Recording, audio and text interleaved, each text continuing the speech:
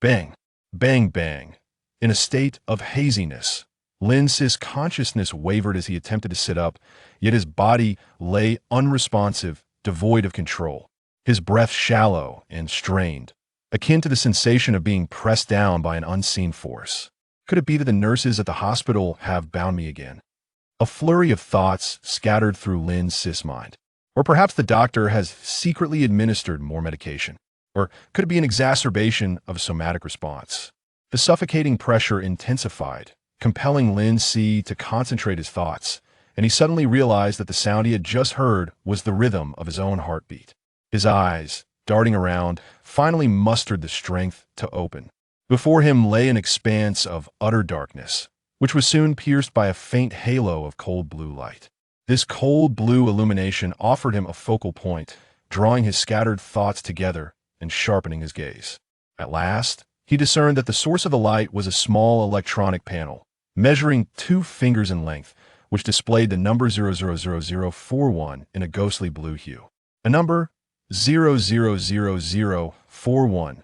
Lin Si jolted upright. This was not his bed number, and everything around him was utterly foreign, a stark contrast to the ward he had inhabited for the past 8 years. The entire room was enveloped in a delicate veil of ghostly blue light, which could scarcely be termed a room at all. There were no windows or doors, resembling instead a box. The box was cramped sitting up. He nearly touched the ceiling. There was no bed, no wardrobe. He found himself seated on the floor, which was surprisingly soft, constructed of the same material as the surrounding walls. To his right lay a few scattered sheets of paper, a pencil, and a crudely made blue and white striped doll devoid of eyes. Lin Si lowered his gaze and observed his own attire. He wore a blue and white striped shirt and matching trousers, the legs unevenly shortened, fashioned from the same fabric as the doll, no longer clad in the garb of the 9th Psychiatric Hospital. Aside from that, his body remained familiar, even the scar on his abdomen unchanged. Lin Si leaned closer to the sole source of illumination, for in darkness, one instinctively seeks out the light. As his gaze swept across the area, he realized that the walls were not truly walls. Beneath the number 000041, 2 slightly raised squares, one large and one small, were barely noticeable unless scrutinized. Closely pressing his palm against them revealed a sense of movement. Lin Si tentatively pressed down, and a drawer-like compartment smoothly emerged from the wall, revealing 7 vials of milky white liquid, each palm-sized. The base of each vial bore the imprint of 3 interlocking black circles. He picked one up. It felt light in his hand, and placing it beneath the digital display, Lin Si discerned, in the dim light, 2 rows of tiny engraved letters beneath the circular emblem. Fortunately, upon seeing the squiggly script, a fragment of memory stirred within him, rendering the text comprehensible. F.A. Ming, C. Prison Special Nutritional Solution. Serial number 2763991. F.A. Ming, C. Prison. Lin Si inhaled sharply, a multitude of bizarre conjectures flooding his mind. An unfamiliar environment, an alien location, the transition from hospital to prison, and the surreal term nutritional solution all led Lin Si to contemplate an unimaginable possibility. It seems I have traversed dimensions, though I am uncertain why my body remains the same, nor do I know if I'm still called Lin Si. A moment of bewilderment washed over him, quickly replaced by acceptance of the reality before him. He had spent nearly half his life in a hospital room, yet due to the disorientation caused by pain, he had never experienced hallucinations. This transcendence was indeed real, although it appeared he had merely shifted from one cage to another. Taking a deep breath, Lin Si's chaotic thoughts gradually settled into clarity as he re-examined his surroundings. Prison. Why does it appear this way? Lin Si furrowed his brow. This world seemed markedly different from his original one. No new memories surfaced to provide background knowledge or identity. He had no idea if other memories might still resurface after regaining his linguistic and textual recollections. Lin Si could only strive to gather information within the confines of this limited space. The drawer contained only 7 vials of nutritional solution. Lin Si refrained from recklessly tasting them and pushed the drawer back in. Next to it, he noticed a slightly raised small square and pressed it in the same manner. A slight resistance met his palm, but no drawer emerged instead, the entire space illuminated with a cold white light, dispelling the darkness. This was a cleverly concealed switch. Looking up, he saw no light fixtures. It seemed the switch altered the brightness of the entire space. If this is a cell, isn't the design a bit too exquisite? Lin Si remarked, turning around to finally discern every detail within the box. Aside from the items he had already noticed in the darkness, the newfound light did not reveal any surprising discoveries, but rather made the room feel even emptier. Taking a step, he bent down to pick up the doll, and upon closer inspection, he was able to confirm that it was indeed crafted from the fabric torn from his own trouser leg. What purpose did this doll serve? To alleviate the tedium of prison life. Lin Si pondered, unable to deduce the cause and effect, and set the doll aside to examine the sheets of paper instead. Bathed in the cool light, he flipped over a blank sheet, and, on the second sheet, he discovered some writing. The scrawl was uneven, the penmanship erratic, resembling the brief scribbles of a young child learning to write. Before death descends, I must first sacrifice my own life. A chilling sensation pierced through his fingertips, sending a shiver down Lin Si's spine, nearly causing him to drop the paper. He quickly tightened his grip, beads of cold sweat forming on his forehead, and the atmosphere felt oppressively heavy. The eyeless doll seemed to scrutinize him, casting an eerie pall over the scene. After several deep breaths, everything returned to normal. It was merely an illusion induced by my heightened mental tension. Lin Si reassured himself, once more scrutinizing the text on the paper. He could not ascertain whether it was a last testament or a curse uttered before death. Shaking his head, he realized that without memories from before his transcendence, he was navigating the darkness, feeling his way across an unknown river. What crime had led to his imprisonment? Was it a fixed-term sentence or a death penalty? What did this new world look like? Why were there 7 unused vials of nutritional solution in the drawer? Did 7 days constitute a deadline? After a lengthy contemplation, he returned to the floor, lowering his gaze to the doll, pondering a crucial question. If he had been sentenced to death, could there be a way to return before the execution? Although he had always resided in the hospital, seeking a cure for his disordered pain perception, he felt no fondness for the parents who had committed him to the psychiatric hospital. Returning to his original world would at least allow him to survive. He habitually considered matters to their most dismal conclusions. The right corner of the doll's skirt was unevenly turned up. Lin Si reached out to smooth it down, only to lift it again and then flatten it once more. Had the doctors recently increased my medication? Could it be that the drugs caused my transcendence? An increase in dosage. It suddenly dawns on me. Amidst the chaotic memories, a few inconspicuous images became startlingly clear. He halted the motion of his fingers resting on the doll. As a longtime patient, aside from his pain perception issues, he also experienced a few commonplace mental quirks. Neurasthenia, mild bipolar disorder, obsessive-compulsive tendencies, a slight aversion to dirt. Insomnia and vivid dreams had recently emerged as one of his new afflictions. Chapter 2. The Priest. Approximately half a month ago, he began to dream every night. The dreams were chaotic yet strangely unified. In each dream, he found himself walking through a dimly lit space, surrounded by a multitude of faceless figures with indistinct forms. He had attempted to speak within these dreams, yet they did not feel like dreams governed by his own consciousness. The figures remained oblivious to his presence, failing to engage with him or reveal their features at his will. The doctor diagnosed him. This is a precursor to schizophrenia. Xiaolin, I must prescribe you more medication as a precaution. Little did he expect that after taking the medicine and falling asleep, he would transcend reality. Was it due to those bizarre dreams? If that were the case, perhaps a single night's sleep could transport him back to his original world. Lin Si's spirit was jolted. The blue luminescence of the digital display around him cast a cold, technological ambience, yet his heart burned with fervor. In any case, having a goal was a positive development. Now, he could simply sleep and verify. Retracting his hand from the doll, the moment his gaze shifted, the doll vanished. Like a scene from a horror film, Lin Si froze, his thoughts interrupted, his gaze fixated on the spot where the doll had once stood. In but an instant, amidst the cold light suffused with an eerie blue glow, the doll reappeared, its featureless round face silently gazing back at him. Was it an illusion? Lin Si's mouth twitched stiffly, a physical reaction to his heightened anxiety. He stared at the doll in disbelief for a prolonged moment, the narrow space echoing only with his subdued breaths. The doll did not disappear again, it simply remained, seemingly conveying that no ghostly tale had unfolded. Lindsay relaxed his tense shoulders, yet still nudged the doll into the corner. Unsettled, he pierced the doll with a pencil, but alas, the pencil lacked the hardness to be driven into the wall. After confirming that no suspicious red liquid oozed from the doll, nor did its proud eyes, Lindsay settled into the corner opposite, no longer in a state of panic. After half an hour had passed, and upon reassessing the doll for any unusual signs, Lindsay prepared to drift into slumber. In truth, half an hour was merely an estimation, for there were no timekeeping devices within the cell. He extinguished the bright light within the cell, leaving only the faint glow of the digital display. Taking a deep breath, Lindsay lay back in the corner, striving to relax his body, closed his eyes, and emptied his mind. The symptoms of insomnia lingered. For an extended period, he existed in a hazy state, his consciousness oscillating between shallow and deep, never fully succumbing to sleep. Could it be the dreams that caused this? Would the dreams change upon entering this world? A thin veil of light blue enveloped his vision as his mind began to wander, slipping further away into unfathomable thoughts, and he lost track of the moment when consciousness slipped away.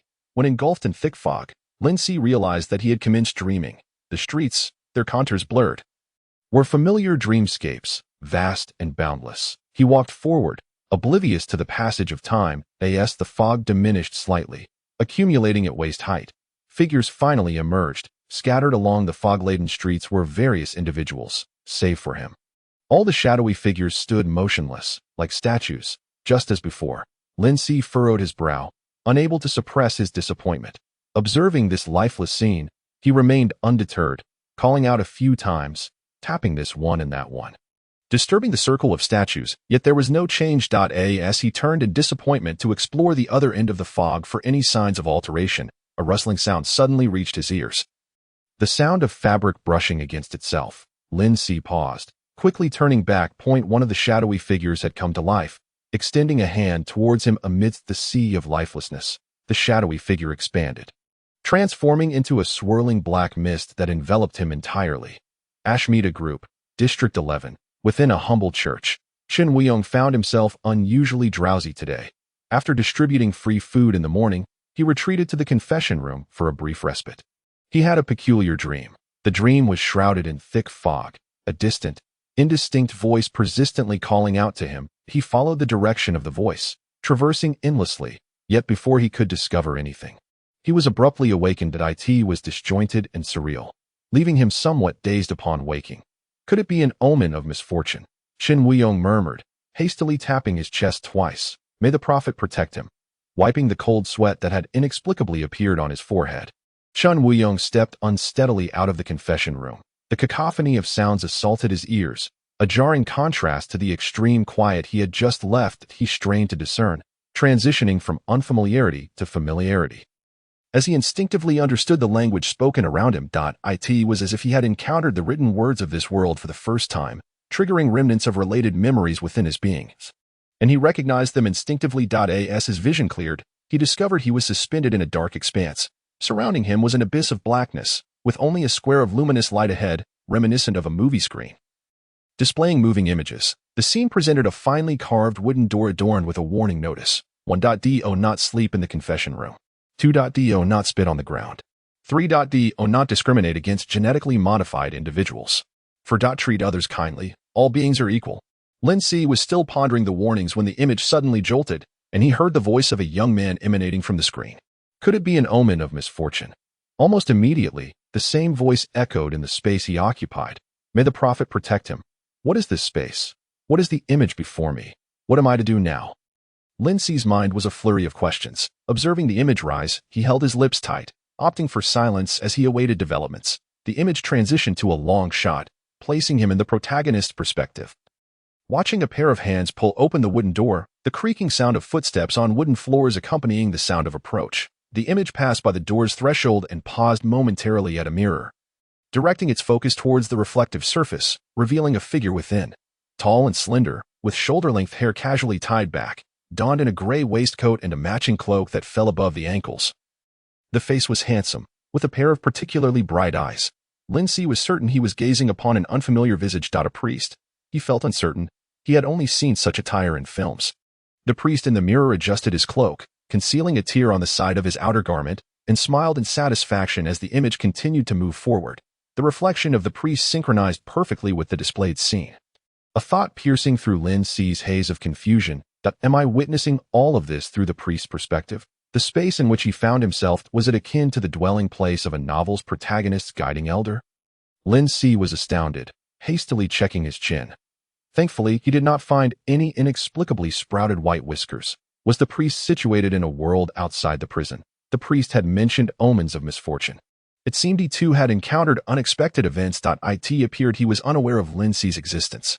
Lin Si calmly analyzed the situation. The priest was in the light, while he resided in the shadows. And possessing the initiative steadied Lin Si considerably. In the dim, gray light, his vision expanded, revealing a street scene. A light rain fell. Nearby, the street was littered with sewage and debris that had gone uncleaned. A woman with golden hair, dressed in a short skirt and exposing a mechanical arm, passed through the frame, holding an umbrella. Motorcycles roared by on the wet street, reflecting the pools of water. Across the street, towering buildings stood in a staggered manner, various neon signs shining vibrantly against the dreary backdrop of rain. Filth, technology, and beauty coexisted harmoniously in the same frame. This is the world in which I currently reside. Lin Si inhaled gently. Chapter 3. I arrived. The scene retreated slightly, distancing itself from the neglected refuse by the roadside. Priest. A clear voice rang out within the frame, as the view turned left to reveal a little girl in a nun's habit.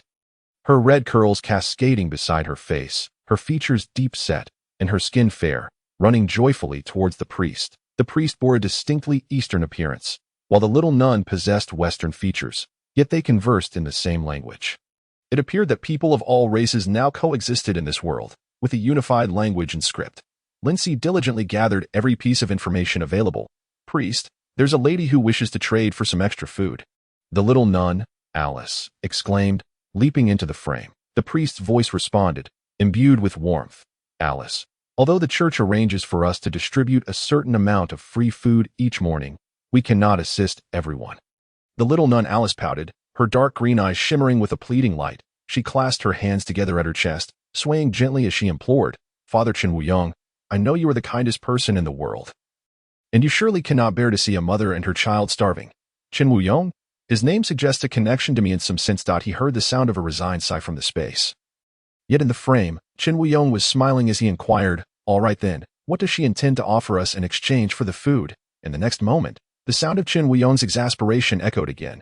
If what she brings to trade isn't utterly useless, it wouldn't hurt to give her some food.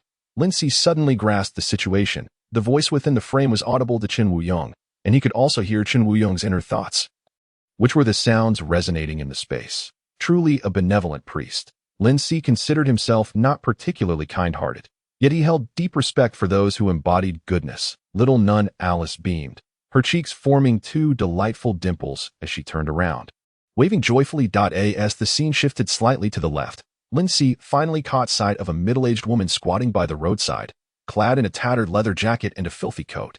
Upon noticing Sister Alice waving at her, she hurriedly rubbed her hands together and stood up, revealing an awkward smile upon her face adorned with a prosthetic eye.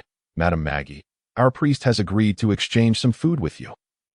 Sister Alice omitted the rather inconvenient precondition articulated by Chen Wuyong. The middle-aged woman trotted over, eagerly bowing and nodding before Chen Wuyong, exclaiming, Father, you truly are a good man. The camera zoomed in on every detail of her face, the yellowed prosthetic eye darting about, and her forced smile bordering on obsequiousness. Observing this countenance, Lin Si furrowed his brow, sensing a disquieting aura. The shrewdness gleaming in the woman's eyes was too pronounced. From his experience, such individuals, regardless of their pitiable circumstances, inevitably harbored something detestable. Yet, Chen Wuyong appeared utterly oblivious to the woman's cunning, lacking any inner critique, and maintained a gentle tone. Madam Maggie, what do you intend to offer in exchange? Madam Maggie had come prepared. As Chen Wuyong inquired. She swiftly unbuttoned her jacket and retrieved a book encased in a plastic bag from her leather coat pocket. Look, I have nothing valuable left at home. I've heard this is an artifact from the dark historical period. You may freely exchange it for some food. Madam Maggie beseeched, carefully extending the plastic bag. Chen Wuyong hesitated to reach out immediately, instead posing a cautious question. Madam, you do realize, don't you? The writings from the dark historical period cannot be deciphered by anyone, not even historians, who can only comprehend a mere fraction through conjecture. Thus, artifacts from that era hold no value for us. Lin C. Observing the book in Madame Maggie's hands, an object deemed worthless and indecipherable, was astonished to discover that the title embossed on the cover was none other than the familiar and endearing characters of simplified Chinese. In an instant, Lin C was engulfed by a sense of disarray, doubting whether he was witnessing the perceptions of a priest from a bygone world. However, the mention of the dark historical period jolted him back to reality. The phenomenon of crossing over had not recurred. Was the dark historical period the world he once inhabited? Or perhaps, was it the timeline he was originally part of? Naturally, the possibility of a parallel world utilizing the same language could not be dismissed either. Could there have been historical gaps leading the current populace to speak a new language, entirely ignorant of the ancient script? With an indescribable complexity swirling within him, Lin C gazed at the weathered tome. Its title reading, Guide to Cultivating Alien Flora. Sensing Chen Wuyong's intention to refuse, Madame Maggie awkwardly withdrew her hand, stammering, I understand. But I truly have nothing left to offer you. I am fine. But my daughter is still so young. She is on the brink of starvation. It is my inadequacy that I cannot provide for her. As she spoke, Madame Maggie broke into tears, her head bowed as she wiped her eyes. The sight elicited sympathy. Sister Alice was among those who felt compassion, promptly placing a reassuring hand on Madame Maggie's shoulder. Chen Wuyong, moved within, thought to himself, what a pitiable yet noble mother. Let us proceed with the exchange. After all, it is a matter of saving a life. Then, Chen Wuyong's voice resonated once more in the scene. Madam, I believe you have misunderstood my intentions. While I cannot decipher the writings from the dark historical period, I have a keen interest in collecting ancient artifacts, and I am willing to exchange with you. Madame Maggie's eyes sparkled with surprise, and she repeatedly expressed her gratitude to the center of the frame. Chen Wuyong smiled, indicating that there was no need for thanks, and instructed Sister Alice to fetch 2 loaves of bread. Throughout the exchange, Lin C remained coldly observant of the unfortunate woman. Upon receiving the 2 generous loaves of bread, Madame Maggie immediately turned and dashed away, hastily devouring half along the way. Sister Alice sighed deeply, remarking, she truly looks famished. The camera shook slightly, presumably as Chen Wuyong nodded in affirmation. He advised Sister Alice to diligently distribute the church's pamphlets. Once they returned to the lounge, Chen Wuyong, who had just professed his fondness for antiquities to Madame Maggie outside, now gazed at the ancient book in his hands, troubled. If only I could comprehend even a fraction of it, I would not have returned with something utterly useless. Within the space, Chen Wuyong's sighs echoed repeatedly. His continuous flipping through the pages of the book revealed an insatiable curiosity. At that moment, Lin C suddenly contemplated the potential utility of this space. He could choose to remain silent, allowing Chen Wuyong to remain unaware of his presence, quietly observing the world outside through the priest's eyes. Alternatively, he could engage with Chen Wuyong, leveraging the priest's initiative to glean the information he desired. Seizing the initiative would provide a sense of security, and Lin C promptly opted for the latter. As Chen Wuyong exhaled a final sigh and opened the drawer of his desk, preparing to stow away the ancient book to gather dust. He lowered his voice slightly and abruptly spoke. I can tell you what is written in the book. Chapter 4. Guide to Cultivating Alien Flora. I can tell you what is written in the book. What? Chen Wuyong jumped in surprise, his eyes darting around the confined 10-square-meter lounge, searching for the source of the voice, yet finding none. A chill ran down his spine, and he felt an uncanny strangeness enveloping him. Slowly, he realized that the slightly hoarse voice had resonated within his mind. That it was simply unbelievable. Chen Wuyong gasped. He stood frozen in place, enveloped in a prolonged silence, then tentatively inquired, You hello? May I ask who you are? What is your purpose? How are you communicating with me? To his astonishment, this overly benevolent priest turned out to be quite the chatterbox. Lin C noted Chen Wuyong's evident panic and reverence, realizing he had successfully taken the first step in asserting control. Maintaining an air of mystery would be a wise strategy to elicit respect. Lin C, naturally, would not indulge all of Chen Wuyong's curiosities, opting to respond to the most cautious inquiry, albeit with a slight awkwardness in pronunciation as he began using a new language. You may consider me as a system, one that only you can hear. The silence that ensued left Chen Wuyong uneasy.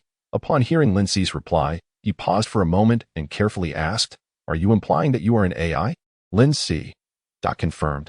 This world has yet to be tainted by the system's insipidness. Subsequently, Chen Wuyong's fragmented thoughts filled the space. It is absolutely impossible for it to be AI, no matter how advanced AI becomes. It cannot possess such bizarre abilities. He must be an incredibly powerful awakened being.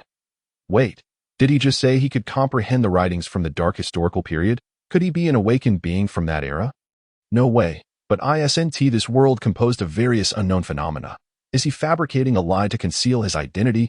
As Qin Wuyong pondered his own identity, Lin Si sensed a fluctuation in his reverence. This was a promising development. He noted the unfamiliar term, awakened being, pushing his confusion to the back of his mind. There is no need to overly concern yourself with my identity. Lin Si chose to respond enigmatically. I am merely a wandering soul that does not belong here. Upon hearing this, Qin Wuyong was startled, his hands flailing as he grasped the chair, nearly toppling over. You can hear my thoughts? He exclaimed. Lin Si remained silent in reply. Steadying himself, Qin Wuyong desperately retraced his thoughts, wondering if any disrespectful notions had crossed his mind. Such an extraordinary ability surely belonged to a formidable awakened being he had never encountered before. The term wandering soul was merely a humble self-description. If he had truly existed for a long time, referring to himself as a wandering soul would make sense, realizing that his inner thoughts could be perceived. Qin Wuyong hastily stifled any further musings. Fortunately, he felt no malice emanating from Lin Si, and gradually he calmed down, returning to his chair, instead fostering a sense of curiosity and anticipation. This was indeed my second extraordinary experience since becoming an awakened being. I am genuinely intrigued by the dark historical period. More accurately, everyone is immensely fascinated, yet no one can decipher the ancient artifacts from that time. Sir, can you truly assist me? Lin Si chuckled lightly. Nonchalantly responding, of course. Qin Wuyong exhaled a breath, choosing not to speak, but trying to converse in his mind. I know there is no such thing as a free lunch, sir. What is it that you wish to exchange with me? Qin Wuyong's attitude conveyed a notable eagerness. You have already been helping me in an intangible way. Lin Si privately mused that he could see that Qin Wuyong was genuinely kind-hearted. Yet he was surprised by how readily the priest trusted an inexplicable wandering soul. Not the most reliable ally, but at this juncture, he had no alternatives. For now, I do not require your assistance. Lin Si provided a deliberately ambiguous response. Qin Wuyong nodded thoughtfully, refraining from further speculation, smoothing out the creases of the ancient book as he curiously inquired.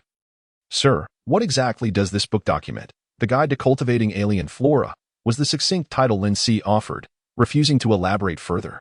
The Guide to Cultivating Alien Flora. It seems the expert's conjectures were indeed accurate. Alien flora had already existed during the dark historical period. This book serves as evidence.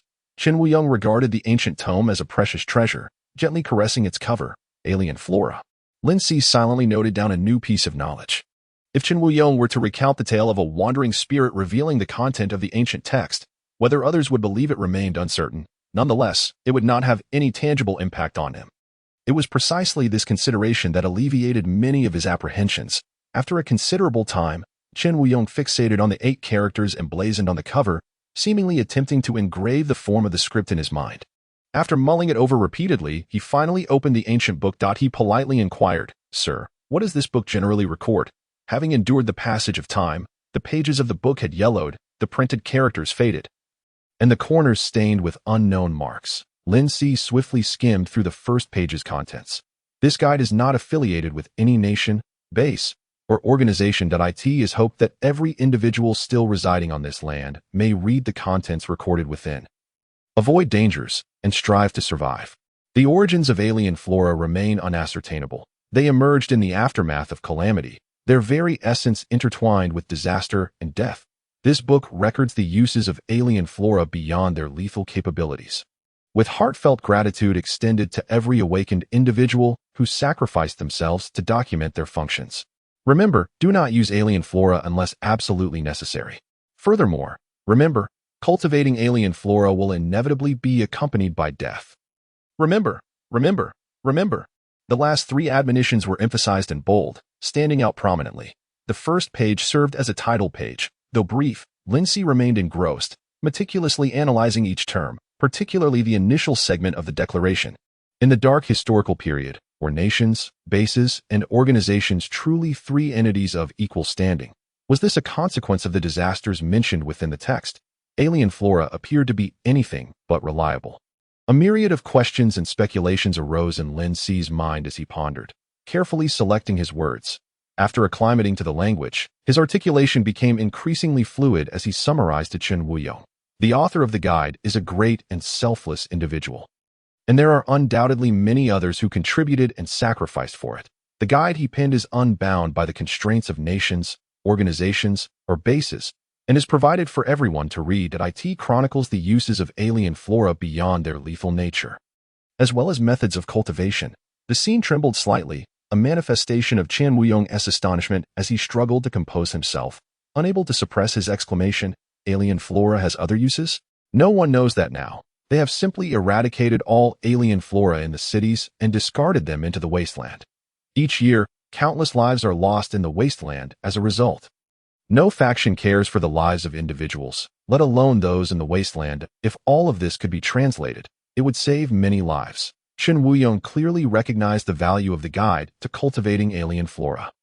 Chapter 5. I am eager to help. The benevolent priest would naturally not overlook the opportunity to assist in saving lives. He tapped his chest twice and said, "Sir, may I earnestly request your assistance in translating the contents of the ancient text? I am willing to exchange anything you required." It was merely a simple task. The complete control of the situation elicited a faint smile from Lin Si, who refrained from hastily offering a trade. "Sir, you are truly a selfless and kind-hearted person. It is my privilege to receive your assistance." Chen Wuyong bowed reverently towards the front. He did not rush to turn the pages, instead caressing the characters on the page. Curiously asking, "Sir, is it true that no factions existed during the dark historical period? I had believed that the 7 major factions of today had inherited from then. Otherwise, how could they possess so many resources and technologies? Nations, organizations, bases. I can comprehend organizations and bases with my limited knowledge, but what constitutes a nation? Did no churches exist during the dark historical period? I am eager to understand what precisely is going on in your world." Lin Si silently responded within himself. Fortunately, the information provided on the title page was sufficient for him to draw a rough conclusion. He deliberately lowered his voice, sighed, and then stated, "A nation is an independent authority over a territory, wherein the people share a common ethnicity, language, and script, differing from one nation to another. Oh, of course, there may be 1 or 2 nations where the ethnicities are not homogeneous, leading to conflicts, but that is a tale for another time.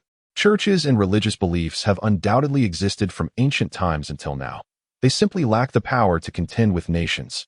Chen Wuyong listened intently. The tone of the speaker conveyed a sense of nostalgia. He was indeed someone who existed during the dark historical period, likely a sage. Recalling the unsettling thought that his inner musings could be heard, Chen Wuyong immediately curtailed his reflections.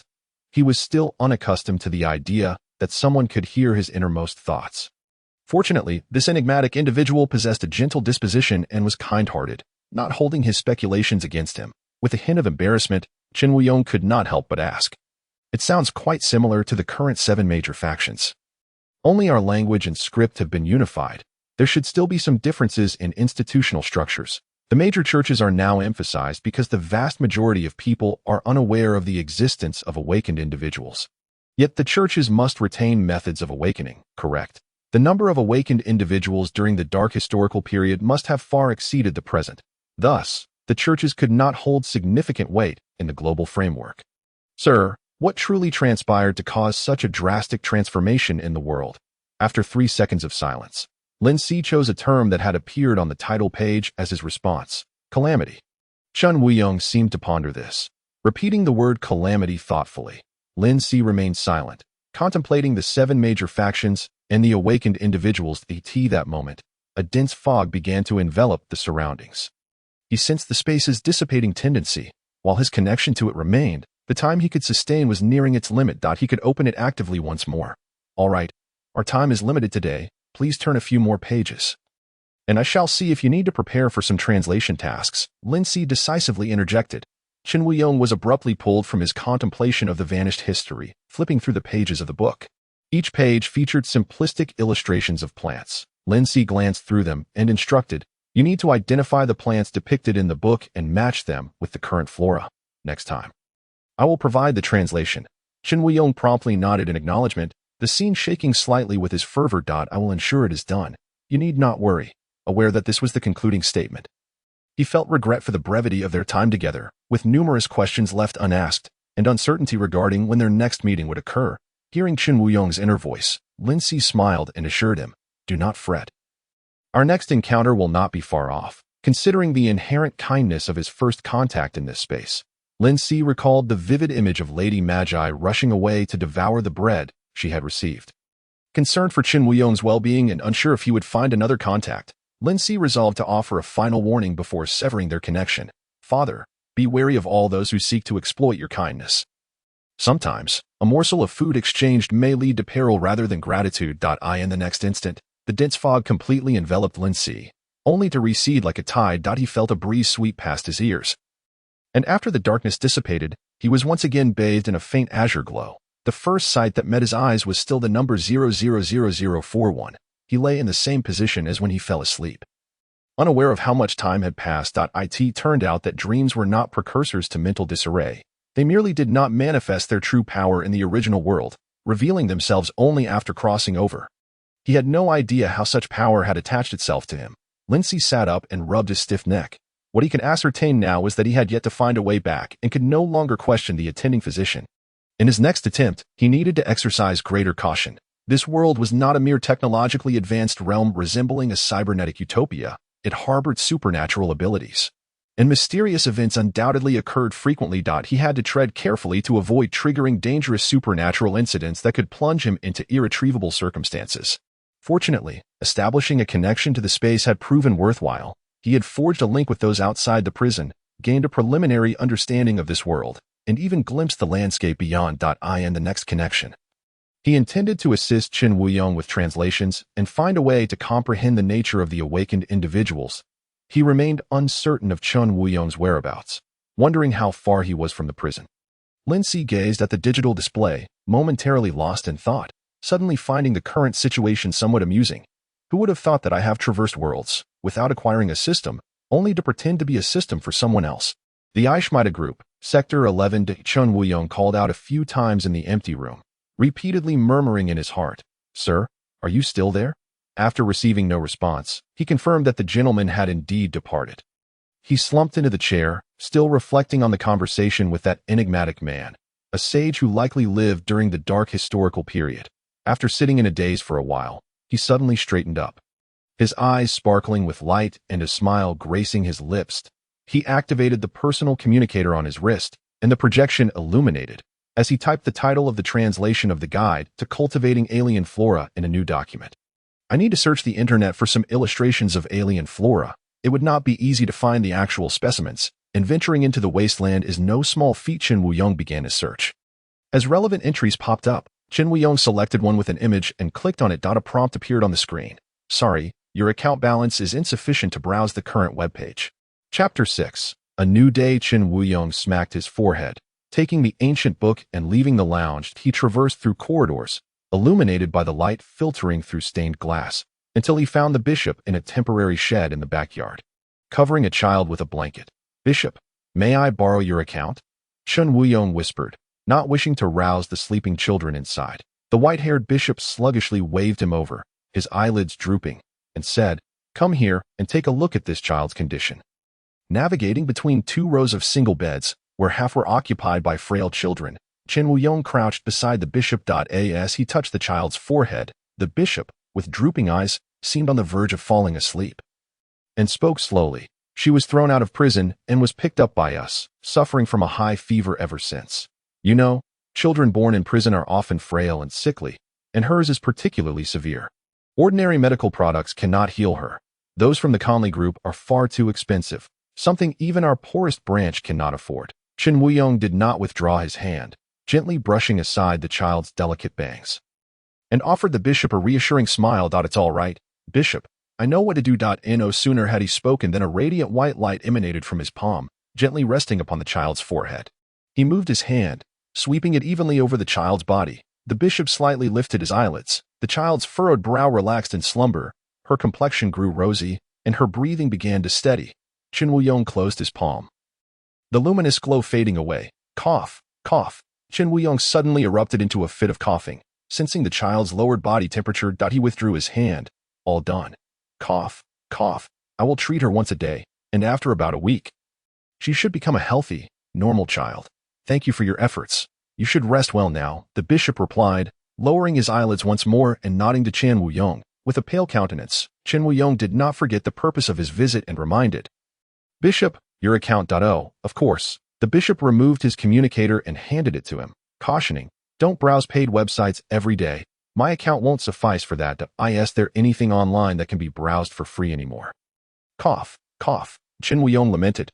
Noticing the ancient book in Chen Wuyong's hand, the bishop exhibited a rare curiosity and asked, "What are you looking to research this time?" "The meanings of characters from the dark historical period."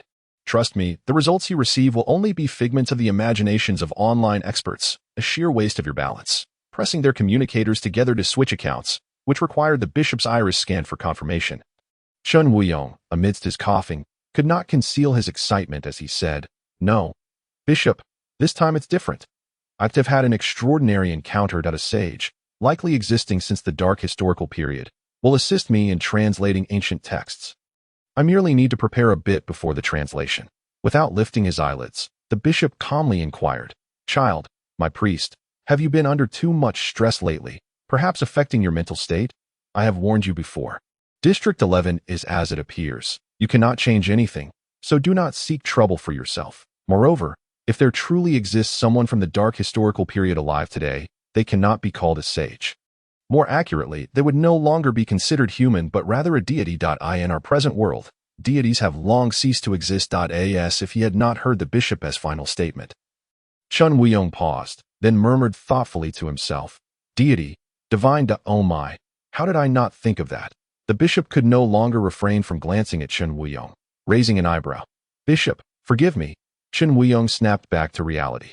Slightly bowing to the bishop, "There are many matters I simply cannot explain to you. That I have much to attend to and will not disturb you further. I shall return to the lounge now." Watching Chen Wuyong leave with unsteady, hurried steps and not forgetting to close the door behind him, the bishop's lips twitched momentarily, and he sighed in resignation. Lying in darkness, Lin Si gradually succumbed to sleep. After a long while, he finally enjoyed a restful slumber. Upon awakening, he was uncertain of the time.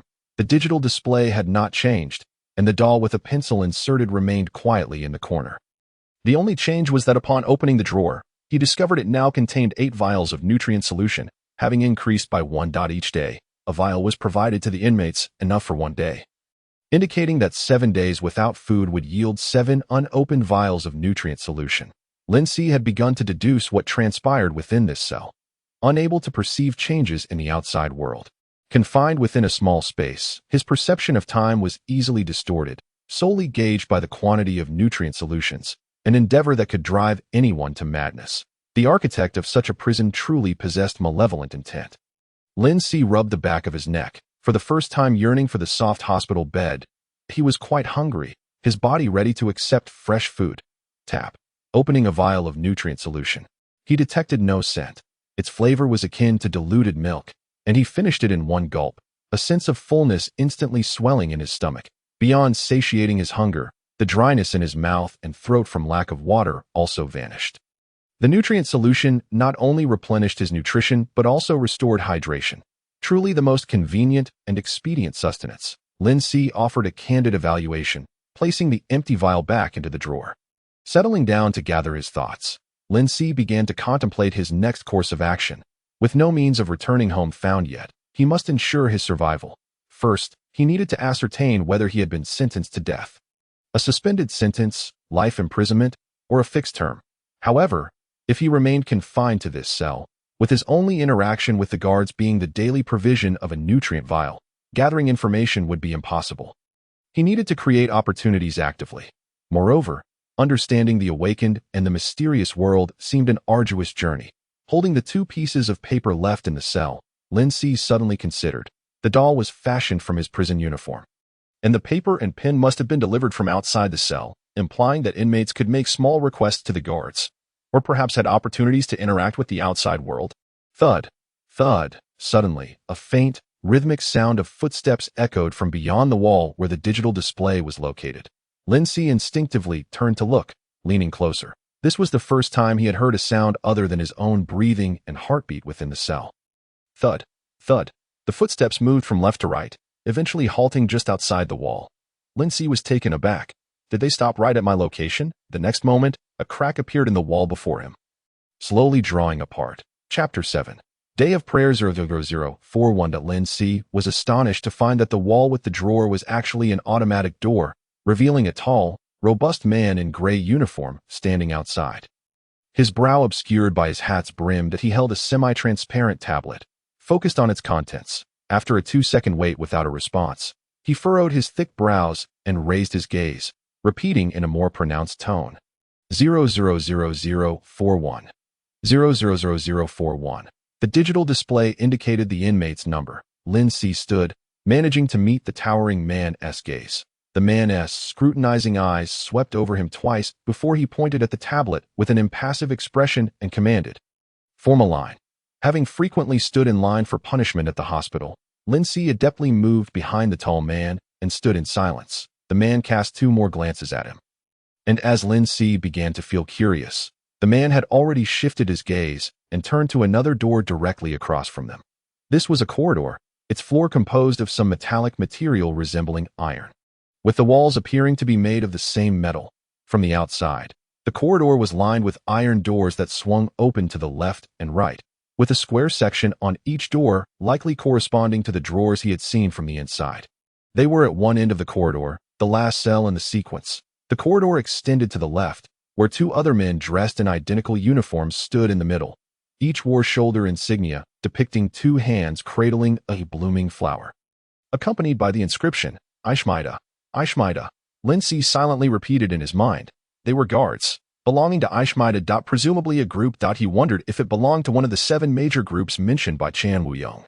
Lin Si did not linger on his surroundings, resolutely maintaining the demeanor of a compliant inmate. 0000173. The cell door opened, and the tall guard continued calling out names. 0000173.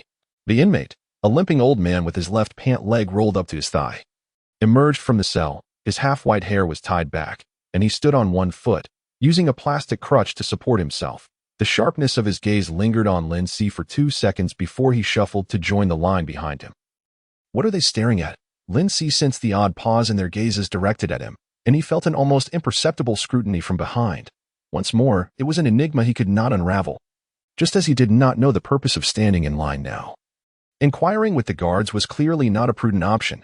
Helpless, Lin Si steeled himself, prepared to face any eventualities that might arise. The robust prison guards summoned all the inmates from their cells, each one falling into a silent line, dutifully trailing behind him. They traversed the corridor, descending the staircase. The lower level housed the same cells, and the line continued to lengthen. This orderly procession descended 2 flights of stairs, finally emerging from the ironclad walls into a spacious hall. The previously quiet assembly transformed as if shackles had been released, with whispers escalating into a cacophony of voices, each inmate engrossed in their own conversation as they entered the hall.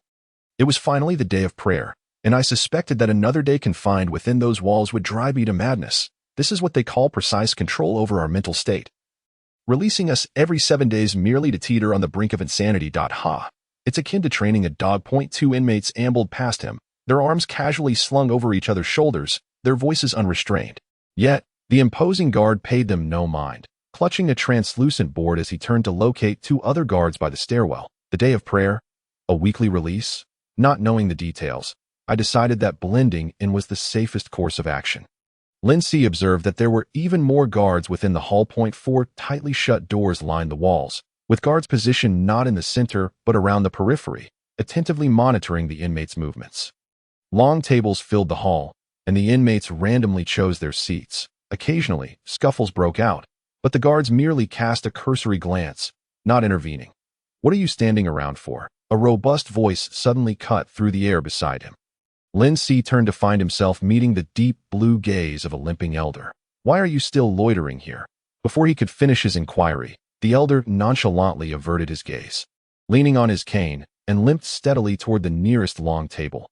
Indeed, remaining idle was not an option. Lin Si followed suit, seating himself directly across from the elder. The limping elder seemed like a potential conversational partner. Yet once seated, he never once directed his gaze toward Lin Si. The absence of eye contact signified a lack of communication. Disappointed, Lin Si discreetly observed his fellow inmates. There were individuals with hair of every hue, others adorned with golden dental crowns, and some with hollow eyes. All manner of peculiar characters could be found here. He noted that those with physical disabilities, including the limping elder, were entirely exposed. lacking prosthetics. One individual might be explained away by financial constraints, but if all were similarly afflicted, it must be a consequence of the prison. Were all prosthetics forcibly removed upon incarceration? Lindsay pondered. Before long, when it seemed no new inmates would enter the hall, a gentle broadcast of music suddenly filled the air. The previously raucous hall fell silent in an instant. What could this mean? Lindsay unconsciously straightened in his seat. Following the music, a soft yet mechanical female voice began to speak. Faith is the salvation within each heart. Regardless of past transgressions, one can be reborn through faith. Welcome, everyone, to the day of prayer. Ding! With the ringing of a bell, all 4 doors automatically swung open, and individuals clad in various garments entered. Priestly robes, Taoist attire, monks' robes, and even unfamiliar white-patterned robes, along with others resembling witches shrouded in black veils.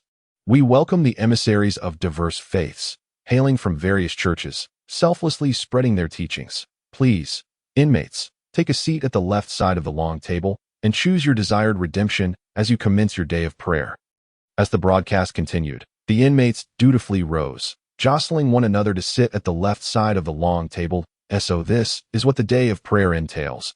Lindsay realized. He rose to join the throng, circling around until he managed to occupy the only remaining spot next to the limping elder. The emissaries congregated in groups, each selecting vacant seats. Opposite Lindsay sat 5 individuals clad in priestly robes. Even though 4 of them were golden-haired and blue-eyed, he couldn't help but feel a sense of familiarity. Chapter 8. Mutual Aid Society. As he glimpsed familiar simplified Chinese characters through Chen Wuyong's eyes, an uncontrollable excitement surged within him, his gaze lingering on the 5 robed figures.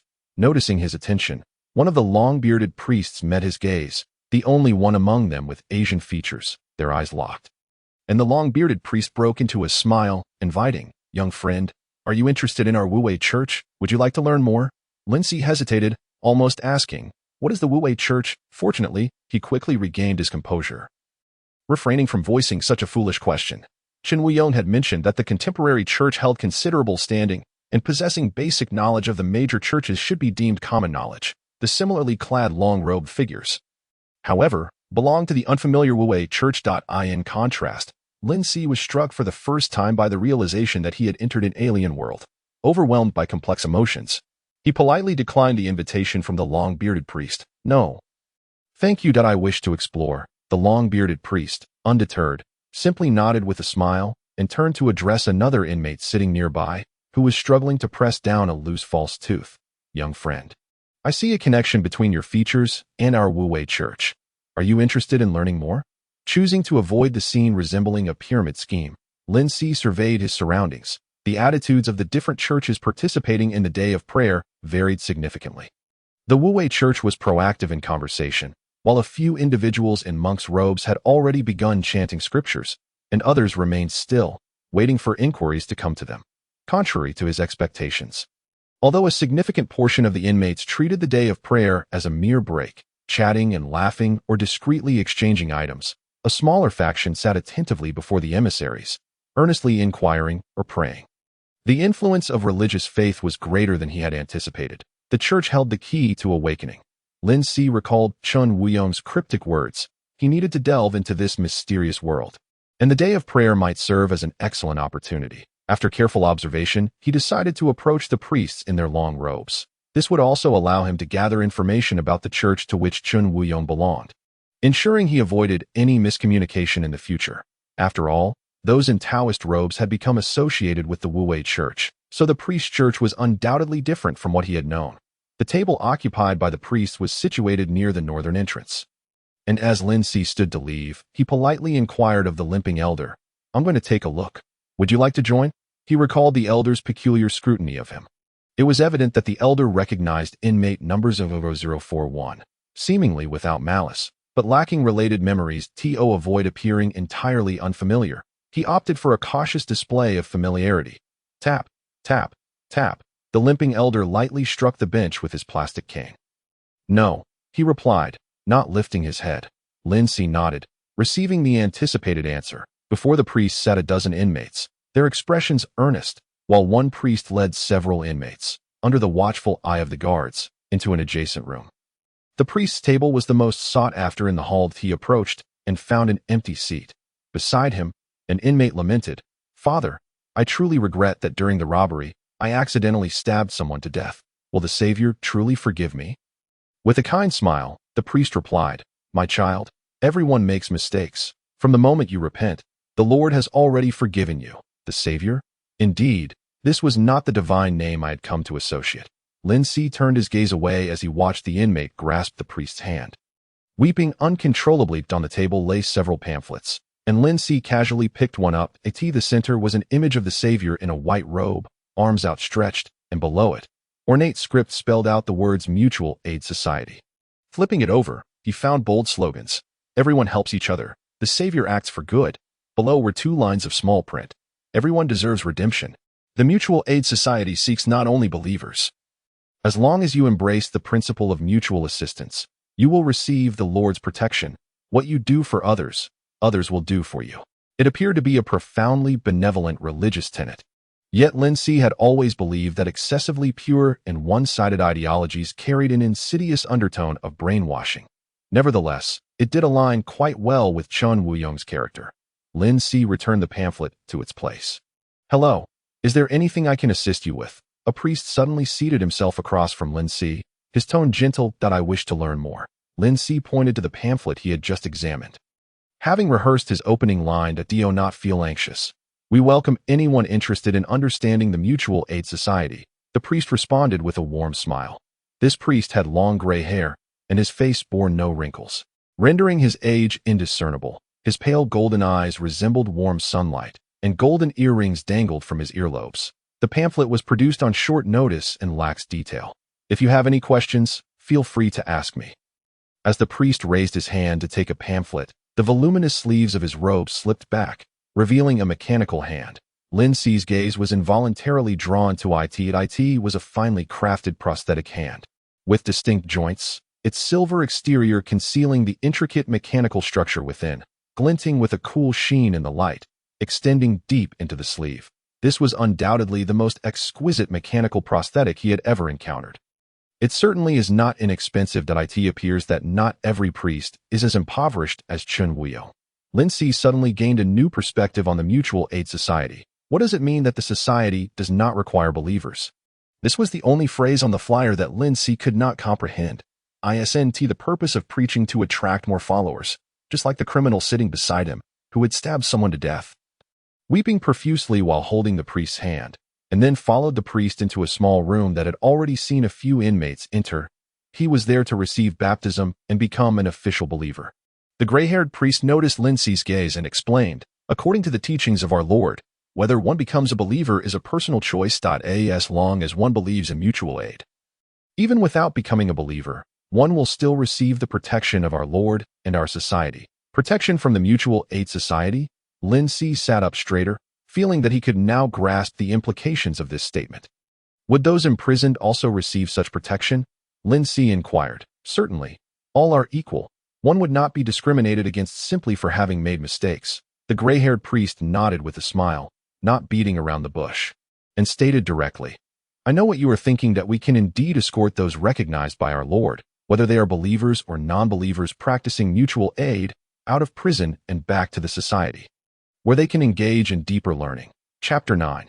A little nudge to determine whether one is a believer. The most straightforward method is to see if they have accepted baptism. The gray-haired priest gestured toward the small room. The path out of prison suddenly lay before Lin Si. He had merely speculated that the Mutual Aid Society could take individuals away for a time.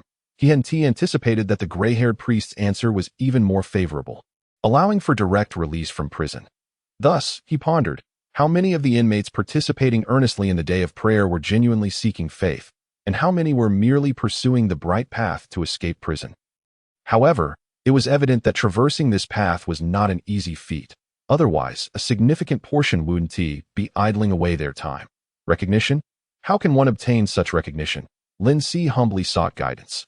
When the oracle manifests upon you, it signifies that the Lord has recognized you. The gray-haired priest replied, raising his hand to his chest, his expression turning solemn. Bishops can discern the oracle, and the instances of an oracle being bestowed are exceedingly rare. Consequently, some rather radical believers actively pursue the oracle, even at the cost of their lives. One can actively pursue the oracle, Lin Si asked in surprise. He had assumed that the oracle was an ethereal concept. Our Lord chooses those with a sense of divine proximity, while also leaving a path for everyone to encounter him. The gray-haired priest patiently responded. He coughed lightly, and an unhealthy pallor suddenly washed over his face. Many claim that the path to seeing him does not exist, necessitating sacrifices to gain abilities beyond the ordinary. Yet what we witness in the end are merely corpses or pitiful individuals left with lifelong disabilities. Therefore, awaiting the descent of the oracle is the most prudent course of action. That is how it is. Lin Si appeared contemplative. However, his thoughts were not on the oracle, but rather on the familiar phrasing of the gray-haired priest, which reminded him of what Shen Wuyong had said regarding the awakened ones. Many believe that the awakened do not exist. Translate the gray-haired priest's words. Becoming an awakened one is the manifestation of the oracle. Gaining recognition. There are two ways to become an awakened one. One is to wait for a natural awakening, and the other requires sacrifice, which will likely cost a life, leaving one either dead or disabled. Similarly, the probability of success for both methods is exceedingly low. To become an awakened one in order to leave prison through the Mutual Aid Society is indeed a formidable requirement. What is sacrifice?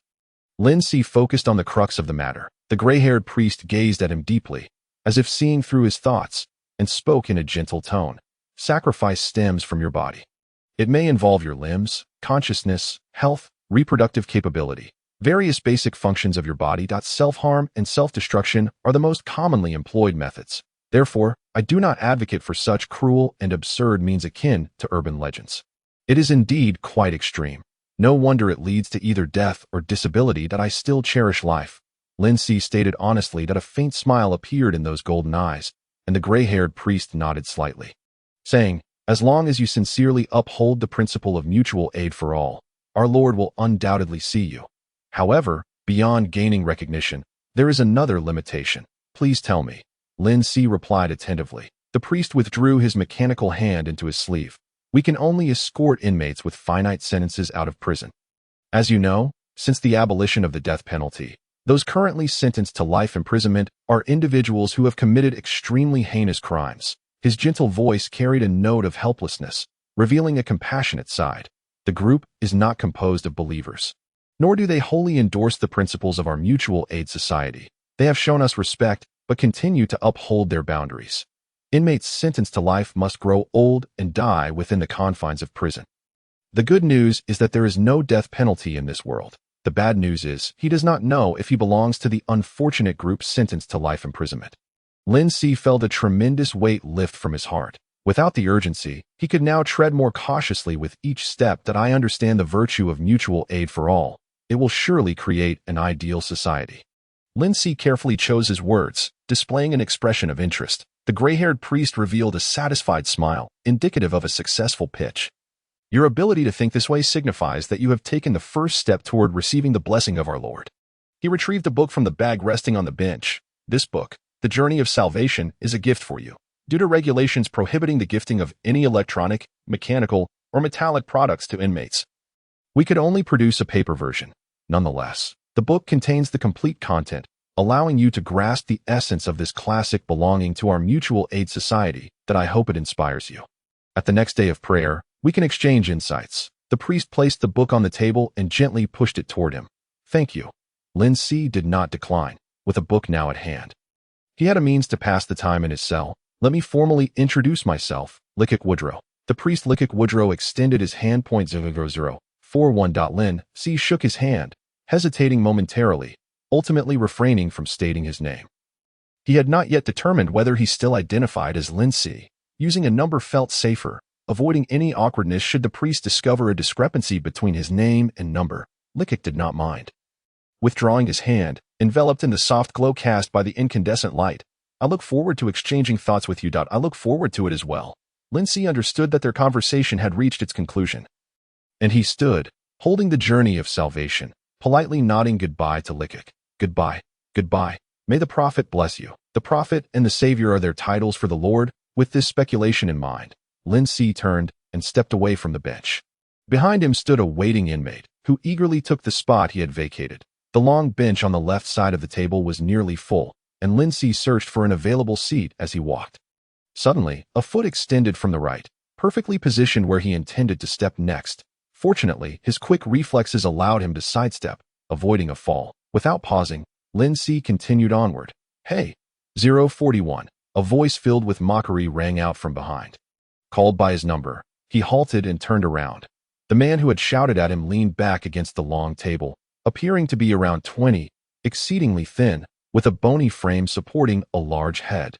And green hair atop it that a ghostly face tattoo adorned his right arm. He was also the one who had attempted to trip Lin Si just moments before, now scrutinizing him up and down. That gaze evoked a sense of familiarity in Lin Si, as similar looks had previously crossed the faces of the burly guard and the limping elder.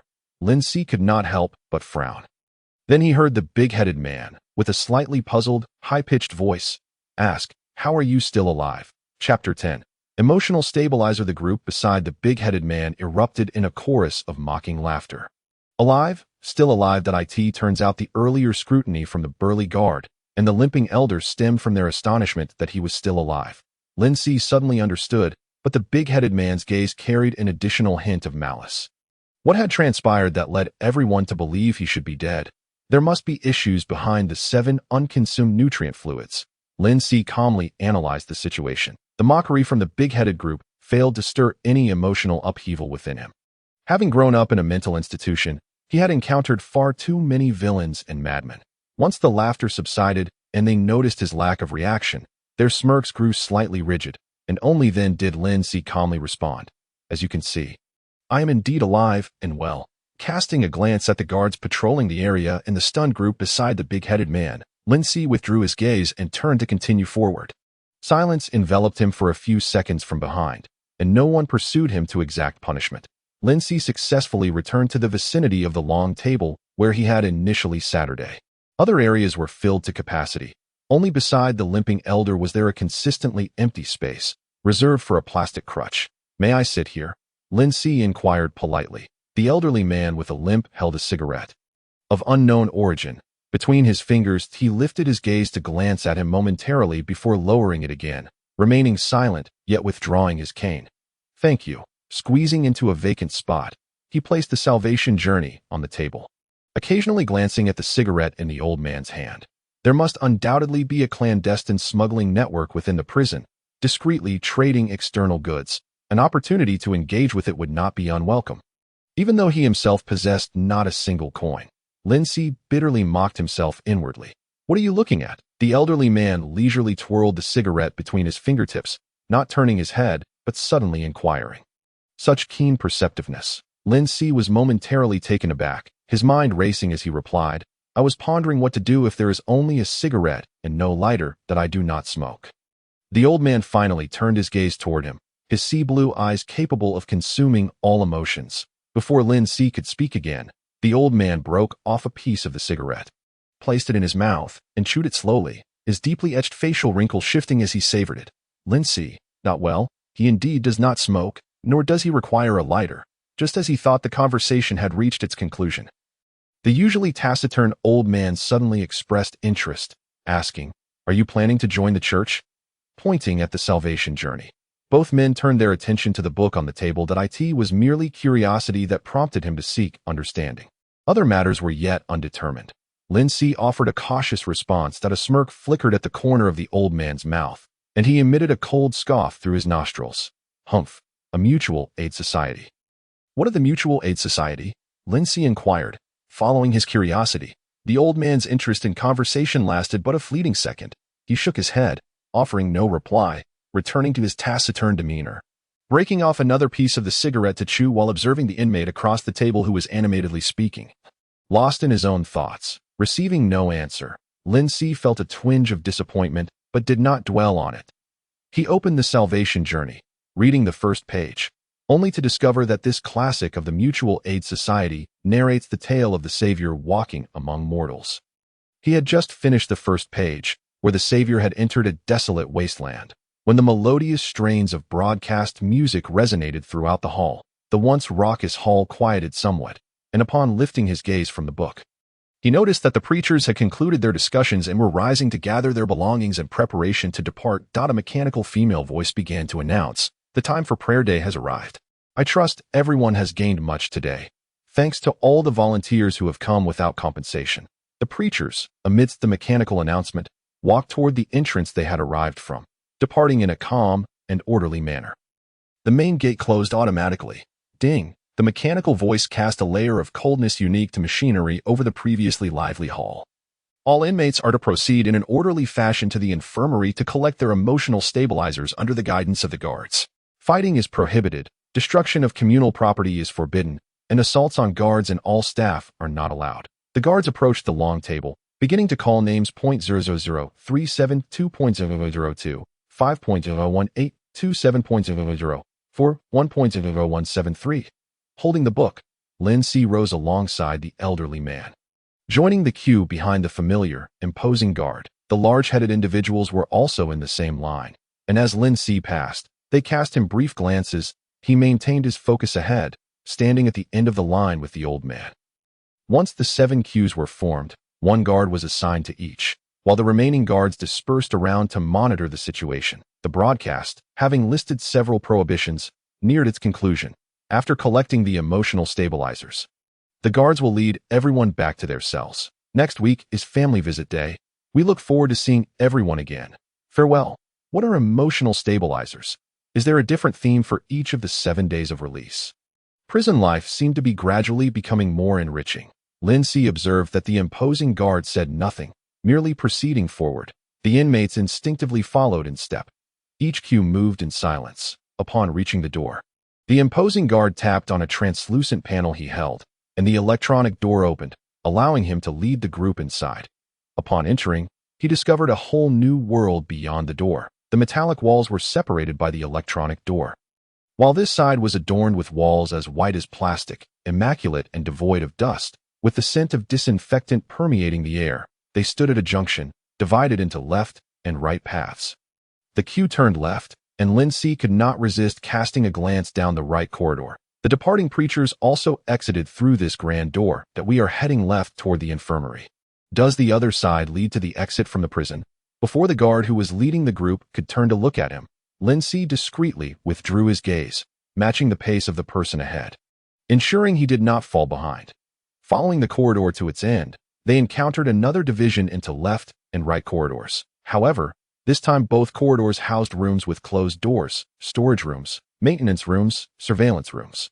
He observed the electronic signs on the doors, and as the queue began to slow, he promptly halted his steps.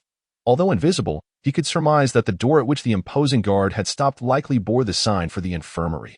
10 individuals entered the infirmary in groups. The imposing guard stood outside the door, allowing one group to collect their emotional stabilizers before the next group entered. Chapter 11. Weakness, starting with the first person in line. The initial group of 10 entered the infirmary.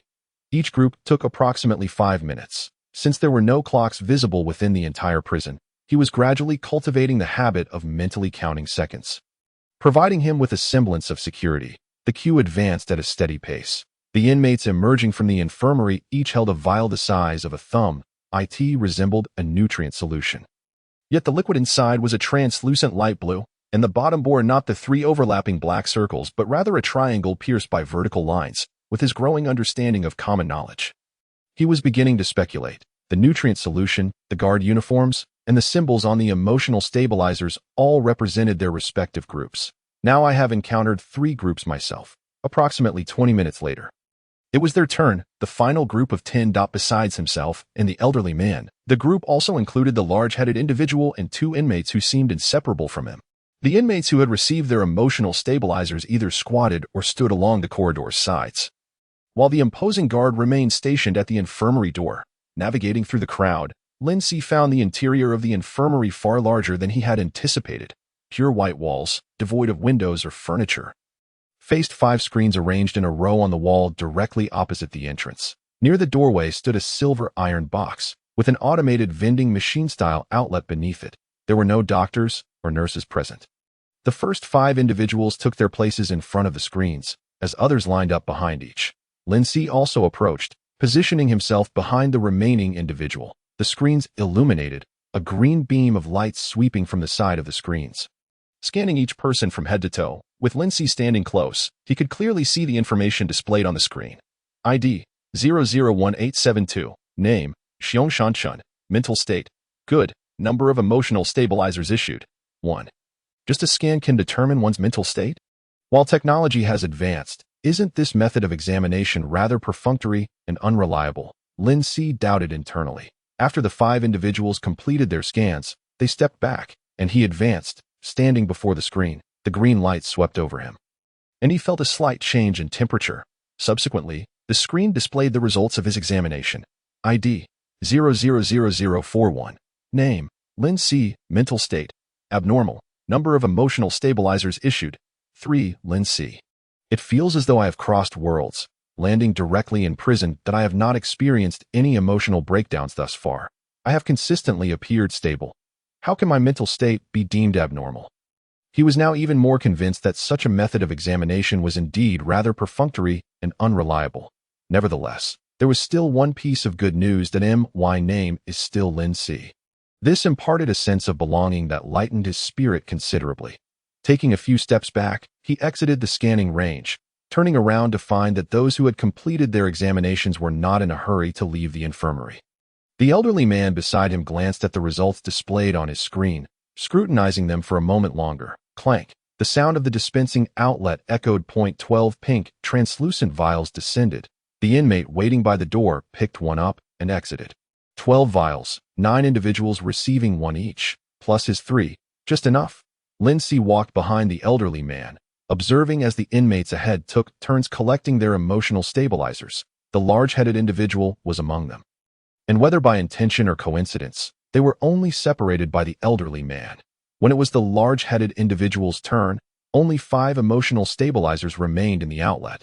The large-headed inmate took one, straightened up, and the next moment, as if recalling something, bent down to grab 2 more before walking out. The large-headed inmate deliberately took 2 emotional stabilizers that belonged to him. Lin C frowned. The imposing guard, stationed at the door, clearly witnessed the act, but did not intervene. The elderly man paused briefly, took his own vial, and exited the infirmary. Only 1 vial of the nutrient solution remained in the outlet. Lin C approached, but did not immediately take it. Instead, he spoke up. Officer, I was supposed to receive 3 emotional stabilizers, but 2 were taken by someone else. It seemed that the quantity of emotional stabilizers was related to mental state. Although he did not believe his mental state was abnormal, the items that rightfully belonged to him should not be taken without justification. The robust prison guard, with 2 thick brows furrowed together, impatiently remarked, "That is not my responsibility. Hurry up and step aside. There are others waiting behind you." In the corridor, inmates either appeared indifferent or curiously watched the unfolding scene, while a limping elderly man bore an expression devoid of emotion, alongside a large-headed individual whose face was alight with mocking derision. The guards enforced the prison's regulations, but simultaneously tolerated numerous behaviors that skirted the edge of those rules. The large-headed man was acutely aware of this, knowing full well that the guards would not dare to confront him. Lin C gleaned this understanding and chose not to persist further. I comprehend now. He picked up the last remaining dose of his mood stabilizer and exited the infirmary.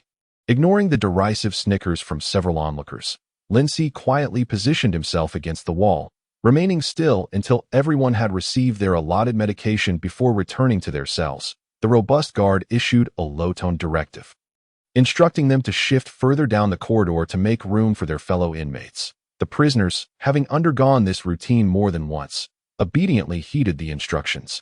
Many remained in line, and the guard stepped aside to light a cigarette, savoring it alone.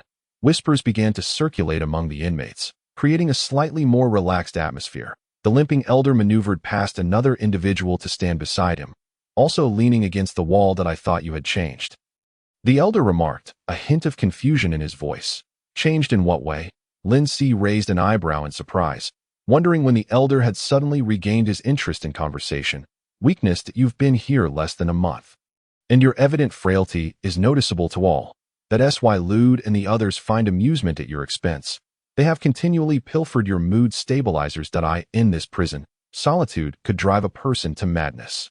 And the administration, keen to avoid accusations of psychological abuse, dispensed mood stabilizers on schedule. Their effectiveness was minimal, yet better than nothing, allowing a person to endure for about 7 days.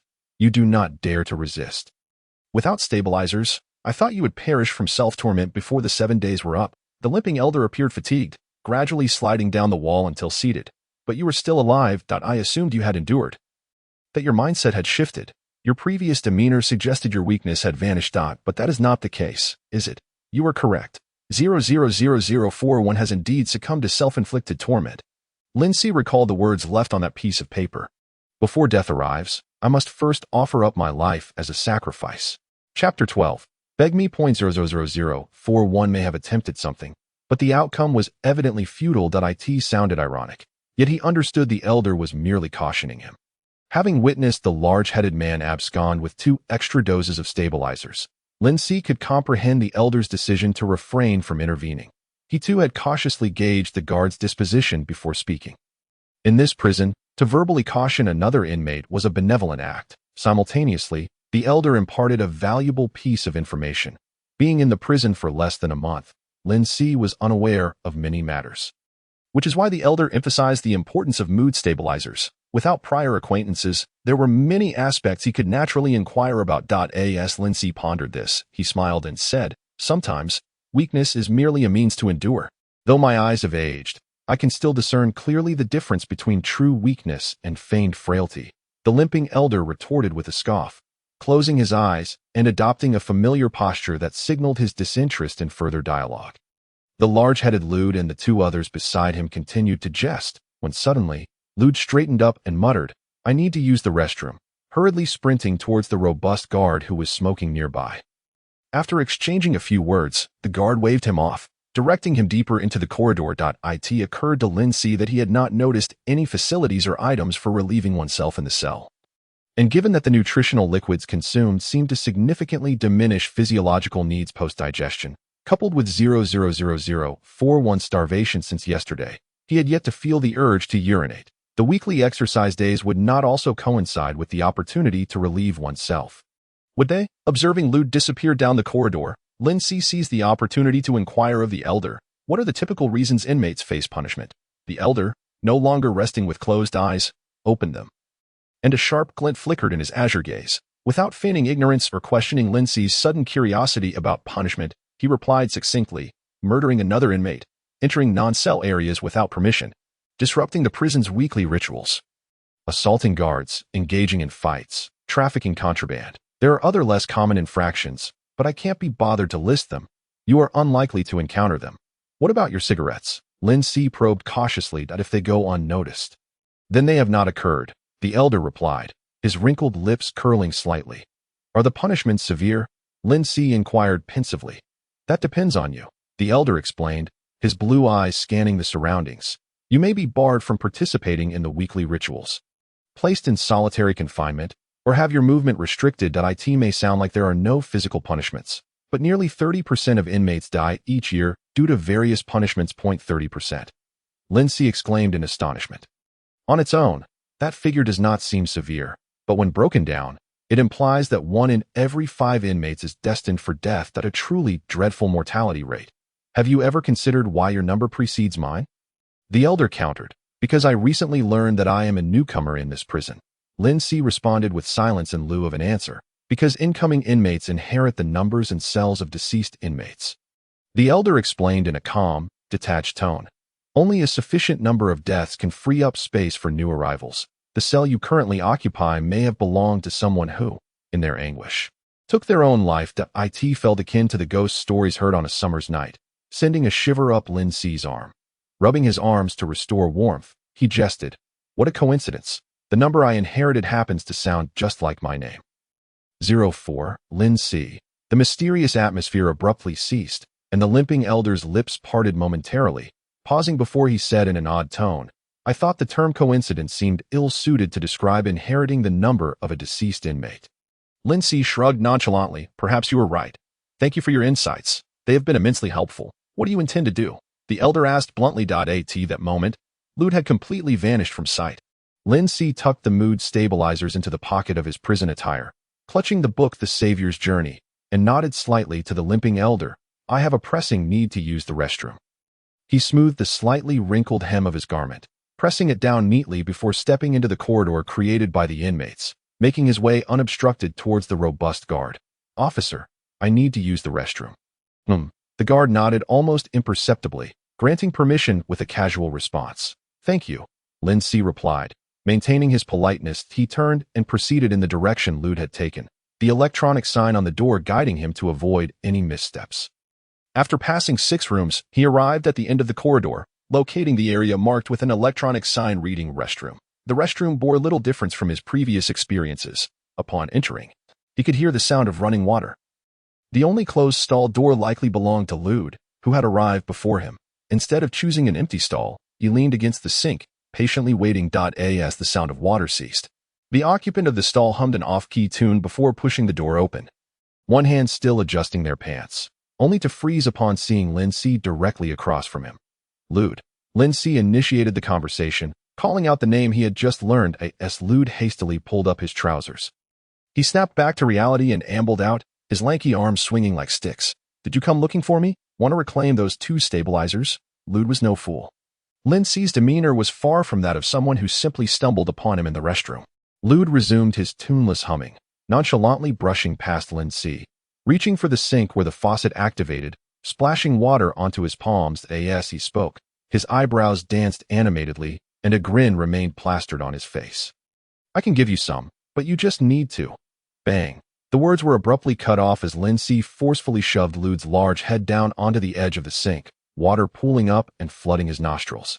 Choking him as panic surged, Lude struggled against the basin's edge, desperately attempting to lift his head. With one hand firmly gripping the nape of Lude's yellow hair, Lin Si pressed down harder, silently listening to Lude's muffled gurgles as he gasped for air.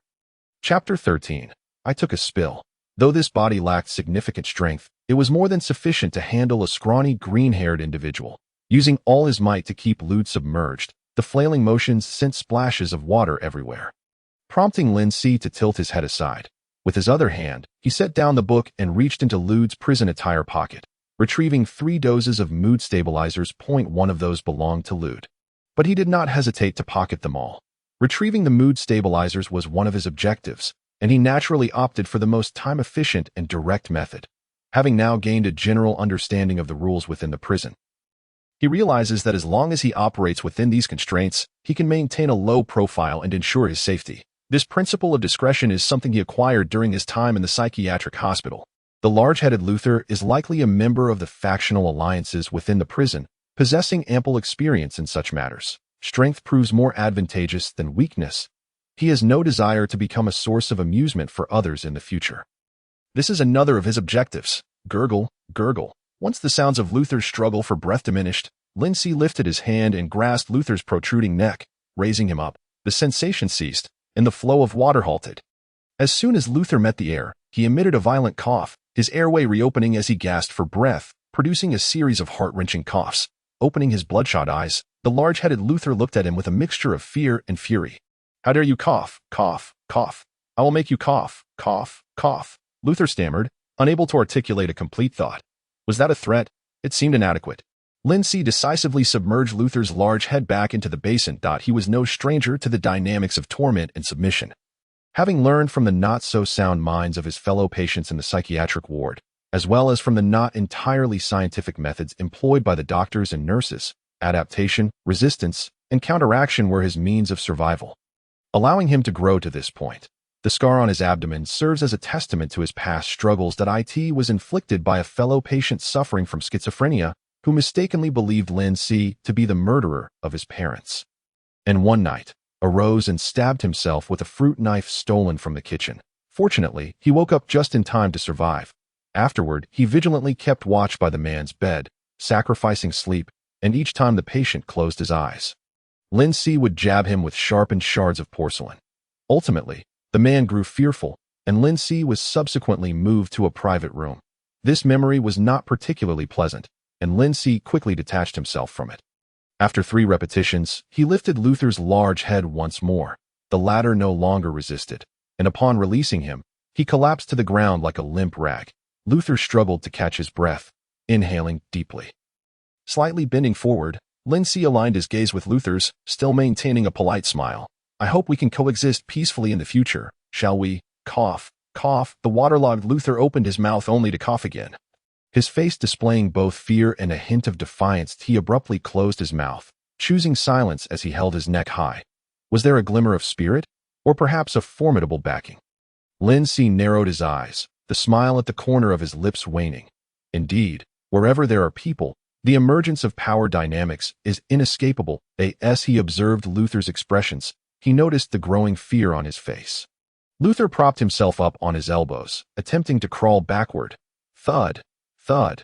It seemed that in his intense focus, he suddenly became aware of his own heartbeat, the sounds of Luther's coughing, the hum of the ventilation system, and the dripping of water all faded into the background. Thud, thud, thud. The pulsations in his ears made him realize that this heartbeat did not belong to him, but to the large-headed Luther. Why had Luther's heartbeat become so vividly audible? It felt as if it resonated right beside him. Unable to resist, Lin C shifted his gaze to the location of Luther's heart. Just then, a painful sound emerged from Luther's throat, his entire face contorting in agony, his body spasming into a tight ball, his hands clutching his chest with desperation. Lin C was jolted to attention. The heartbeat ceased, and the surrounding sounds enveloped him once more. What had just transpired? Without waiting for clarity, Luther's convulsion subsided, his pained expression relaxing. Drenched in sweat, hands still gripping his chest, the defiance vanished, leaving only sheer terror and trembling. "Don't kill me, please don't kill me. I had never even contemplated killing you." Lin C mused, bemused, masking his intrigue, straightening his posture, choosing not to respond to Luther's plea. Sometimes, silence can instill a deeper apprehension. Retrieving the book The Salvation Journey from the edge of the sink, Lin C bestowed a meaningful smile upon the prostrate Luther before sauntering out of the restroom. His clothing bore traces of the water that had splashed during Luther's struggles, but he paid it no mind. The prison maintained a constant temperature, and he felt no chill. Upon returning to his original position in the queue, he noted an increase in the number of inmates waiting along the corridor. As the inspection proceeded, as usual, Lin C's return attracted no attention whatsoever. Only the gaze of the limping elder followed him closely until he resumed his prior position. His voice hoarse as he inquired, "What did you do?" The question shifted from what you intended to do to what you have done. "I went to the restroom. The faucet here is somewhat faulty." Lin C tugged at the hem of his damp prison garb, providing the same answer as before. "Is that so?" The limping elder responded with suspicion. Before long, Luther returned as well, but his arrival drew many eyes. His green hair clung wetly to his scalp, his clothing soaked from collar to hem, a swollen lump on his forehead, his complexion pale, lips tinted with a bluish hue, and he walked in a dazed manner. Staggering a few steps, he nearly collided with a burly guard, who frowned and sidestepped, asking impatiently, "What happened to you?" The surrounding inmates observed the disheveled Luther, and the two inmates, resembling conjoined twins, barely restrained their urge to rush over and inquire. Luther's lips trembled. He pressed them together, attempting to steady himself, his gaze involuntarily drifting toward Lin C's position before swiftly averting. I felt that as long as nothing is discovered, it is as if nothing ever occurred. Luther understood the unspoken rules of the prison better than anyone. As long as no violations occurred under the watchful eyes of the guards, they would remain indifferent. As for the stabilizers he had taken, there was no need to mention them, for he had already validated their effectiveness before many witnesses. Lin C felt a sense of satisfaction upon seeing Luther, as he had anticipated, choose to suppress the truth of what transpired in the restroom. Indeed, a lie so apparent, yet the burly guard merely nodded. "All right, return to your positions." Others noticed Luther's wandering gaze toward Lin C, and among those who had also visited the restroom, he was the only one. In an instant, a myriad of incredulous, surprised, curious, and indifferent gazes fell upon him. Chapter 14. Experiment.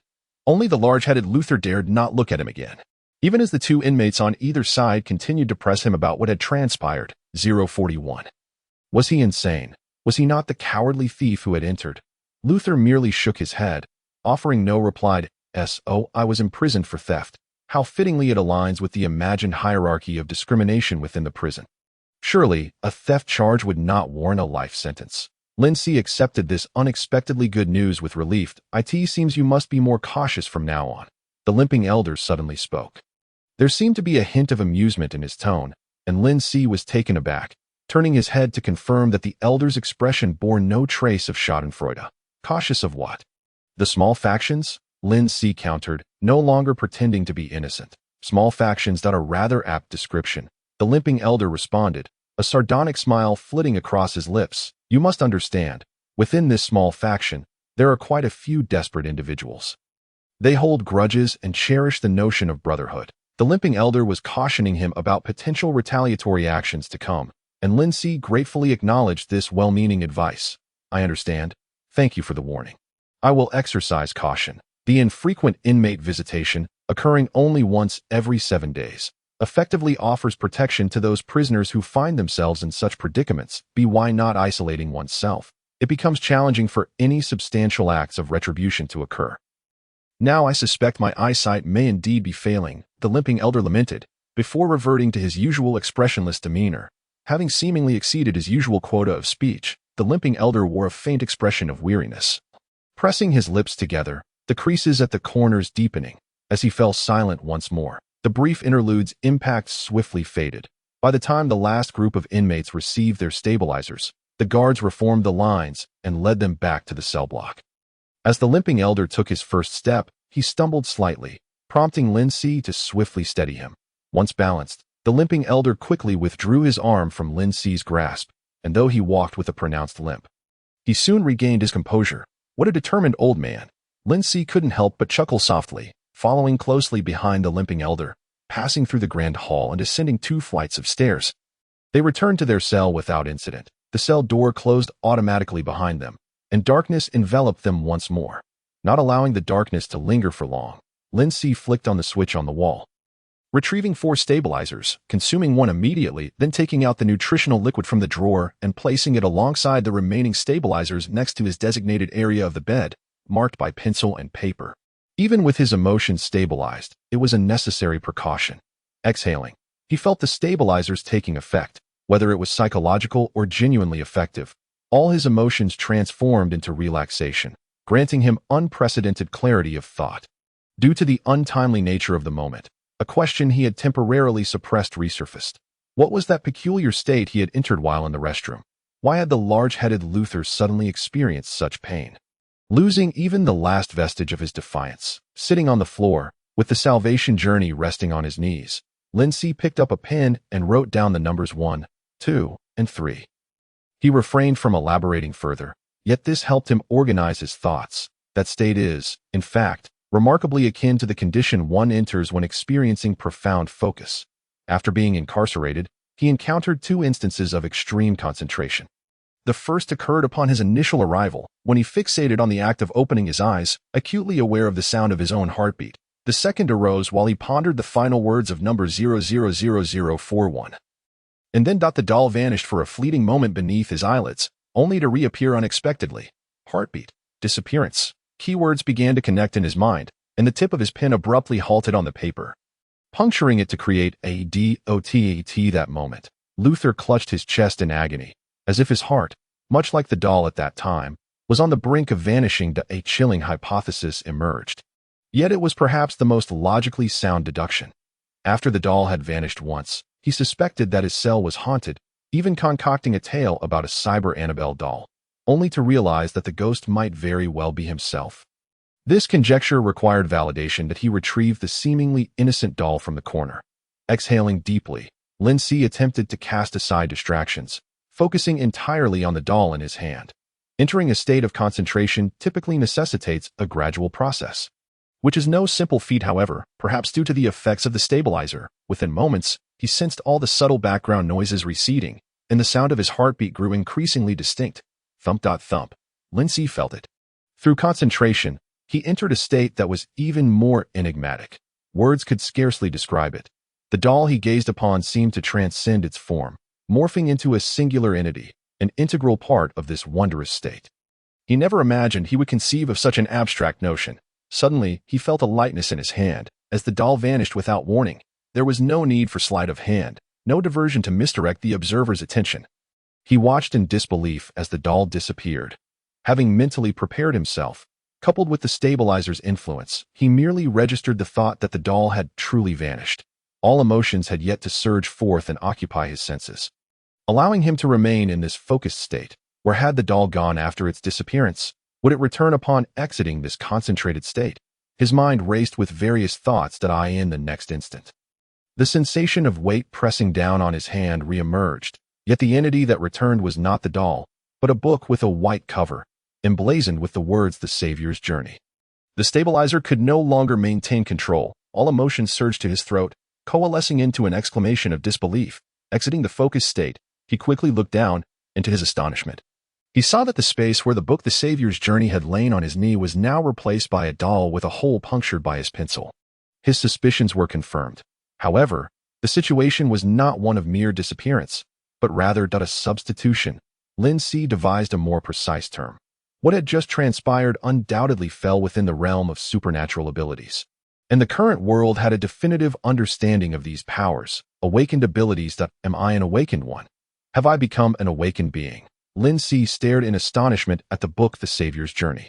Grappling with this utterly unforeseen conclusion, Chapter 15, Life afflicts me, the world deceives me. Taking several deep breaths, he gradually regained his composure. He needed to reevaluate the matter of being an awakened one. If 000041 had originally been an awakened being, pretending to be weak in front of other inmates, he would not have driven himself to the brink of death. The weakness was real.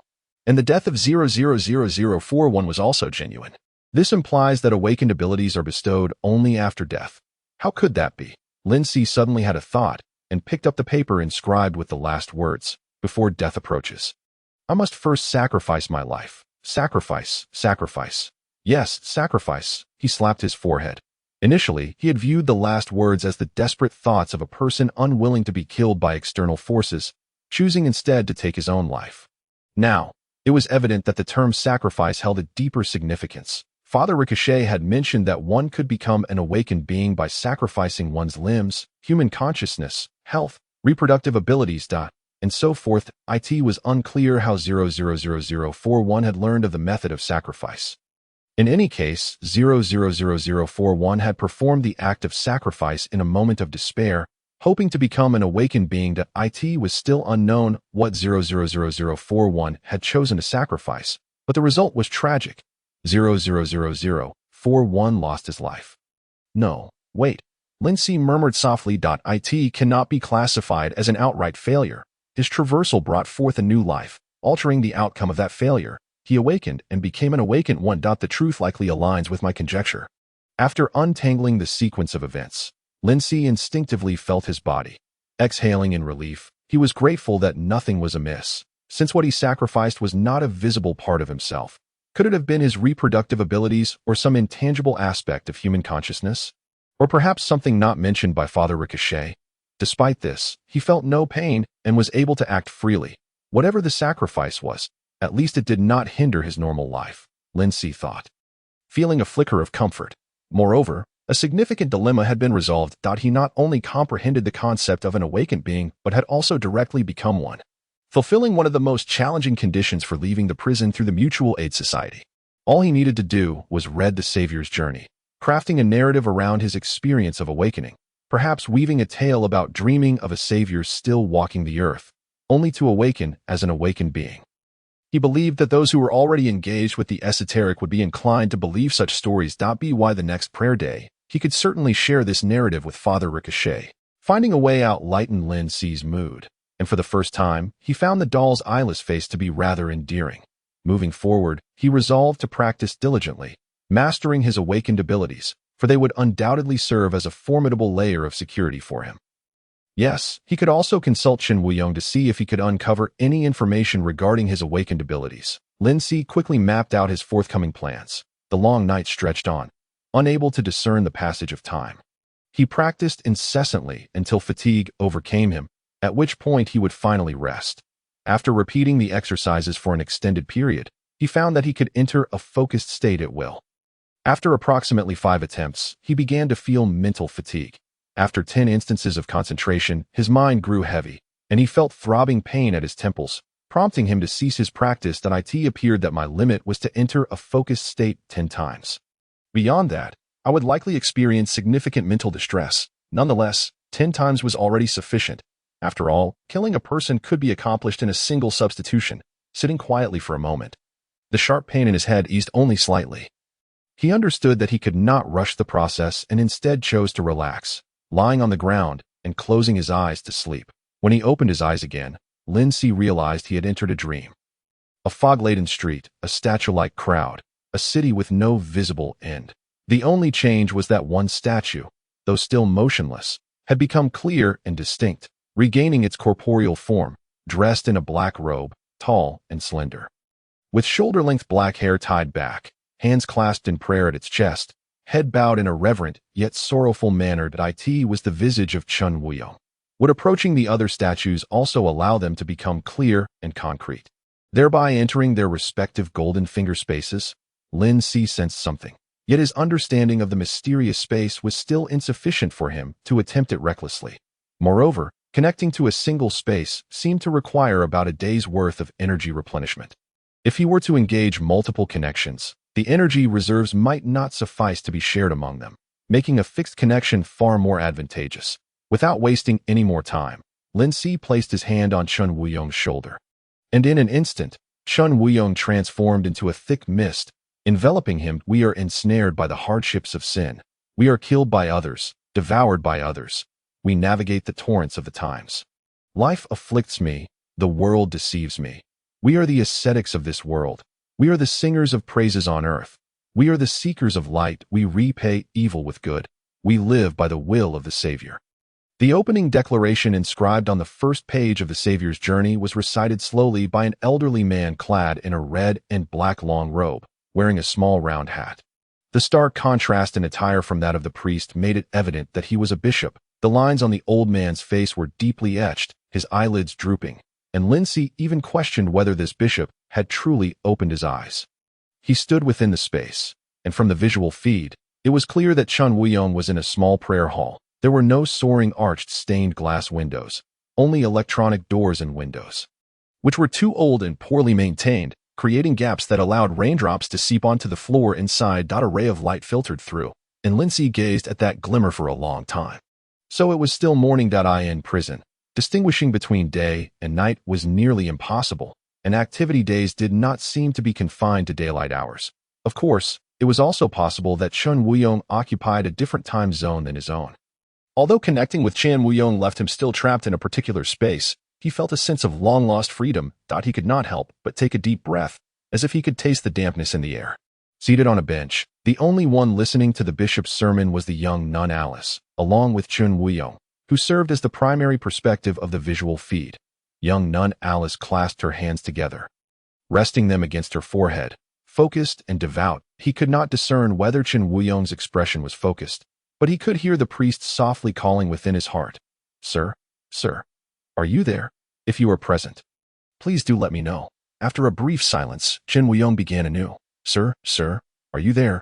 Lin Si. Not when Chun Wuyong finally fell silent again and let out a disappointed sigh within, he spoke with a smile. "I had thought that while listening to the sermon, you would adopt a more serious and attentive demeanor, Father."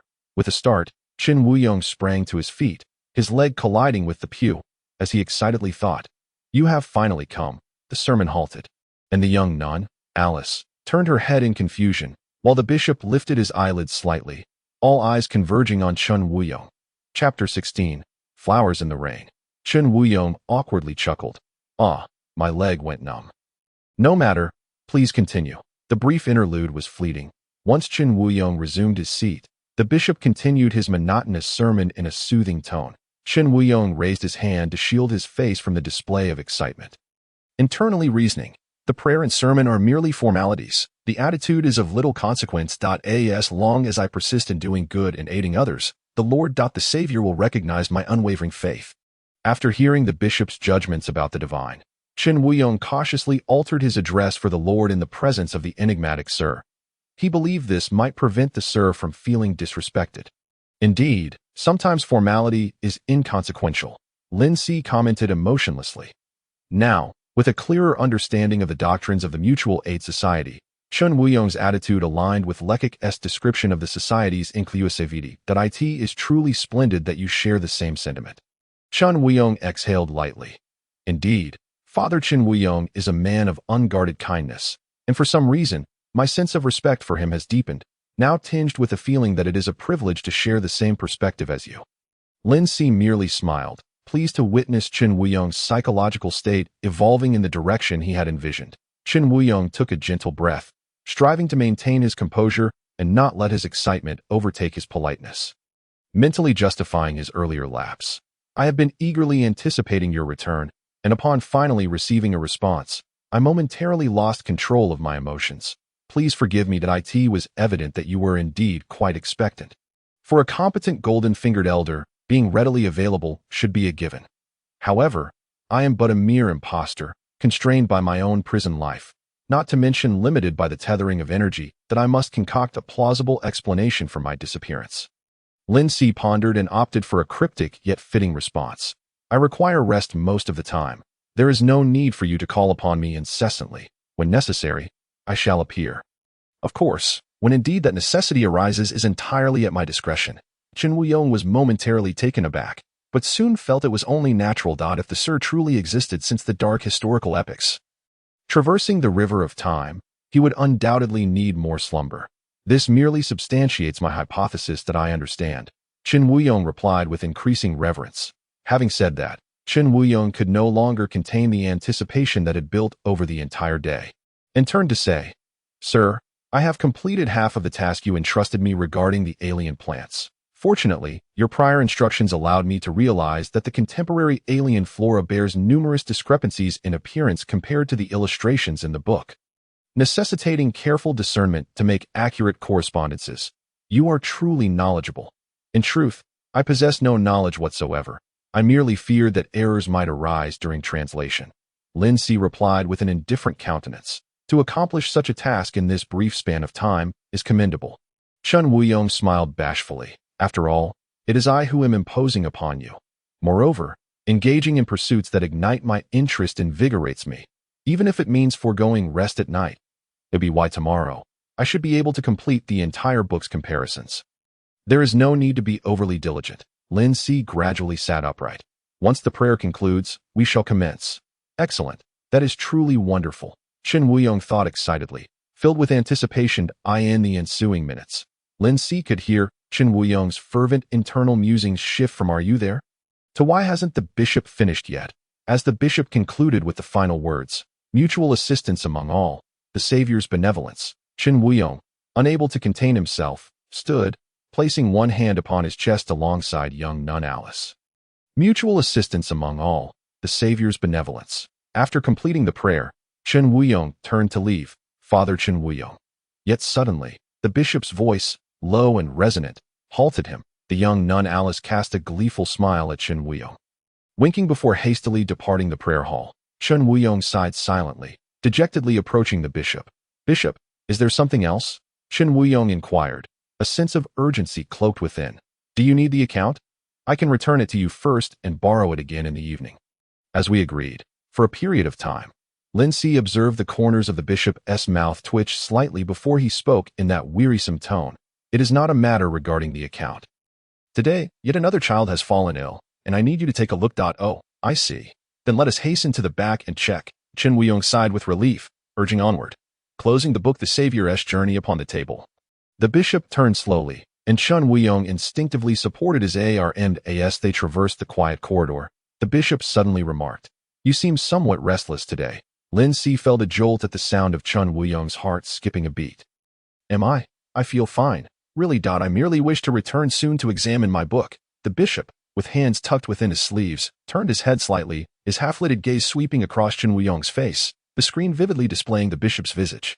The details magnified, revealing the repaired seams on the bishop's robe collar. It appeared that the clergy here were not particularly affluent. Lin Si was left with a lasting impression of Father Lekic's mechanical hand. Beneath the sagging eyelids lay a murky, half-visible eyeball, seemingly capable of piercing through the human soul. Yet in mere moments, the bishop turned away, proceeding slowly without further questioning, merely stating in the same languid manner, Your haste is of no consequence. Shortly, you will also need to accompany Alice to distribute food and spend 2 hours in the confessional before you can return to rest. Chen Wuyong slapped his forehead, his expression contorting into one of dismay. He had been so preoccupied with the alien plant guide that he had entirely forgotten about his duties. Sir, Chen Wuyong mentally called out with deep remorse, I sincerely apologize. I still have some work to attend to. So the translation must be postponed for a few hours, at most 3 hours. It is of no concern, Lin Si replied soothingly. Compared to the translation, he was more inclined to gain insights into the outside world through Chen Wuyong's perspective. He relaxed, appreciating the blooms in the backyard. Beyond the courtyard walls stood towering buildings, while beneath the somber sky, fish eagle-like aircraft circled, and amidst the drizzling rain, the red flowers stood out as the most vibrant hue. Chapter 17. The Method of Sacrifice. Passing through a modest courtyard, he pushed open the small door of a makeshift shelter that seemed hastily constructed. As the screen advanced, he beheld the children the bishop had spoken of. Not just one, but several, with half of them lying on individual beds. Were they adopting children? Regardless of whether the doctrines of the Mutual Aid Society were a form of extreme indoctrination, the impoverished congregation of this branch was evidently committed to fulfilling the tenets. Chun Weong moved to the innermost bed and gently stroked a child's head. "How are you feeling today?" he inquired tenderly. "That I am completely healthy now, Father." The child beamed a sweet smile at the priest. "Is that so? Let me check." The child stood on the bed, eagerly extending their arms, inviting Chen Weong to examine any part of their body. "Has the priest studied medicine?" Lin Si observed with keen interest as he noted Chen Weong's hands exploring the child's neck, shoulders, arms, and abdomen, appearing devoid of any specific intent. Doubts began to stir within him. Can Chen Weong truly heal? Then, he witnessed a radiant white glow emanating from Chen Weong's palm, and as his hand moved, the child's face gradually flushed with health. Lin Si was momentarily taken aback, realizing that Chen Weong's skill was not medical knowledge, but rather an awakened ability. It seemed to be a healing power. Witnessing an awakened individual utilize their abilities for the first time, Lin Si unconsciously leaned forward, eager to glean further details through the screen. After a brief examination, Chen Weong closed his hands, the luminous glow fading as he withdrew. "The child is indeed healthy," Chen Weong announced the results. As if rewarded with the highest accolade, the child cheered, obediently returning to the bed. Subsequently, the bishop led Chen Weong to another bed, where a child lay in visibly worse condition, with a flushed complexion, a high fever, and continuous trembling. Employing the same method, Chen Weong placed his hand upon the child, and as the white glow appeared, the flush on the child's face gradually receded. The trembling ceased, and after a time of sustained treatment, the child slowly opened their eyes. In the misty gaze of the child, a fleeting clarity emerged amidst confusion as the child softly called, "Mama." No-one responded to the child's gentle plea. Lin Si discerned Chen Weong's internal sigh. "Your mother remains in prison, serving a life sentence. It seems you shall never have the chance to reunite." Poor child. Prison? Lin Si keenly seized upon the key word. However, prisons exist in various locales, and it need not be the one where he currently resided. He observed Chen Weong tending to the feverish child, soothing them back into a tranquil slumber. Yet, as he withdrew his hand, a violent cough erupted. Eager not to disturb the child, Chen Weong hastily exited the tent, stepping outside to cough painfully for a considerable time. Although unseen, Lin Si could easily imagine the dreadful pallor upon Chen Weong's countenance. The bishop approached slowly, arriving by Chen Weong's side only after the latter's most severe coughing fit had subsided to occasional soft coughs. "You cannot rely solely on your own strength," the bishop remarked. "It's all right, Bishop," Chen Weong responded, his tone laced with a light-hearted mirth. "Medical supplies are exorbitant. We cannot afford them. My abilities are free, efficient, and inexhaustible. The frailty and ailments incurred during the awakening, a sacrifice of health to the Savior, are irrevocable. There is no need for concern on my behalf. A day of rest will suffice, sacrificed directly to the Savior." The deity worshipped by the Mutual Aid Society, Lin Si regarded this with skepticism. As a devout follower of the path to a promising future, they were staunch believers, likely envisioning the previously abstract notion of sacrifice as a tangible entity, with the Savior serving as a brilliant manifestation. Now he comprehended a form of sacrificial awakening, where the healing ability required one to relinquish their health. What an intriguing contrast. Lin Si quietly listened to this discourse about the mysterious world, a conversation he would likely never encounter elsewhere. The bishop, speaking in a flat tone devoid of inflection, stated, "Am I unaware of the path of the prophet?" Chen Weong felt a pang of embarrassment, having nearly forgotten that the bishop was also an awakened being of the first tier of the prophet's path. How interesting that the prophet's path. How fortuitous that within the same branch of the church, there exist two awakened individuals of the same path, or perhaps all awakened beings within the Mutual Aid Society, having sacrificed, derive their power from the prophet's path. Chen Weong had mentioned that religion held the key to the methods of sacrificial awakening. Perhaps different religions possess varying paths, Is the sacrificial method of the prophet's path unique to the mutual aid society? Bishop, what I mean is, Alice is yet to exhibit a divine revelation and may never do so. Chen Wuyong explained, given your advanced age and the ailments caused by sacrifice, it is highly probable that using your abilities may lead to unforeseen consequences. Allow me to handle this. I am still in my prime, capable of saving many more. The branch of the church was modest, and through the perspective of the screen, he had nearly surveyed every corner of the place, aside from the elderly and the young. As well as Chen Wuyong, he saw no other congregants. From Chen Wuyong's words, one could ascertain a disheartening truth. There were only the three of them within the entire branch of the church. The bishop remained silent for a moment before finally stating, "Go assist Alice. I shall tend to the child." The bishop did not afford Chen Wuyong the opportunity to continue speaking, slowly turning to re-enter the tent. Ensuring to close the door behind him, shutting out the dampness, Chen Wuyong stood still for a while before suddenly inquiring in his heart, "Sir, do awakened beings from the dark historical period also require sacrifice?" "If you ask me, who shall I ask?" Lin Si's mind raced, countering, "How was the method of sacrificial awakening discovered? Religious faith is the sole remnant from the dark historical era. It is said that our mutual aid society's first cardinal in the new century lived during that time." Chen Wuyong recalled the church's history. His mind was clouded, and the finest medical equipment could not cure him. Only moments before his death, he had an ephemeral awakening, revealing the method of sacrificial awakening, to worship sacred objects and sacrifice one's health to become an awakened being, or to wholly surrender one's life to the Savior. Upon reaching this point in his recollection, Chen Wuyong let out a soft exclamation, bitterly smiling.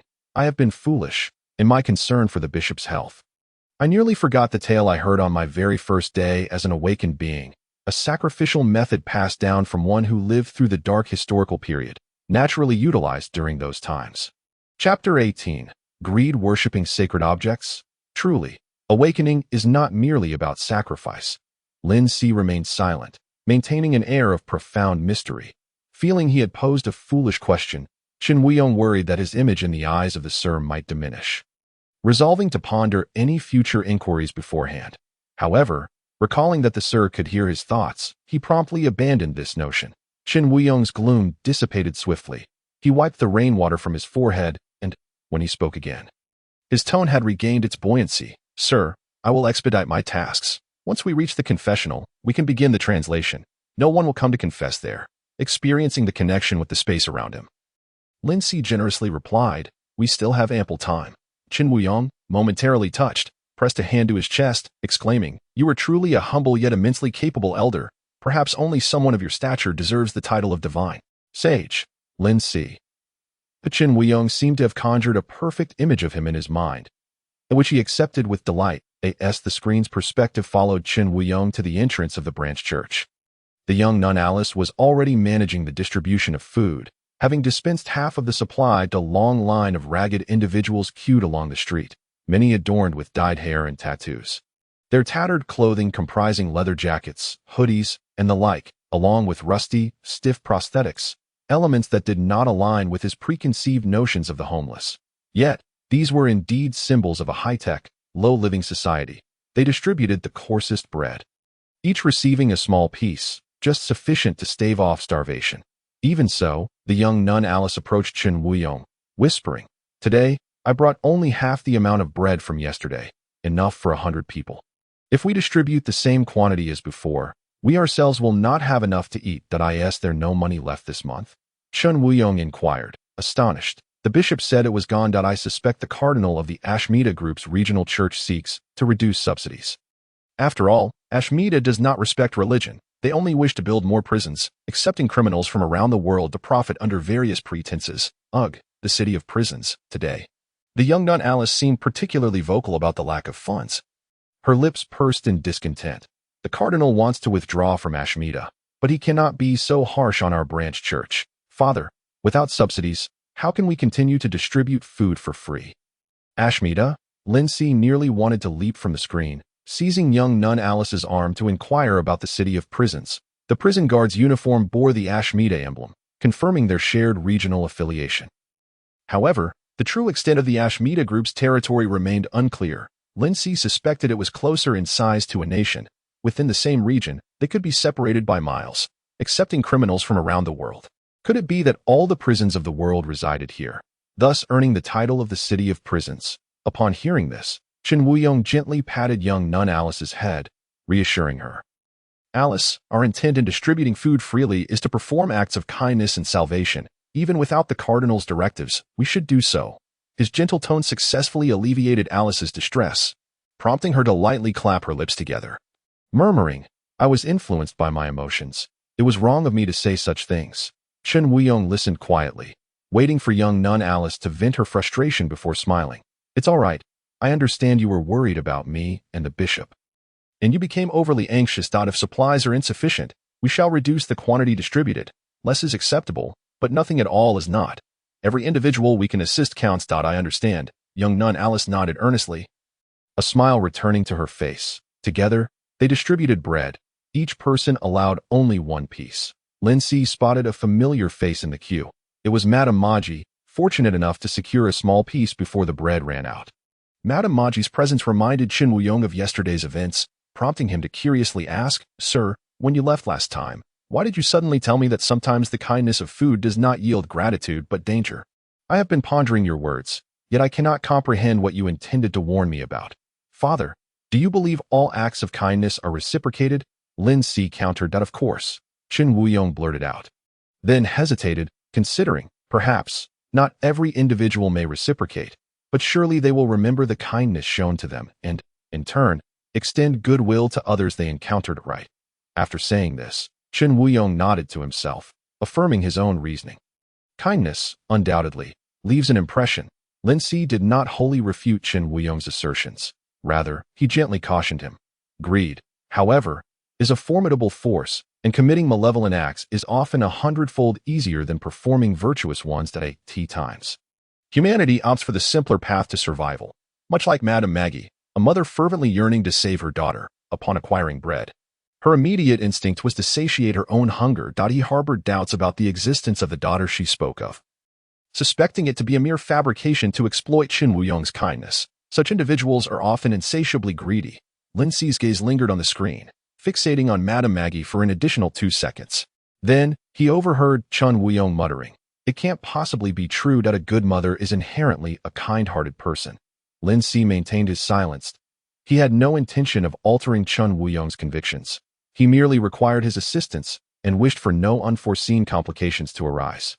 Moreover, as an enigmatic elder, he deemed it prudent to offer restrained advice, best expressed in half measures to maintain an air of mystery. Other matters were left to Chen Wuyong's discretion. The distribution of food continued.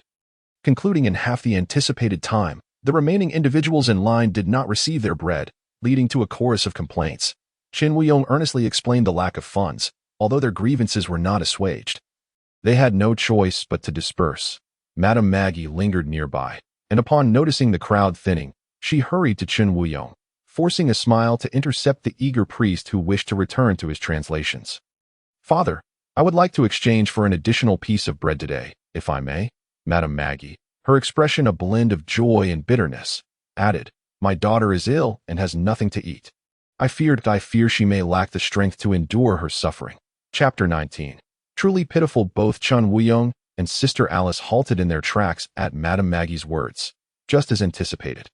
Only Lin Si displayed no surprise, instead relaxing into a more comfortable position, curious to see what further pitiful display Madame Maggie would present. This time, before Chen Wuyong could speak, Sister Alice stepped forward. Bashfully declining, Madame Maggie, we truly have no surplus food today. We cannot make an exchange. I'm sorry. The look of bewilderment crossed Madame Maggie's face, quickly replaced by tears streaming from her artificial eye sockets as she sorrowfully replied. I understand. I realize you two face hardships. I should not be demanding. I only think of my daughter. Her father is a scoundrel, imprisoned and leaving me alone to care for a sickly child. I am utterly at my wit's end. The woman covered her face, sobbing softly. You are the kindest people I have ever encountered. I know I should not continue to trouble you. It is all right. I can seek work. If all else fails, I can try my luck with Valotis. Thank you for granting me a piece of bread yesterday. Madame Maggie deeply bowed to the two. Faced with Madame Maggie's tears, Lin Si observed Sister Alice's countenance transform with compassion, conflict, and hesitation. She subtly touched Chen Wuyong's arm and softly inquired, What is Valotis? Lindsay, alongside Sister Alice, awaited Qin Wuyong's response, clearing his throat. Qin Wuyong quietly replied, "It is a nearby gang organization involved in human trafficking. It is said that their most lucrative business is providing relaxation services to wealthy individuals in prison. You see, some prisons are not so strictly managed. As long as one pays the guards, anything can be procured. Velotis enjoys a good rapport with the prison staff." Sister Alice's mouth fell agape in astonishment, her worldview shaken. Lin Si too was taken aback. "Wait, are you certain such services exist in prisons?" However, Qin Wuyong had mentioned that some prisons lacked strict oversight, and the facility he was familiar with, Faming Prison, happened to be one with excessive regulations. Aside from designated outdoor time, inmates were not permitted to see each other, let alone witness guards escorting well-packaged women into the cells. After a moment's pause, Sister Alice finally closed her mouth, her first instinct to frown at Madame Maggie. "No, Madame Maggie, you cannot take such a job. You have children," Madame Maggie pleaded. "But for the sake of my child, I have no choice. The organization will not provide work for people like us, while the gang engages in despicable practices. Anyone can earn money there." The harsh reality weighed heavily on Lin Si as he observed Sister Alice's face contort in distress. Hearing Qin Wuyong sigh internally, he was not surprised when, in the next moment, Qin Wuyong finally addressed Madame Maggie. "Very well. We can make one last exchange for food, and you may consider trying to find work cleaning up for the organization. They have no restrictions on hiring, provided you are willing to endure hardship." Madame Maggie immediately raised her tear-streaked face. "I am willing. I would gladly endure hardship. Thank you. You truly are the kindest people I have ever met." She raised her hands, presenting the plastic bag to Qin Wuyong. "I searched my home and could only find this," Madame Maggie timidly disclosed. Inside the plastic bag was a half-used bar of soap, utterly useless compared to the dark historical tome she had previously offered in exchange for food. Qin Wuyong involuntarily recalled the words spoken by the gentleman not long ago. Greed is a fearsome thing. Gazing at the bar of soap for a moment, Qin Wuyong reassured himself internally. "It is all right. Madame Maggie has promised this is the last time, and she will surely strive to find work thereafter." Accepting the plastic bag, Qin Wuyong instructed Sister Alice to retrieve a piece of bread. When she returned, however, it was not a simple loaf but a beautifully packaged cake. "This is for you. I bought it with my own allowance. I have been reluctant to eat it, and there is no need to take away from the bread everyone else still needs." Sister Alice reluctantly handed the cake to Madame Maggie, pausing before smiling. "I believe your daughter will be delighted, and her health will improve quickly." Madame Maggie accepted it without hesitation, cradling it to her chest with repeated expressions of gratitude. At that moment, two young individuals passed by and, upon spotting Madame Maggie, raised their arms, calling out, "Winston! Maggie, is that you?" The scene shifted to focus on the two who had spoken. One was clad in a sleeveless, studded leather jacket with tattoos adorning his exposed skin, while the other wore a hooded sweatshirt, their face adorned with rings, even around the eyes and lips. Upon seeing them approach, Madame Maggie shrank back, glancing at Qin Wuyong and Sister Alice before swiftly lowering her head, ignoring their greetings. The young man adorned with rings seemed unperturbed by Madame Maggie's silence, his gaze drifting to Qin Wuyong and Sister Alice as he casually draped an arm over Madame Maggie's shoulder. "Here for your free bread." He glanced at the cake in Madame Maggie's arms, showing no interest as he returned it to her, ushering her forward. "Come on, it's time to go home.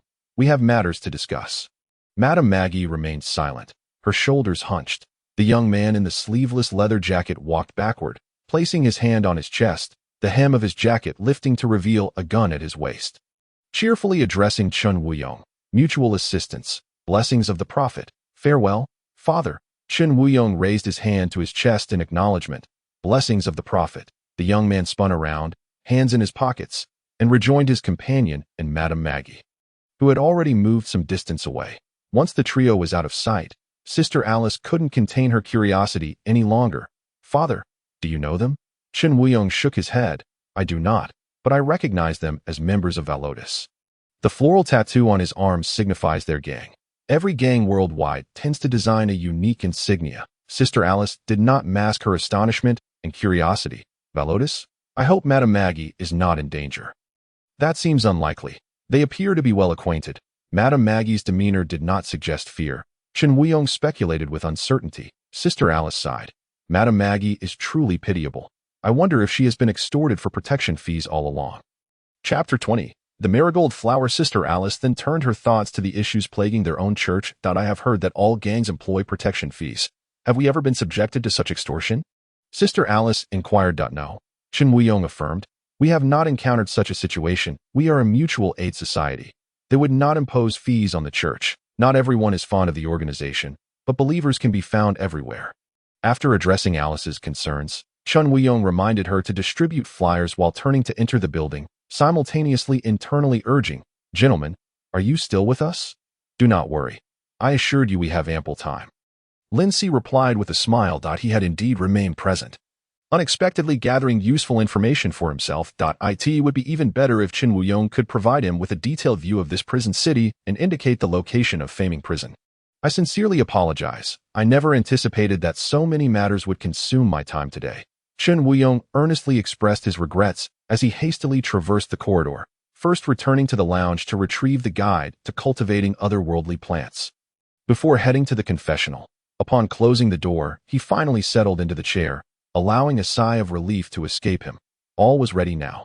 Chen Wuyong opened the first page, just as Lin Si was curious about how he would document the translation.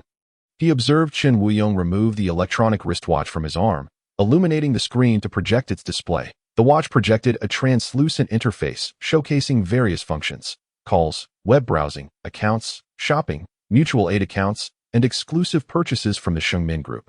It turned out not to be merely a watch, but a more advanced smartphone. Lin Si realized. Point 11. Split-screen display. Chen Wuyong spoke quickly. All right, the left and right split screen is ready. A gentle mechanical voice emanated from the watch, akin to the broadcast voice he had heard in prison. Lin Si quickly discerned the uniformity of the AI system utilized everywhere. It was understandable that the same AI system operated within the Ashmida Group region.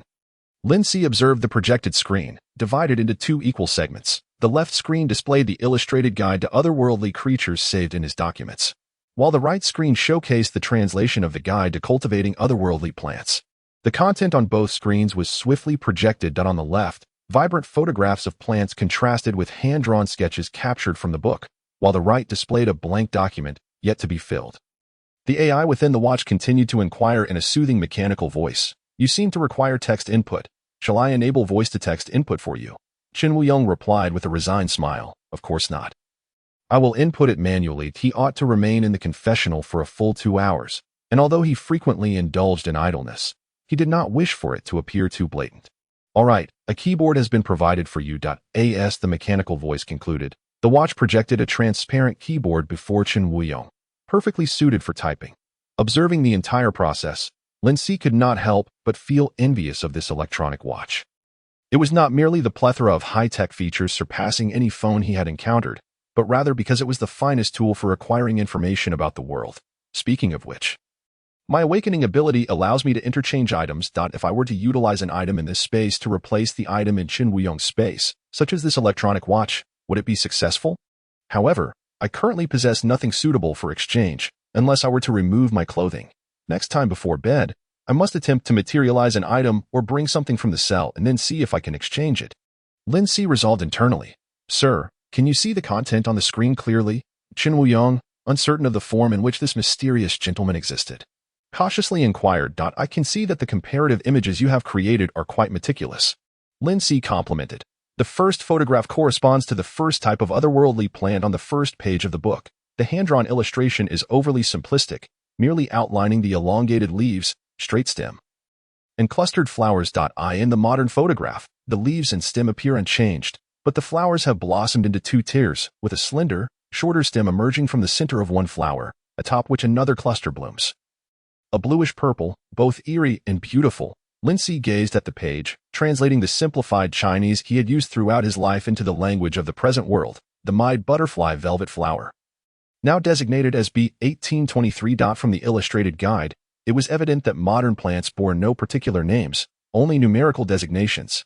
Chen Wuyong realized that the translation had abruptly commenced and hurriedly began typing on the keyboard. The projected keyboard emitted no keystrokes, only Lin Si's voice resonating softly in his ear, steady and calm. The emitted scent is highly toxic. Inhalation leads to nerve failure and death within 3 minutes.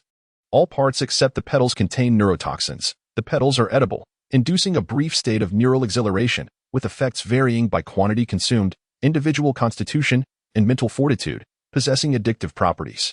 Optimal growth occurs in moist soil.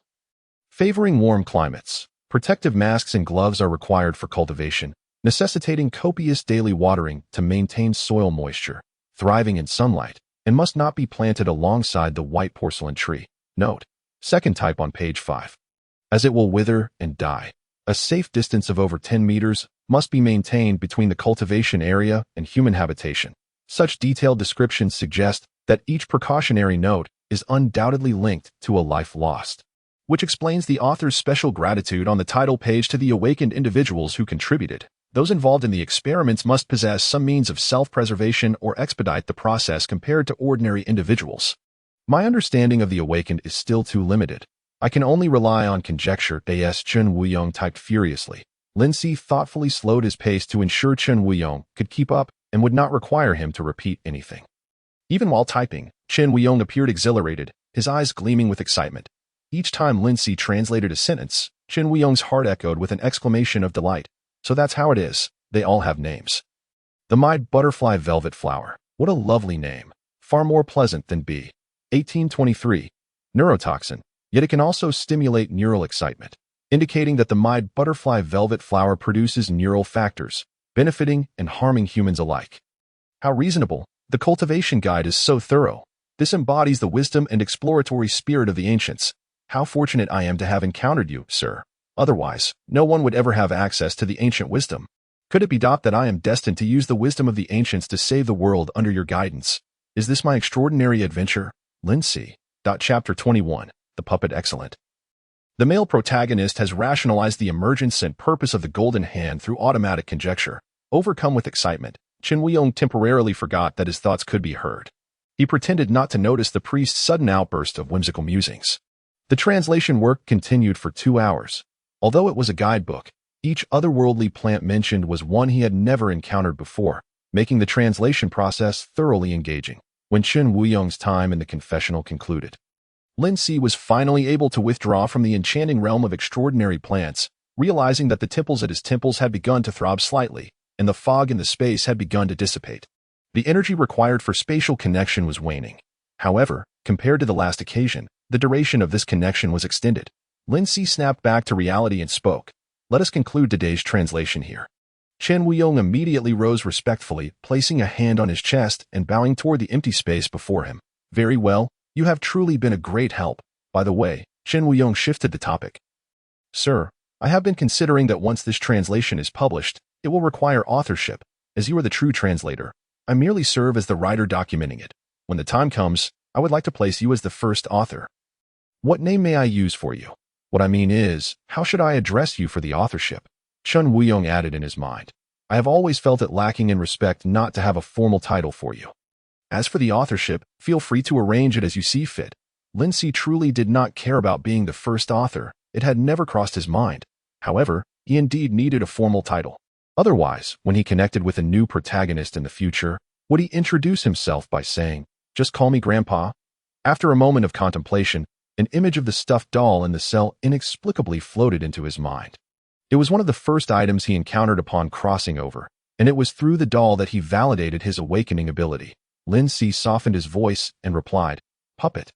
"Puppet," Chen Wuyong repeated, confirming, "You mean puppet, sir? Puppet, sir?" However, Chen Wuyong received no further response. The air around him fell silent, as if a thin mist dispersed before his eyes.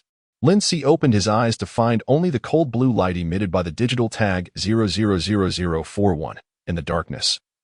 The city's clamor vanishing in an instant, leaving the cell quiet save for the sound of his own breathing. He did not rush to sit up, instead replaying the vast amount of information acquired during this connection in his mind. Ashmida, the city of prisons. Yet, I may not necessarily be a native of Ashmida, as there are countless prisons here, receiving inmates from all over the world. Gently pressing his hand against his temples, Lin Si realized that the energy required for spatial connection might correlate with mental strength. Previously having only a vague understanding of mental strength, today, having practiced using his awakening ability, he grasped it more accurately, being able to enter a focused state 10 times before experiencing adverse reactions. The symptoms of these negative responses mirrored those experienced after disconnecting, leading to the conclusion that both consume mental energy. It seems that while practicing my awakening ability, I can also extend the duration of spatial connections. With further practice, I should be able to support connecting with another individual. Lin Si meticulously planned his arrangements to ensure he would not fall into unexpected predicaments. Simultaneously, he discerned another issue. According to Qin Wuyong, sacrifices required the use of external objects. For instance, there exists a method of awakening sacrifice mastered by the Mutual Aid Society, which is the healing ability utilized by Qin Wuyong during the act of sacrifice. It is essential to pay homage to a sacred object. Even in the absence of knowledge regarding the nature of this sacred object, one can comprehend that this is an indispensable step. Thus, when 000041 engaged in the act of sacrifice, it is inevitable that they also revered an object akin to a sacred relic. After contemplating all the items within the cell, Lin Si could only identify one suspicious object, the doll fashioned from the torn prison uniform by 000041. Initially believed to be merely a pastime for 000041 to alleviate boredom, it now appeared that there were deeper, more profound reasons behind it. However, given the preciousness of the awakening sacrifice method, any faction possessing such knowledge, like the church, would certainly keep it under wraps and refrain from disclosing it casually. From where did 000041 acquire such a method of sacrifice? There remain many unresolved mysteries, yet he does not feel hurried. With every matter now having a clear objective, it is merely a matter of time before that goal is achieved, which provides him with a sense of security, allowing his thoughts to settle.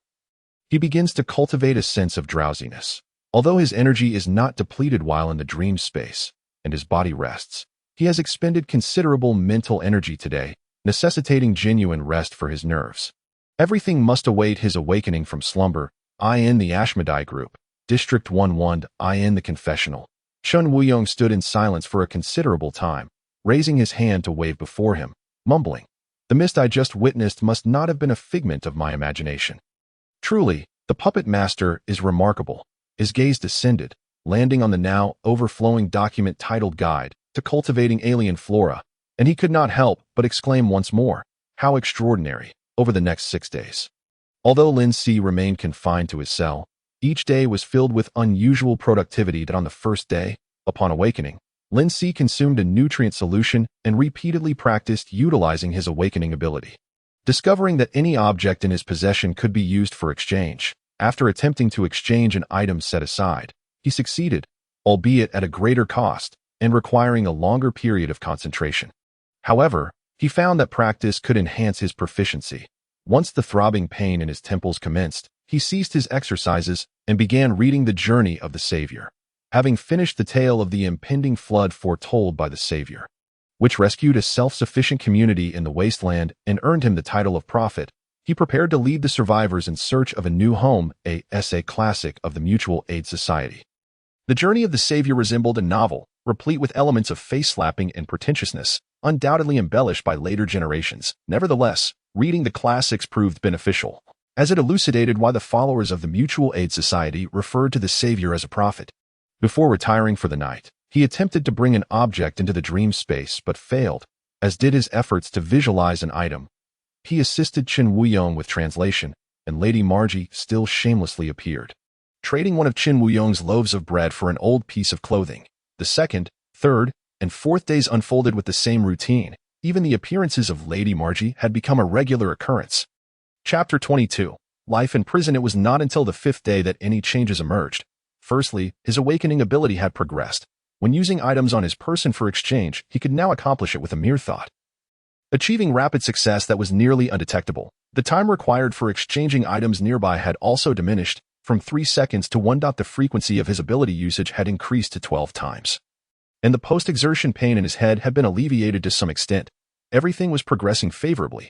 However, his reading of the journey of the Savior had been delayed, as his connection time had lengthened, forcing him to compel himself to sleep during any spare moments outside of practicing his awakening ability. In order to enter the dream space, compared to remaining in the cell, he preferred to observe the world outside through the eyes of Qin Wuyong. Naturally, he did not converse with Qin Wuyong during every moment of their connection. Half of the time, he simply observed in silence. On this day, Qin Wuyong ventured to a household to perform an exorcism, as the matron claimed her daughter had been possessed. Throughout the entire process, Lin Si remained, quietly watching. Qin Wuyong was unaware that the puppet master had not taken a rest on the way. Lindsay realized that the towering buildings he had seen in the church were indeed the entirety of the residential area.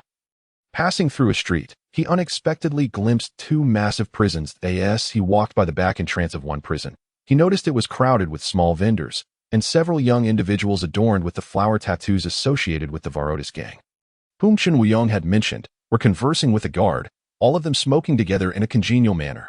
Lindsay finally caught a glimpse of the tip of the iceberg that was the prison city.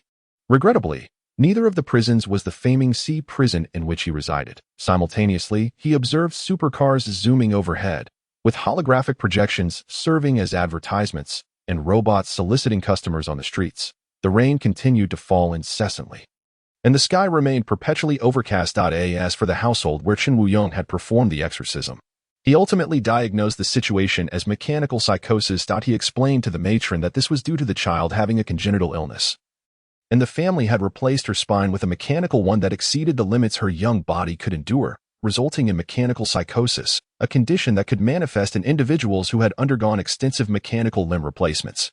Currently, no treatment had been discovered. Though Chen Wuyong no longer had to fret over how to conduct the exorcism, he was equally powerless against mechanical psychosis. This was the insight Lindsay gleaned through Chen Wuyong's thoughts. Unfortunately, opportunities for outings were rare. More often than not, Chen Wuyong remained within the confines of the church and its immediate vicinity, aside from his daily tasks and awaiting Lindsay's appearance for translation.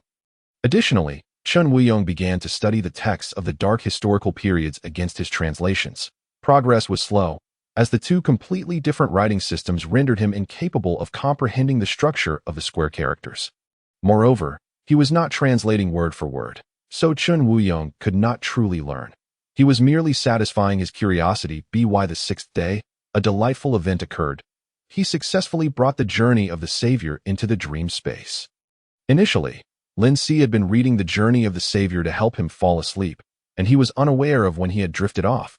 Upon awakening from the dream space, he found the book still resting on his face. What does this mean? The deliberate attempt to bring an object into the dream space failed, yet I had nearly given up. Surprisingly, an item I inadvertently placed on my person appeared in the dream space. What was the reason behind this success? Should it be unintentional, or must it correspond to a certain scenario? For instance, waking up with the book on my face was due to it fortuitously resting there before sleep. More experimentation is needed to ascertain this. Lindsay mused silently, filled with excitement. Consequently, when he reconnected with Chen Wuyong, he refrained from immediately informing him, instead focusing on the bread before Chen Wuyong, though he endeavored to maintain a regular schedule. The inability to perceive time led to irregular sleeping and waking hours, thus rendering his connection with Chen Wuyong unpredictable. On this occasion, the timing of their connection coincided with Chen Wuyong distributing free bread alongside Sister Alice. Although success was not guaranteed, he imagined the expression on Chen Wuyong's face upon witnessing the journey of the Savior materializing before him would surely be amusing. Lindsay thought with interest. After multiple practice sessions, he had now honed his focus to achieve a state of concentration within 1 second. Thump, thump. The familiar rhythm of his heartbeat echoed in his ears, accompanied by the amplified sounds from the screen. And he sensed that the piece of bread he had been fixating on moved slightly. Lindsay's focus abruptly waned, and he began to gasp for an unprecedented pain surged through his head, and he was drenched in cold sweat. He could still hear Chen Wuyong muttering, Did I just see the bread disappear for a moment? Am I seeing things? Sister Alice mercilessly teased. Father, you've been sleeping too little lately. You should know that staying up at night will increase your electricity bill, so seeing things is perfectly normal. Chen Wuyong chuckled awkwardly, not daring to respond.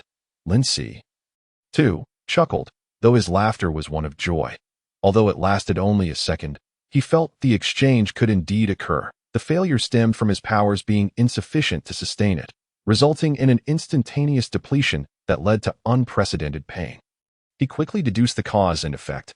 Since the exchange could succeed, then the potential of this space could far exceed his initial expectations. Achieving success would undoubtedly require extensive practice, but what he lacked most at present was time. While in the dream space, his body was resting, meaning he had gained nearly double the secret time for learning and improvement. He never anticipated that after lying idle in the mental institution daily, he would instead become industrious after his transition. Lindsay chuckled at his own self-deprecation. The moment the bread vanished, Chen Wuyong attributed it to an optical illusion. Recently, He recognized that he could not continue burning the midnight oil to organize translations. He needed to ensure his rest. Qin Wuyong engaged in profound reflection. Lady Margie returned once more. Although Qin Wuyong consistently told himself it would be the last time, whenever Lady Margie pleaded tearfully, he would find it in his heart to exchange a piece of bread with her using, of course, his own savings. Once again, after bidding farewell to Lady Maggie with profound gratitude, she departed, accompanied by two young members of the Veratus gang as they strode away at the street corner. Could it be that Lady Maggie was already working alongside them? Qin Wuyong sighed with worry in his heart. If individuals were not driven to the brink of despair, how could they possibly make such lamentable choices? Chapter 23. Self-defense. Do you possess any means of self-defense? A low, gentle voice suddenly resonated in his ears. Qin Wuyong was already well acquainted with this voice. There was no surprise, only delight, that Mr. Puppeteer, you have arrived. Qin Wuyong pressed his hand to his chest and respectfully bowed to the unseen enigmatic figure. Pausing for a moment, he responded to Mr. Puppeteer's earlier inquiry. Self-defense?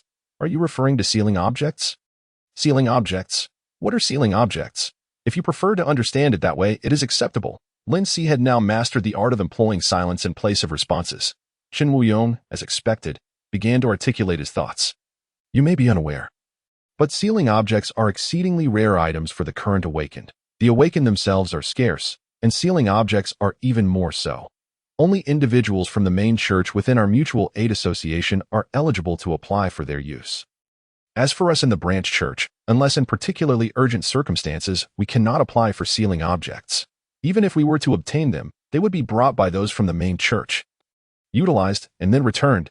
We would not even have the opportunity to use them ourselves. It is said that the group has amassed a considerable number of sealing objects through their immense financial resources. But I have yet to witness them, so I cannot attest to their authenticity. Lin Si, providing clear direction, continued to inquire, what about ordinary self-defense weapons?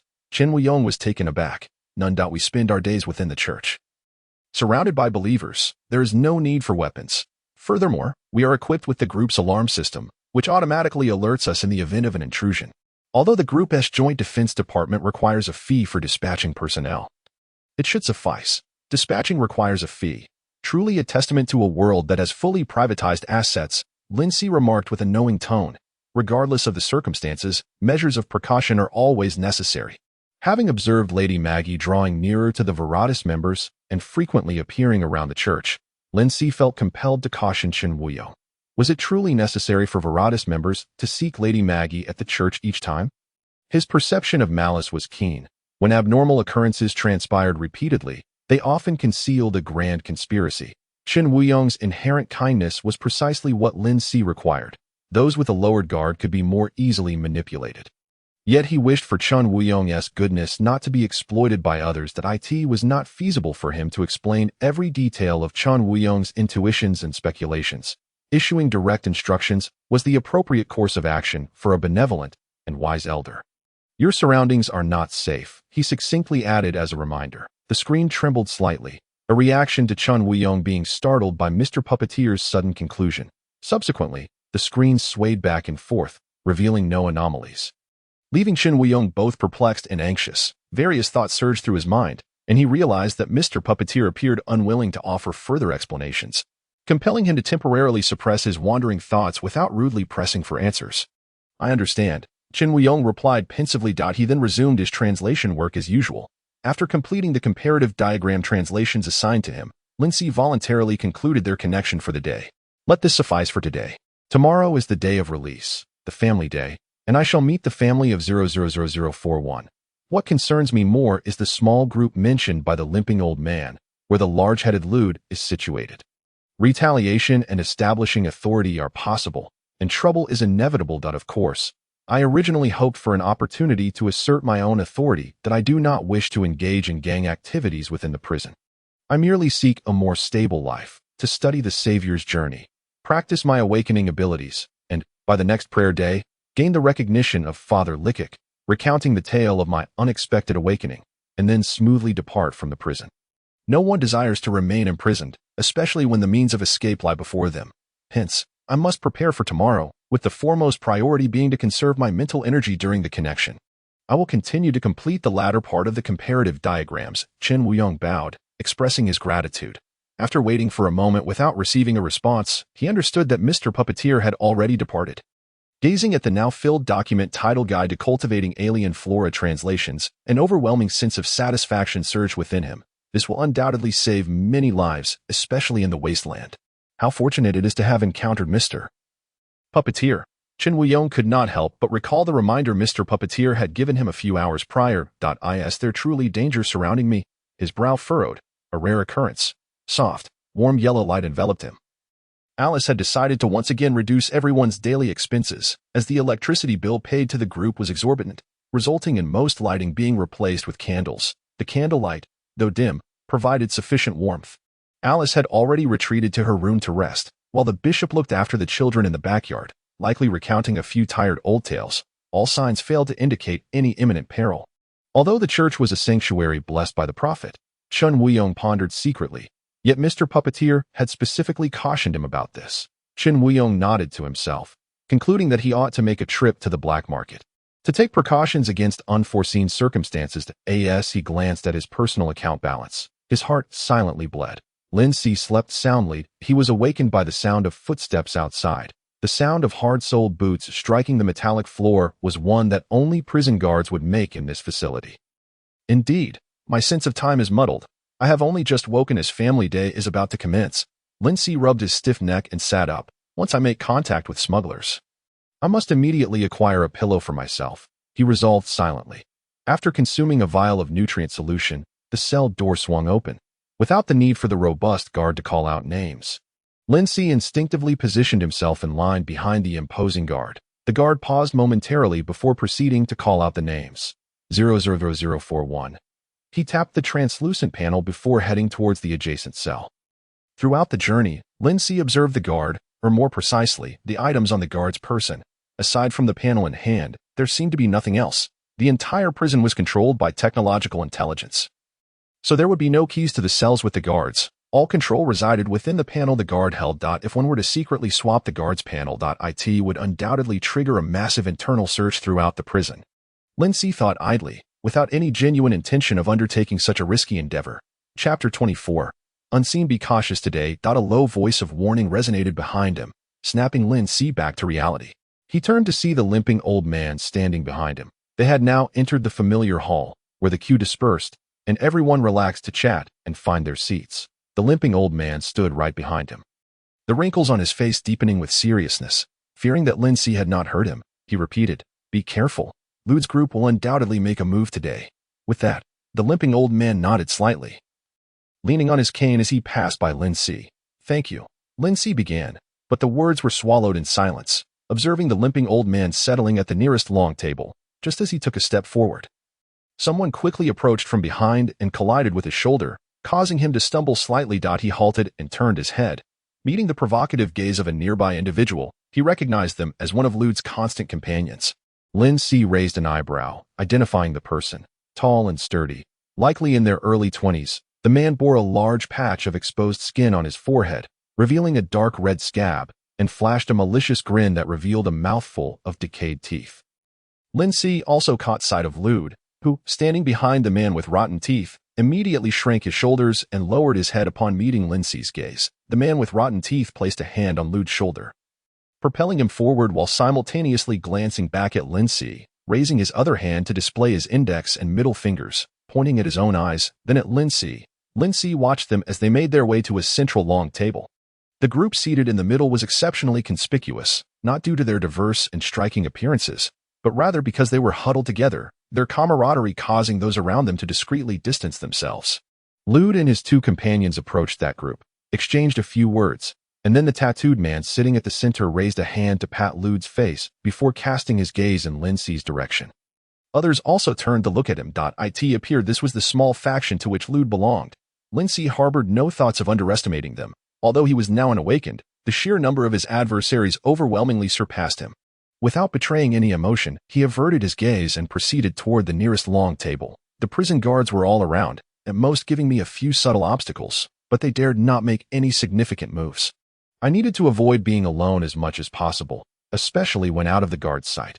Lin Si silently speculated on what they might do, then settled down in the vacant spot next to the limping old man. Once seated, he immediately noticed an increase in the number of eyes upon him today. Unlike the blatant stares of the group that included Luther, these gazes were scattered.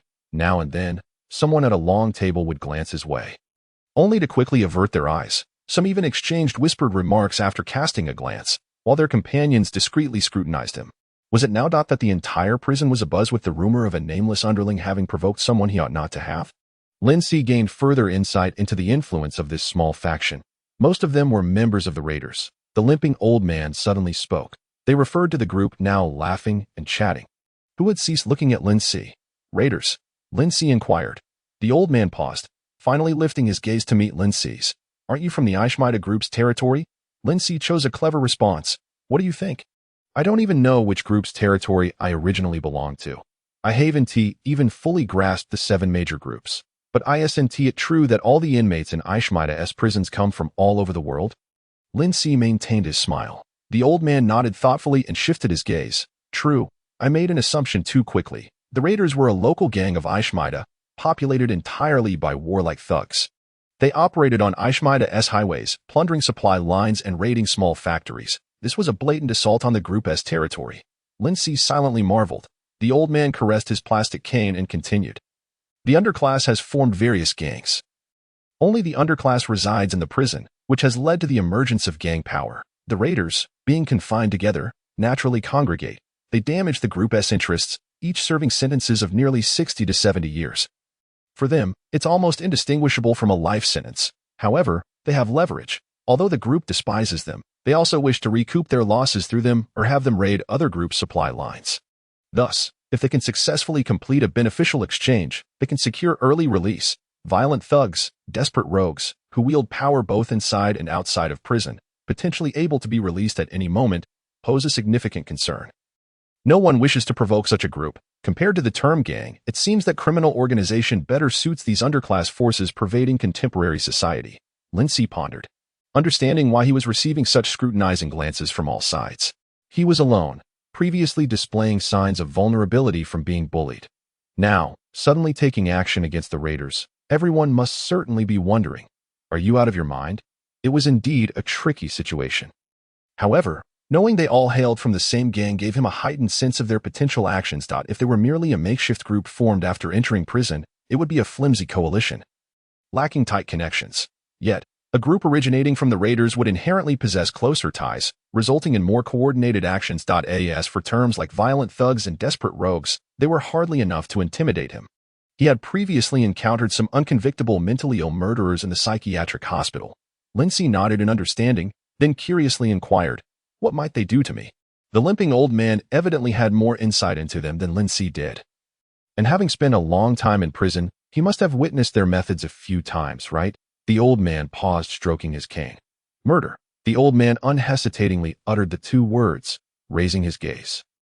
The wrinkles at the corners of his eyes sharp, and said gravely, no intimidation tactic is as swift and effective as murder. Framing, drugging, stealing resources, beating. They will stop at nothing. You know, if it goes unseen. It's as though it never happened.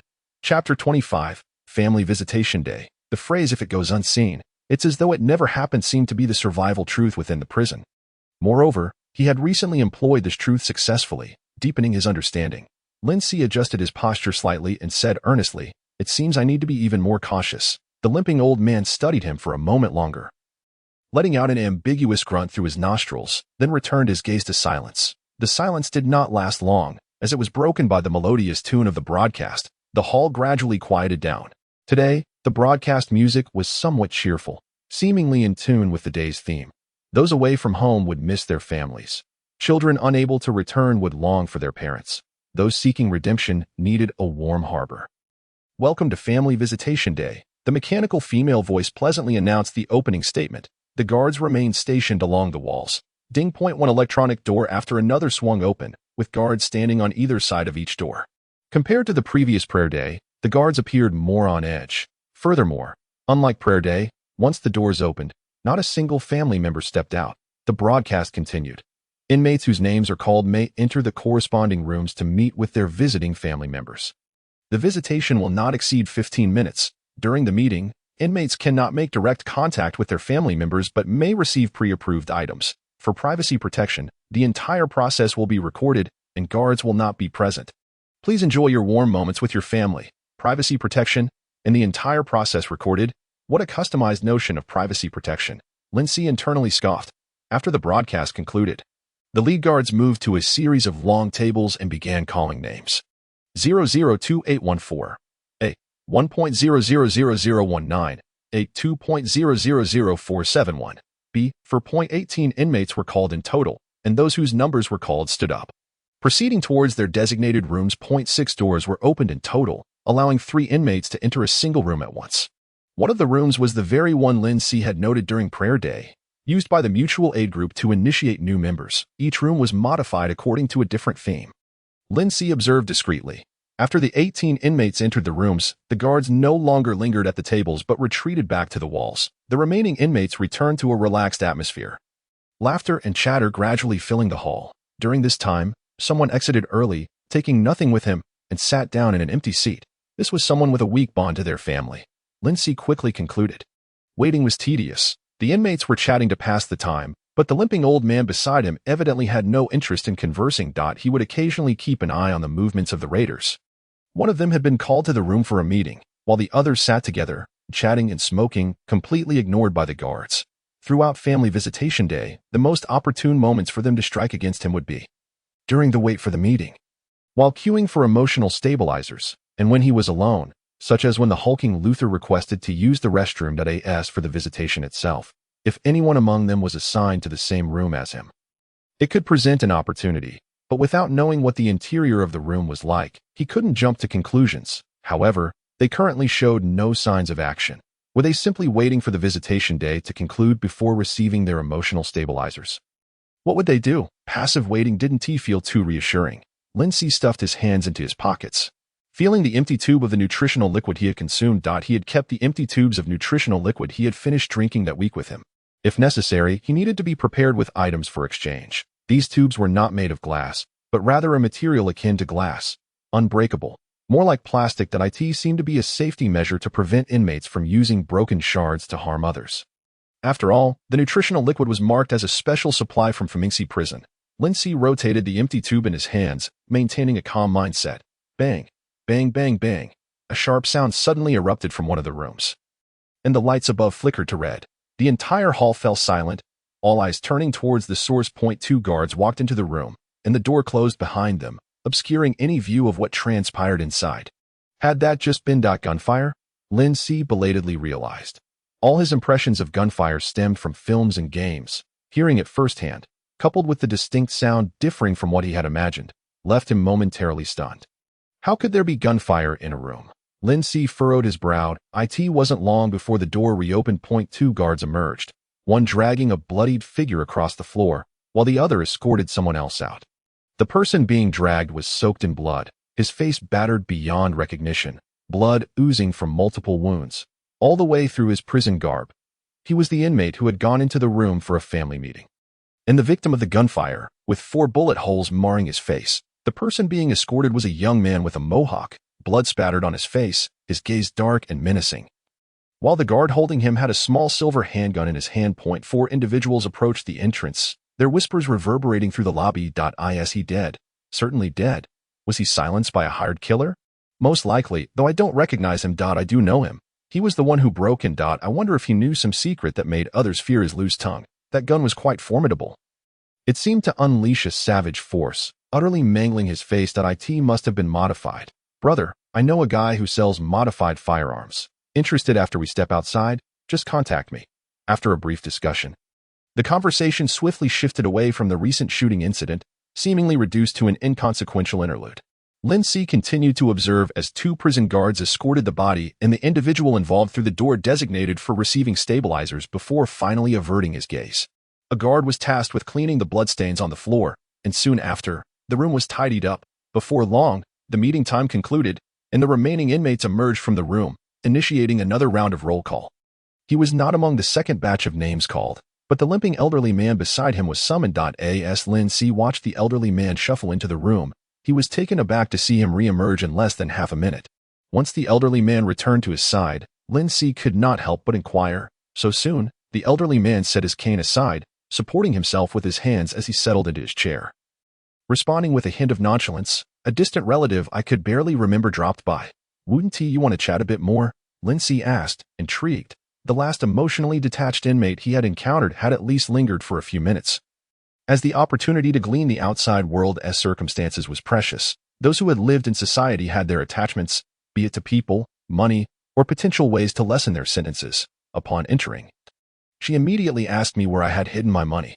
The elderly man adjusted his posture, pulling out a half-smoked cigarette. Lindsay smiled knowingly, realizing that every family has its own burdens. As the elderly man chewed on the half-cigarette, his expression remained unchanged. An unexpected turn occurred with one of the second batch of inmates.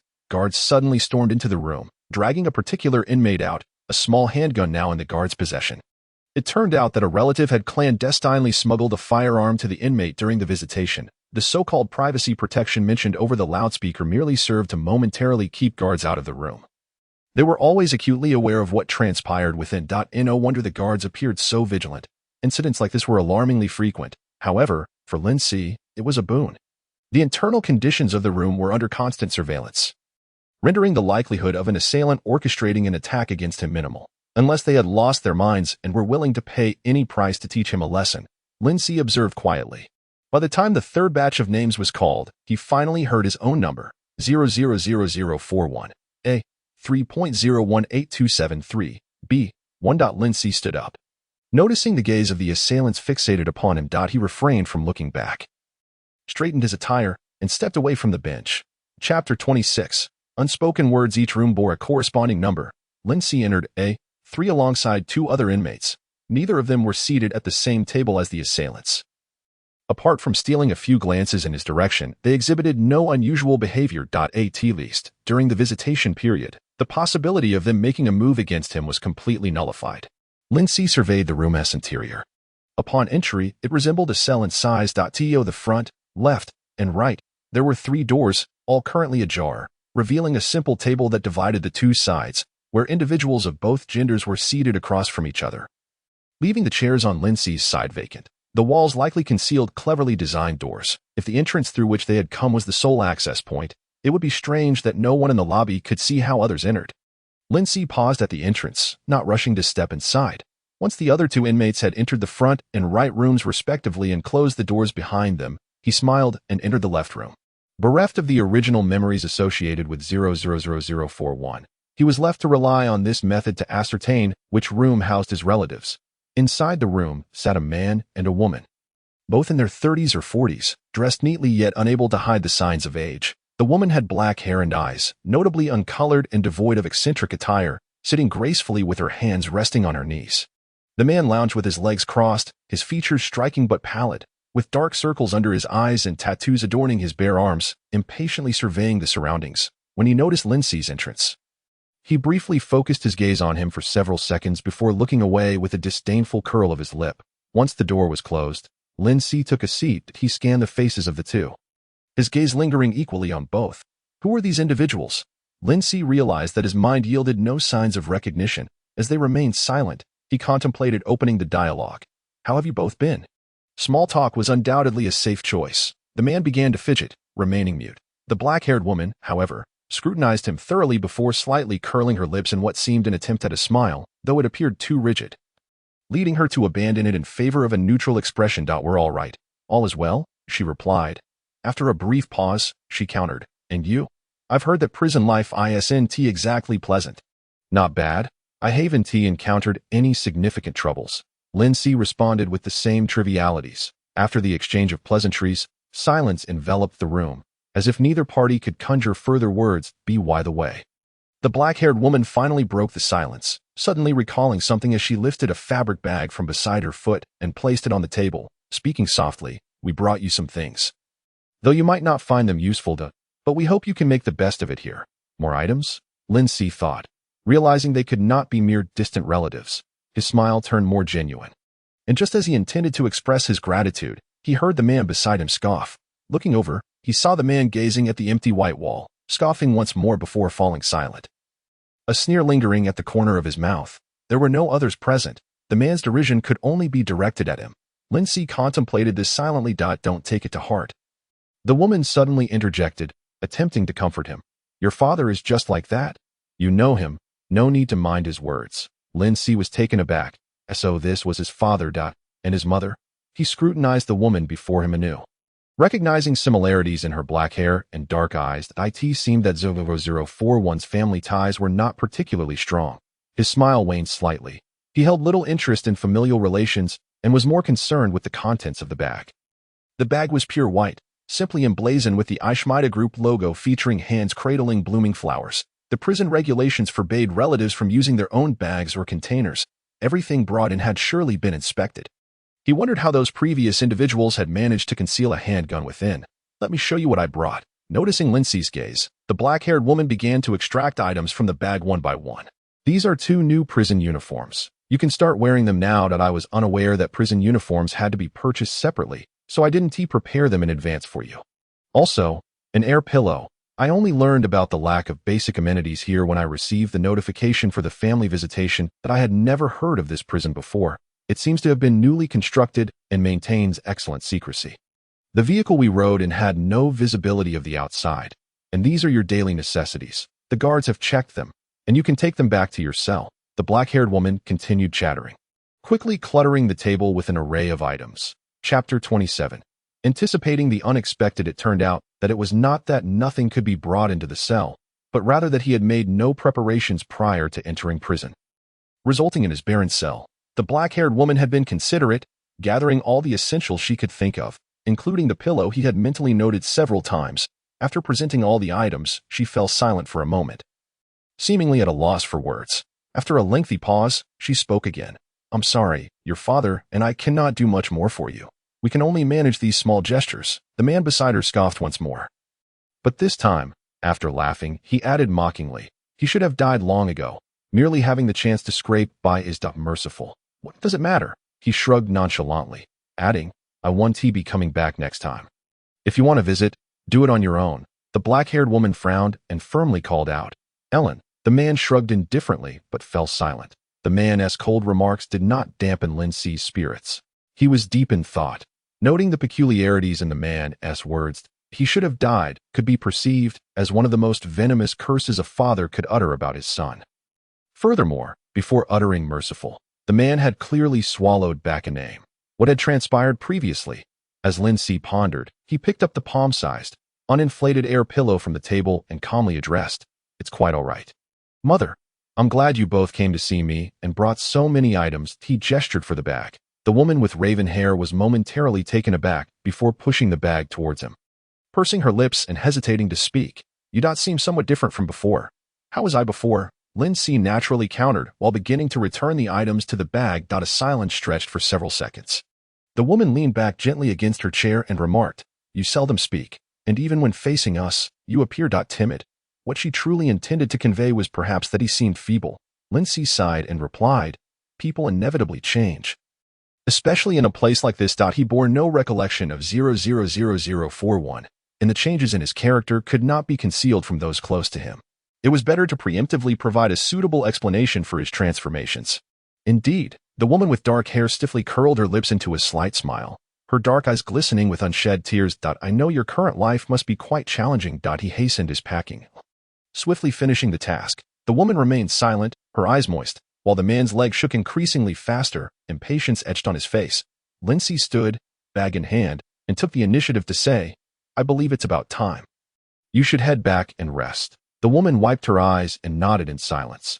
Naturally, the man offered no response. Lindsay exited the room with the bag. Exhaling deeply, he felt a wave of relief wash over him. He still struggled with how to interact with his family. Fortunately, they were not overly enthusiastic towards him, or else he would be even more troubled. As Lindsay walked outside, he could still hear the sounds of joyous weeping from the adjacent room, where a mother reunited with her child. Upon exiting room A3, the laughter and chatter from the hall swiftly drowned out the tender cries within.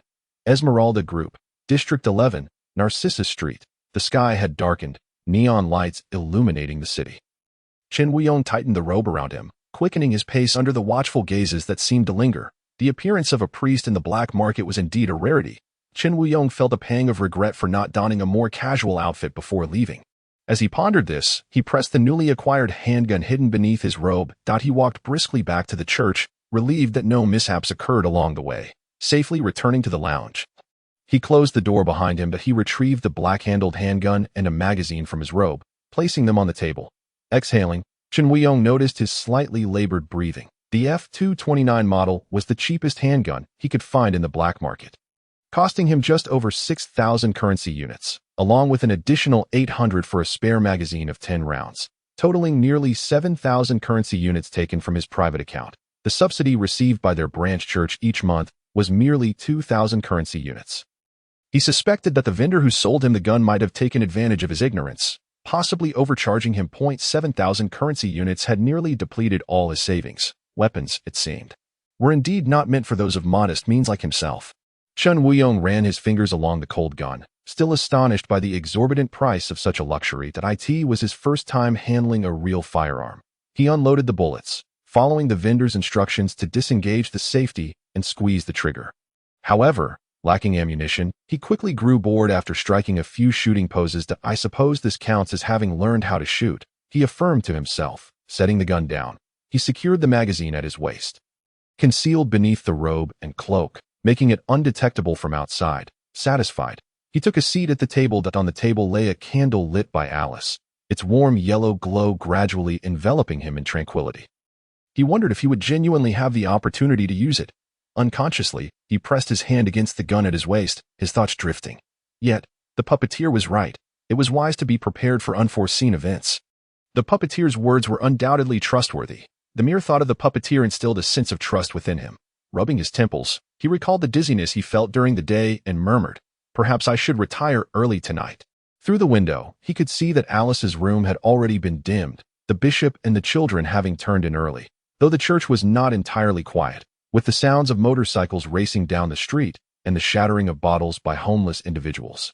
Along with the raucous shouts of brawlers, Chen Weiyong felt an unparalleled serenity in his heart. The church, just a wall away, seemed like a different realm altogether. Rising to his feet, he extinguished the candle, a faint smile gracing his lips as he approached the bedside, hesitating whether to sleep with the gun by his side. Suddenly, he heard a rustling sound, followed by the muted thud of something heavy dropping to the ground. The church's stillness allowed him to notice it immediately. Alice, in the bishop's room, remained silent, clearly already deep in slumber. It came from the direction of the backyard. Chen Weiyong turned his head, peering through the window, but shadows obscured his view, rendering everything unclear. What could it be? Confusion washed over him, prompting him to investigate.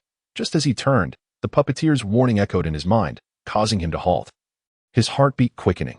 Taking a deep breath, he pressed his hand against the gun at his waist, treading lightly as he quietly opened the door. For men's prison hall, the family visitation day continued.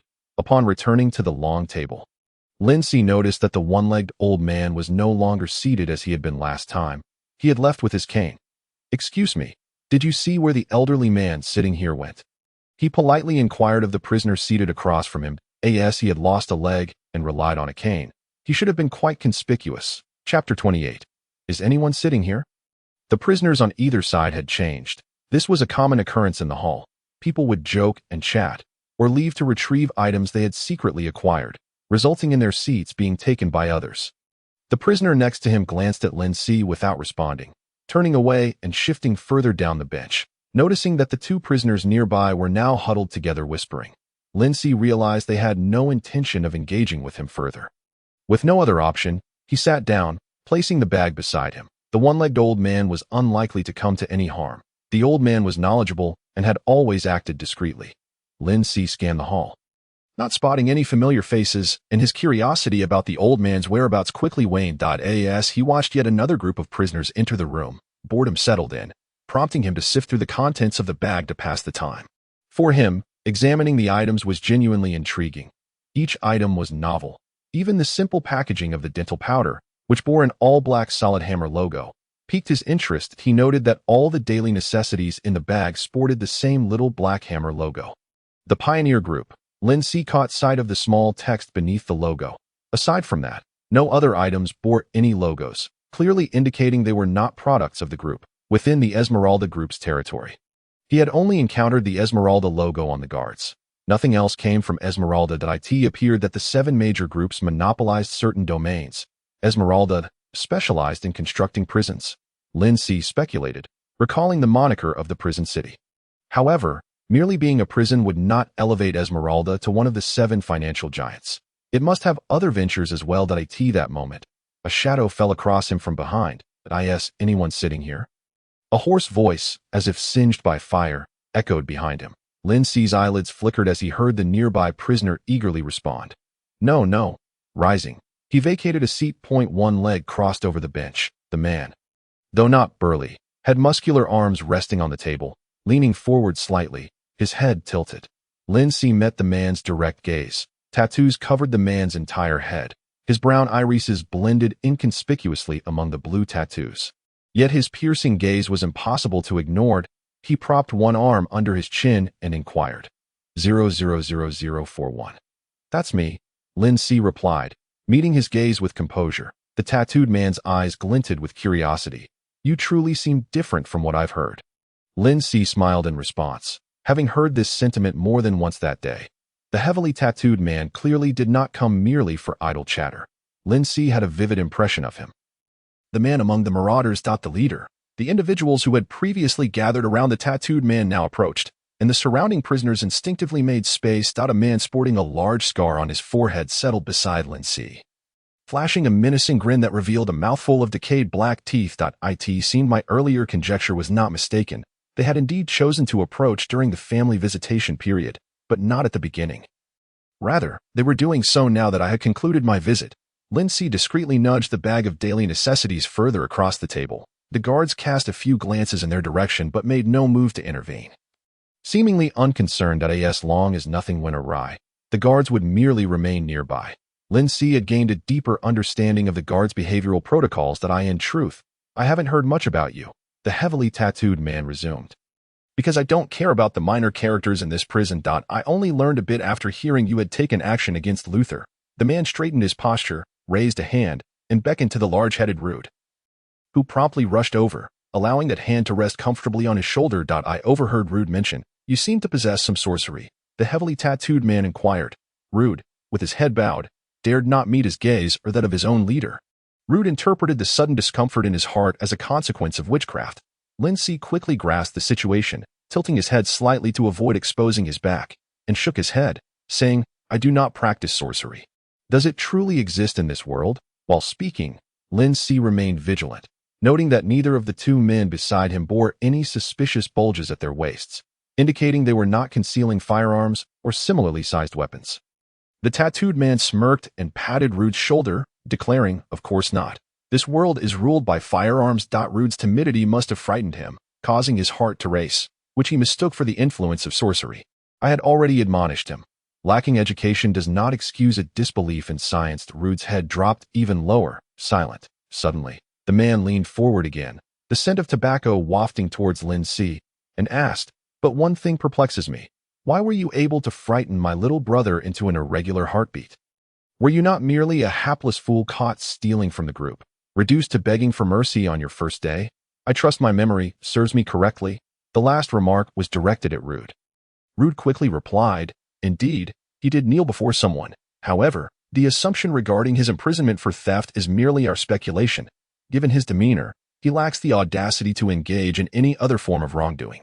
Perhaps. As he spoke, Rude's hesitance grew, his brows furrowing as he glanced at Lindsay before swiftly averting his gaze, seemingly recalling the incident in the restroom, adding perhaps as an afterthought. The heavily tattooed man shrugged, dismissing Rude's words, and turned back to Lindsay, stating, in any case, upon meeting you, I realize some misconceptions may need revision.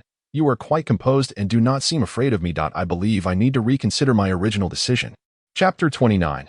Taking action. Lindsay had originally intended to remain silent. However, after the man finished speaking, he closed his mouth and fixated his gaze on him, rhythmically tapping his fingers on Rude's shoulder. He was waiting for me to inquire. Lindsay, catching on, followed the man's lead and asked, what is your current decision? The heavily tattooed man frowned slightly, appearing dissatisfied. You should be asking me what my original decision was. This individual's thought process seemed somewhat skewed. Lindsay straightened a bit, aware that one cannot counter the illogical reasoning of certain individuals, as it might provoke an inexplicable rage. What was your original decision? Lin Si feigned submission. His demeanor indeed elicited a hint of a smile from the heavily tattooed man, who nodded slightly and said, "Originally, I intended to kill you," just as the limping old man had predicted. Lin Si was not surprised. The tattooed man withdrew his hand from Rude's shoulder and continued, "However, I have changed my mind.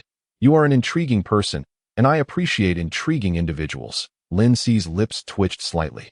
Momentarily unsure of how to respond to this sudden twist of fate, "They wouldn't actually harm me." The imposing presence of the raiders merely walked over to assert dominance, as his thoughts raced. The heavily tattooed man gestured to Rude, smiling. "Come now, you two should shake hands and make amends. From now on, we shall all be friends. In prison, we must not engage in the cutthroat competition of the outside world. Instead, we require unity. A sudden burst of motivational rhetoric from a raider struck Lin Si as somewhat dissonant. The situation had shifted unexpectedly. Yet, upon reflection, it seemed reasonable. To kill him would have been a successful assertion of power for the raiders. Making him a friend, thus ceasing provocations, also served as a gentler method of establishing authority. No one had anticipated this, least of all the limping old man, who presumably did not foresee such a mild approach from the raiders. Under the watchful gaze of the heavily tattooed man, Rude extended his hand, trembling slightly as he did so. He withdrew and then re-extended it. "I also have my share of faults regarding the previous incident. Henceforth, let us coexist amicably." As he spoke the latter part, Rude's words became muddled, nearly indecipherable. Unity is indeed paramount. Lin Si extended his hand, clasping Rude's. "I too hope we can all coexist harmoniously." He was not a violent individual. If a more peaceful resolution were possible, he would certainly not refuse. Lin Si squeezed briefly before releasing. Rude's palm was inexplicably damp with cold sweat, and he stepped back 2 paces, his head still bowed. Observing Rude's reaction, Lin Si felt a twinge of curiosity. It was not Rude's fear of him that struck him as odd, but rather the bizarrely smooth progression of events. No one voiced dissent. Rude showed no surprise, and the man seated beside him did not exhibit the hostility he had displayed upon entering the hall. It was eerily quiet. Everyone was inexplicably silent. As if the heavily tattooed man had not merely changed his mind on a whim, but had intended for a handshake from the beginning. With a clap of his hands, the man, still angled sideways, chuckled. "All right, the issue is resolved, and there's no need for further banter." The heavily tattooed man rose, followed closely by the other raiders, the sounds of chairs scraping, deliberate footsteps on the ground, and the rustle of fabric filled the air. The long table area seemed to fall silent. He sat back, collecting his thoughts, and could only tilt his head slightly, gazing up at the raiders, who stood around him, some whispering to one another, others looking down at him with an air of subtle oppression. "I suppose I should stand as well." Lin Si pondered for a moment, ultimately opting to merely turn his body.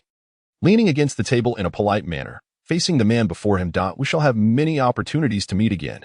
Farewell." The heavily tattooed man performed a rather awkward gentleman's bow. It appeared that matters had indeed come to a close. Lin Si nodded in response, "Farewell." With his hands in his pockets, the heavily tattooed man adopted a relaxed demeanor as he walked past Lin Si, humming a cheerful tune. At that moment, Lin Si's previously tense shoulders began to gradually relax. Although there remained elements of irrationality, he could not remain tense indefinitely. Once they had all departed, he could finally allow himself to unwind. Just then, Lin Si sensed someone drawing near from the side, prompting him to instinctively turn his head. It was a man with a mouthful of rotten teeth. He had been beside him, but now he had moved even closer, his body nearly brushing against Lin Si's arm. And he could detect the faint odor of sweat lingering on the other's body. Lin Si wrinkled his nose slightly, but before he could fully register the proximity, the man suddenly raised a hand and covered Lin Si's mouth. The mingled scents of sweat and tobacco surged into his nostrils, overwhelming him. The assailant's grip was strong. His body involuntarily recoiled, but it was firmly restrained. One arm was wrenched back, the force nearly fracturing it. Before him, the standing raiders formed a wall of human bodies, obscuring the view of the guards. Following the lead of the heavily tattooed man, the closest individual had now approached Lin Si's side. A cold sweat instantly soaked Lin Si's back. They had never intended to make amends. The unsettling feeling he had sensed earlier triggered a rapid realization. The seemingly amicable conversation and their earlier posturing to leave were mere tactics to lower his guard. As long as they remained out of sight, a ringing filled his ears, echoing the limping old man's warnings. The raiders had created a blind spot with their bodies, and he found himself trapped within it. The man with the rotten teeth swiftly restricted his movements, stifling any cries for help. Before the guards could arrive, there were countless things they could do. The man, dressed in wrinkled prison garb, let a folding knife slip from his sleeve. Snap. The blade sprang forth, glinting menacingly. The man drew closer, appearing to simply pass by, yet his lowered hand, holding the knife, was already aimed at Lin Si's chest.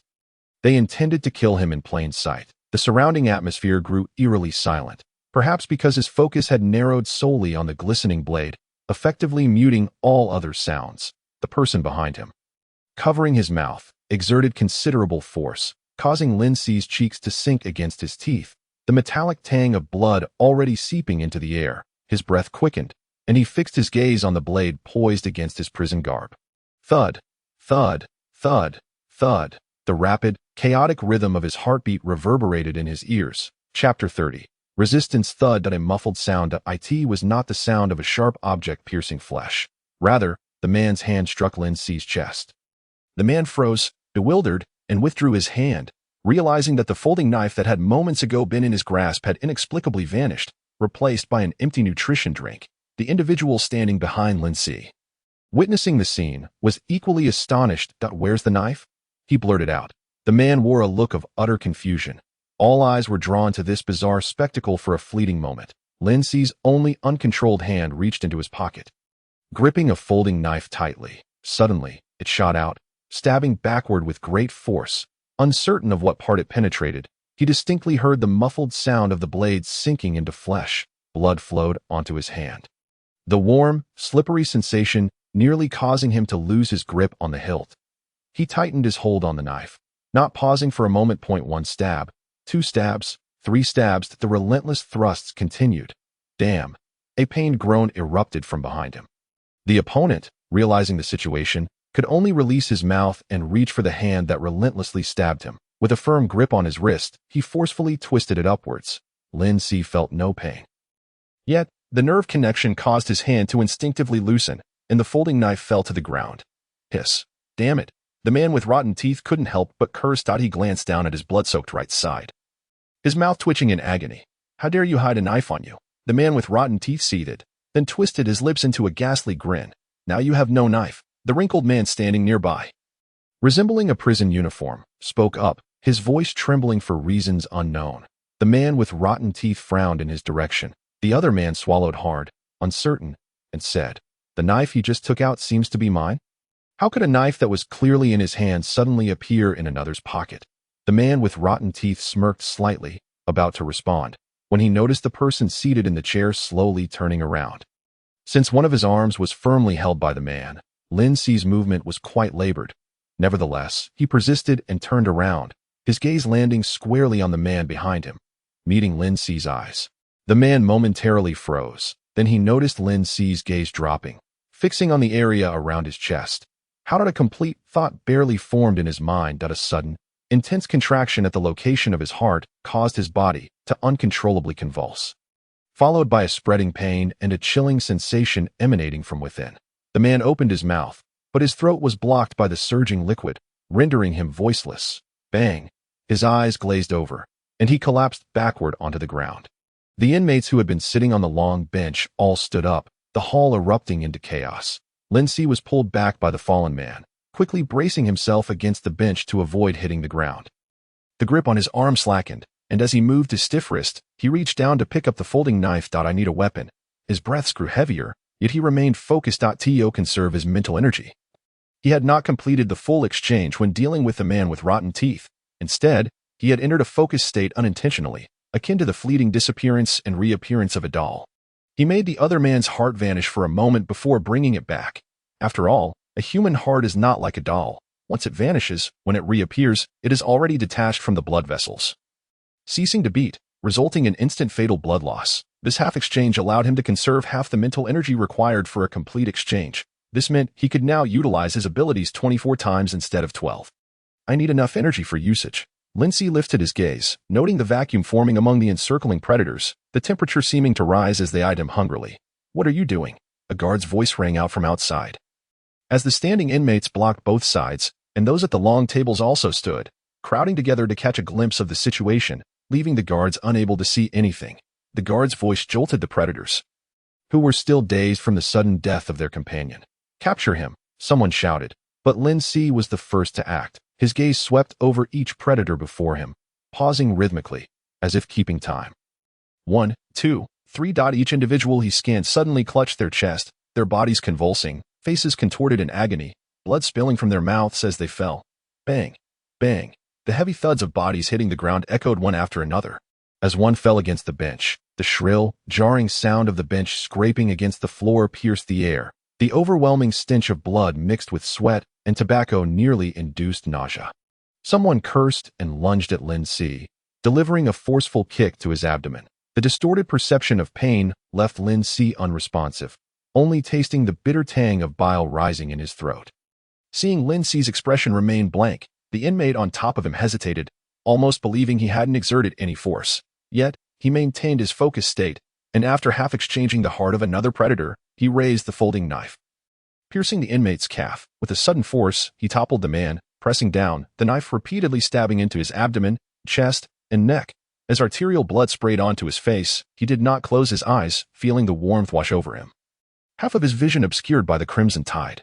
Blood flowed into his trachea, causing the downed inmate to clutch his neck, and as he opened his mouth, blood gushed forth from his nostrils and mouth. The sounds of gurgling filling the air. Within moments, his gaze became vacant, his expression frozen in death. Low gasps of shock emerged from the surrounding crowd. However, it was not due to the fallen inmate's demise, while Lin Si dealt with the attacker. The other predators seized a brief moment to catch their breath, and they charged forward. "Damn, this kid is a bit sinister, don't hold back," someone shouted loudly. Yet the scene was too chaotic, seizing the brief moments when Lin Si faced the fallen inmate. Two individuals lunged from behind, one gripping his waist while the other seized his hand, overpowering him and wresting the folding knife from his grasp. Simultaneously, a scar-faced predator, armed with a sharpened toothbrush, thrust it fiercely into Lin Si's abdomen. Pressing close and stabbing repeatedly. Chapter 31. The demon. The sharpened toothbrush, after all, could not compare to the sharpness of a blade. The scar-faced man exerted no restraint as he repeatedly stabbed at Lin Si's abdomen, beginning to pant heavily as he felt the warm blood dripping from his palm to the ground. As he pulled back slightly, the scar-faced man suddenly froze. It seemed he had not heard a single cry of pain from 000041. Not even a muffled groan. As thoughts flashed through his mind, he couldn't help but look up in bewilderment, locking eyes with Lin Si, who had been staring at him unwaveringly. Lin Si's face bore no trace of pain. He merely gazed directly at him. The scar-faced man shivered, an inexplicable panic surging within him, instinctively stepping back. Yet, in the next moment, a stabbing pain erupted in his chest, and in terror, he clutched at his heart, as if trying to grasp something, but could only futilely crumple his prison uniform, his face turning purple in an instant, expression horrified as he fell backward. Bang! The two predators still firmly holding Lin Si, witnessing yet another companion collapse and die inexplicably, cursed under their breath in anger and latent fear. "He can't hold out much longer," one of them growled. The predators, who had been somewhat hesitant, suddenly snapped back to reality. Weapons in hand, prepared toothbrushes or small knives, no longer attacking one by one, but converging on Lin Si. 1 knife per person could take him down in mere seconds. Lin Si was also aware that he could not last much longer. He had already used his half-exchange ability 6 times. Although his mental energy remained ample, the overwhelming environment began to destabilize his focused state, and he was losing blood. The absence of pain did not negate the existence of his wounds. In this injured state, the distorted perception of pain was not an advantage, but rather a liability. Pain serves as a warning, and without receiving that warning, he would remain oblivious until death approached. These people, unless he could eliminate them all at once, he would inevitably continue to suffer injuries, even face death. Lin Si did not allow his chaotic thoughts to linger for long, pulling his precarious focus back. Without hesitation, he turned to the hand gripping him. Thud-da-da! A scream erupted as the hand that had been clutching his arm vanished into thin air, the incision smooth, as if a faucet had been turned on. Blood gushing forth, he regained mobility and, in the blink of an eye, exchanged a small knife from the closest predator who was aiming to stab him. Pulling the knife from his prison uniform pocket, he casually discarded the hand of the inmate he had just exchanged, who was still wailing. Lin Si's focused gaze swept across the few individuals before him. Each one clutched their chest, faces turning purple, blood spilling from their mouths as they collapsed. Bang, bang, bang. The surrounding gasps grew louder. The The guards seemed to be shouting something, but Lin Si could no longer hear. The only sound echoing in his ears was the relentless beat of his heart. Luther was retreating, his legs trembling, his face pale, watching as 000041 was kicked to the ground. Not knowing who had stabbed him a few times in the chaos, 000041's face met the cold metal floor. And in the next moment, 000041 turned his head, his expression unchanged. Then the inmates standing nearby began to fall one after another. One inmate, poised to attack 000041, suddenly met with death, causing his body to crash down onto 000041.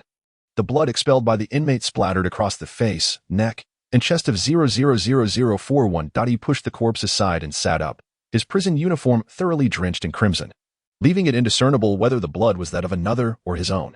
Yet, 000041's expression remained unchanged as he slowly rose to his feet, breathing heavily, his chest visibly heaving, resembling a cornered beast. For a moment, no inmate dared to approach any closer. Outside, the guards shouted, "Get back! What are you all doing here? Clear the way! What has happened inside?" Yet, no one moved. The heavily tattooed man remained, standing sullenly to one side, while everyone observed him, unable to resist glancing repeatedly at the focal point. 000041. The demon. He is a demon. Luther discerned clearly that all who attempted to approach 0041 had inexplicably perished. He muttered in fear, staggering backward. Lin Si was oblivious to his own appearance, his face smeared with blood, obscuring his vision. Yet he could not spare a moment to wipe it away. His right leg felt somewhat stiff, likely injured when he was kicked down, but as he felt no pain, he could only attempt to move it, ensuring he could stand without issue. Strangely, the piercing pain in his mind from mental exhaustion was the only sensation he could clearly identify, perhaps because it was not a true pain, but rather a torment of an unreal dimension. He found his thoughts becoming increasingly active, a sign that he had strayed from his focus state. To regain that focus, he would have to forcibly expend mental energy in a short span, which would undoubtedly lead to severe side effects. Having practiced in a quiet environment previously, he had underestimated the chaos that would ensue, leading to a near halving of his ability to utilize his powers. Lin Si bitterly smiled, raising his vigilance. He could only rely on the small knife he had procured. They were now wary but showed no signs of retreat. It seemed they exchanged glances behind him. Yet he dared not make any distracting movements, such as turning around. Having received some signal, they tightened their grips on their small knives, toothbrushes, and a segment of thin steel pipe taken from who knows where.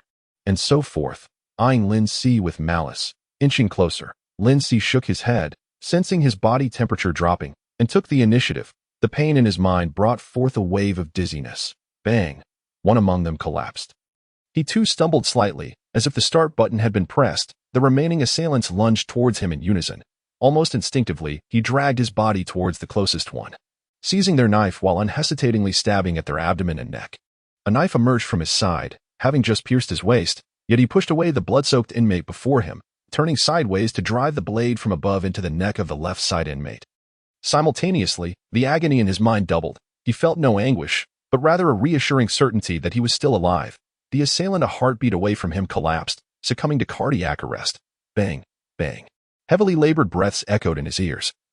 And the last of the assailants fell. The hall fell into a chilling silence. He attempted to wiggle his fingers, the small knife slipping from his hand to the ground, only to realize his fingers had swollen without him noticing, showing signs of fractures, nearly losing strength. Chapter 32. Testimony. The last one alive is me. Lin Si couldn't help but smirk.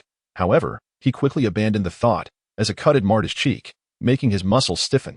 Just then, a familiar voice resonated from outside the circle formed by the inmates, laced with anger, a tone he was unacquainted with.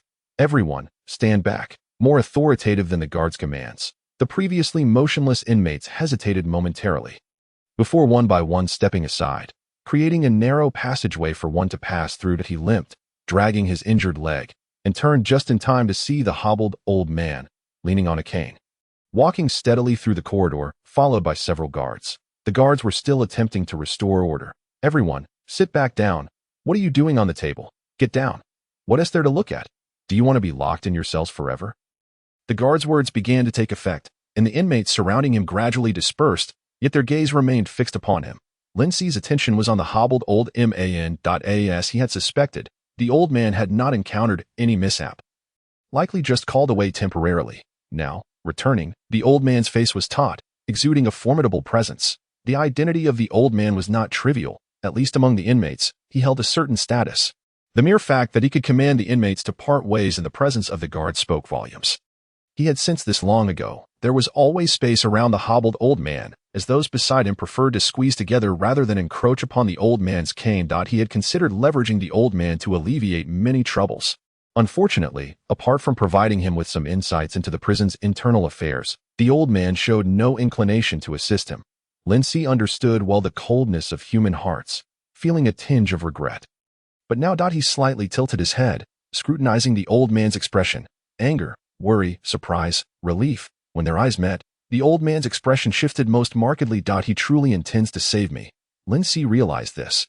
Unexpectedly standing up straight, he pondered for a moment, thinking he should show some acknowledgement.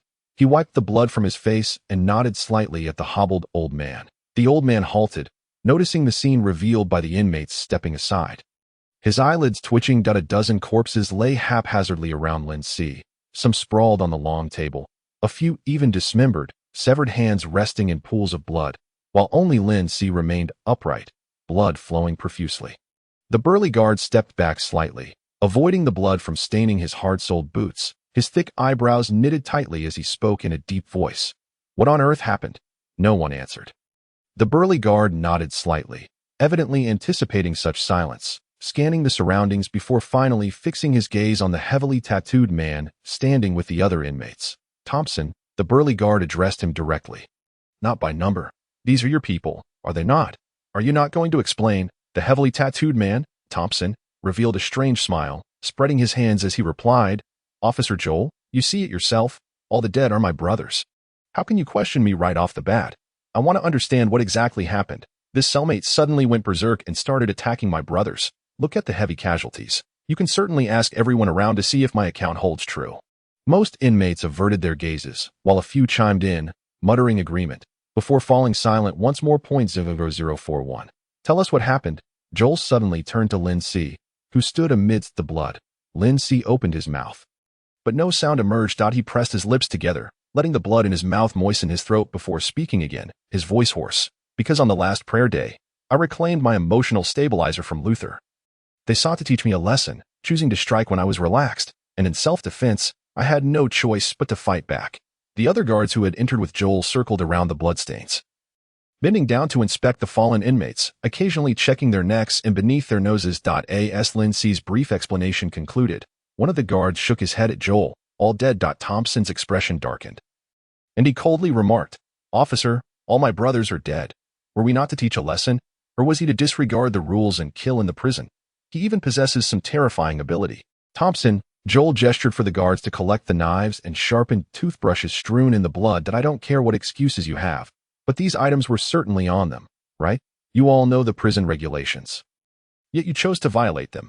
For what reason? Give me a justification. Thompson fell silent, dryly uttering two words, self-defense. Officer Joel maintained his stern expression, his thick eyebrows knitted. In prison, you do not require self-defense. You merely need to follow the rules. He raised a hand to adjust his cap, slightly tilting his chin. Since you all have differing accounts, let me judge based on what I witnessed.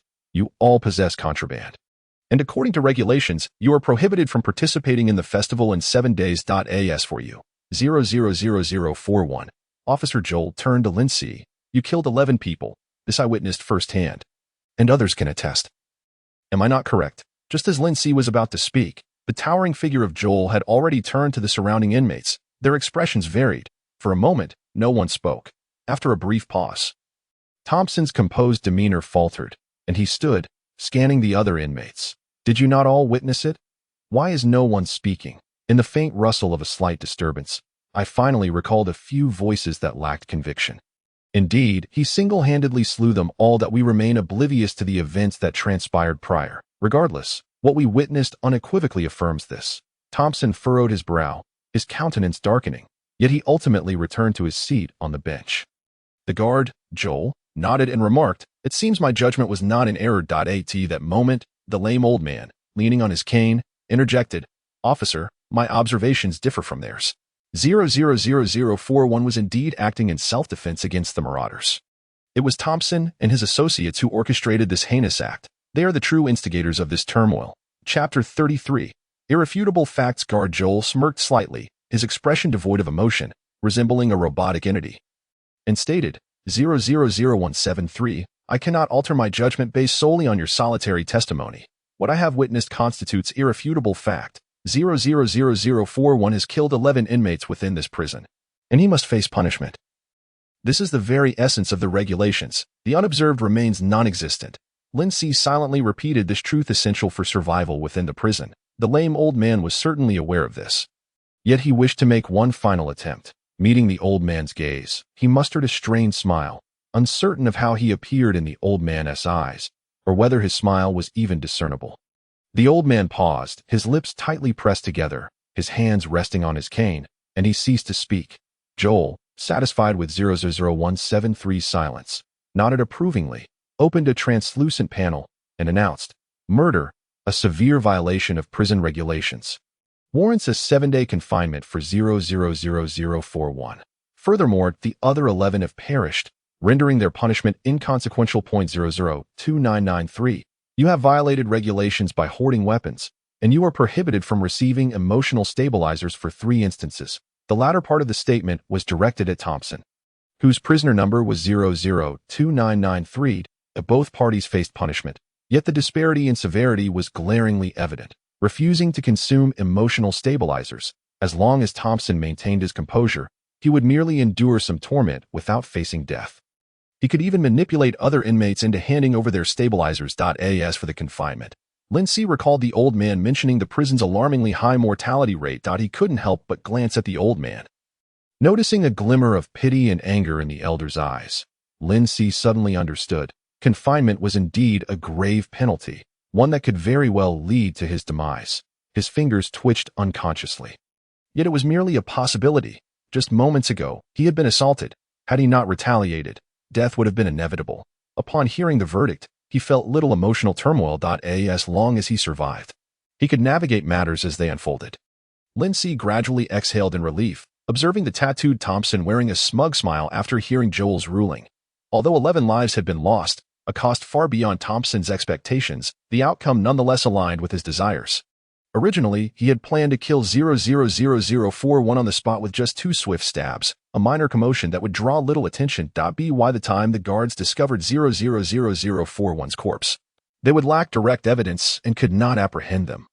000041's death would stir no ripples, and by the following day, his body would be discarded from the prison, forgotten by all. Alas, it seemed 000041 had indeed mastered some malevolent sorcery, as all 11 brothers he summoned perished by his hand.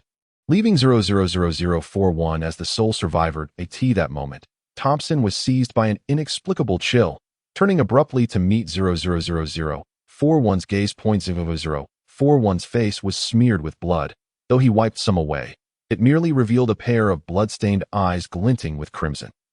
Those were eyes devoid of emotion, simply staring at him, yet they instilled an increasing sense of dread within Thompson, causing his fingers to tremble and his smile to vanish. In an instant, Thompson felt an unsettling intuition that 000041 intended to kill him. No, he mustn't succumb to fear. Thompson clasped his hands together, suppressing the tremors in his fingertips, reassuring himself that despite not comprehending the nature of that wicked sorcery or whatever formidable bioweapon he might be concealing, he would have no opportunity. In his current state, entering the confinement chamber would surely mean his demise. Regaining his composure, he smiled cheerfully at Guard Joel and stated, This was an unfortunate incident, a result of my negligence in managing them. I assure you such violations of possession will not recur. Guard Joel did not react particularly to Thompson's declaration. Rather, his frown deepened as he remarked, Inmates are not permitted to form groups. It fosters unrest. Thompson maintained his smile. I misspoke. They are merely my friends. Due to my age, I have earned the title of Big Brother, and thus I feel compelled to assist and guide them. Very well. Guard Joel responded nonchalantly, instructing other guards to remove the bodies from the floor. Although Joel's demeanor appeared impartial, it was evident that Thompson's stance had proven effective. Otherwise, the tall, stern guard would not have singled him out by name. Lindsay observed the interaction between Thompson and Joel with cold indifference, feeling an urge to massage his temples. However, upon attempting to raise his hand, he discovered it trembled uncontrollably. and the weakness was more pronounced than he had realized, prompting him to abandon the effort. The stabbing pain in his head was the most severe he had experienced in his recollection. Earlier, he had attempted to focus his mind, aiming to make Thompson's heart cease for just a moment. If killing 11 was murder, then eliminating one more, dispatching the leader of the marauders within the prison to eradicate future threats, would also constitute murder. The vast majority possess little awareness of awakened abilities. Lacking direct evidence, following the guard's protocol, they would scarcely concern themselves with an additional corpse. His punishment would still be confinement. Unfortunately, his energy was utterly depleted, rendering him incapable of achieving a focused state, let alone killing Thompson. Regretfully, Lin Si withdrew his gaze. Guard Joel tapped the translucent panel and then looked up at him, saying, "After the family visitation day concludes, I shall escort you to the confinement chamber. Take this time to reflect and refrain from causing further trouble, as that will only exacerbate your punishment." With that, Guard Joel summoned several guards to clean up the blood on the floor and continue with the visitation tasks. The events that had just transpired were swiftly managed, met with no further reactions from the guards, as if merely addressing a minor inconvenience. As the 11 corpses were dragged out through the main door, their destination unknown, Thompson blended among the prisoners. Taking a seat at the opposite end of the long table, almost immediately, several inmates gathered around Thompson, engaged in conversation with him. At that moment, the previously silent lame old man addressed Guard Joel. "Since you only mentioned confinement, may I first administer first aid to him? That should not violate any regulations, correct?" Guard Joel raised his hand in acknowledgement. "Certainly, as long as you utilize your own supplies." With that, he resumed discussions with several guards regarding the upcoming family visitation list, remaining nearby, occasionally casting glances of interest. Chapter 34. What lies in the confinement chamber? The lame old man glanced in the direction of Thompson, following Lindsay's gaze, before quickly returning to him. "Please sit. There are still approximately 80 to 90 more families to meet before the visitation day concludes. After all, not every inmate can establish contact with their relatives, affording me sufficient time to provide you with basic treatment, ensuring you do not bleed out before entering confinement." "Thank you," Lindsay replied sincerely. The old man's assistance was genuinely valuable. Attempting to move his legs, he realized one leg was too weak to lift. The old man, unable to bear the sight, leaned on his cane with one hand and supported Lindsay with the other, helping him to the bench. "I'll fetch some clotting medicine. Can you hold on?" the old man inquired. The most severe injury was to Lindsay's right side, where the marauders had targeted him first, stabbing relentlessly at the same spot. Though he felt no physical pain, he could see the blood soaking through his prison garb. Pressing down with one hand to staunch the flow. "I'm fine. I won't lose consciousness from blood loss just yet." Lindsay shook his head, feeling no dizziness, thanks to the persistent pain in his head. The old man said nothing further and hobbled away. Lindsay watched as the elder approached a long table, conversing with a prisoner clad in 3 layers of prison attire. This prisoner was likely the source from which the old man procured cigarettes. The weekly festival was their sole opportunity for trade, so naturally they would carry their goods. Lindsay meticulously noted the prisoner's appearance. With his palm unable to apply pressure to the wound, he glanced around. Spotting the fabric bag that had been knocked to the ground during the earlier chaos, still lying in a pool of blood that had yet to be cleaned, he bent down to retrieve it. But the inmate seated nearby suddenly stood up and walked away. With a sudden movement, he grasped the blood-soaked cloth bag and straightened up. He noticed the very criminal who had abruptly risen earlier, now seated once more among the others, a mere 3 meters away. Not only this individual, but all the inmates at the long table seemed to silently distance themselves from him, directly opposite and on either side. They created a vacant space around him, choosing instead to huddle together or stand, casting furtive glances in his direction. When he met their gaze, they quickly averted their eyes, filled with curiosity, wariness, and fear. The act of slaying 11 marauders, coupled with unfathomable methods, instilled a palpable dread among the prisoners. In the latter years of his confinement in the psychiatric hospital, similar scenes had unfolded wherever he went. An odd sense of familiarity and warmth surged within Lindsay, lifting his spirits slightly as he placed the cloth bag upon the table. The blood had indeed seeped into the bag, staining most of its contents. He wondered if the prison offered a communal laundry service. It seemed he himself could use a bath. Lindsay rummaged through the bag, retrieving 2 towels, which he pressed firmly against his right abdomen wound. The towels proved more effective than his palm, slowing the flow of blood.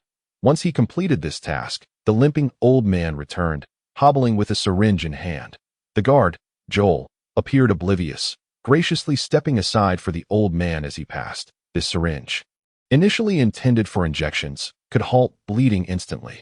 However, the complications of smuggling needles into the prison meant that one could only ingest it, likely diminishing its efficacy, though still preferable to having nothing. Coming to a halt beside Lindsay, the old man quickly and clearly introduced the contents of his hand. The syringe contained a pale blue liquid, the spot where the needle should have been sealed off with a rough, yellowish plug, incongruous with the syringe's transparent material. A triangular symbol, pierced by vertical lines, was etched into the side of the syringe, identical to that found on emotional stabilizers. A group specializing in medical supplies?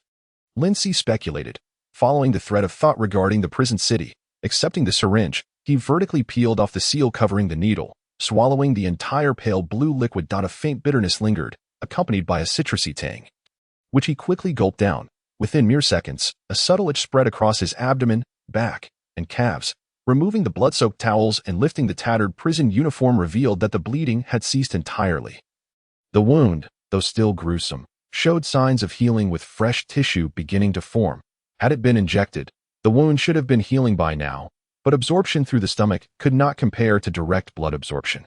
Recovery relied solely on his own regenerative capacity. The old man expressed dissatisfaction with the syringe's effects. Sitting beside him, "Oh, you have any fractures? This won't help with those.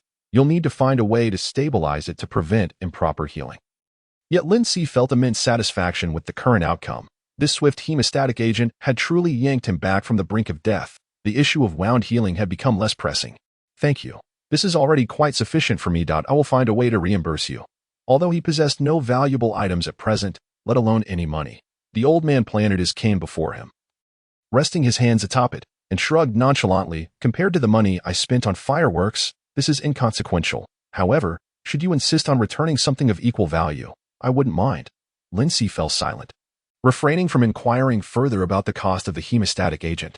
Noticing Lindsay's improved condition, the old man suddenly remarked, "The solitary confinement cell is not a place one easily survives. In this prison, the most severe punishment I have witnessed is confinement. The mortality rate is quite high." Lindsay returned both towels to the cloth bag. The old man nodded. "No one emerges from solitary confinement alive, or rather, a few inmates claim to have survived their time there, but soon after, they become unrecognizable." The old man paused, then emphasized, "Since I entered this prison, I have not seen any inmate survive after being in solitary." He recalled Thompson's earlier smile directed at him. Lindsay pondered, then asked earnestly, "What exactly is in the solitary confinement cell?" The old man did not keep him in suspense, his voice low and gravelly, with half-white curls tied back like a weathered captain. "From what I have gathered, no inmate has lived to recount their experiences, or if they did, their mental state rendered them incapable of articulating it clearly. Thus, what I have heard are mere rumors within the prison. Perhaps once there was an inmate who successfully escaped solitary confinement and lived for a considerable time, but I never had the opportunity to witness it. Everything I am about to share requires your own judgment and discernment." Chapter 35, Time Prison. Ding. The door to the room swung open, and another group of inmates entered for their family visitation. The hall had grown quiet. The aftermath of the brutal skirmish still lingered. And near the long table where Lindsay sat, the voices of the inmates were nearly inaudible. The old man's voice rang clear in Lindsay's ear. "Some say the solitary confinement cell is, in fact, a laboratory. Just as we find ourselves in Van Syming Prison, it is, in essence, a grand experiment. Van Syming Prison also bears the moniker Time Prison." Time Prison?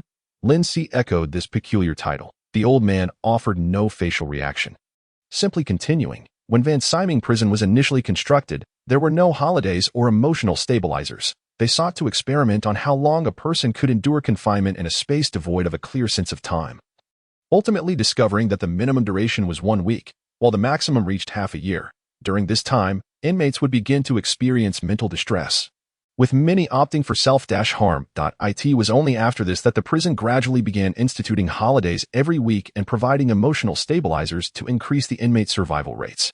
I am unsure which group designed this experiment. It might be Connolly, as they specialize in medical practices, and human experimentation is their forte. Of course, it could also be Ashmeda, intent on devising various methods to torment inmates, so that other groups could select their preferred prisons to send their detested inmates. Eventually, all necessary data was collected, leading to a prison design that was no longer extreme, yet still imposed a degree of psychological strain on the inmates.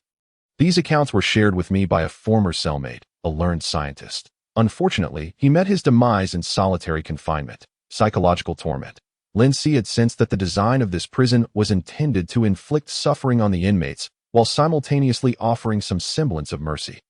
He recalled hearing inmates complain that the prison was designed to keep their mental states teetering on the brink of collapse. He had not anticipated such a backstory. Lindsay appropriately remarked, "He must have been a remarkable individual.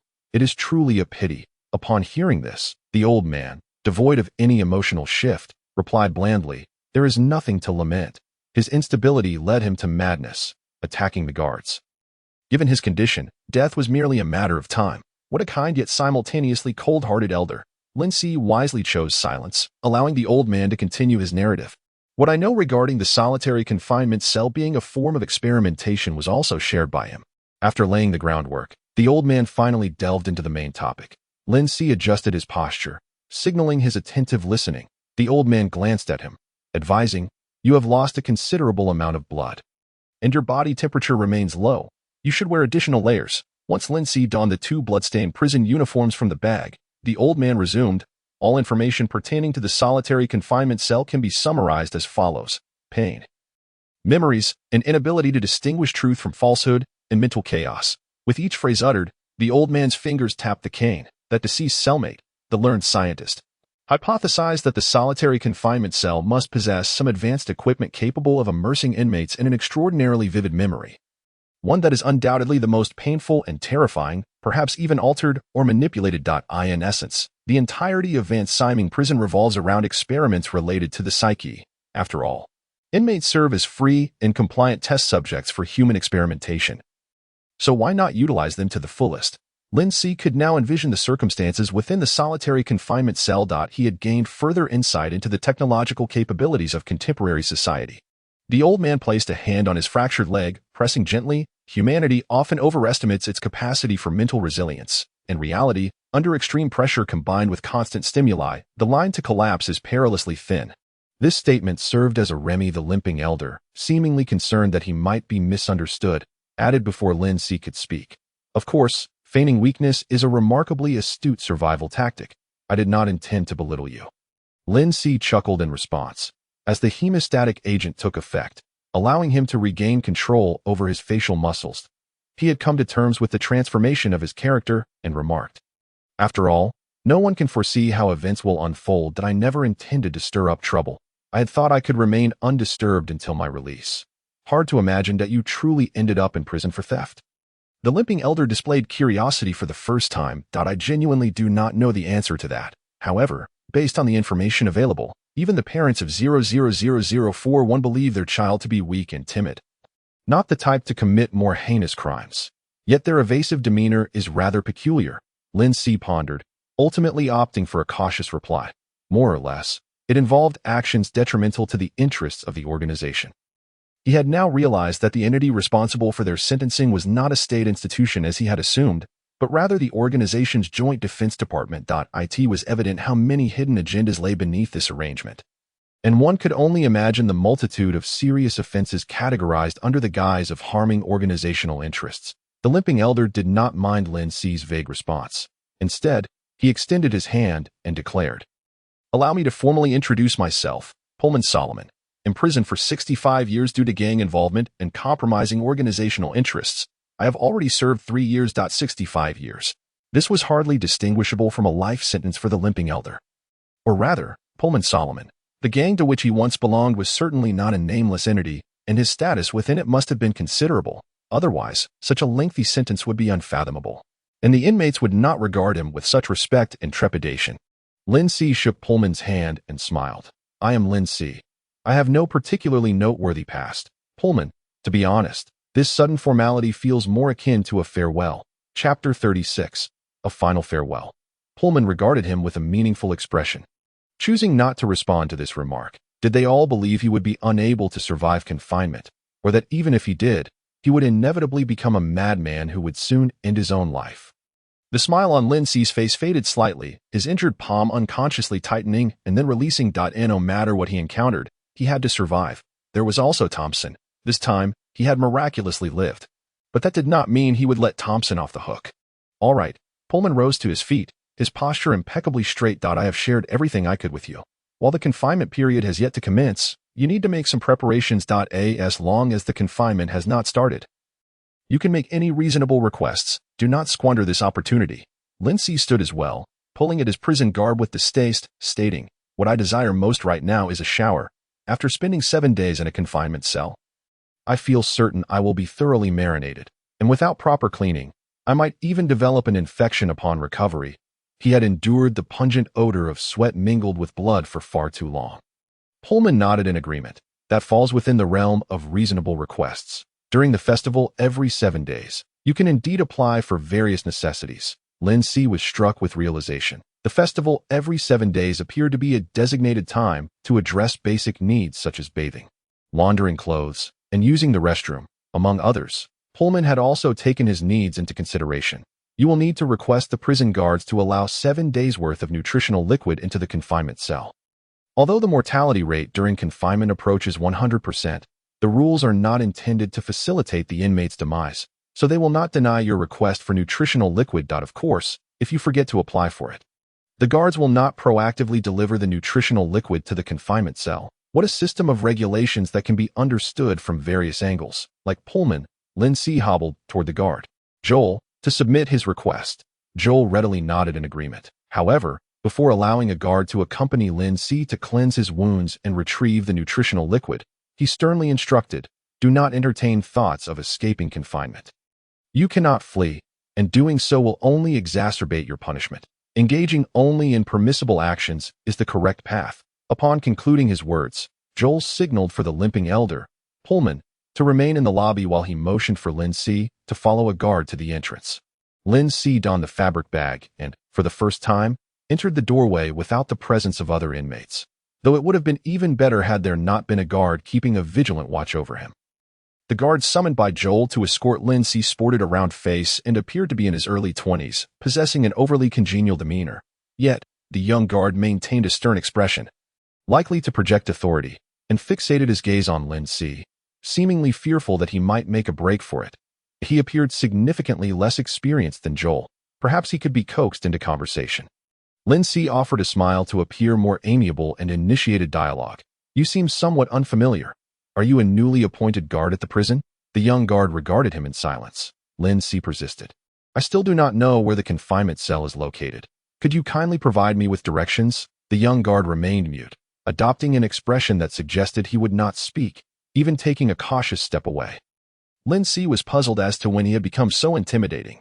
Abandoning the conversation, the young guard led him to the corridor where he had received the emotional stabilizer 7 days prior. Upon reaching the far end, directly opposite the restroom, lay the public shower. It was vacant.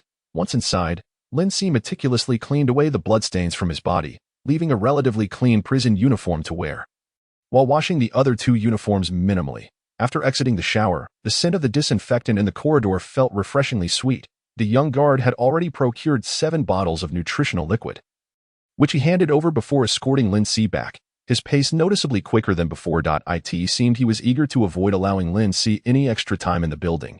Was there a secret not meant for inmates to see? Or was he merely fearful that Lindsay might escape confinement? Lindsay discreetly observed the rooms on either side. All doors were closed, with no sounds of activity emanating from within. Perhaps the soundproofing was exceptionally effective, but the entire building was so quiet that it felt as if no one else existed apart from the 2 of them. Thanks to the young guard's watchful gaze, Lindsay limped back to the lobby. He noticed the young guard visibly relaxed as he returned to report to Joel, his previously tense shoulders easing, and he could not help but twitch his lips, resuming his seat beside Pullman. Lindsay consumed one of the nutritional liquids while waiting for the remaining 20 batches of inmates to meet with their families. The warmth generated by digestion and absorption helped restore some warmth to his body. And by the time the last group of inmates met with their relatives, he no longer felt cold. The mechanical female voice of the lobby's announcement system resonated promptly. "The visiting hours for family reunions have concluded. I trust everyone felt warmth and stability after meeting with their loved ones and do not wish to disappoint their families' expectations. Let us all strive to reform and reunite with our families as soon as possible. All inmates are to proceed to the medical room in an orderly manner under the guard's supervision to receive their emotional stabilizers for the following week. fighting, damaging group property, and assaulting guards or staff are strictly prohibited. With a chime, the doors swung open. The guards gathered at the long table, yet they did not immediately commence roll call. The gazes of all inmates subtly converged upon one individual. Guard Joel adjusted his hat with one hand while holding a translucent panel with the other. Stepping forward a couple of paces, the sound of his hard boots echoed clearly across the lobby. Standing tall and resolute, Guard Joel called out, 00041, as his voice resonated. Those previously vague gazes suddenly solidified. Lin Si rose, limping toward the imposing guard. The sound of his footsteps, light and heavy, filled the air, with no one urging him on. In the silence of the lobby, only his footsteps could be heard.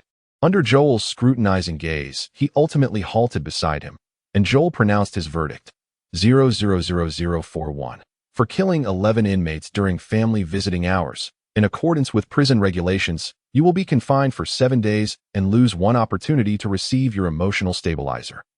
May all inmates take heed and refrain from challenging the regulations of fansiming prison. No one uttered a word. Lin Si's gaze swept across the lobby, meeting the diverse array of faces watching him.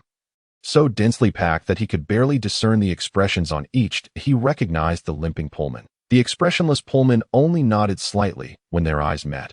Lin Si returned the gesture. He also spotted Thompson, the tattooed marauder, glaring darkly at him, his lips curling coldly as he formed silent words. Farewell. Chapter 37. Confinement Cell.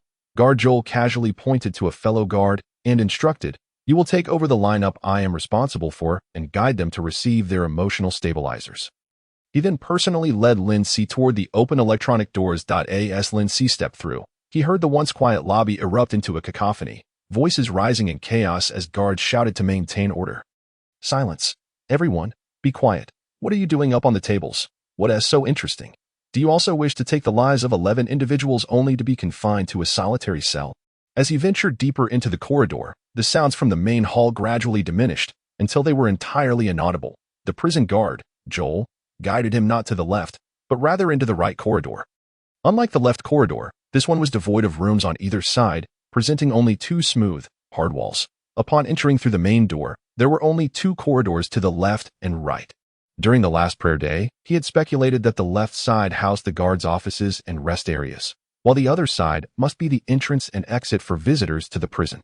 Astonishingly, the solitary confinement was situated in the direction of the prison's entrance. Lin Si discreetly observed his surroundings as he walked.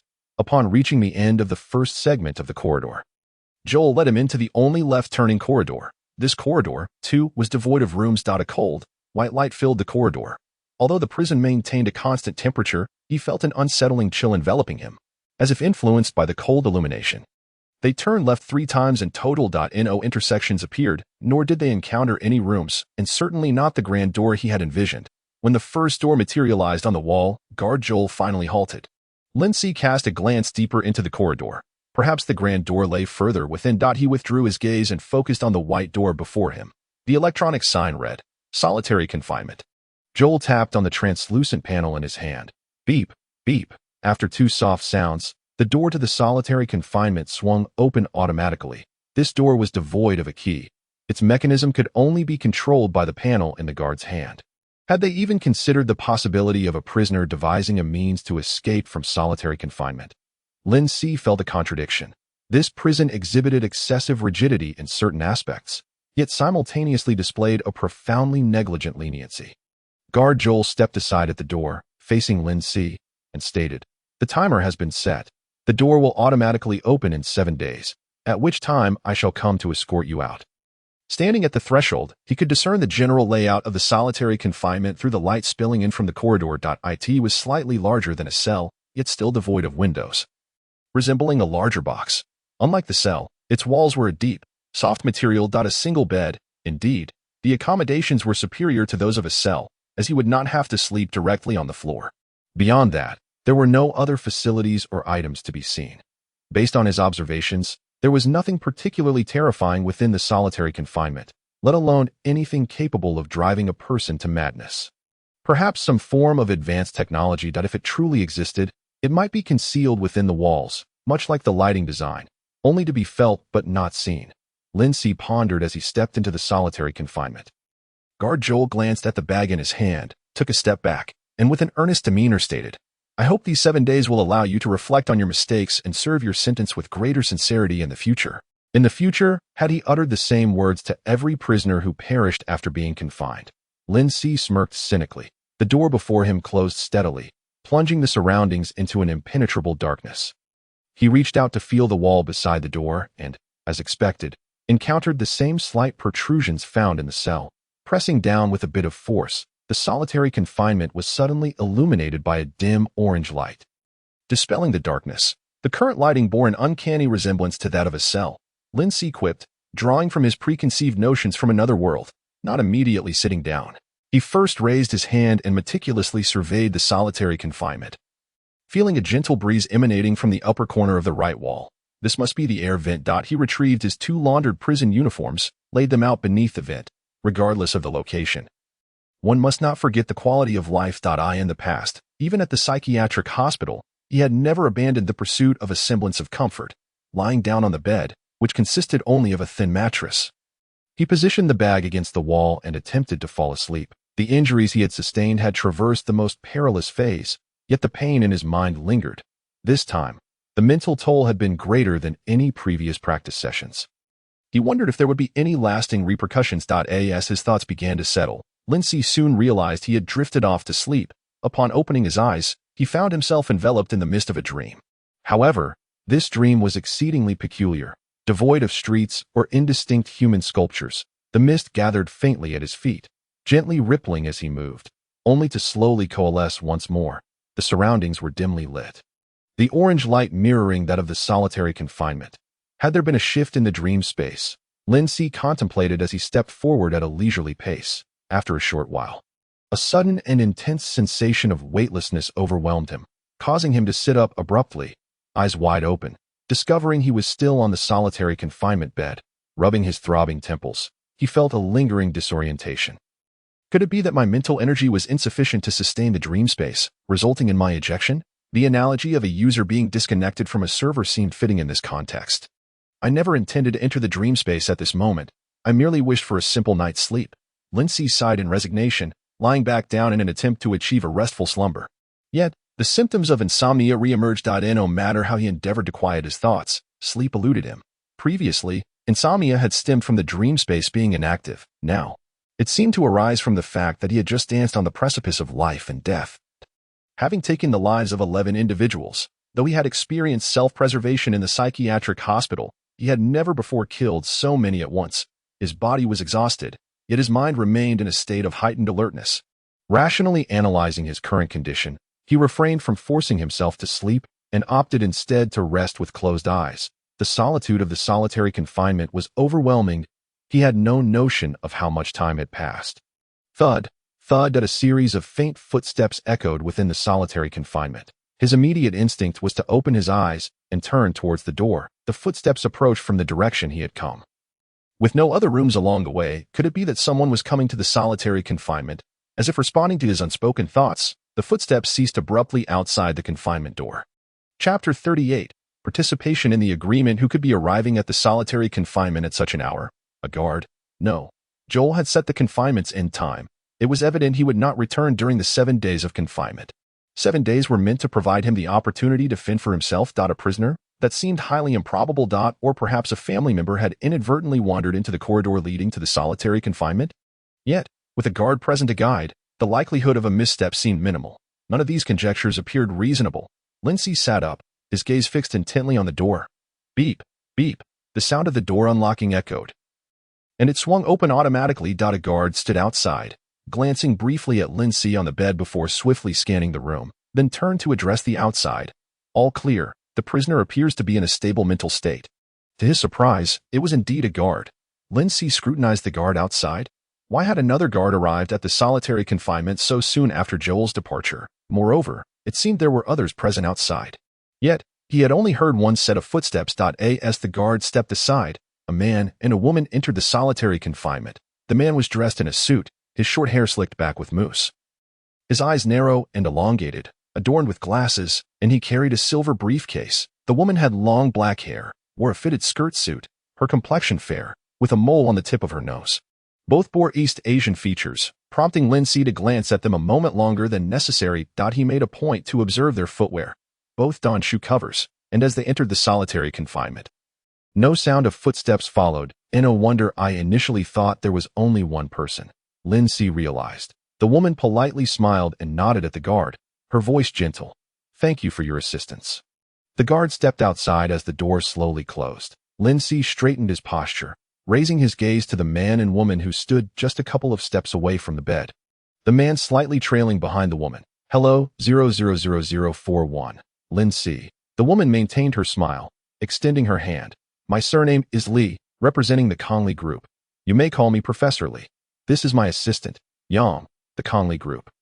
Professor Li, part of Pullman's speculation had come to fruition. The Conley Group indeed had a collaboration with Ishmael, and the professor's appearance inevitably conjured thoughts of experimentation. However, within Pullman's speculations, he had believed that some form of advanced technology was installed within the solitary confinement, failing to mention that the professor would appear directly in the confinement. Yet, those who entered the solitary confinement either perished within or succumbed to insanity shortly after their release. It was only natural for Pullman's information to contain omissions and discrepancies. Pullman had also stated that the veracity of the information was for him to discern. With Pullman's reminder in mind, I was afforded some psychological preparation. Lin Si reciprocated Professor Li's handshake. Hello. Assistant Yang remained motionless, and Lin Si showed no inclination to greet him. Professor Li withdrew her hand, placing both hands before her, her voice soft yet direct. Our team has collaborated with Ishmael to conduct an experiment. The primary objective of this experiment is to observe the actions of individuals under conditions of fear and pain in high-pressure environments. We have reviewed your file and believe you are well-suited to be our research subject. Should you agree, we will first conduct a preliminary test experiment of a lesser intensity. Following this, according to the agreement with Ishmael, you will be able to leave the prison and join our team for the formal experiment. Upon completion of the experiment, your sentence will be erased, and you will regain your freedom. We shall first sign an agreement, and you possess the autonomy to decide whether to partake in the experimental tests. She gently tapped the electronic watch on her wrist, projecting a screen that displayed an agreement before Lin Si. CSNAU 172 Experimental Project Participation Agreement of the Conley Group. Lin Si merely skimmed through the document, his attention not particularly drawn to its contents. Instead, he was more preoccupied with Professor Li's words. Have you investigated whether I am indeed a suitable subject for research? Yet, it is only after I have been confined due to unforeseen circumstances that you come to approach me? If I am a fitting experimental subject, you should have sought me out as soon as I was discovered, rather than waiting until I was incarcerated. Without Thompson's unexpected arrival, would you have even found me? Professor Li's words exhibited a clear illogical causality. You are remarkably astute, and your reasoning is more meticulous than I had anticipated. Professor Li maintained her smile and calmly replied, Indeed, we exclusively select inmates who have been confined. Your file only recently reached my hands, yet you are undoubtedly a most suitable experimental subject. He instinctively leaned back, creating distance between himself and Professor Li, and resolutely declined, saying, I apologize, but I have no interest in participating in any experimental tests. I merely wish to remain undisturbed until my confinement ends. Professor Li's expression finally shifted, her smile diminishing significantly as she inquired, May I ask the reason? Is it that our offered conditions are not enticing enough? It has nothing to do with the conditions, Lin Si replied coolly. To my knowledge, no inmate has survived after entering the confinement chamber. They must have succumbed to temptation and signed agreements to participate in your experiments. Correct? I refuse to take the risk in a trial with such a high mortality rate. Nothing is more important than my own life. Professor Li listened intently, yet her expression revealed no sign of realization. Rather, she appeared even more perplexed as she asked, Who informed you that every inmate entering the confinement chamber has perished, while it is true that 1 or 2 inmates became mentally unstable after the experimental tests? The others emerged safely from the trials. Unfortunately, they did not meet the criteria to participate in the formal experiments and were returned to prison. As far as I am aware, they continue to live well within the prison. Saying this, she navigated the projected screen, minimizing the contract and opening a new file. Here are their records, along with footage of them during the experimental tests. You may observe whether any familiar faces appear and ascertain their current status for yourself. Turning the screen towards him, Professor Li raised a hand in a gesture of invitation. Inmates confined within the chamber did not have a high probability of death. This contradicted Pullman's assertion entirely. Which of them spoke the truth? The evidence seemed to lay before him. Lindsay hesitated for a moment before reaching out towards the screen. Tentatively, he touched it, feeling the tactile feedback beneath his fingertips. The projection revealed a tangible surface. Internally marveling at technology, he suppressed his naive sense of wonder and opened the file. Chapter 39. Pullman Solomon. The file was quite simple: photograph, number, name. Other sections were obscured. Due to the presence of numerous private details, I cannot disclose them to you, Professor Lee explained, noticing Lindsay's pause. During family visitation, the broadcast emphasized privacy protection, yet the entire process remains under surveillance. Lindsay refrained from responding, focusing solely on the photographs within the file. The images appeared to have been taken upon entry into the prison, all in a similar format, with close-up angles that clearly displayed the inmate's features. After flipping through several photographs, he found none that looked familiar. Having recently entered the prison, he had limited opportunities to interact with other inmates and thus could not identify whether they were still alive. He increased his pace of examination, and suddenly, one file caught his attention, causing him to halt. Number 000173. Name Pullman Solomon. The close-up photo of the limping elder Pullman occupied the upper right corner of the file. The elder's fierce gaze seemed to pierce through the projection, staring directly at him.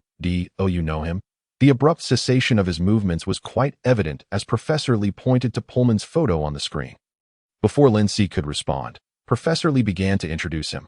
"This elder, Pullman, left a strong impression on me. He was the closest to meeting the formal criteria among all the inmates we previously collaborated with.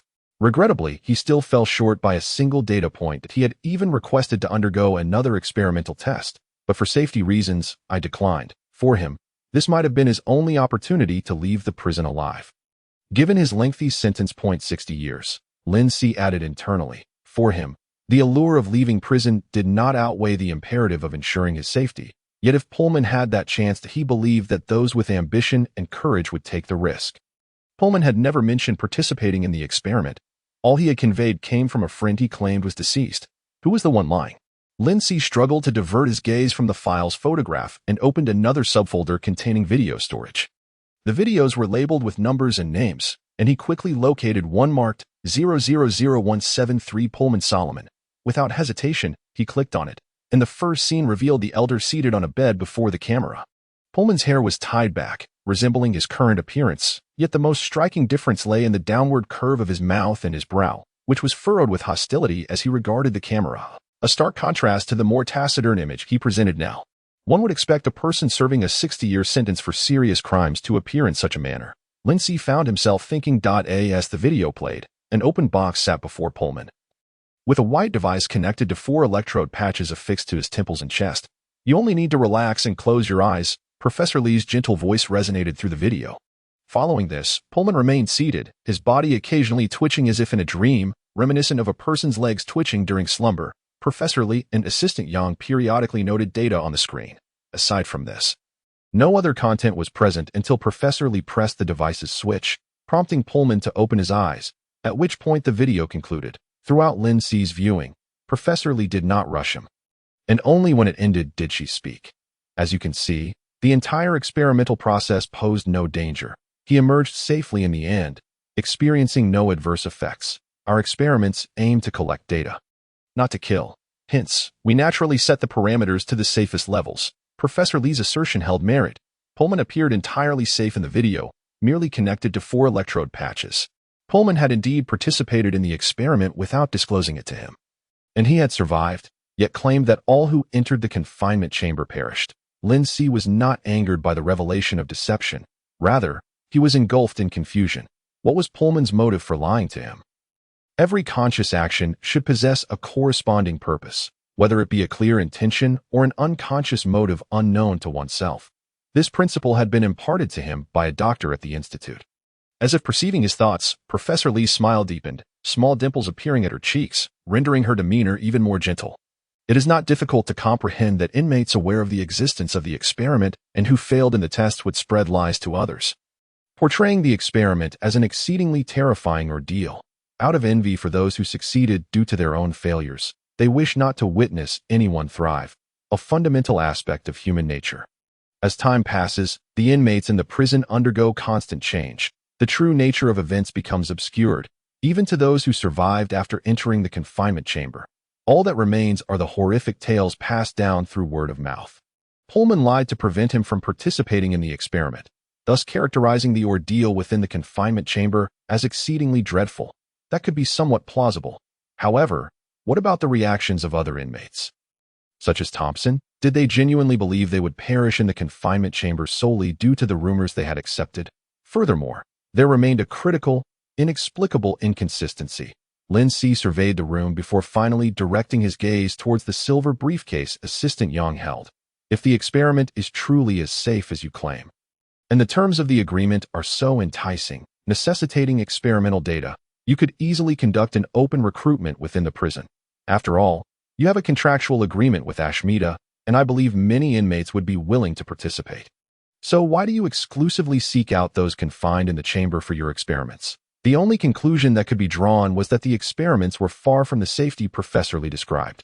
They sought to conceal something, thereby narrowing their focus to the confines of the chamber. Despite the lengthy intervals required to gather experimental data, the dimples at the corners of Professor Lee's mouth vanished, her eyes taking on a scrutinizing glint. Therefore, I am not inclined to participate in your experimental tests. Please leave, he stated, crossing his arms defensively across his chest. I had believed my explanation to be sufficiently devoid of flaws. Your demeanor and the records within the file seem somewhat inconsistent. Professor Lee opened his hands in front of him, letting them fall naturally to his sides. There was no trace of the anger one might expect from being exposed. It was truly unexpected that we would need to resort to the backup plan.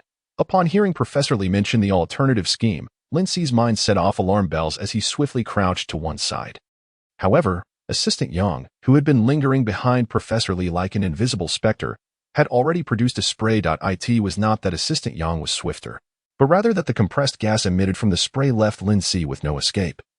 He caught only a faint scent of fragrance before his body became instantly limp. Thud, he collapsed onto the bed, yet his consciousness remained alert.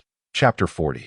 Holographic Consciousness. His nerves and muscles severed their connection, rendering him unable to even twitch a facial expression. A sharp pain throbbed in his brain, preventing him from entering a state of focus. He could only watch helplessly as Professor Lee covered his mouth and nose.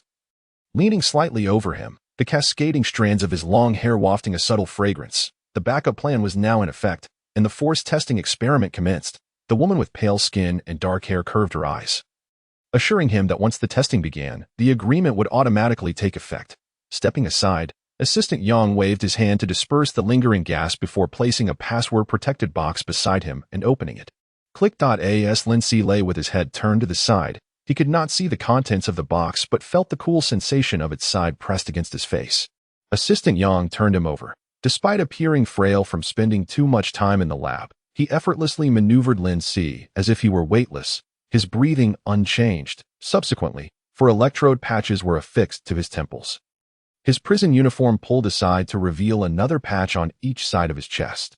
Just as he had seen in the videos, Lin Si felt as if he were a fish at the mercy of others.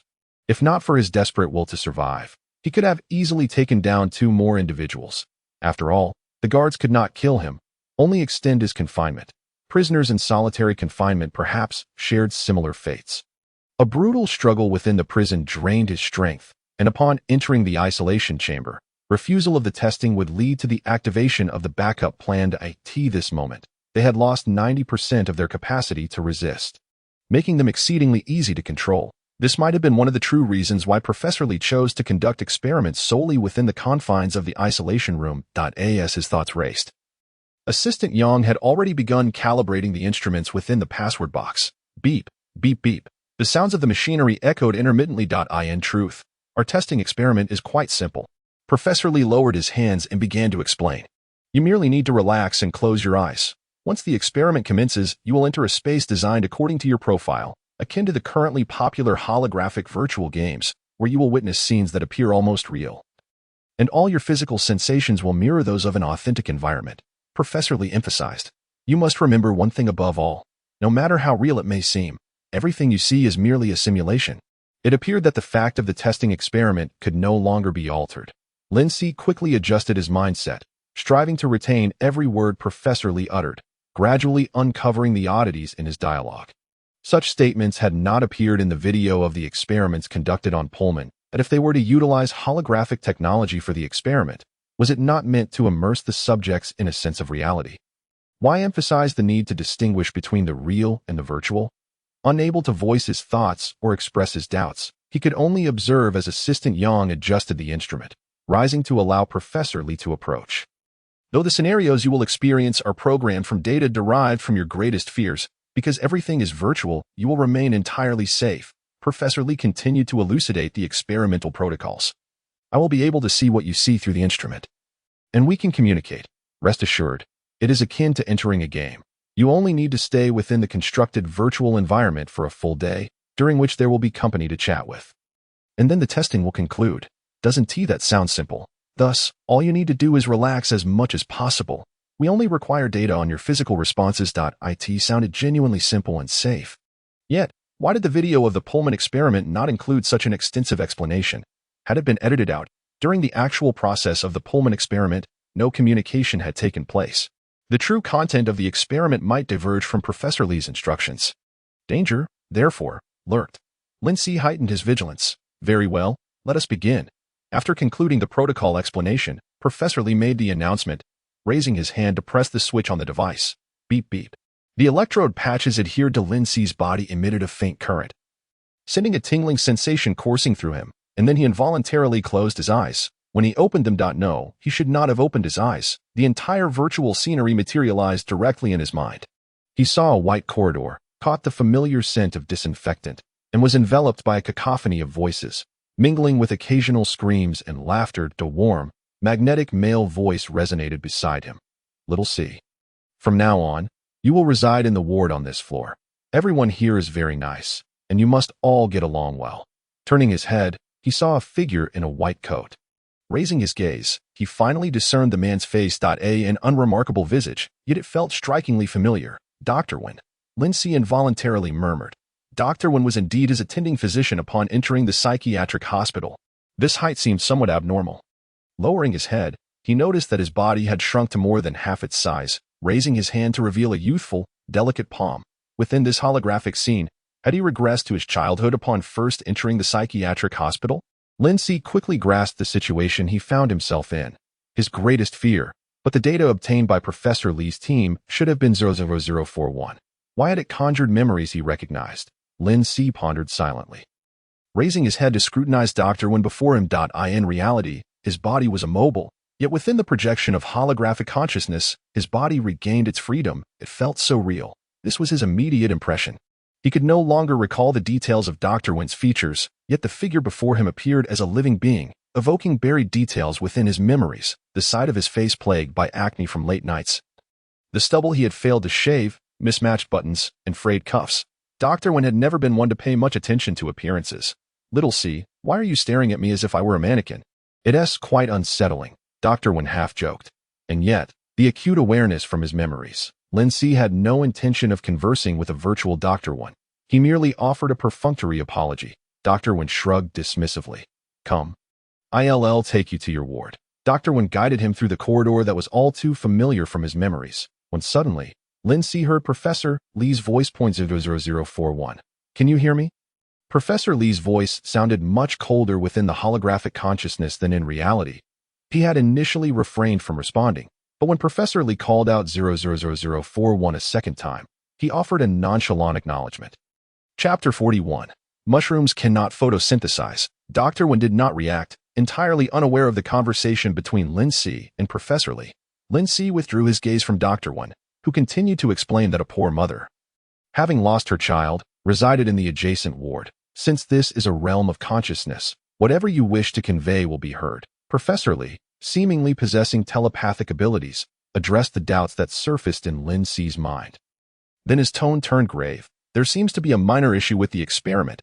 Within the data we have analyzed, there is absolutely no record of such a hospital, and while this environment resembles a hospital, it differs in certain aspects. Moreover, there is no Dr. Wen or these patients. This hospital does not belong to your world. Lindsay coldly retorted, that is your own error. It is up to you to find a solution. Professor Lee's tone remained serious, undisturbed by Lindsay's words. But it seems you recognize him? The moment you saw him, you called out Dr. Wen. His nameplate reads Wen Hahua, attending physician. Lindsay responded with calm composure. A brief silence enveloped them. Very well, your observation is quite keen. Professor Lee's voice softened, regaining a hint of mirth. It seems there was an unpredictable error in our data programming process, which is why the scene you find yourself in is beyond our control. Any number of situations could arise, but please remember the most critical and singular principle of the experiment. Everything you perceive, no matter how real, is merely virtual. Your approach to experimentation is rather lax. Lin Si stated candidly. Professor Lee showed no signs of irritation. After all, this is a testing experiment. Everything is still in the testing phase that we can accept any errors to improve step by step. Lin Si refrained from further comment as Dr. Wen had already halted outside a ward. This is your room, and you have a roommate. Dr. Wen did not rush to open the door but instead continued his introduction, considering your young age. We specifically chose a gentle and kind patient as your roommate. His condition merely involves believing himself to be a mushroom that I am confident that you two will get along splendidly. This passage is indistinguishable from the memories I hold. Only after some time in reality did he discover that the patient who believed himself to be a mushroom regarded him as a virus specifically designed to eliminate mushrooms, perpetually concocting plans to eradicate the virus. Consequently, the young boy endured several harrowing brushes with death.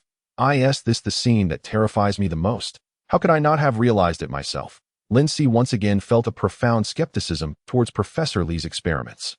He pushed open the door. The ward was immaculate, featuring 2 hospital beds and a private restroom. The window was ajar, and on the bed by the window sat a tall, robust man clad in a patient-esque gown.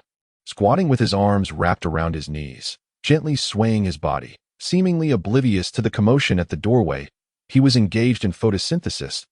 Dr. Wen chuckled softly as he explained the patient's behavior. Mushrooms cannot photosynthesize, Lin Si interjected. After uttering this, he briefly lost his train of thought, recalling that Dr. Wen had previously stated the same thing, and he had echoed that mushrooms cannot photosynthesize. The vivid reenactment of such a scene inevitably induced a sense of disorientation. As if he had truly returned to the psychiatric hospital. Dr. Wen slapped his forehead, murmuring in mild confusion, I can't believe such a thing exists. My knowledge of biology seems woefully inadequate. This information is crucial.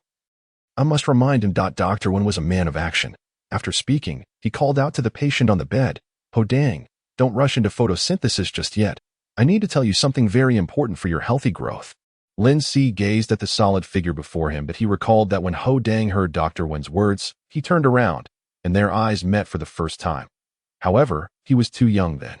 Believing that his future roommate was indeed as friendly as Dr. Wen had described, failing to comprehend the fear, trepidation, and hostility reflected in Ho Dang's eyes, just as in his memory. Indeed, Ho Dang was drawn to Dr. Wen's words, slowly turning back. Yet, what he beheld was not the square-faced visage from his recollections, but rather a mushroom-shaped head, not merely referring to a hairstyle, but truly a mushroom growing beneath the short hair. Lin Si gasped in shock, instinctively retreating a step. The mushroom head resembled human skin, with the forehead protruding to form a dome-shaped cap, beneath which were eyes, but no nose. The entire head was composed of fungal flesh, with a slit that presumably corresponded to the mouth's position. Dr. Wen, however, seemed utterly unaware of any abnormality and continued earnestly conversing with Ho Dang. I only learned today that mushrooms cannot photosynthesize. This may be the reason you have not grown. In the original memory, this was Dr. Wen's way of encouraging Ho Dang to eat more in the future, deliberately aligning with Ho Dang's understanding. But now, witnessing such a living mushroom head, Dr. Wen's words sounded more like a serious discussion on how to nurture a mushroom head. Lin Si felt as though he had turned into a statue. Rooted in place, utterly motionless. He struggled to suppress his racing heartbeat, his gaze fixed intently on Ho Dang, forcing out the words. Is this the terrifying segment you have arranged, transforming the person from my memories into a monster? Professor Lee's response was prompt, replying with a puzzled inquiry. What terrifying segment? What did you see? Lin Si sensed something amiss. The patient on the bed has a mushroom head, a genuine mushroom. A mushroom? From the images on the instruments, everything in the room appeared normal. There were no monsters with mushroom heads. Professor Lee's calm voice resonated clearly in his ears. What I witnessed, they did not see. Lin Si retreated again, halting just before he reached the door of another ward in the corridor. Are you certain your instruments are displaying real-time transmission?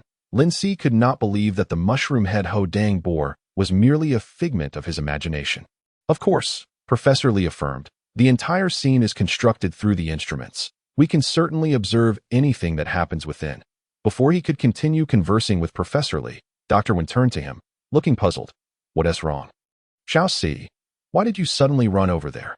Come here, meet your future roommate. Due to his unexpected movement, Dr. Wen exhibited behavior that diverged from his memory. Simultaneously, Ho Dang, squatting on the bed, also turned to look at him.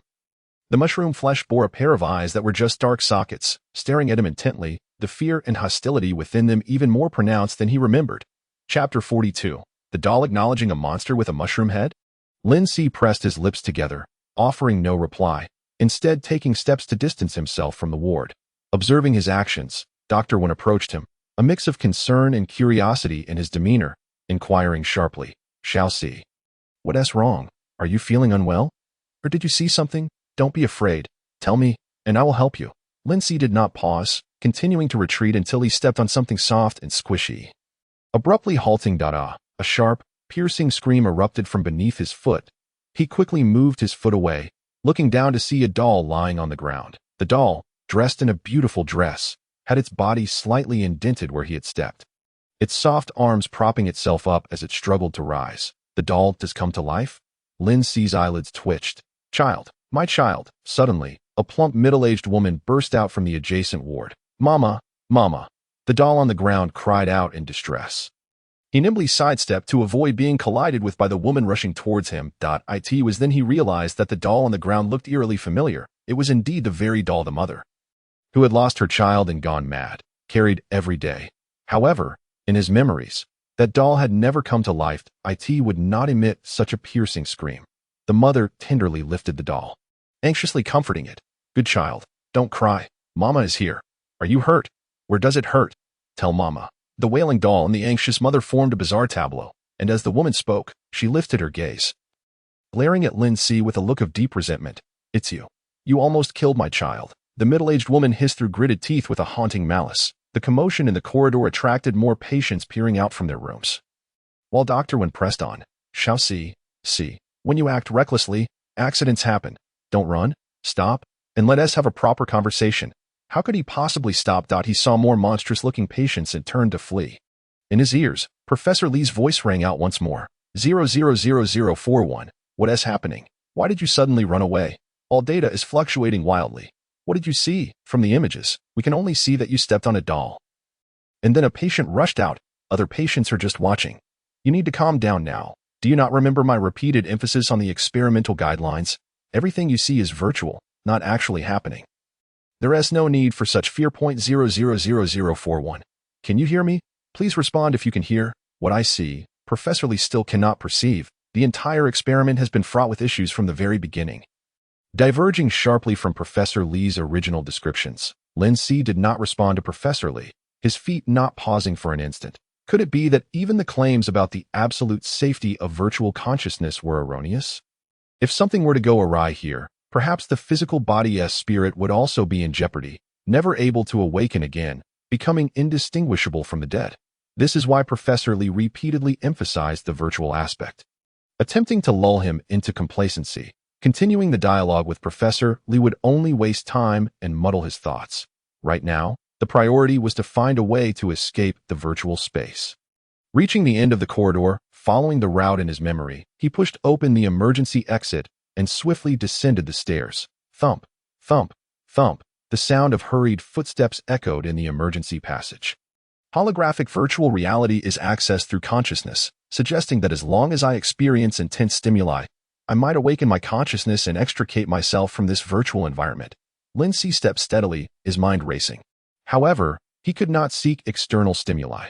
He had to find a way from within. 0.000041. Stop.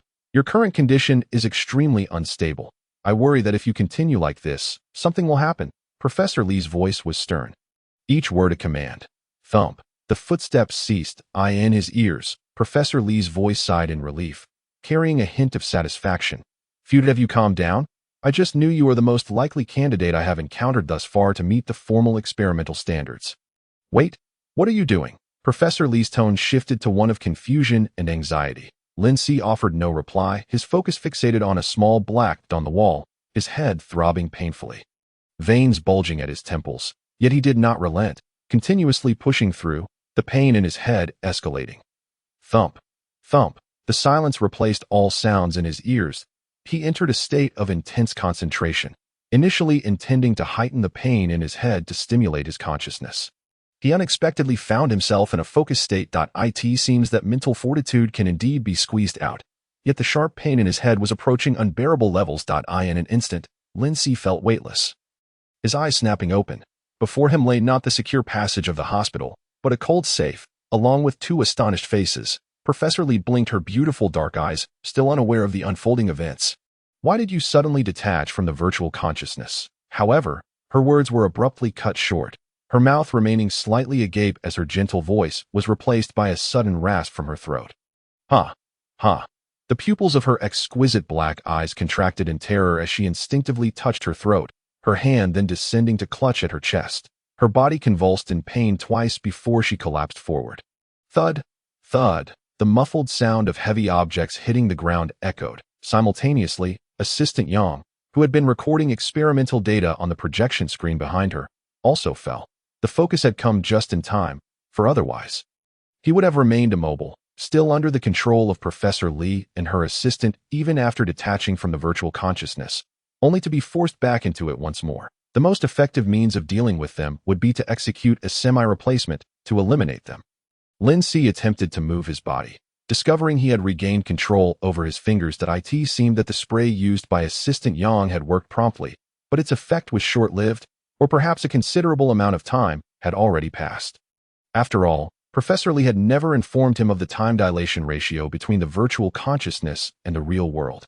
After lying still for a moment and persistently trying to move, he finally managed to prop himself up on his bent arm. Sitting up and gaining a clear view of the instruments within the pure white box. The box featured several buttons, devoid of any labels indicating their functions. Yet one button, conspicuously painted red, appeared to be the switch previously pressed by Professor Lee.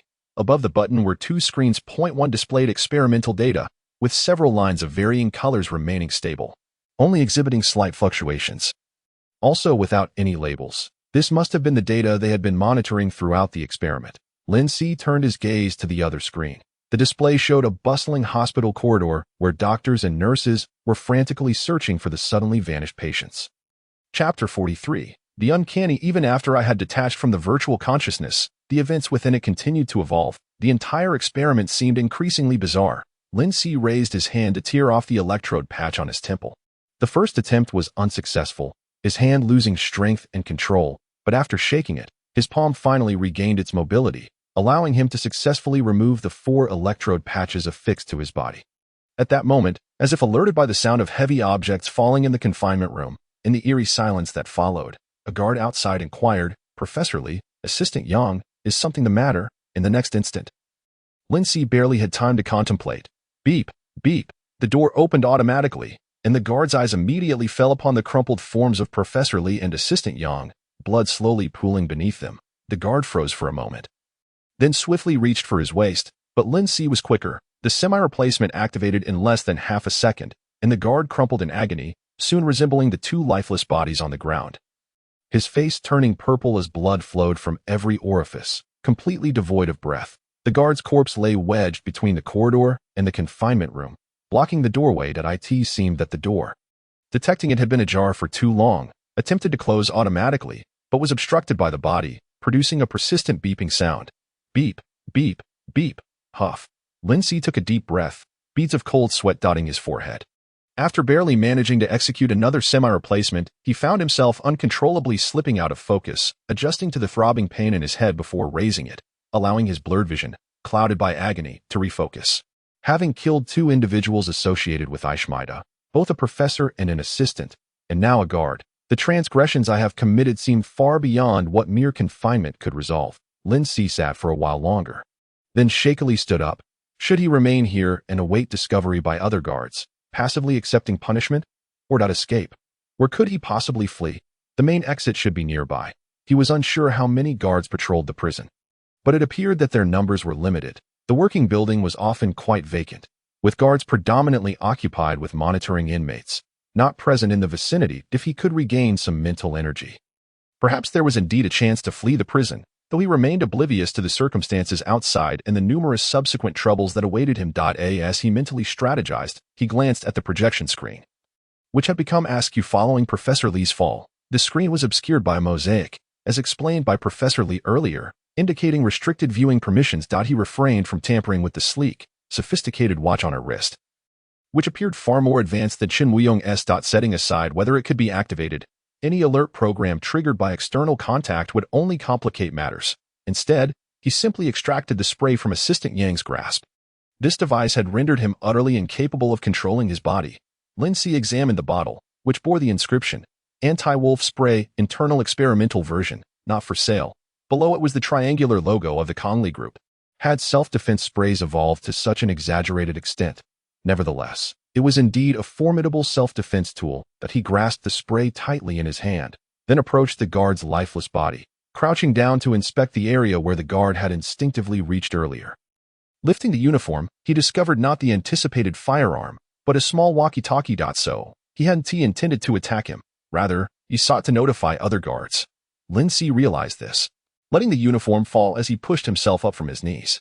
Standing at the doorway, he cautiously glanced to either side. The corridor stretched out, bathed in the harsh white light, revealing no sign of life. The right led back to where he had come, and decisively. He proceeded in the opposite direction, hopeful to find the main exit. As he walked, he remained alert to the sounds of the corridor. Only the echo of his footsteps resonated in the silence. He pressed onward, encountering no junctions. Every corridor's end led to a left turn. After 2 left turns, he gradually halted, surveying his surroundings.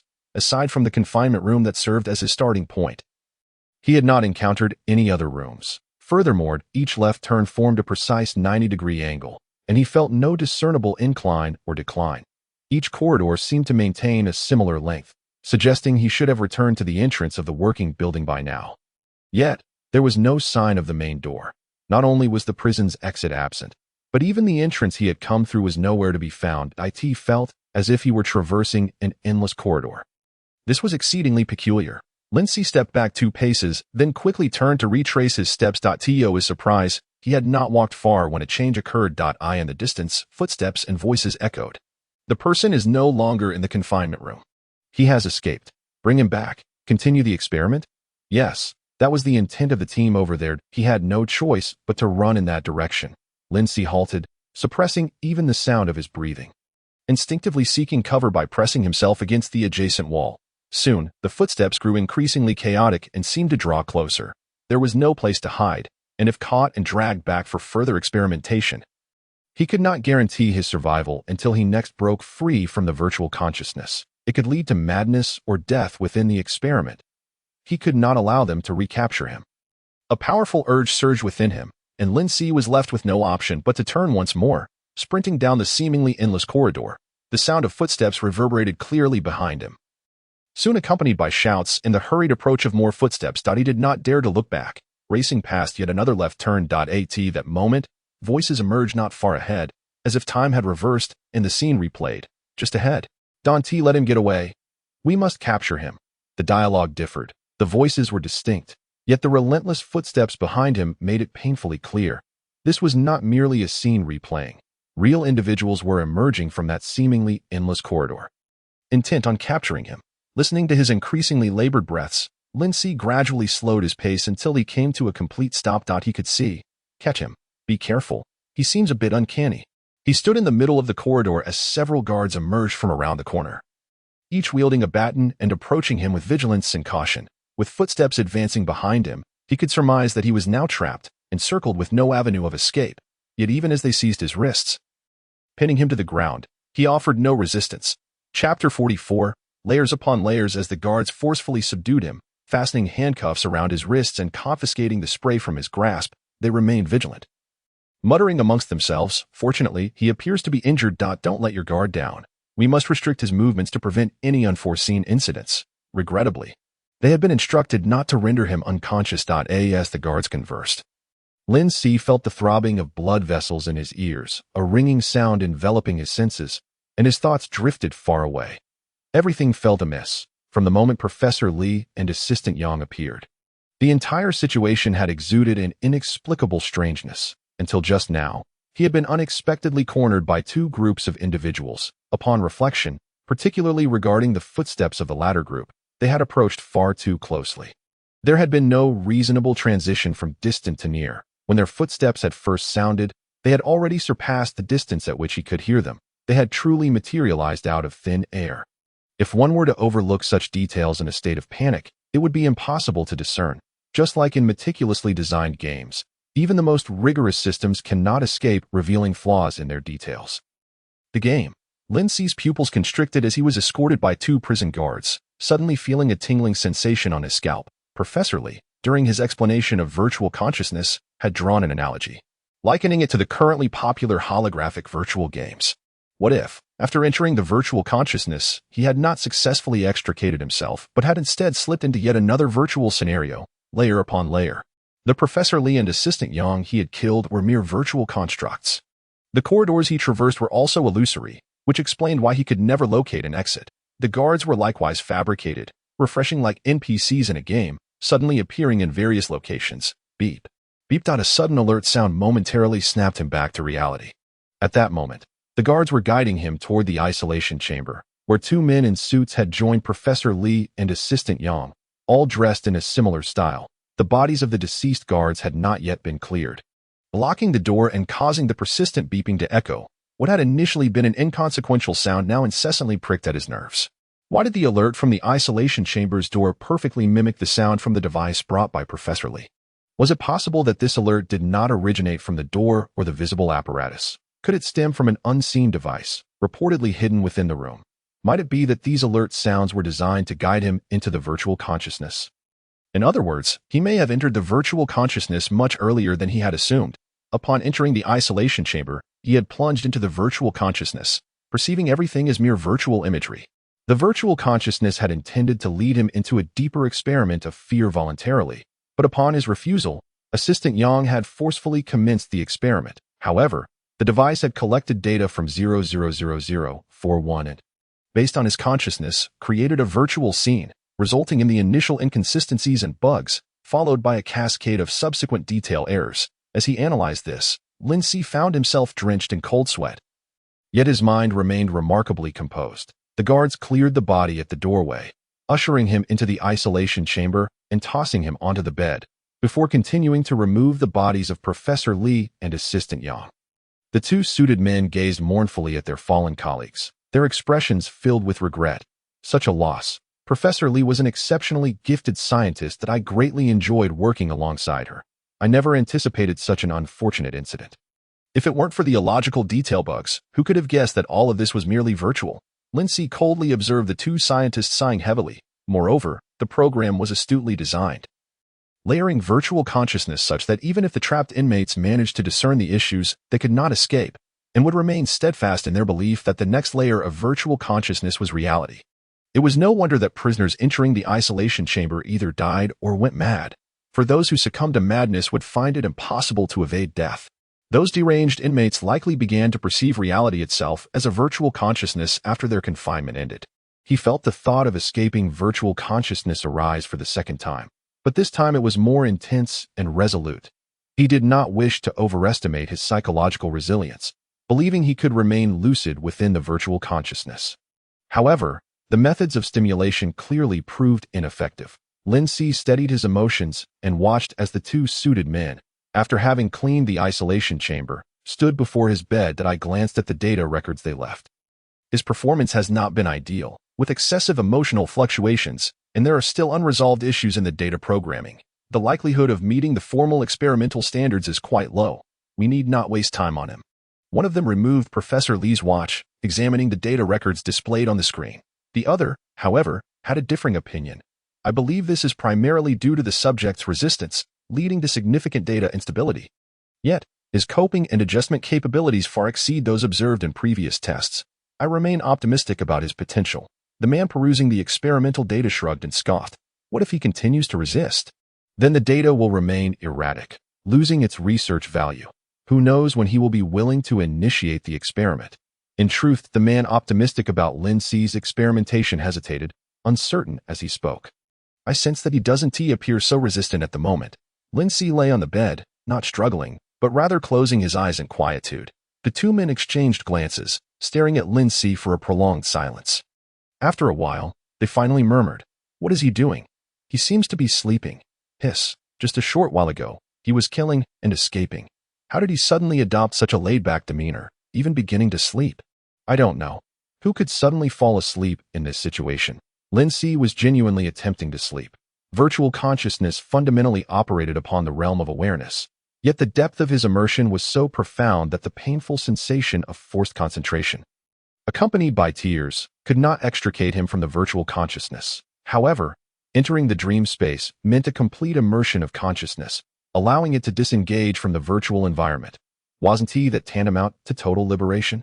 Achieving sleep amidst a cacophonous environment posed a considerable challenge. He endeavored to filter out all chaotic thoughts, allowing his consciousness to sink into the darkness, focusing solely on that void. Gradually, his awareness blurred.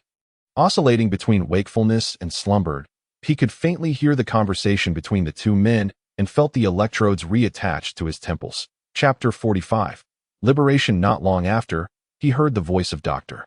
When nearby, "Xiaoxi, what were you running from? Now you've broken your leg and must lie in bed for over half a month." He did not respond.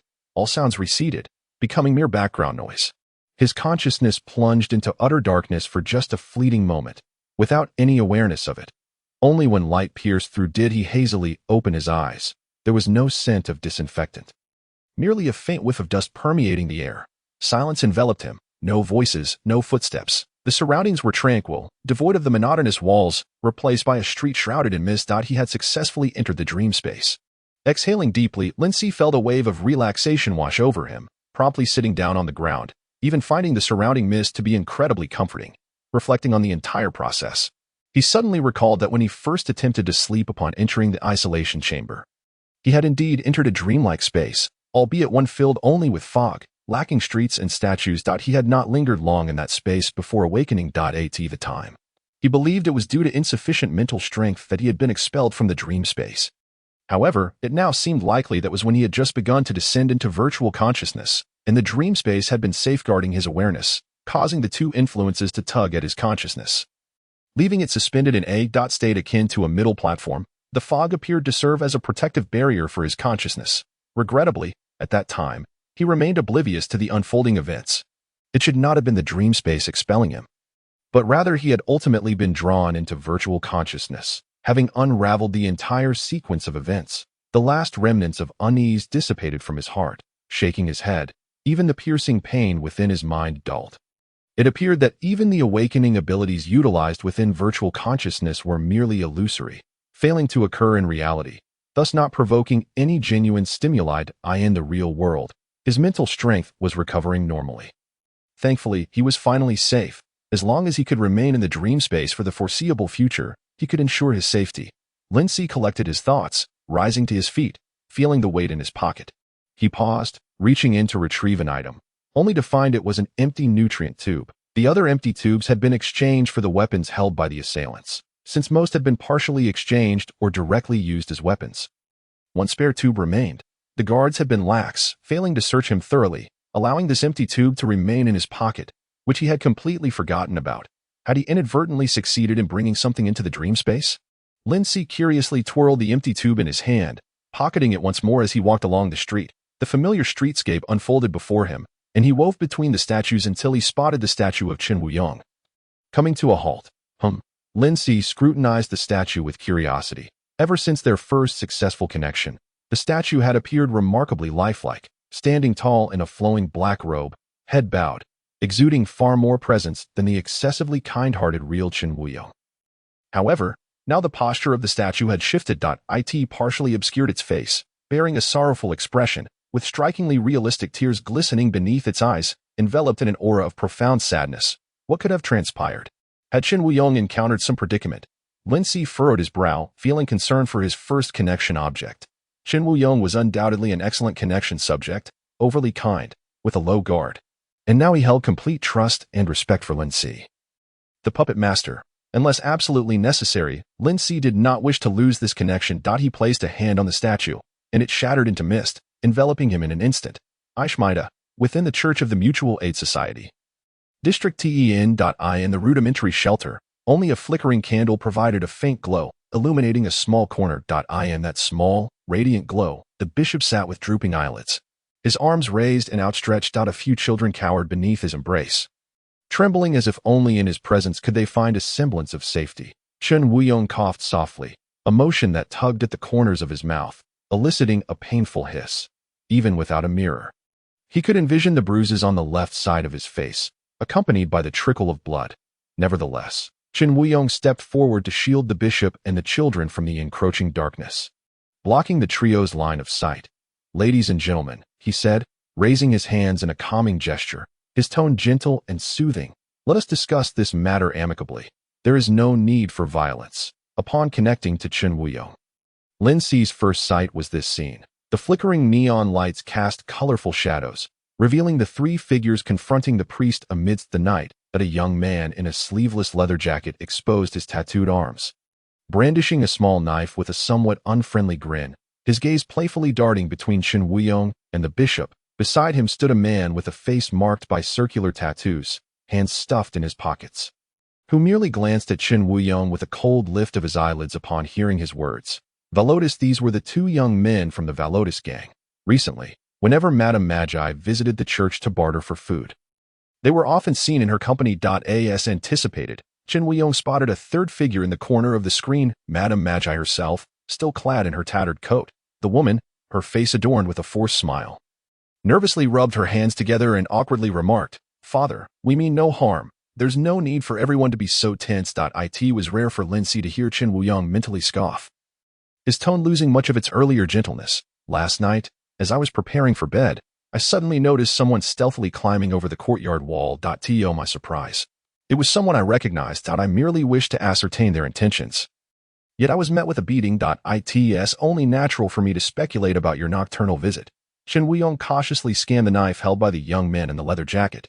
He succinctly laid out the circumstances, clarifying that entering under the cover of night could only signify nefarious intentions. Lin Si silently admired Chen Wuyong's vigilance. He had initially thought that if Chen Wuyong were to encounter someone sneaking into the courtyard at night, he would assume they came seeking late-night prayers and might invite them inside. Then, he heard Chen Wuyong mumbling to himself, "Fortunately, I've heeded Mr. Puppet's warning lately. Otherwise, I might have thought it was a believer trying to avoid disturbing us by climbing the wall." Mr. Puppet. Lin Si. Chapter 46. Breaking and entering. He suppressed the impulse to rub his temples. However, since Chen Wuyong had taken his warning to heart, he wondered if he had made any preparations in advance. The screen only captured Chen Wuyong's perspective, leaving Lin Si unaware of his actual condition. Meanwhile, Chen Wuyong contemplated the handgun tucked behind his waist. They were familiar faces, and his previous interactions with Madame Magi had been amiable. She was a pitiable figure, perhaps burdened by her own concerns. While they might have ulterior motives, it didn't necessarily warrant the immediate need to draw his weapon, which explained why he stowed it away upon recognizing the trio that had scaled the wall. Upon perceiving Chen Wuyong's internal deliberations, Lin Si found himself momentarily taken aback, then sighed quietly. At least he was aware of the necessity of self-defense. This was a form of progress, shifting his perspective. Lin Si felt a surge of relief. "So, let us speak," Chen Wuyong stated, gathering his hands within his sleeves and standing a bit straighter.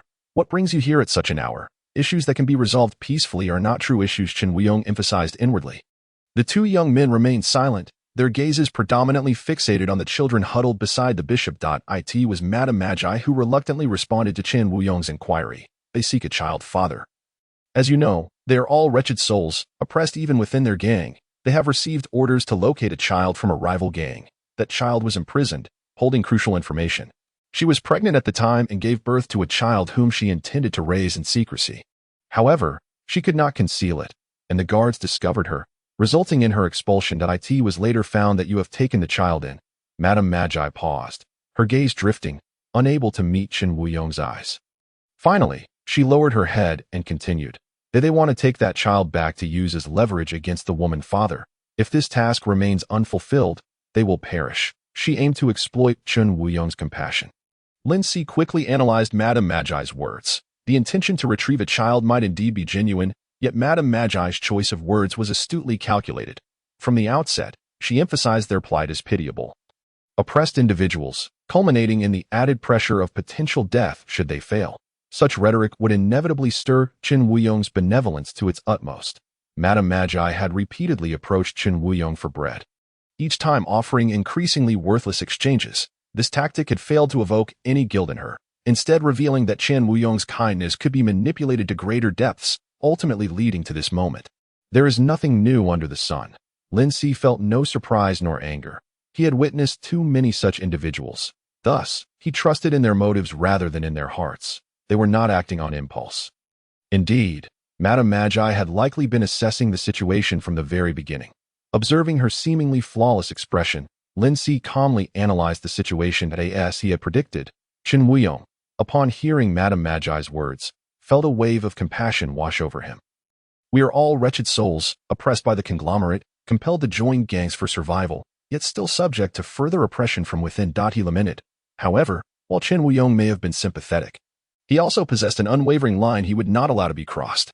He cast a glance toward the bishop and the children, most of whom were around 3 or 4 years old, with only one infant cradled in the bishop's arms. The bishop remained silent. Yet his demeanor and actions made it clear he would not surrender the child. Chen Wuyong, though conflicted, resolutely stated, "I'm sorry, but I cannot hand the child over to you. I have learned enough about gang matters to know that using a child as leverage guarantees a grim fate. The child may not meet an immediate demise, but they could suffer mutilation or worse, and if the plan fails, the child will be discarded without a second thought, unable to survive. The child is innocent. I will not gamble with their life for an uncertain outcome." Madame Magi quickly raised her gaze, hastily gesturing with her hands in an attempt to clarify. "Father, you misunderstand. They would never do such a thing. They are merely desperate and would never harm a child." Chen Wuyong countered with skepticism. "Aren't they the most oppressed at Valotis? Once this child is taken." BA Chapter 47, Mutual Assistance. Jerry scoffed disdainfully, raising his hand to seize the child cradled by the bishop. The children's screams were both piercing and pitiful. Yet, almost instantly, the contemptuous smile on Jerry's face froze. The bishop had raised his hand, gripping Jerry's wrist firmly, which had been reaching for the vines. Jerry was momentarily taken aback, struggling to break free, but to no avail. The bishop sat as solid as a mountain, in the face of a young man's strength. His body merely swayed slightly, affording Jerry no opportunity to escape. Truly, one should not judge by appearances. The bishop, who looked as if he might close his eyes forever at any moment, possessed an unexpectedly great strength. Lin Si was somewhat astonished, taking a fresh look at this bishop. Chen Wuyong had mentioned that the bishop, like him, was an awakened prophet, endowed with healing abilities. The bishop's strength could only be attributed to his remarkable physical constitution. Equally astonished was Jerry, whose wrist was firmly held. However, after the initial surprise, a surge of anger flooded over him, and his expression darkened ominously. "Damn it, old man, are you seeking death?" Jerry cursed, thrusting the knife in his other hand directly at the bishop. Just as Jerry and the bishop were about to engage, Chen Wuyong lunged forward, colliding with Jerry and forcefully shoving him aside. Jerry's knife missed its target, and he staggered back a few steps, almost falling to the ground, barely managing to brace himself against the wall in a most undignified manner. The bishop's timely release of his grip had also played a significant role in this. "Bishop," Chen Wuyong was still catching his breath, just about to turn and ask if the bishop was all right when a kick came flying in from the side, striking him hard in the abdomen, causing him to double over with a muffled groan, his not so robust body retreating step by step. Another kick followed, and Chen Wuyong spat out bile, his body leaning back as he fell to the ground. Thud. Rutherford, with his hoodie pulled over his head, retracted his foot and cast a condescending glance at Chen Wuyong. "Father, don't be a hindrance." He uttered those words with a near-icy tone. The term father was not one of respect, but rather a mocking appellation. After speaking, Rutherford strode towards the bishop, one hand resting on his waist. At that moment, the fallen Chen Wuyong suddenly clutched one of Rutherford's legs, causing Rutherford to halt, tugging his leg without success. In the silent church, the sound of Chen Wuyong's priestly robe scraping against the ground was particularly pronounced as Rutherford swung his leg, trying to shake him off. TSK. Rutherford delivered 2 powerful kicks to Chen Wuyong, yet still failed to dislodge him. Meanwhile, Jerry had regained his footing and stood once more before the bishop, but due to Chen Wuyong's grip on Rutherford's leg, the perspective on the screen was continuously shifting, preventing Lin Si from discerning what transpired between Jerry and the bishop. All he could hear were the terrified screams of the children and Jerry's curses. Lin Si rubbed his temples, feeling a headache coming on. He had begun to repeat this action frequently, as he had entered a state of concentration that exacerbated his discomfort. He had already shattered the empty nutrient solution tube in advance, gripping the unmarked shards in his hand, prepared to exchange them for the knife in Jerry's possession. If Chen Wuyong still intended to refrain from drawing his gun, for the safety of his first connection, he had already fixed his gaze on Jerry's knife. He felt a connection tightening between himself and the object, as if it were drawing closer through the screen. He instinctively sensed that with a mere thought, the knife would materialize in his hand. Perhaps this was due to his increased proficiency in utilizing his abilities after having slain 11 individuals in the prison hall, granting him greater precision in his control over them. Regrettably, the unforeseen developments had deprived him of much of his visual field. The screen now only displayed Rutherford's leg and the ground illuminated by neon lights. But why? Why was Chen Wuyong reluctant to draw his gun even when the other party had clearly exhibited malice? Clinging to Rutherford's leg would not alter the outcome. While maintaining his focus, Lindsay found Chen Wuyong's actions utterly perplexing. Perhaps realizing that merely grasping the opponent's leg was insufficient, Chen Wuyong struggled to articulate. Violence cannot resolve issues. Disputes will only perpetuate endlessly. That child is innocent. Please spare him. I can return with you. Speak to your gang about this matter. Even negotiate with those you intend to confront, including that mother in prison. I can persuade her. Violence, threats, and intimidation are not the only solutions. Coexistence and peace and mutual assistance is the true remedy for our problems. Due to Rutherford's fierce kicks and his attempts to extricate his leg, Chen Wuyong's speech came out in fragmented bursts. Lindsay fell silent, letting out a quiet sigh. He understood why Chen Wuyong had yet to draw his gun. The words he spoke were his genuine thoughts. Mutual assistance was the belief he held steadfastly to. Rutherford was momentarily taken aback, ceasing his kicks, and Chen Wuyong seized the opportunity to catch his breath, a flicker of hope igniting within him. Could it be that his words had succeeded in awakening a sliver of compassion within Rutherford? Chen Wuyong slowly raised his head, locking eyes with Rutherford's gaze, which hung down upon him. Father, that was truly a moving statement, Rutherford remarked with a sardonic smile, his voice low. However, before he could finish his sentence, a sharp scream erupted from the entrance, interrupting the emotions and actions of all present. Chen Wuyong turned to look. The screen revealed the arrival of Sister Alice, a small nun, at the door, seemingly unaware of the turmoil inside. Clad in a soft white nightgown, she pushed open the shed door, the neon sign across the street forming her backdrop. Its light casting upon her smooth calves as she raised her hand to cover her mouth, her dark green eyes filled with surprise, fear, and concern. It appeared that Alice had been awakened by the commotion in the shed and had come to investigate. Just as this thought crossed Chen Wuyong's mind, Rutherford reacted swiftly. Winston, seize her, Rutherford shouted, his voice elevated.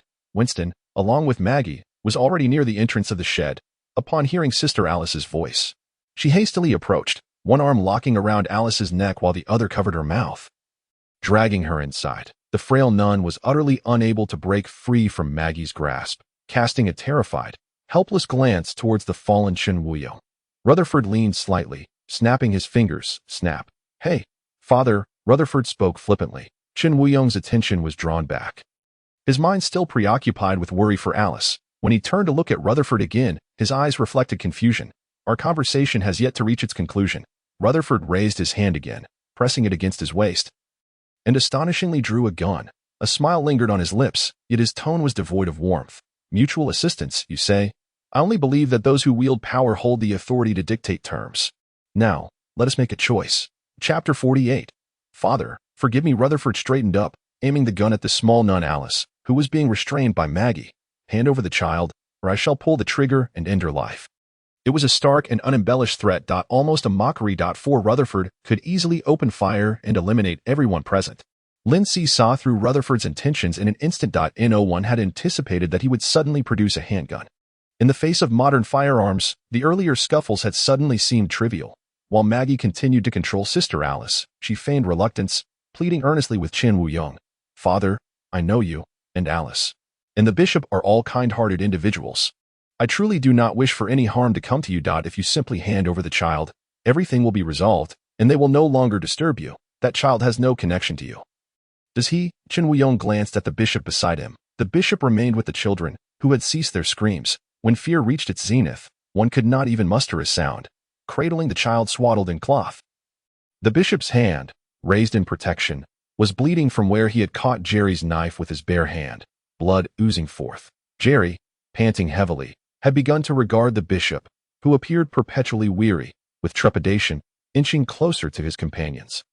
Yet even so, the bishop refrained from making a move. Clearly, the bishop shared the same sentiment as Qin Wuyong. Mutual assistance was indeed the best way to resolve matters. Locking eyes with Qin Wuyong, the bishop clasped his hands together, letting them fall by his side as he looked towards the child in his arms. Alas, stopped the bishop's side. Bishop, Qin Wuyong murmured, his tone tinged with desperation, faced with an innocent child and the equally innocent sister Alice. How should he choose? With Rutherford wielding a gun, the balance of power was heavily skewed. He had lost any chance of drawing his own weapon. Choice. We are left with no option but to choose. Qin Wuyong's mind was a chaotic whirl. The bishop urged the children to step aside, rising with the child in his arms, addressing Rutherford. I will accompany you. I will go with this child. And you will have completed your task, correct? The bishop intended to ensure the child's safety through his own action. Qin Wuyong instantly comprehended the bishop's intent. As the bishop loosened his grip, Rutherford finally succeeded in pulling his leg free. Stepping back 2 paces, the gun steady in his hand, with a casual shrug, he remarked, "Of course, we only require the child. Bringing back a few more individuals is no issue," casting a glance at the motionless Qin Wuyong on the ground. The smile on Rutherford's face was nothing short of contemptuous. The bishop extended a hand, helping Qin Wuyong to his feet. "Father." Qin Wuyong regained his senses and called out almost pleadingly, in his gradually blurring vision. The bishop brushed off the dust from his robe and calmly reminded him, "Remember your daily tasks. Do not become too engrossed in your reading. I shall return shortly." But would he truly return? Qin Wuyong found no answer, seeing not an ounce of goodwill in Jelly and Rutherford. Suddenly, Rutherford displayed unexpected patience, pulling his arm to aim the gun at Qin Wuyong, keenly observing their exchange before finally speaking. "Let us go, Bishop. Farewell, Father." At that moment, with a smile, Rutherford prepared to withdraw with his gun when, to everyone's astonishment, the weapon vanished from his grasp. Rutherford felt an inexplicable lightness in his hand and, bewildered, looked down. Noticing a shard resembling glass had somehow appeared in his palm, Qin Wuyong was equally taken aback when a deep, calm, and incredibly familiar voice echoed in his ear. "Father, draw your weapon." Bang, bang, bang. Qin Wuyong's heart raced, the surge of blood warming his previously chilled body. It was the voice of Mr. Puppet. Almost instinctively, he reached for his waist, drawing forth the silver pistol concealed beneath his cloak, executing the practiced motion from his bedroom sessions. Releasing the safety and raising the weapon to aim at Rutherford, Qin Wuyong needed a moment to draw his gun. Under Rutherford's watchful gaze, he could not afford to make any suspicious movements. Thus he created this opportunity for himself. Lindsay tightened his grip on the substituted gun, observing on the screen the astonishment, confusion, and terror on Rutherford's face as he regarded Qin Wuyong. "What have you done?" Rutherford's voice trembled. The scene of the gun vanishing into thin air resembled a horror tale, and even the priest in the black robe seemed to take on a more sinister hue in his eyes. The bishop, sensing the tension, took a step back, unable to suppress his surprise as he glanced at Qin Wuyong. Qin Wuyong blinked, clearing his hazy vision, pressing his lips together in concentration, maintaining a steady arm. Unwilling to divert his attention to answer Rutherford's question, but inwardly he joyfully called out, "Mr. Puppet, is it you? Did you make Rutherford's gun vanish and help us turn the tide?" The mysterious and powerful Mr. Puppet would certainly not seek accolades at such a moment. Lin Si smiled faintly, his voice low and measured. "Father, sometimes choices are not given to you by others, but are created by yourself. Choose Sister Alice or the innocent child still in swaddling. This is the choice defined by Rutherford. Yet Qin Wuyong has a third option: eliminate Rutherford and his 2 companions, allowing both Alice and the child to remain safe. If not for the need to uphold a grand and lofty image, he would not hesitate to extract Rutherford's heart himself. Would Qin Wuyong grasp this truth? Lindsay could not help but feel curious. Because of his words, Qin Wuyong paused, comprehending his meaning, hesitation flickering in his eyes as his arm unconsciously lowered, the gun's aim shifting away from Rutherford's forehead. Noticing the change in Qin Wuyong's expression and arm movement, Rutherford gradually regained his composure. Rather than the horror of the gun's sudden disappearance, he should consider how to survive. Subtly nudging his companion, he slowly raised his hands, a smile that was both ingratiating and fearful gracing his face. "Father, do not be alarmed. I truly did not intend to harm you. I acted rashly in the heat of the moment, but do you not say that as long as one is willing to repent, everyone can find forgiveness? I am already beginning to regret my impulsive actions. I repent. Father, forgive me." Chapter 49. The bishop withdrew his gaze from Qin Wuyong, his previously taut shoulders slightly relaxing as he spoke. "Let them go." Do not return unless you truly repent. This was the doctrine they upheld. Everyone is equal, as long as one is willing to repent. Even the most heinous of prisoners can attain the Savior's forgiveness.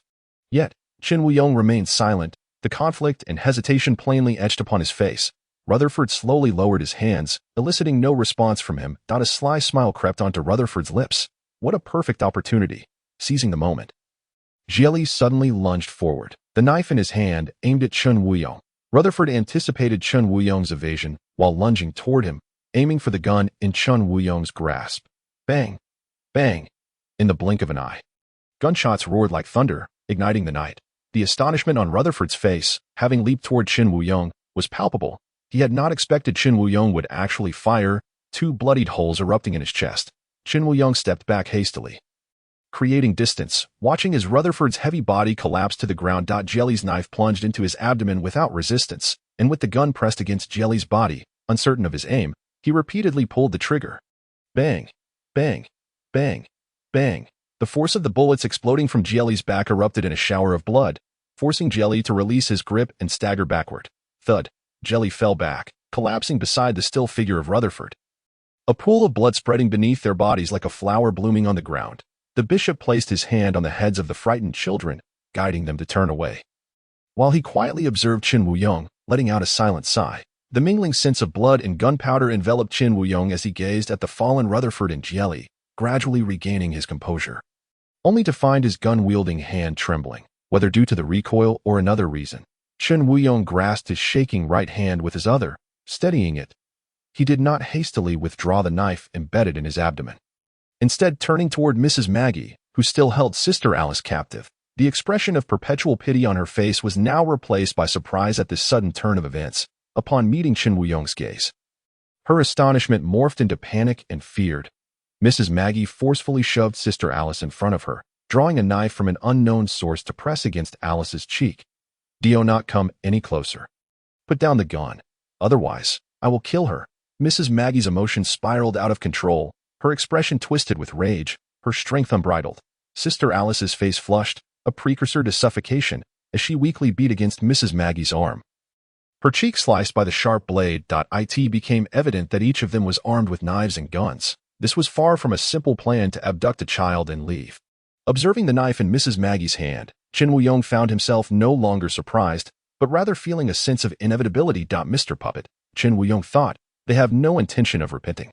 Alice was the one who initially assisted Winston. The followers of Maggie, fearing that Mrs. Maggie and her daughter might not have enough food, often set aside portions from their own meals to give to Mrs. Maggie. Yet now, without hesitation, Mrs. Maggie was willing to harm Alice. Using her as a shield, the myriad of Mrs. Maggie's actions suddenly became vividly clear to him, devoid of any trace of pity, leaving only calculation and probing into the inner workings of their church. Listening to Chen Wuyong's thoughts, Lin Si nearly blurted out, "Your mind is sharper than ever." Fortunately, he restrained his impulse, observing the chaos on the screen, and calmly remarked, "Evil men do not suddenly transform into good." Seeing that Chen Wuyong merely aimed his gun at her, Mrs. Maggie began to retreat, dragging Sister Alice with her, already reaching the door.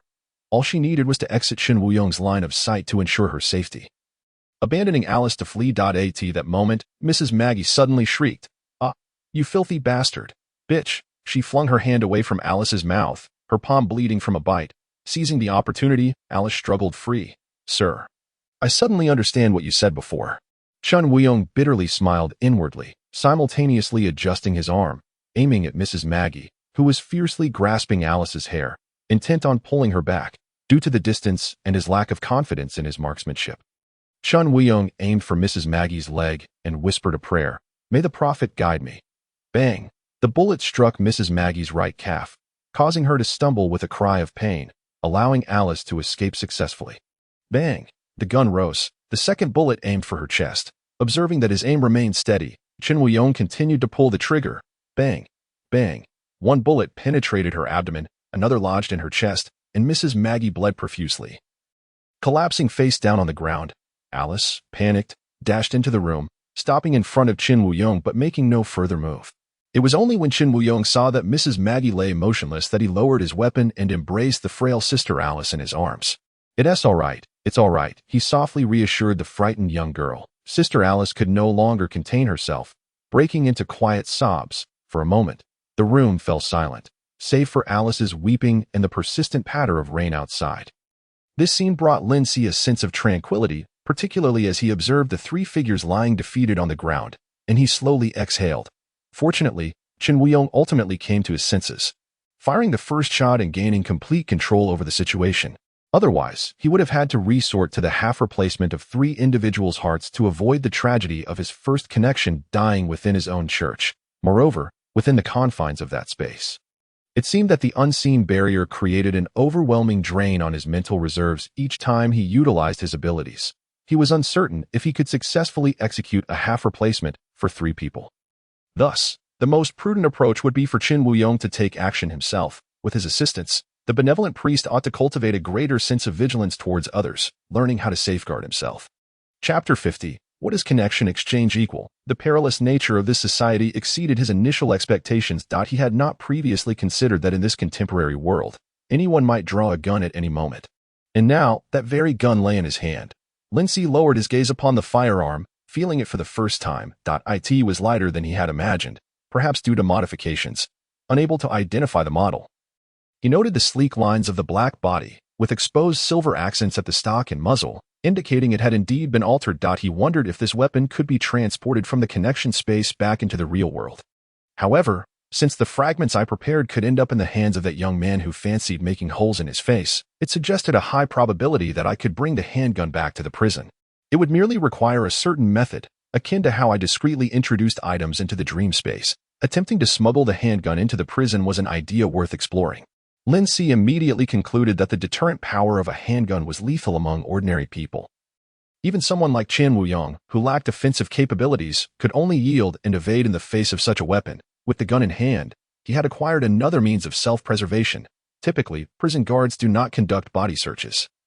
Even if he were unfortunate enough to be searched, he could easily employ his replacement ability to ensure the guards found nothing. He examined the magazine, finding 9 rounds, all intact. The limited ammunition contributed to the gun's lightweight nature. After securing the safety, he noted a small clip on the side of the handgun, which allowed it to be firmly tucked behind his waist, concealed beneath his clothing. Once he had stowed the firearm, Lindsay began a mental exercise, striving to ignore its presence on the screen. The bishop instructed the young nun, Alice, to return for rest. Before Alice departed from the tent, the bishop gently caressed the girl's face, marred by a crimson gash from a blade. Uttering, "My poor child," beneath his palm, white luminescence appeared, and the wound healed instantaneously. Alice pressed her hand to her chest, bowed to the bishop, and turned to leave, casting a complex glance at Chen Wuyong as she exited the tent, saying nothing, shielding her face from the rain with her hand, and sprinting away. The bishop also turned to Chen Wuyong, stating, "First, deal with them all. We must not frighten the children." After a brief pause, he lowered his eyelids again and quietly reminded, "Do not forget to tend to your wound." With that, he approached the children still cowering in the corner. Chen Wuyong momentarily bowed his head deeply, too apprehensive to lift it and survey his surroundings. Although the puppeteer had stated that he was not present, Chen could not shake the feeling of being scrutinized by a gaze that transcended the neon lights and the city beyond, making him reluctant to meet it directly. Habitually raising his hand to his chest in a gesture of respect, he recalled that this custom corresponded to the deity of their mutual aid society. With a subtle motion, he lowered his hand without a word, replying respectfully, "I understand, sir." Lindsay remained taken aback by Chen Wuyong's extensive psychological analysis. Sacrifice. He had never considered guiding the matter of exchanging items toward the concept of sacrifice. However, Chen's extrapolated explanation did indeed align perfectly with a high-status identity. In the future, he could certainly steer suggestions in the direction of sacrifice. Lindsay swiftly organized his thoughts and spoke. "It seems you have many matters to attend to today. First, handle what needs to be addressed." Having already exhausted his mental energy for the day, he realized that at any moment, the connection could sever. It would be wise to conserve his strength, as he needed to remain in the dream space for as long as possible. Moreover, the puppeteer must maintain an air of mystery, and speaking less was the most effective method to uphold that enigma. Observing the 3 corpses before him, Chen Wuyong felt a profound sense of embarrassment. The chaotic troubles he faced necessitated reminders from the puppeteer, even requiring his intervention for salvation, which was undeniably humiliating. Chen quickly remarked, "Please rest." Sir. It was only after the puppeteer's voice ceased to reverberate in his ears that Chen exhaled slowly. beginning to address the bodies on the ground. Of course, Lin Si had not truly departed the connection space. For now, he was safe and had ample time to reflect on the entire incident that transpired in the isolation chamber. There should be surveillance in the isolation chamber. Indeed, everything occurring within the virtual consciousness ought to be recorded on experimental video. His utilization of awakening abilities might not remain concealed, especially since he had employed them during the murder in the hall. And such abnormal phenomena could not be hidden. Yet, it was uncertain whether anyone aware of the existence of awakening abilities would happen to be present to grasp the situation fully. As for the hospital's response, he was equally uncertain to avoid becoming the subject of further research. He needed to safeguard his secrets, thereby minimizing the likelihood of exposing them within the surveillance's view. Beyond merely surviving until the 7 days of confinement concluded, he needed to prepare thoroughly for his next encounter with Thompson. That he would not relent. Having killed so many of his kin, a true enmity had been forged. Lin Si could still recall the agonizing sensation of passively waiting for an adversary to strike in the hall, a feeling he wished to avoid experiencing again. It would be far more prudent to seek opportunities, to take the initiative, and to crush Thompson and the remaining marauders while they were still in their cradle. Achieving this, however, would require more than merely an additional handgun. He needed to practice and enhance his transmutation abilities. Lin Si had meticulously devised his plans, with the utmost priority now being practice. The connection space served as an ideal training ground. Awakening abilities could be practiced in a space that only manifested during sleep. It felt like a glitch in the system. Placing the handgun at a distance, the entire space seemed to lose gravity, causing all items to float in an ethereal void, leaving him to wonder whether the connection space would transform once his powers increased. Utilizing fragments to exchange for the handgun, he took a moment to rest before continuing the cycle of exchanging the handgun for the fragments. The sound of rain permeated the screen, mingling with the noise of vehicles on the street outside the church and the sound of the priest dragging corpses. Lin Si practiced repetitively, his heart enveloped in an unprecedented calm. Ishmaida, District 11. Chun Wuyong searched through the pockets of the 3 corpses, uncovering a crumpled used tissue, a half-pack of cigarettes laced with some illicit substances, keys, and a child's death certificate. Afterward, one could attempt to connect with a few more individuals. Not necessarily to engage in conversation, but merely to observe the world they inhabit outside. Otherwise, once Chun Wuyong falls asleep, I would be left with nothing to behold. Lin Si felt as though his current mindset resembled that of subscribing to a few more television programs, which struck him as somewhat amusing. To have such forms of entertainment within the confines of a prison is indeed a considerable luxury. He pondered whether his next connection would still be within the Ashmaida group's vicinity, and if there were any distance limitations on the connections. Lin Si rubbed his temples, his mental energy once again depleted. He adjusted his mindset, preparing to exit the connection space. Upon opening his eyes, amidst the dim yellow light, he found himself back in the isolation chamber. There was no open safe, no bloodstains on the floor, no researchers awaiting him, only the washed prison uniform, forlornly spread out in a corner. Waiting to dry, he lingered for a moment, yet no sudden sound of a door opening was heard. Now he had temporarily detached from the virtual consciousness, although he was uncertain when he would be silently drawn back in. He could now rest assured, for as long as he fell asleep, he would be safe. Lin Si closed his eyes once more, turning inward, only to feel a sudden jolt against his lower back. Startled, he reached behind him and felt the gun concealed beneath his prison garb. It appeared that neglect and unintentional oversight had indeed proven beneficial. He had completely forgotten about the firearm, yet had successfully smuggled it out.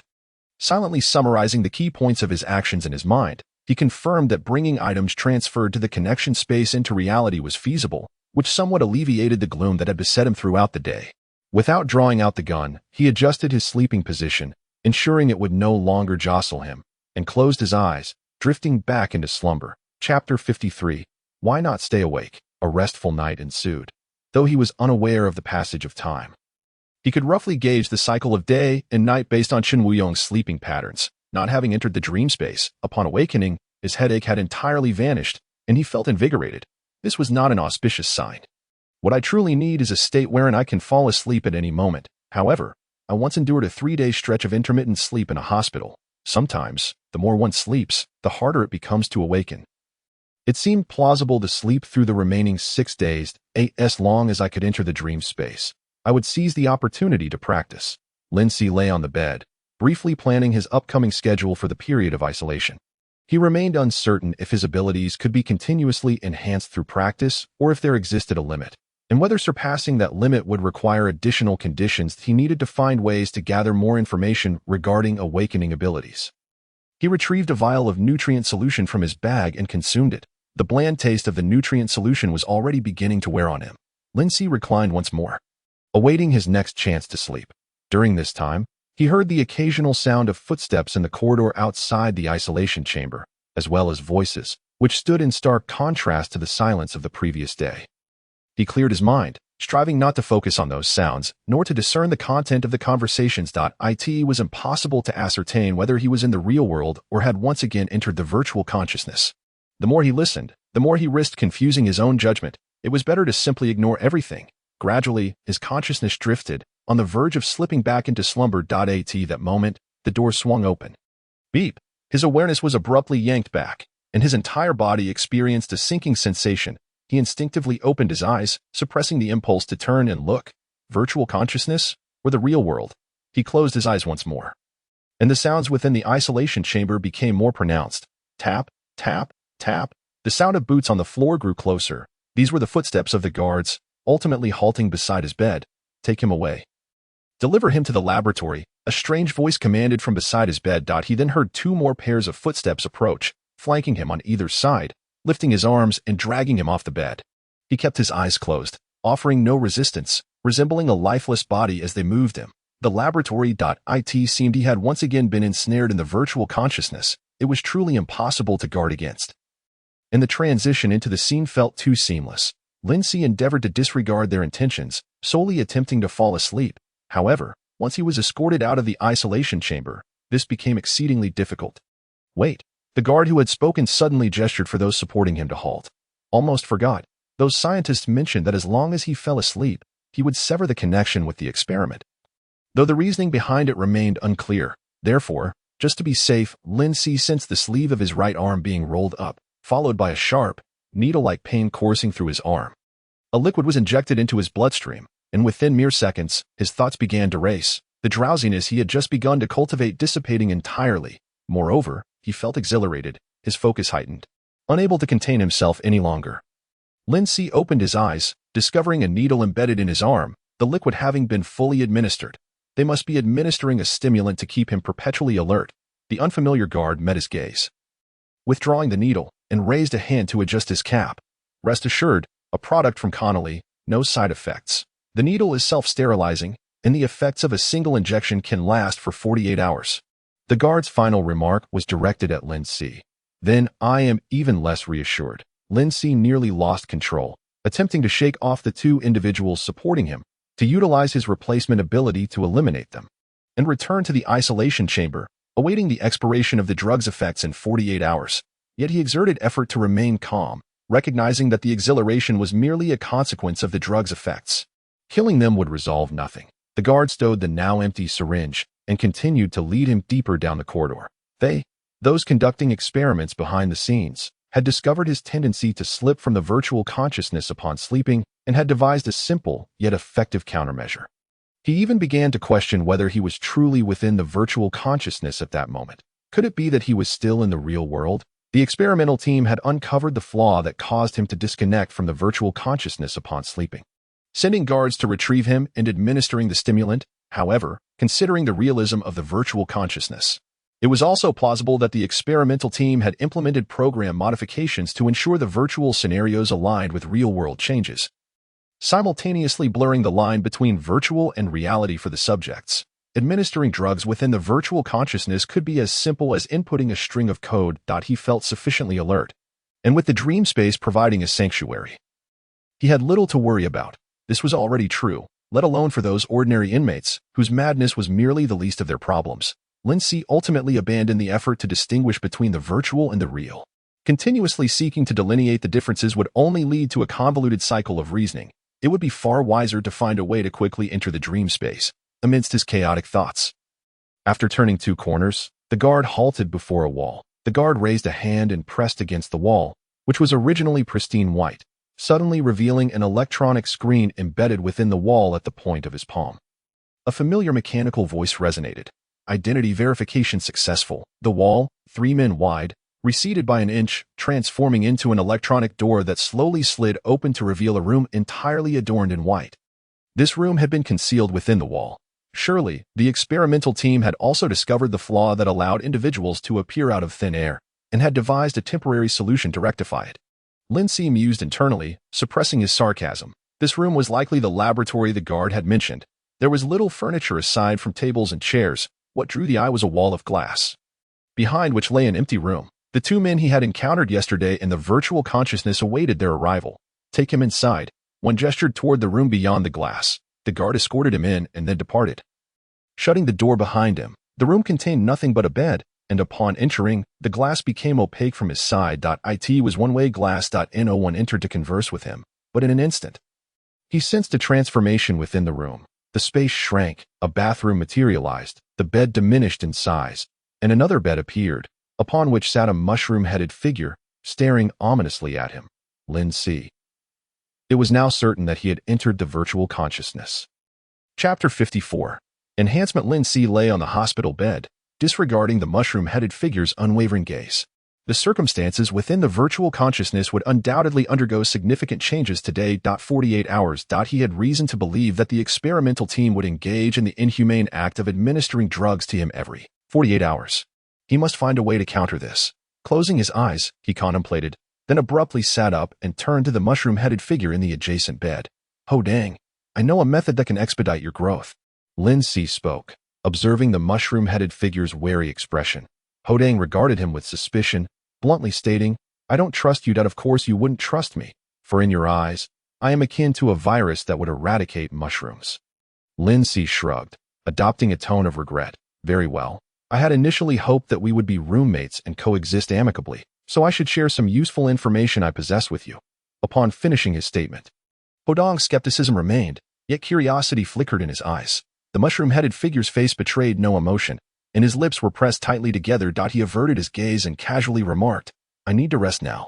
Be careful when using the bathroom. I cannot venture into the water. If you happen to fall into the bathtub, I cannot rescue you." What follows is a passage that appears to lack coherent logic.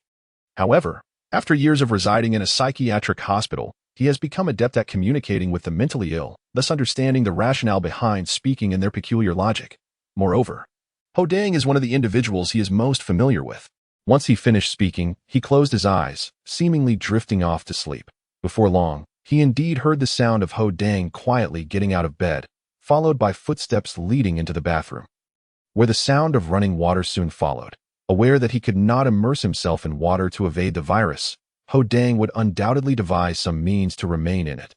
Lindsay easily surmised what Ho Dang was doing at that moment. For the time being, no one would disturb him. Satisfied, Lindsay began to settle his thoughts. Under the influence of the medication, this was by no means an easy task. After attempting for a while, he opened his eyes. Sleep eluded him entirely. Lindsay sighed silently. Nonetheless, the dream space, a name he had assigned to that mysterious realm, might not necessarily be a dream space. Could it truly only be accessed in slumber? The effects of the medication rendered his thoughts unusually active, compelling him to expand his musings. It was merely because he always entered it after falling asleep that he believed it to be a dream space. However, upon closer reflection, the essence of connecting to that space still consumed mental energy. It was only after awakening that he had perceived the true connection amid the fog to fall asleep. It was essentially akin to a person entering a deep subconscious state in an unconscious manner, then using mental energy to access the connecting space. Analyzing this thought further, it seemed he might not need to sleep, as long as he could let his consciousness sink to its deepest depths. He should also be able to enter the connecting space. The entire notion felt somewhat vague and abstract, yet it was worth a try, especially since he found himself with no other options.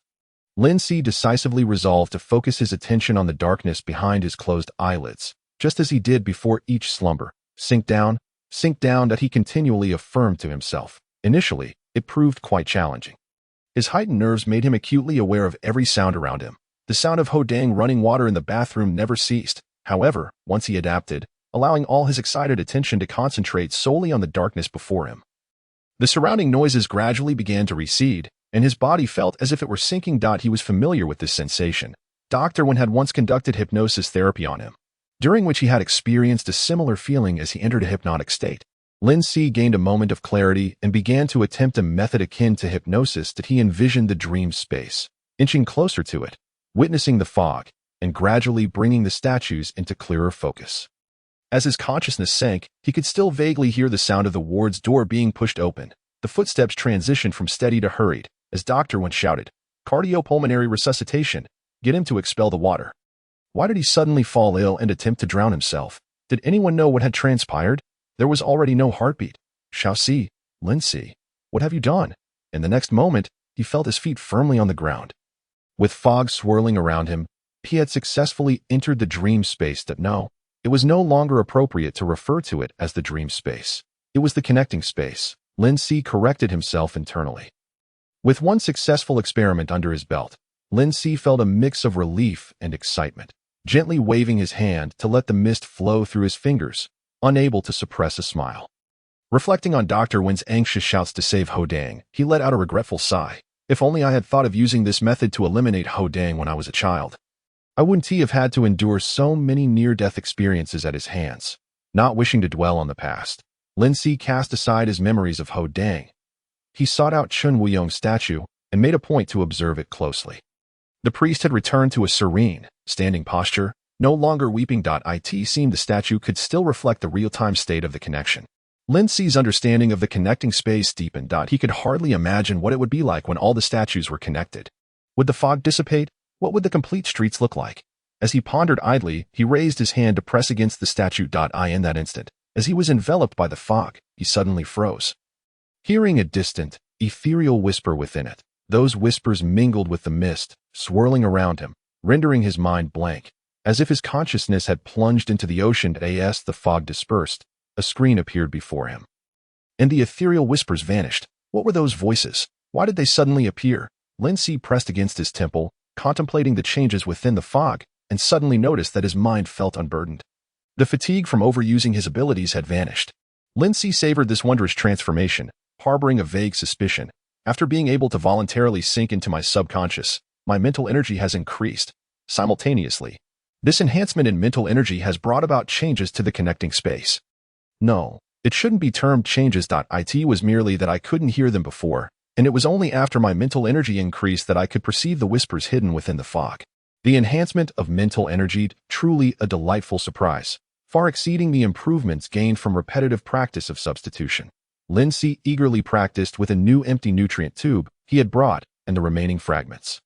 Chapter 55. The internal network of the Mutual Aid Society. He soon discovered that the number of complete substitutions he could perform had increased. Yesterday, it had risen to 15 times. Today, it jumped directly to 30.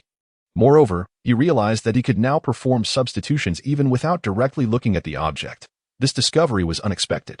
The fragments placed not far from him were originally meant to be substituted using another empty tube in his hand. But he suddenly halted. Sensing a subtle change, he promptly closed his eyes, allowing the thought of substitution to surface in his mind. When he opened his eyes again, he found the fragments had already been transferred to his hand. Joyful emotion surged within him as he clearly understood what this change signified.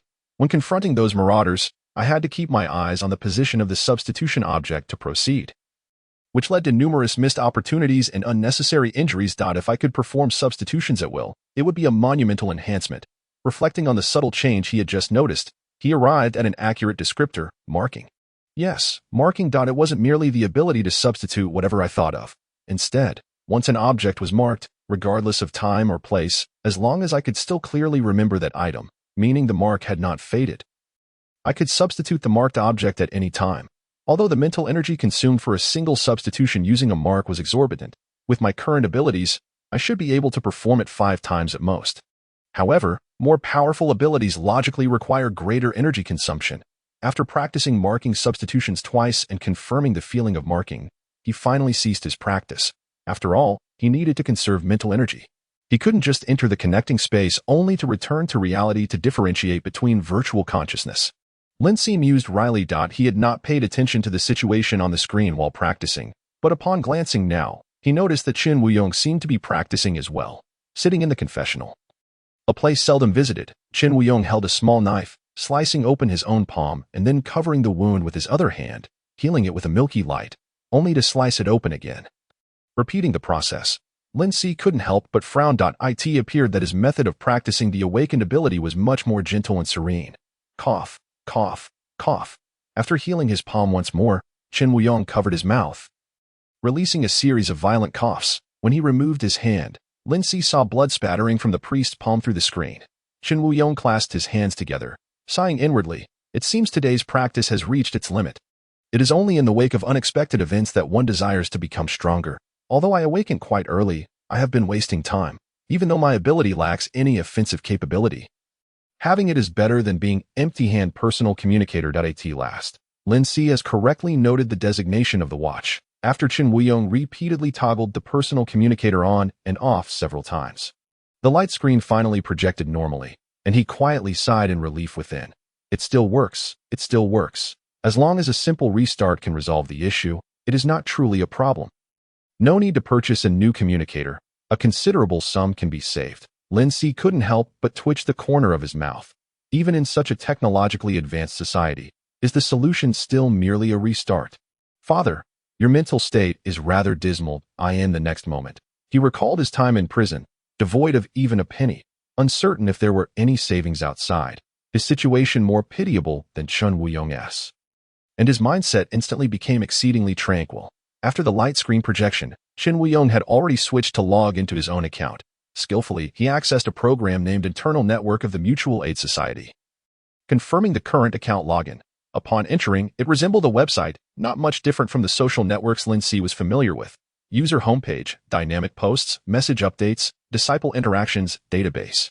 Although there was a sense of familiarity, it was, after all, his first encounter with the current world's website, and coupled with being the internal site of the Mutual Aid Society, it still piqued his interest.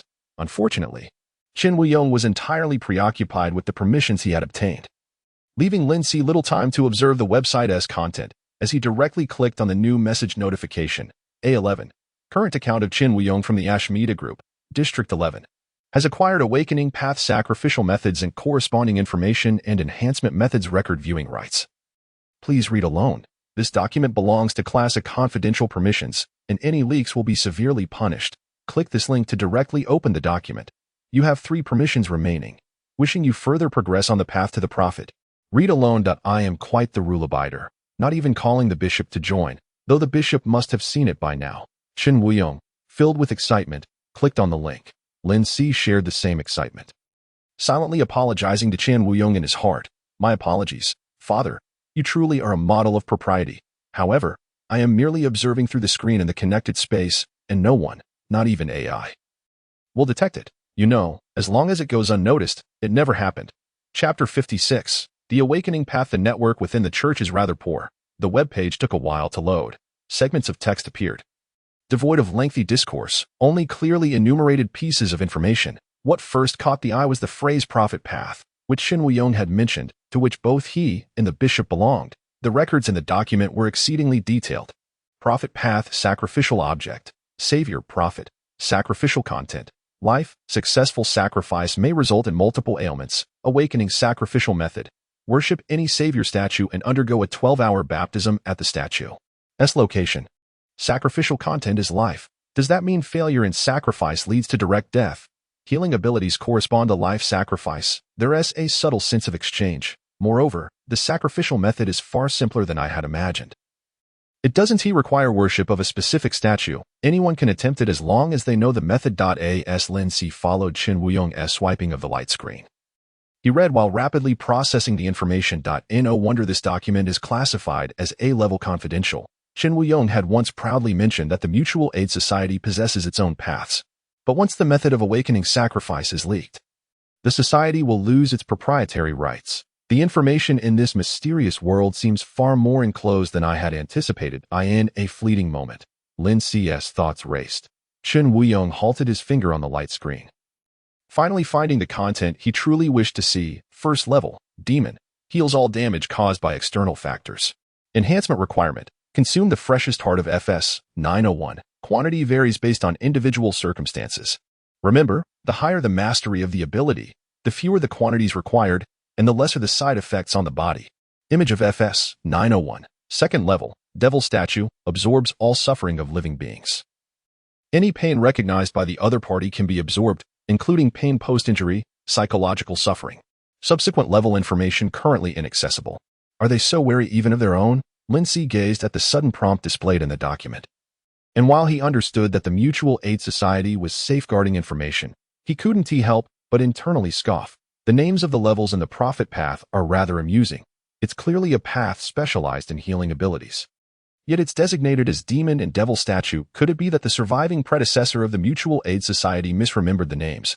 Lindsay continued observing the accompanying image. He truly hadn't expected FS 901 to resemble a bizarre monstrosity.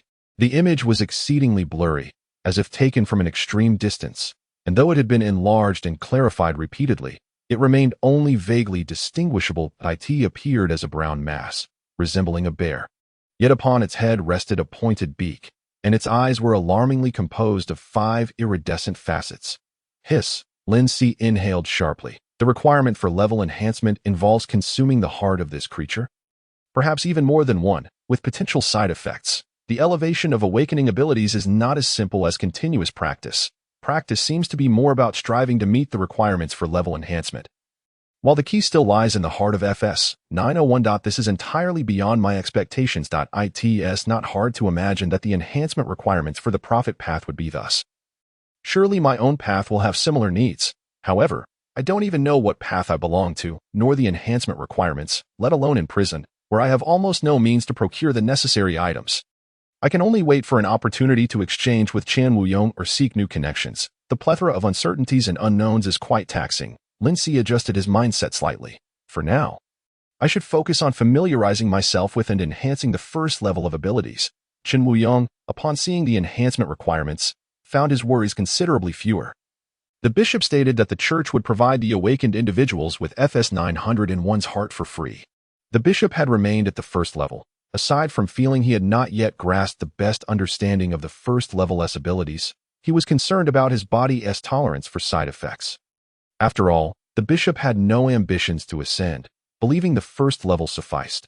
Alas, but now I am eager to enhance. The bishop mentioned that applications must be submitted, and some have even waited in line for 3 years without receiving anything. As aberrant species are not easy to find, and hunting them requires manpower, the church will certainly prioritize those with high talents, or awakened individuals within the main church, a lowly priest, in one of the poorest sub-churches.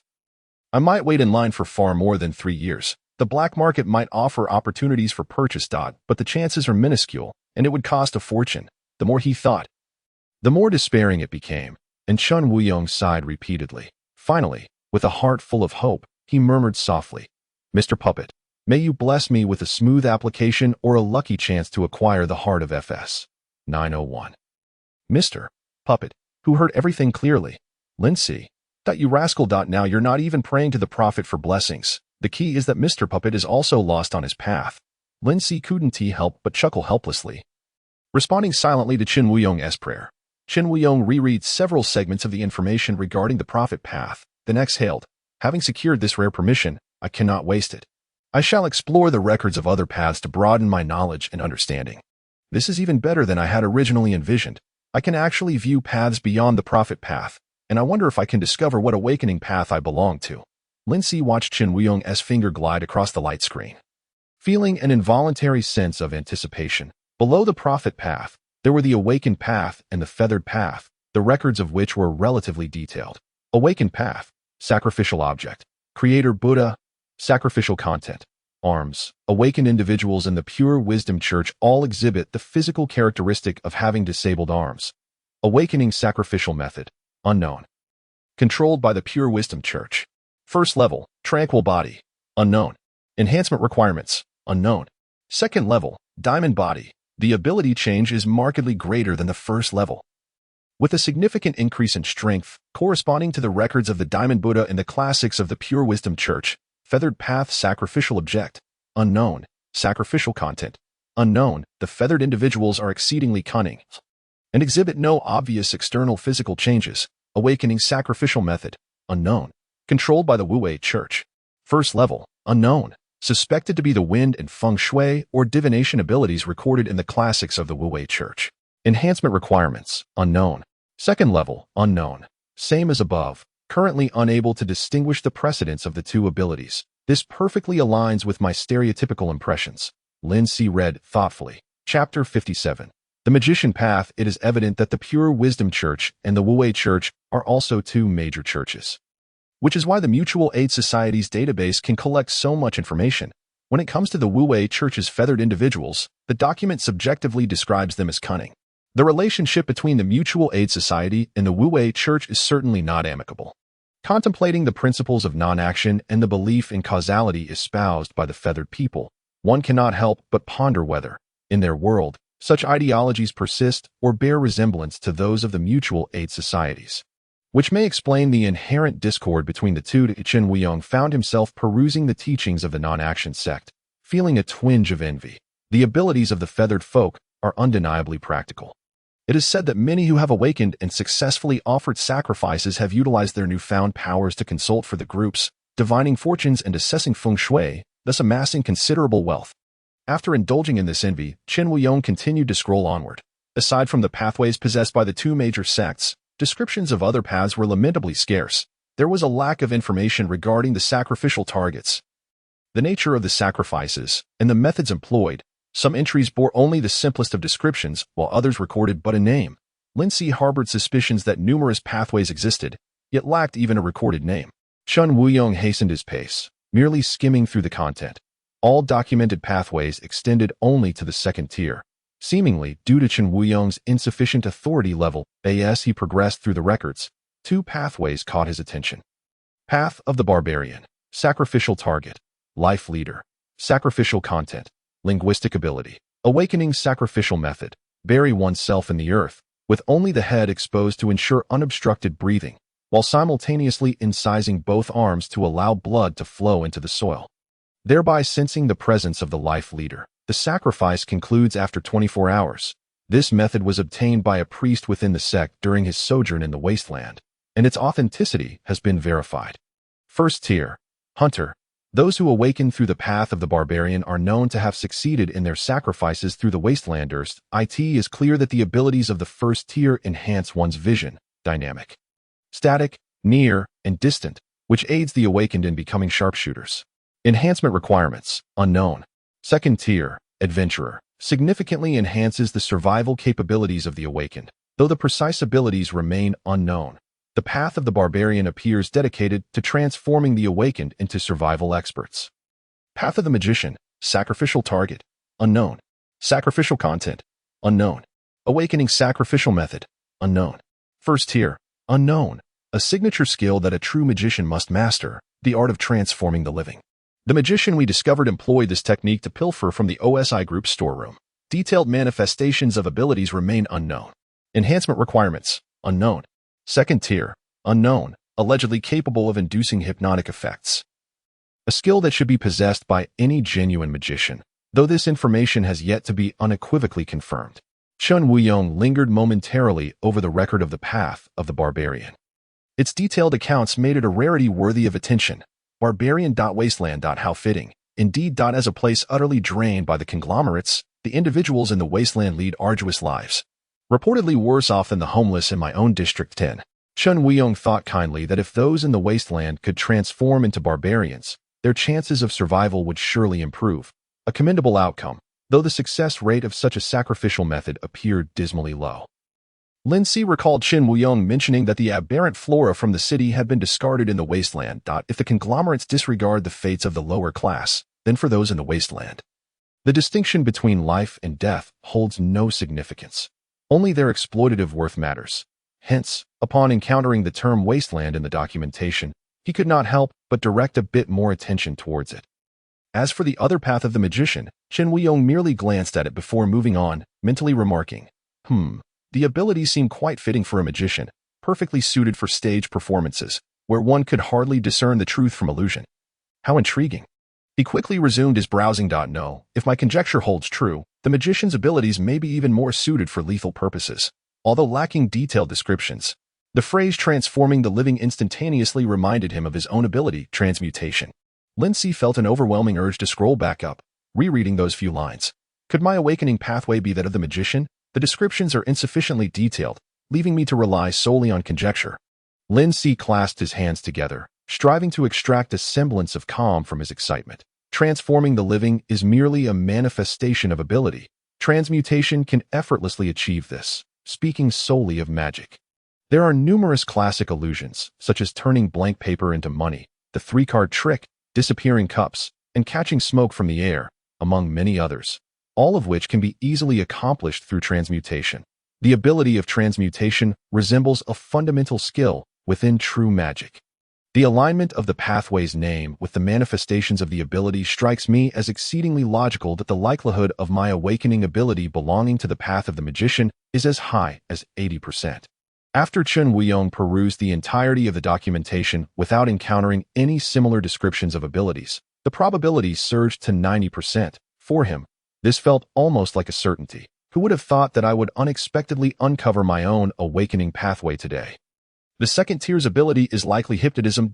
My sudden enhancement of mental acuity today may stem from my immersion in deep consciousness, actively engaging with the spatial connections.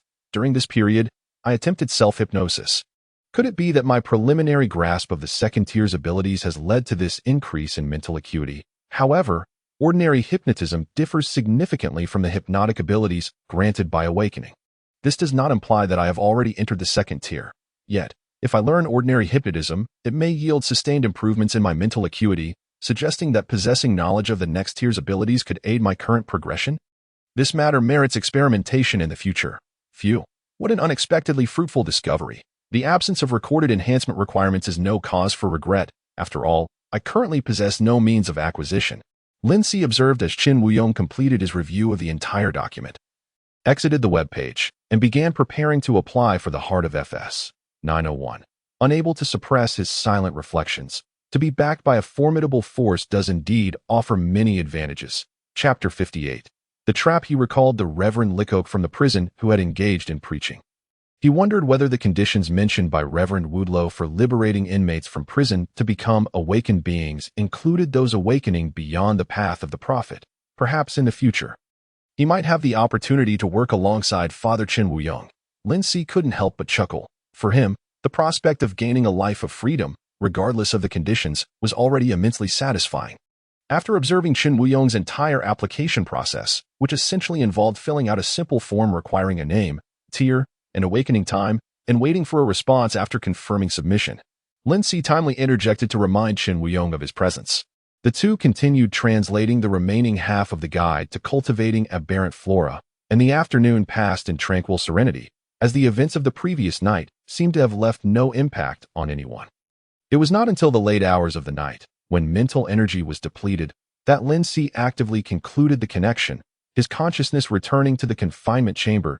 As expected, he did not awaken in any peculiar laboratory glass enclosure. The complete exhaustion of his mental energy rendered him exceedingly weary. Upon closing his eyes, he swiftly succumbed to deep slumber. In the subsequent 5 days, Lin Si's life within the confinement chamber followed a remarkably regular pattern. Each day upon awakening, he would face different scenarios, be it in the laboratory, in a newly assigned single patient room, or at home, where his parents would appear as they had during family visitation days. Of course, the patient room appeared most frequently. However, after he had inadvertently led 2 patients to their demise, the experimental team behind him made adjustments, directly reconstructing the entire virtual consciousness using the data from 000041. The result of this action was that when confronted with entirely new virtual consciousness scenarios, he no longer exhibited even the slightest emotional fluctuations. During this time, the experimental team had also attempted to subject him to electric shocks, painful stimuli, and enhanced medication effects to impede his entry into slumber. Yet now, he could enter the connection space without needing sleep. Each day, after viewing the new scenarios, he would successfully settle his consciousness in various situations, entering the connection space to practice his abilities, and then translate the guide to cultivating aberrant flora. By the 7th day, he was even able to remain within the connection space until the following morning. Observing Chen Wuyong rise and prepare for his daily prayers, his mental acuity had increased, and his connection time had expanded to nearly 24 hours, granting him a longer period of safety. Lin Si disconnected. Mentally summarizing his observations, the enhancement of his transmutation ability was evidently noticeable. The number of ordinary transmutations had risen to 35, while marked transmutations had increased by 1, totaling 6. The higher he progressed, the more he sensed the resistance to further enhancement. Yet he remained uncertain of the first tier's limits. He could only continue practicing the proficiency of his abilities while exploring whether there were hidden methods of utilizing the first tier's capabilities. As confinement time neared its conclusion, he resolved to prepare for his counteroffensive upon leaving the chamber. Lindsay remained calm, recalling Thompson's silent farewell in the lobby, and then disconnected. As he opened his eyes in bed, he discovered a tall man standing by his bedside, having appeared unbidden. With a creak, he instantly sat up alertly, pressing his body against the wall.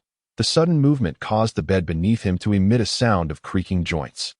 The worst-case scenario had indeed come to pass. Upon entering the realm of connection, he remained blissfully unaware of the happenings in the outside world. Should someone approach him during this interval, he would be entirely unguarded. Fortunately, the figure standing by the bedside bore no ill intentions. Otherwise, he would have been utterly defenseless upon awakening. Lindsay raised his gaze and beheld the familiar uniform of a prison guard. Along with a well-known face, the brim of the hat was pulled low, obscuring the thick eyebrows that nearly brushed against his eyelids, rendering his expression stern and serious when devoid of emotion. It was Guard Joel. "You slept soundly. The sound of the door opening did not disturb you," Joel intoned in a deep voice. Lindsay relaxed his tense body, after encountering numerous unfamiliar faces over the past few days.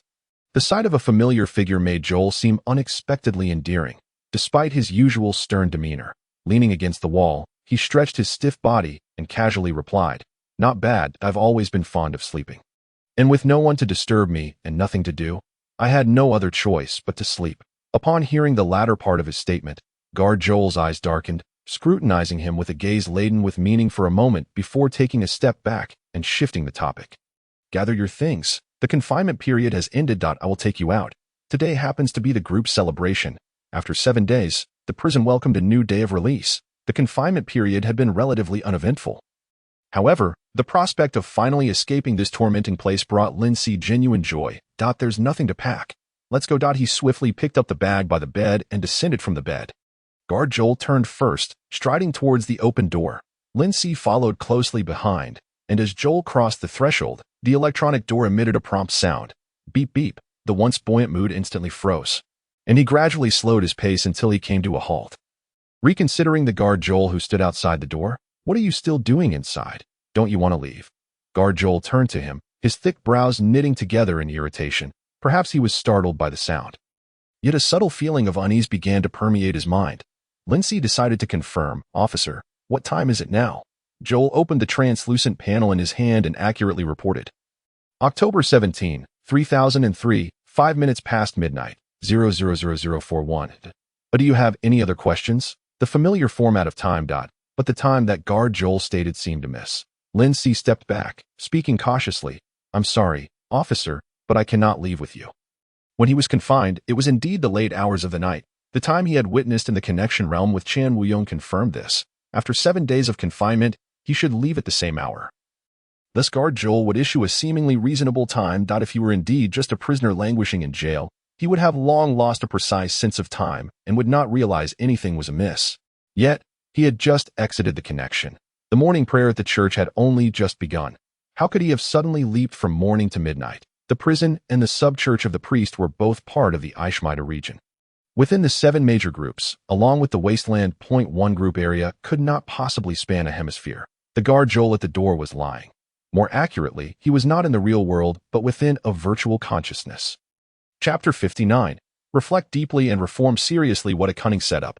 Just at the moment he was about to exit the confinement chamber, Guard Joel appeared, occupying his mind with the end of confinement, making it difficult to notice the details discrepancies. He had almost fallen into the trap. A sharp pang of fear pricked at Lindsay's heart. "Aren't you going to leave the confinement chamber?" Guard Joel inquired incredulously, raising his voice slightly. "Please help me close the door." Lindsay calmly adjusted his emotions, disregarding whatever this virtual Joel might say, turned back to the bed, reclined once more, and closed his eyes in feigned slumber. Uncertain whether Joel had departed or the door had closed, he endeavored to block out all surrounding sounds, wary that the experimental team lurking behind might seize the last moments of confinement to craft even more convincing scenarios. Ignoring, not looking, not asking, was the safest course of action at present. In a drowsy haze, Lindsay fell asleep, not entering the connection space, but rather drifting into genuine slumber. although his body would still rest in the connection space. His recent time spent there had far exceeded his time in reality, leaving him with an uncomfortable fatigue from not entering sleep. When he finally stirred awake, still somewhat dazed, he turned his head to see a man clad in a familiar prison guard uniform standing by the bed. Almost instantly alert, he raised his gaze to meet the composed face of guard Joel. Joel adjusted the brim of his hat, casting a peculiar look upon him, and then spoke, "Gather your things. The confinement period has ended. I will take you out. Today happens to be the group's celebration." The identical words, spoken verbatim from the lips of this very guard Joel. Was it truly Joel, or merely a figment of virtual consciousness? A shiver ran down his arm. "Officer, wait a moment." Lin Si did not hastily rise. Instead, he closed his eyes once more under guard Joel's perplexed and impatient gaze. Seeking out discrepancies seemed too troublesome. After a good rest, his mental faculties had returned, allowing him a simpler and quicker method of differentiation. Lin Si settled his consciousness, effortlessly entering the connection space, then immediately withdrew, opening his eyes upon making contact. He found guard Joel standing upright. Tapping his translucent panel, he echoed Lin Si's previous words with a hint of sarcasm. "Wait for what? Do you need to sleep again?" Joel had not vanished, nor had the scene changed. This time, guard Joel was indeed real. Was the repetition of the exact same phrase mere coincidence? Regardless, having completed his verification, Lin Si sat up, offering Joel a warm smile. "I've slept enough. Let us go. It is a pleasure to see you again." Officer T picked up the bag once more and, alongside Joel, left the confinement chamber. As they traversed the corridor, he could not help but keep an eye on the shifting surroundings, occasionally glancing back when they halted before the familiar grand door. He finally felt at ease. Though the experiment had not driven him to madness, the residual effects lingered in his subconscious. Lin Si rubbed his forehead, reminding himself that after leaving the confinement chamber, he need not worry about the virtual consciousness. 0.000041. Guard Joel suddenly called out, opening his mouth and then closing it, swallowing back whatever he had intended to say, before stating with utmost seriousness, "After this punishment, I hope you can deeply recognize your mistakes, reflect and reform, and earnestly strive for improvement in the future." Such an official statement. Lin Si nodded and replied earnestly, "I will abide by the rules of the prison.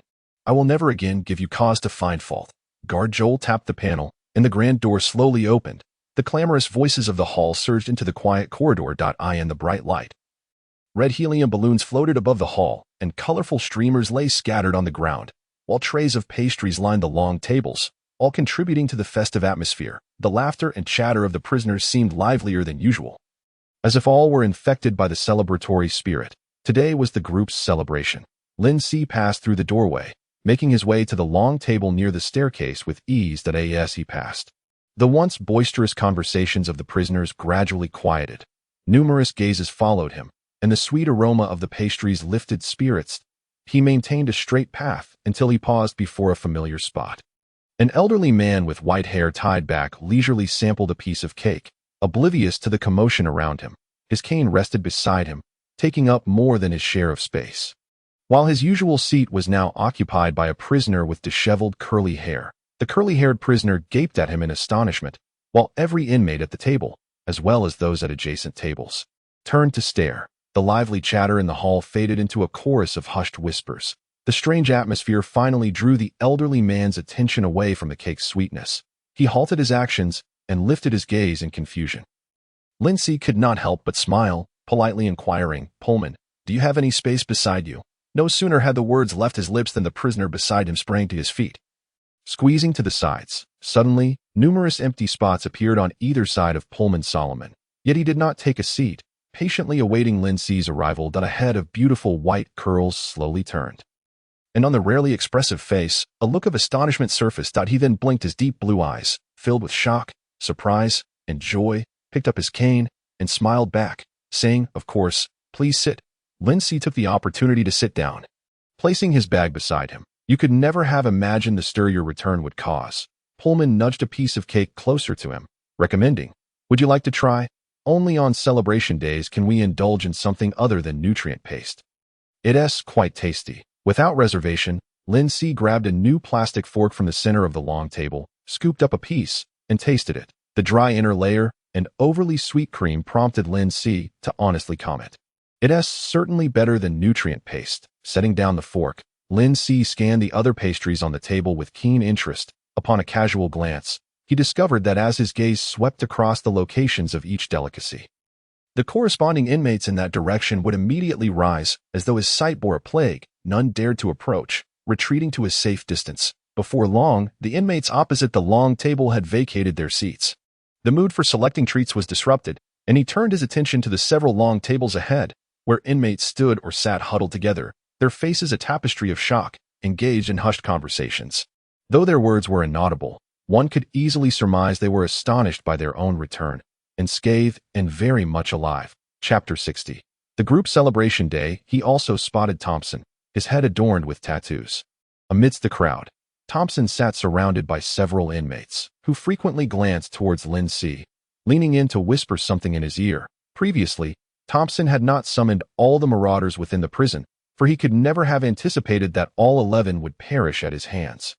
Upon inadvertently locking eyes with him, Thompson visibly stiffened. Lin Si, unabashed in his intent to retaliate, mimicked Thompson's farewell from 7 days prior, silently mouthing, "I have returned." Thompson's expression darkened at in their shared gaze. It was Thompson who first averted his eyes, turning away only to rise moments later, leading the other marauders to the opposite side of the long table. The inmates who had been seated reluctantly stood to cede their spots. Thompson's demeanor was somewhat irate. Yet he ultimately said nothing, taking a seat alongside the marauders. The vacated spots were soon occupied by other inmates, completely obstructing Lin Si's view. "Thompson is afraid of me, fearful of the mysterious sorcery that could strike at any moment and cause his heart to stop." Lin Si analyzed Thompson's psyche. Thompson was merely a coward. Otherwise, he would not have willingly taken the fall and hidden himself away in prison. Pullman, having noticed the exchange of glances between Lin Si and Thompson, scoffed and commented, unable to resist asking, "I am indeed curious about what you experienced in the isolation chamber." And Pullman was still deliberating his choice of words when Lin Si casually interjected, "And I neither died nor went mad." "Correct. Indeed, I did not lose my sanity. I can see it. Everyone can see it. Your demeanor is quite normal, entirely unlike the other inmates in isolation, who either end up as corpses dragged out or descend into madness, ultimately committing suicide," Pullman articulated with precision. Lin Si gathered his thoughts and succinctly elucidated the circumstances within the isolation chamber. "Your prior speculation was correct. There must be some apparatus concealed within the isolation chamber, part of an experimental project that allows inmates to enter a virtual consciousness, akin to a holographic virtual game, conjuring their most feared scenarios with remarkable realism. Additionally, they construct a series of interlinked virtual scenes. You might find a way to escape one scenario, believing you have returned to the isolation chamber, only to realize that you have actually entered a newly predetermined virtual scene." Pullman listened intently, furrowing his brow, quickly grasping the reasons behind the deaths or insanity of those individuals. "Fear may be the cause of some fatalities or madness. However, I believe that more succumb because they can no longer distinguish between virtual and reality. When injured in the real world, they misinterpret it as being within the virtual consciousness, leading to actual death. Alternatively, they might discover that death is the easiest means to escape the virtual consciousness. Yet upon leaving the isolation chamber, they still think themselves within the virtual realm, opting for suicide. Indeed, the final scene featuring the guard Joel was a trap. If he could not clearly differentiate, it would be exceedingly difficult to discern whether he had truly returned to reality. Furthermore, one does not escape the virtual consciousness through death, but rather through a remarkably safe connection space. Lin Si nodded in agreement, recalling the virtual scenes encountered on his first day in the isolation chamber, half-jokingly stating, "In the first virtual scene I encountered, a woman appeared, presenting me with a list of inmates participating in the experiment within the isolation chamber, and your name was among them, along with a video of you undergoing the experiment. She also mentioned that those who passed the test would be allowed to leave prison, and you were particularly eager to participate, even requesting a second trial. It terrified me at the time." Pullman shot him a sidelong glance. "No need to beat around the bush to test me." Lin Si merely smiled, unperturbed by the exposure. Ha! Pullman scoffed, not particularly angered. "This experiment truly manipulates human hearts. One could only wonder what the ultimate aim of the experiment is, especially since the situation in this hall is likely being monitored at all times, or they wouldn't know to use me to sow distrust in you, disrupting your mental state." Pausing for a moment, Pullman rubbed the top of his cane, analyzing with clarity and rationality, squinting slightly, affirming, "Moreover, I have no immediate desire to leave the prison and likely will not in the future. Entering the prison was my own choice. So you need not doubt me. I have not deceived you. I know you are a good person, Lin Si replied, avoiding the probing about deception, affirming instead. Pullman was the only one in the prison who would remind him and genuinely care for his well-being. A good person? I am no such thing. I merely appreciate you and do not wish to see you perish easily. When you only exhibit weakness, I have no interest in conversing with you, Pullman stated, pulling the cake back towards himself to savor it delicately. It dawned on Lin Si that he had not spoken to Pullman prior to his arrival in prison. Lin Si felt both surprised and yet it made sense. Pullman's silence was also a form of pride, as evidenced by the lack of proximity from others. To survive such an experiment is truly remarkable.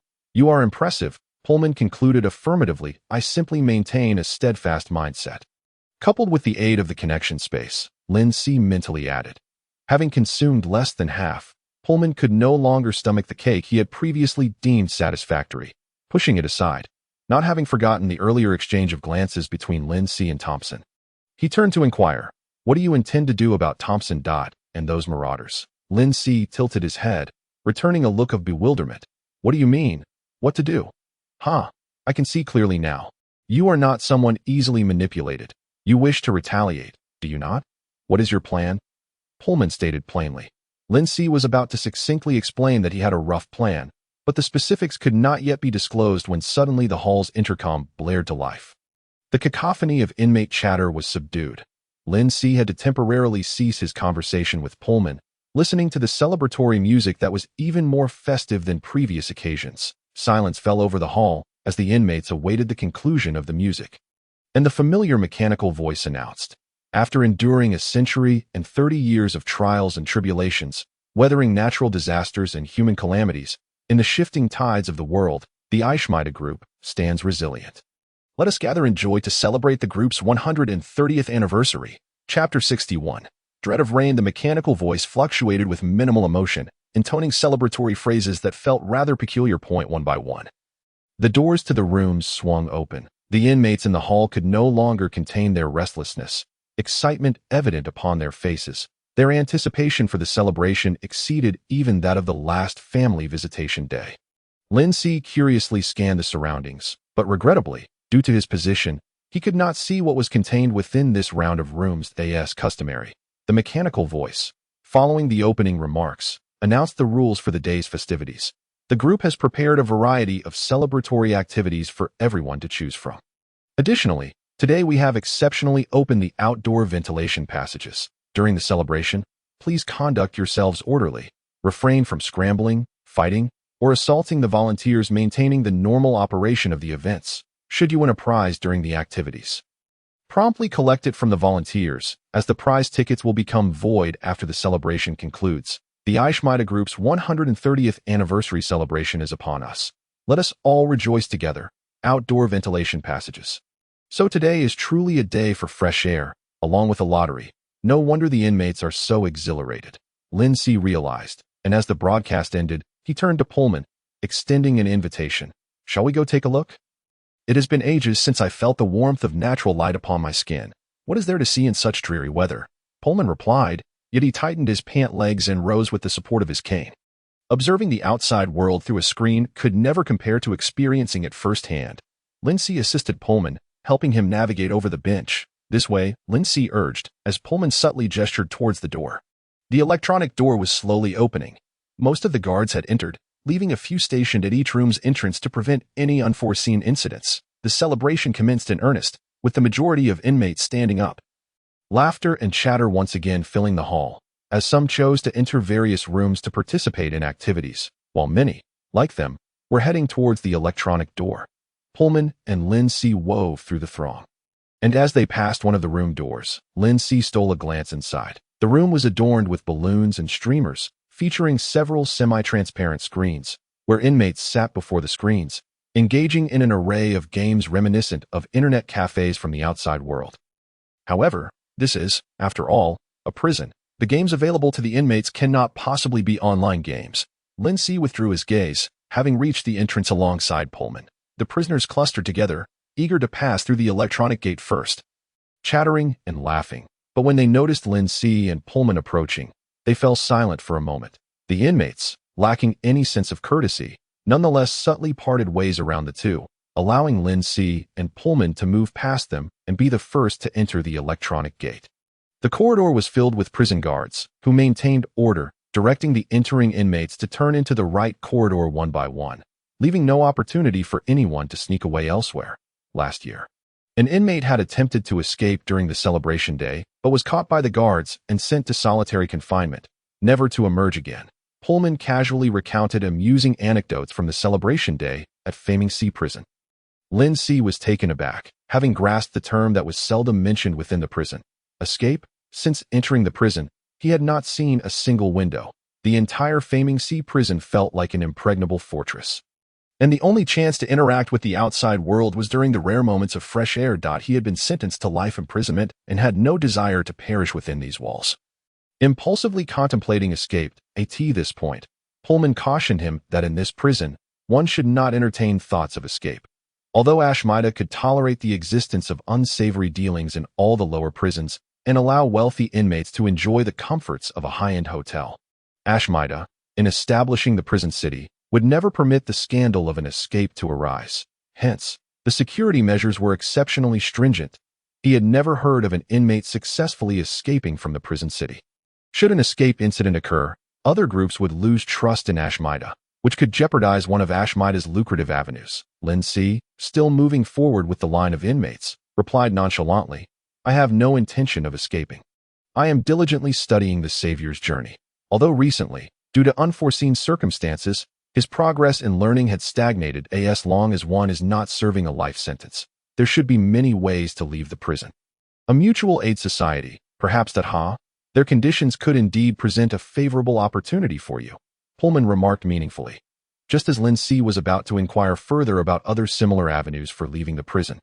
A cheer erupted from the inmates ahead, quickening their pace. The two paused their conversation and looked ahead, where the once white wall had mysteriously opened into a grand gate leading outside. The sight of a hidden door within a wall was something he had only witnessed in his virtual consciousness. Yet, astonishingly, reality mirrored it. Lindsay furrowed his brow, sensing the resurgence of his virtual consciousness after effects. However, his attention was soon captivated by the scene outside the gate. The ground unfolded into an expansive lawn.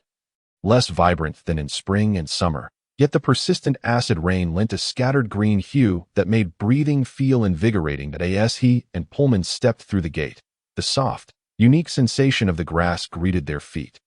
And the light rain fell upon their faces, yet no one seemed inclined to seek shelter. The scent of the grass mingling with rain filled his nostrils, and beyond the gate lay a spacious activity area, with several sand pits near the entrance, seemingly used by guards for training. Towering walls surrounded the activity area, topped with barbed wire and electrified fencing. He could see dense high-rises in the distance, their myriad lights twinkling in the night, while a holographic advertisement showcased a woman, almost too beautiful to be real, introducing a home robot, capturing the attention of many inmates. Lindsay glanced back. The prison was a square two-story building, and from this angle, he could indeed see windows. Lights illuminated the top, casting brightness over the activity area. "I still detest the rain," Pullman grumbled, leaning on his cane as he began to stroll. Many inmates entering the activity area walked along the perimeter, relishing the rare entertainment of being in a space where they could interact with the outside world. "I don't particularly enjoy it either, but opportunities to be caught in the rain are scarce, making it precious now." Following Pullman, Lindsay looked up at the overcast night sky, allowing the raindrops to fall on his face. Pullman cautioned him, "Precious does not mean you should catch rainwater with your face. The acidity of rainwater in the city has been steadily rising over the years. Be careful with your eyes." Chapter 62. They are not human. Lindsay almost forgot that this was rainwater in a highly polluted cyber world. He raised his hand to wipe the rain from his eyelids and lowered his gaze, coincidentally meeting the eyes of Thompson, who was seated nearby with a group of inmates. Upon noticing Lindsay's gaze, Thompson immediately turned away, feigning conversation with the inmate beside him. Even the vicious and brutal marauders need fresh air. Lindsay averted his gaze, not yet inclined to execute his plans. He still wished to savor the rare gift of free air. After meandering alongside Pullman for a couple of laps, the elderly man, who had consistently presented himself as strong and independent, was the first to wave his hand and say, "All right, I can't walk anymore. I need to rest." Pullman found a patch of open ground to sit down, placing his cane beside him, and pulled a cigarette from his pocket. The grass, dampened by the rain, did not bother Lin Si as he sat beside him. Just then, a group of inmates nearby suddenly raised their voices, hurling curses at another inmate standing before them, shooing him away. Get lost, don't bother us. Crazy, I see you must have taken too few stabilizers and are already out of your mind. Your friend disappeared. What does that have to do with us? Go ask Thompson or inquire with Eden. Maybe one of them dragged your friend away to kill him. The body probably hasn't been discovered yet. With that, they burst into laughter. Lin Si glanced over and saw the mocked inmate. With a disheveled head of curly hair and thick glasses, his complexion pale as if devoid of blood, the inmate showed no signs of anger or embarrassment, merely growing increasingly agitated as he waved his hands. No, no, no. I'm telling the truth. Junichiro has disappeared. Haven't you seen him? Frustration welled up in those around him, and someone stood up, shoving the curly-haired inmate a few times, barking, "Can't you understand when you're told to get lost? Wanna die?" With a thud, the frail curly-haired inmate fell to the ground, his glasses flying off his face. In a panic, he scrambled on the ground, searching for his glasses, a pitiful sight that drew laughter from the earlier inmates, while others cast curious glances. Lin Si lowered his gaze, eyeing the thick-framed glasses not far from his feet, raising an eyebrow. The inmate's appearance suggested he was not truly mad. He found himself intrigued by the mention of Junichiro's mysterious disappearance, which might involve the guards. This led him to involuntarily ponder the experiments concealed within solitary confinement. Throughout the prolonged experimental process, had the hidden research team truly been using the inmates confined in solitary for their experiments? Was it possible they were secretly selecting inmates from the prison to take away? After all, communication among ordinary inmates was limited. With one inconspicuous inmate gone, no one would notice. Pullman remained silent, showing no inclination to speak. Mr. Solomon was as aloof as ever. It seemed I was the only one to play the role of the Good Samaritan. Lin Si sighed inwardly and smiled as he spoke. Your glasses are right here. No sooner had he spoken than the curly-haired inmate turned towards the sound, squinting, lacking any focus. The laughter around them came to an abrupt halt. The curly-haired inmate, indifferent to the surrounding changes, crawled over, finally locating his glasses. He hastily donned them, his expression shifting to one of gratitude and joy as he looked up. Thank you so much. If you hadn't reminded me, I would have. It's you, he began, but upon recognizing Lin Si, his tone abruptly changed to one of surprise, curiosity, and fear. You know me? Lin Si inquired. The curly-haired inmate, still crouched on the ground, shrank his shoulders. Well, of course. You are the one who killed 11 marauders, the only one who came out alive from solitary, making Thompson wary, and allegedly possessing some form of sorcery. Inmate 000041.S. Oh, I already have such an extensive prefix. Lin Si had little interest in further conversation and directly asked, You mentioned your friend, Junichiro, right? He used to live in the Misaka Group area, just like you, with the same skin tone. The curly-haired inmate immediately interjected. All right, Junichiro. How do you know he has disappeared? Perhaps he is just delayed by something. Like those people said, maybe he provoked someone he shouldn't have. Lin Si posed his question. The disheveled inmate momentarily forgot his curiosity and fear. As urgency overtook him, no one paid heed to his inquiries. Being the first to ask seriously prompted him to divulge everything. Because we had an arrangement. Every holiday, we meet at the second long table from the left when counting from the gate. At the far left side. We've known each other for 2 years in prison, and it's always been this way. If Junichiro really did provoke someone, there should be a time for them to act against him. Right? At the onset when entering the hall, the guards were watching. They would never take action then. But since that moment, Junichiro hasn't shown up. This indeed absolved the prison's small factions from blame. Lin Si nodded in agreement with the inmate's earlier words. It is indeed possible that he has already been taken away by the guards. The curly-haired inmate anxiously tugged at his hair. However, Junichiro is a man of strict principles. He merely wishes to serve his sentence honestly. Furthermore, everyone tends to err only during festive occasions. When confined to my cell, regardless of my actions, the guards remain oblivious, uninterested, let alone punish me for any transgressions. Yet, aside from the guards, what could be the reason? I cannot fathom it. The curly-haired inmate, relinquishing his grip, continued to inquire with unyielding determination. Have you truly never encountered him? He is not tall. His face is completely scarred, perpetually veiled by a white protective cloth. His features are unmistakable. Within the confines of the cell, regardless of what transpires, the alarms go unnoticed. I genuinely had no knowledge of this matter. A subtle premonition was validated in that moment. The disappearance of this Junichiro was undoubtedly complex. Lindsay felt a stirring within, responding with regret. I apologize. I have not seen the individual you described. However, you might directly inquire with the guards regarding Junichiro's whereabouts. I am confident they would not conceal any information should they possess it. The previously timid inmate shook his head vehemently. No, I cannot dare to ask them. Why not? Lindsay pressed. Although the guards maintain the prison's regulations, I believe that as long as one does not violate the rules, they are not difficult to converse with. This sentiment resonated with Lindsay, for indeed, the guards. The curly-haired inmate's expression shifted, pausing to cast a wary glance towards the entrance, where the guards congregated. Ever vigilant of the activities in the yard, he leaned in closer, whispering hurriedly. They are not human. Chapter 63. A ghost story. A sudden gust of wind swept through, sending a slight chill down Lindsay's spine. Even Pullman, who had previously shown no interest in Junichiro's affairs, could not help but cast a few more glances at the curly-haired inmate. Why do you say that? Then what are they? Lindsay adjusted his posture, feeling the need to clarify further, his gaze directed towards the doorway.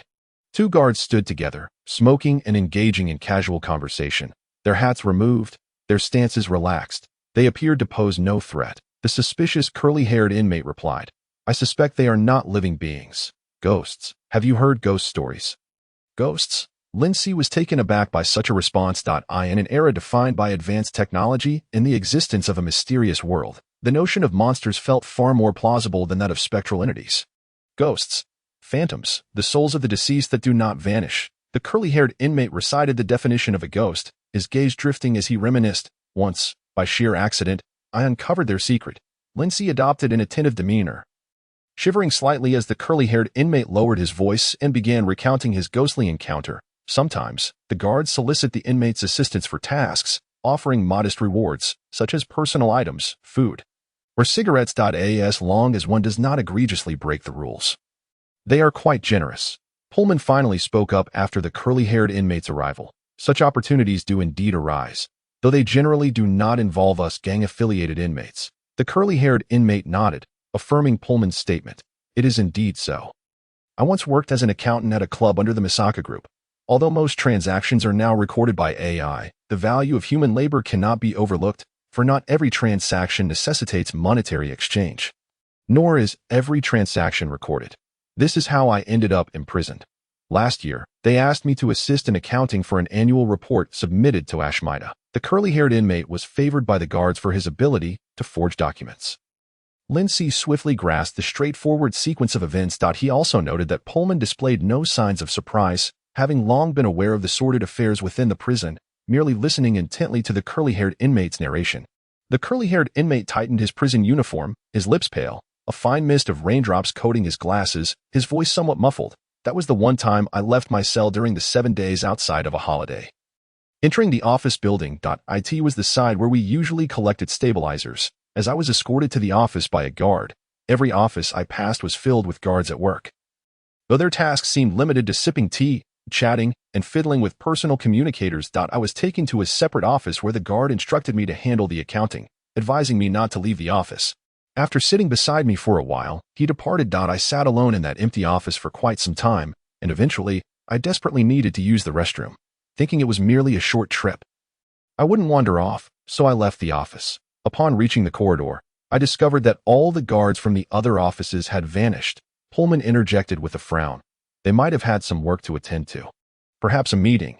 This alone does not constitute a ghost story. It lacks any element of surprise. Of course, the curly-haired inmate conceded. I also speculated that after calming down, yet at that moment, seeing all the guards gone startled me so much that I didn't even dare go to the restroom. I hurried back to the original office. Then, I thought they might have gone to a meeting. I admit, my courage is quite feeble, I know. But not long after, I suddenly heard the sounds of conversation and laughter outside. Can you imagine? There was no sound of returning footsteps. It was as if they had never left, just as they appeared when I first entered. The curly-haired inmate's recollection, laced with fear and trepidation, added a chilling hue to the narrative. No sound of returning footsteps. Lindsay thoughtfully pointed out the most dubious aspect of the curly-haired inmate's description, when he was within the virtual consciousness. The first bug he encountered was the sudden appearance of guards in the corridor, devoid of reasonable footsteps, akin to NPCs that had been refreshed. Could the entire prison be a product of virtual consciousness? Lindsay abruptly halted his wandering thoughts. The after effects were resurfacing. He involuntarily connected to the notion of virtual consciousness. A shiver ran down his spine. What are you thinking? Pullman, noticing Lindsay's peculiar expression, questioned with curiosity, then quickly realized, are you suggesting that everything here is a virtual construct? Indeed, those in virtual consciousness resemble ghosts in a sense. They lack physical form, can appear and disappear at will. Before Lindsay could respond, the curly-haired inmate spoke up in confusion. Virtual consciousness? How did you arrive at that conclusion? Yet it is indeed a possibility. However, maintaining a virtual consciousness server that accommodates so many individuals incurs immense costs. Ashmita would not engage in such a loss-making venture merely to house a few inmates. After careful contemplation, Pullman earnestly addressed Lindsay. I too find the likelihood of virtual consciousness to be minimal. I have good relations with inmates involved in smuggling operations within the prison. They maintain contact with the outside world, unlike those confined solely to a virtual realm that he reigned in his emotions. Offering a wry smile as he rubbed his temples, nodding. You know, the after effects do not dissipate easily. I merely momentarily digressed. It is nothing. He daily entered and exited the connection space, and thus, the prison could not be a vast virtual consciousness landscape. He had merely found himself inadvertently associating with the concept of virtual consciousness. The curly-haired inmate, bewildered by the exchange between the two, dismissed the brief interlude, focusing instead on the ghost story he had encountered a year prior. I hid in the office, listening intently for quite some time, ensuring it was not merely my imagination, and then I opened the door, hoping to confirm. Yet, the moment I pulled the door open, the voices vanished without a trace. It was silent, too silent. I stepped outside, only to find that all the guards in the other offices had disappeared. It was only during the moment I opened the door that they vanished. I was utterly terrified. This must be a haunting. Chapter 64.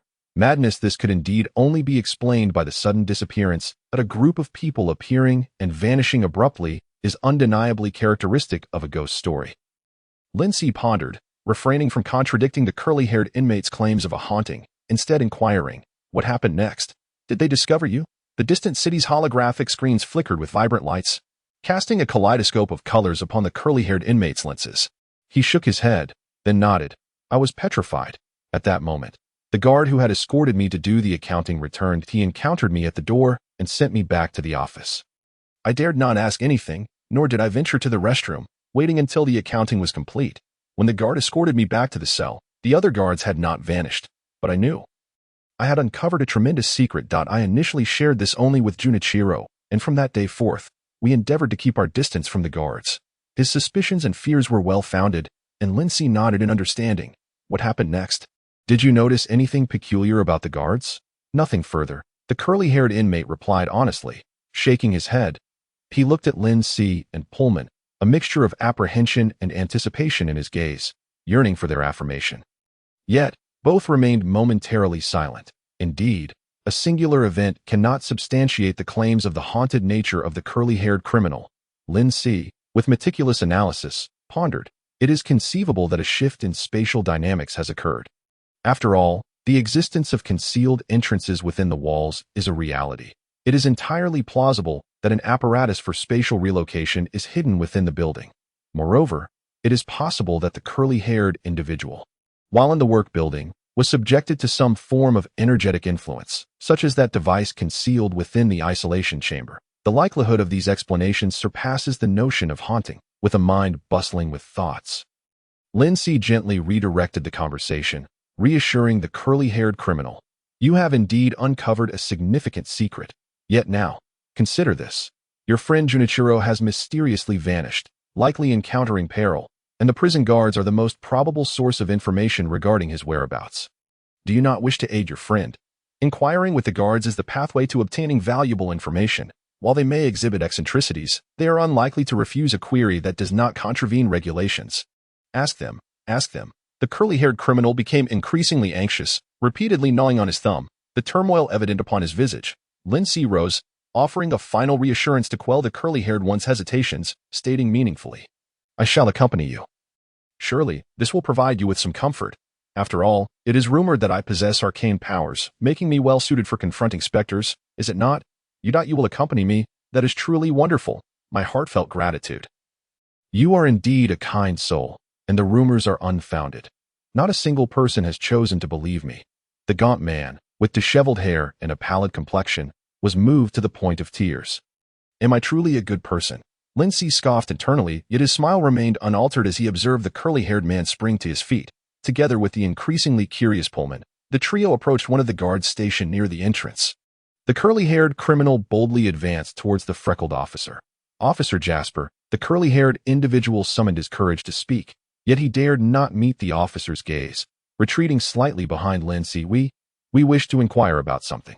Officer Jasper It was apparent that the curly-haired criminal was somewhat acquainted with this guard, as he approached him directly, likely due to Officer Jasper's supervision of the floor where both the curly-haired criminal and Junichiro resided.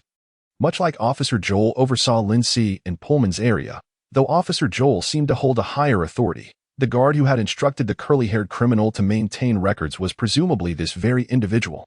Lindsay scrutinized the guard with a composed demeanor.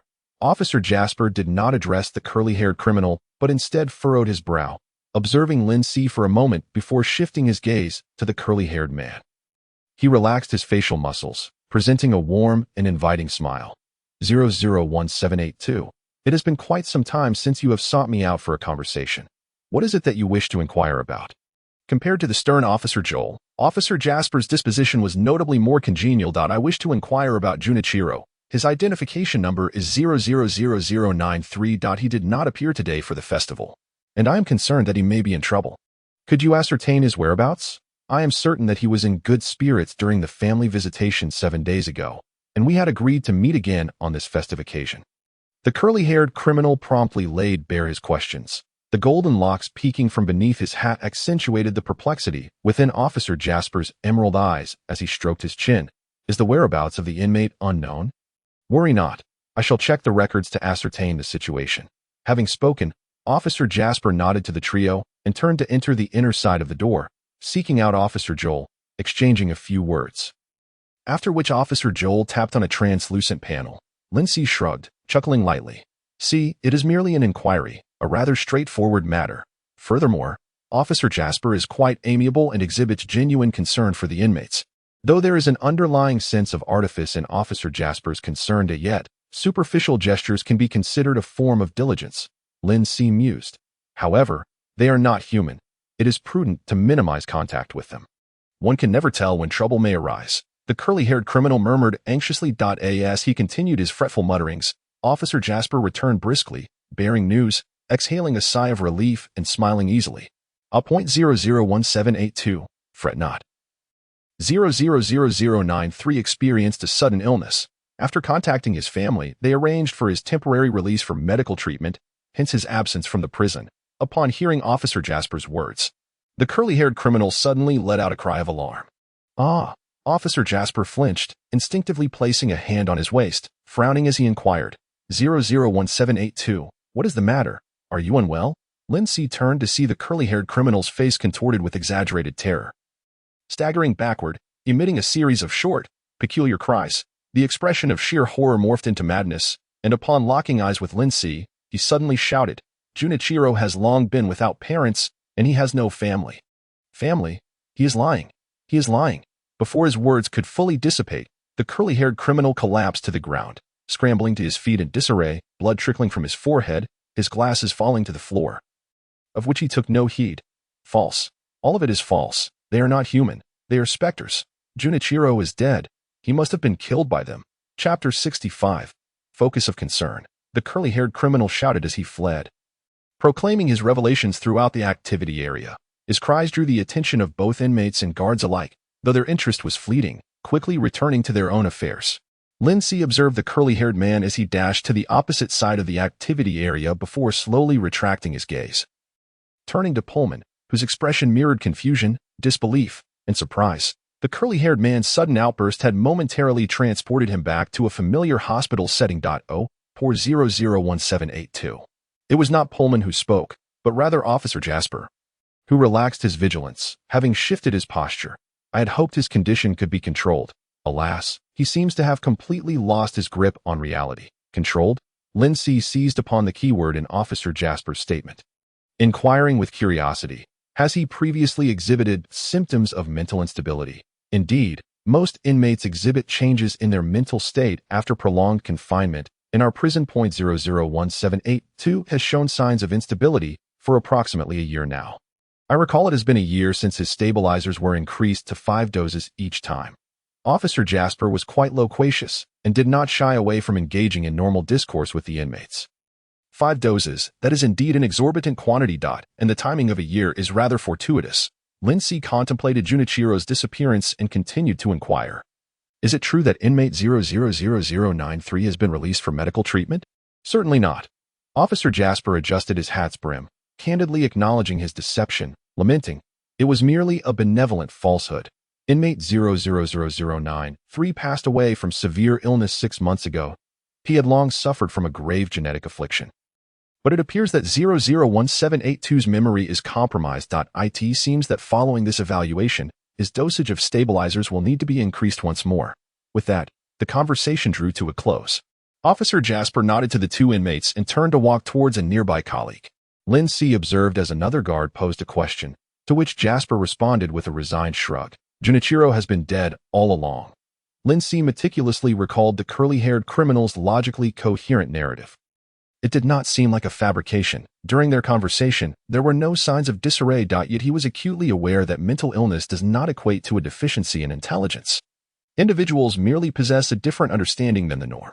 In moments of lucidity, they can articulate the most logically sound and innovative scientific theories. Could the curly-haired criminal's assertions be mere delusions born from madness? And what of his experiences while maintaining records?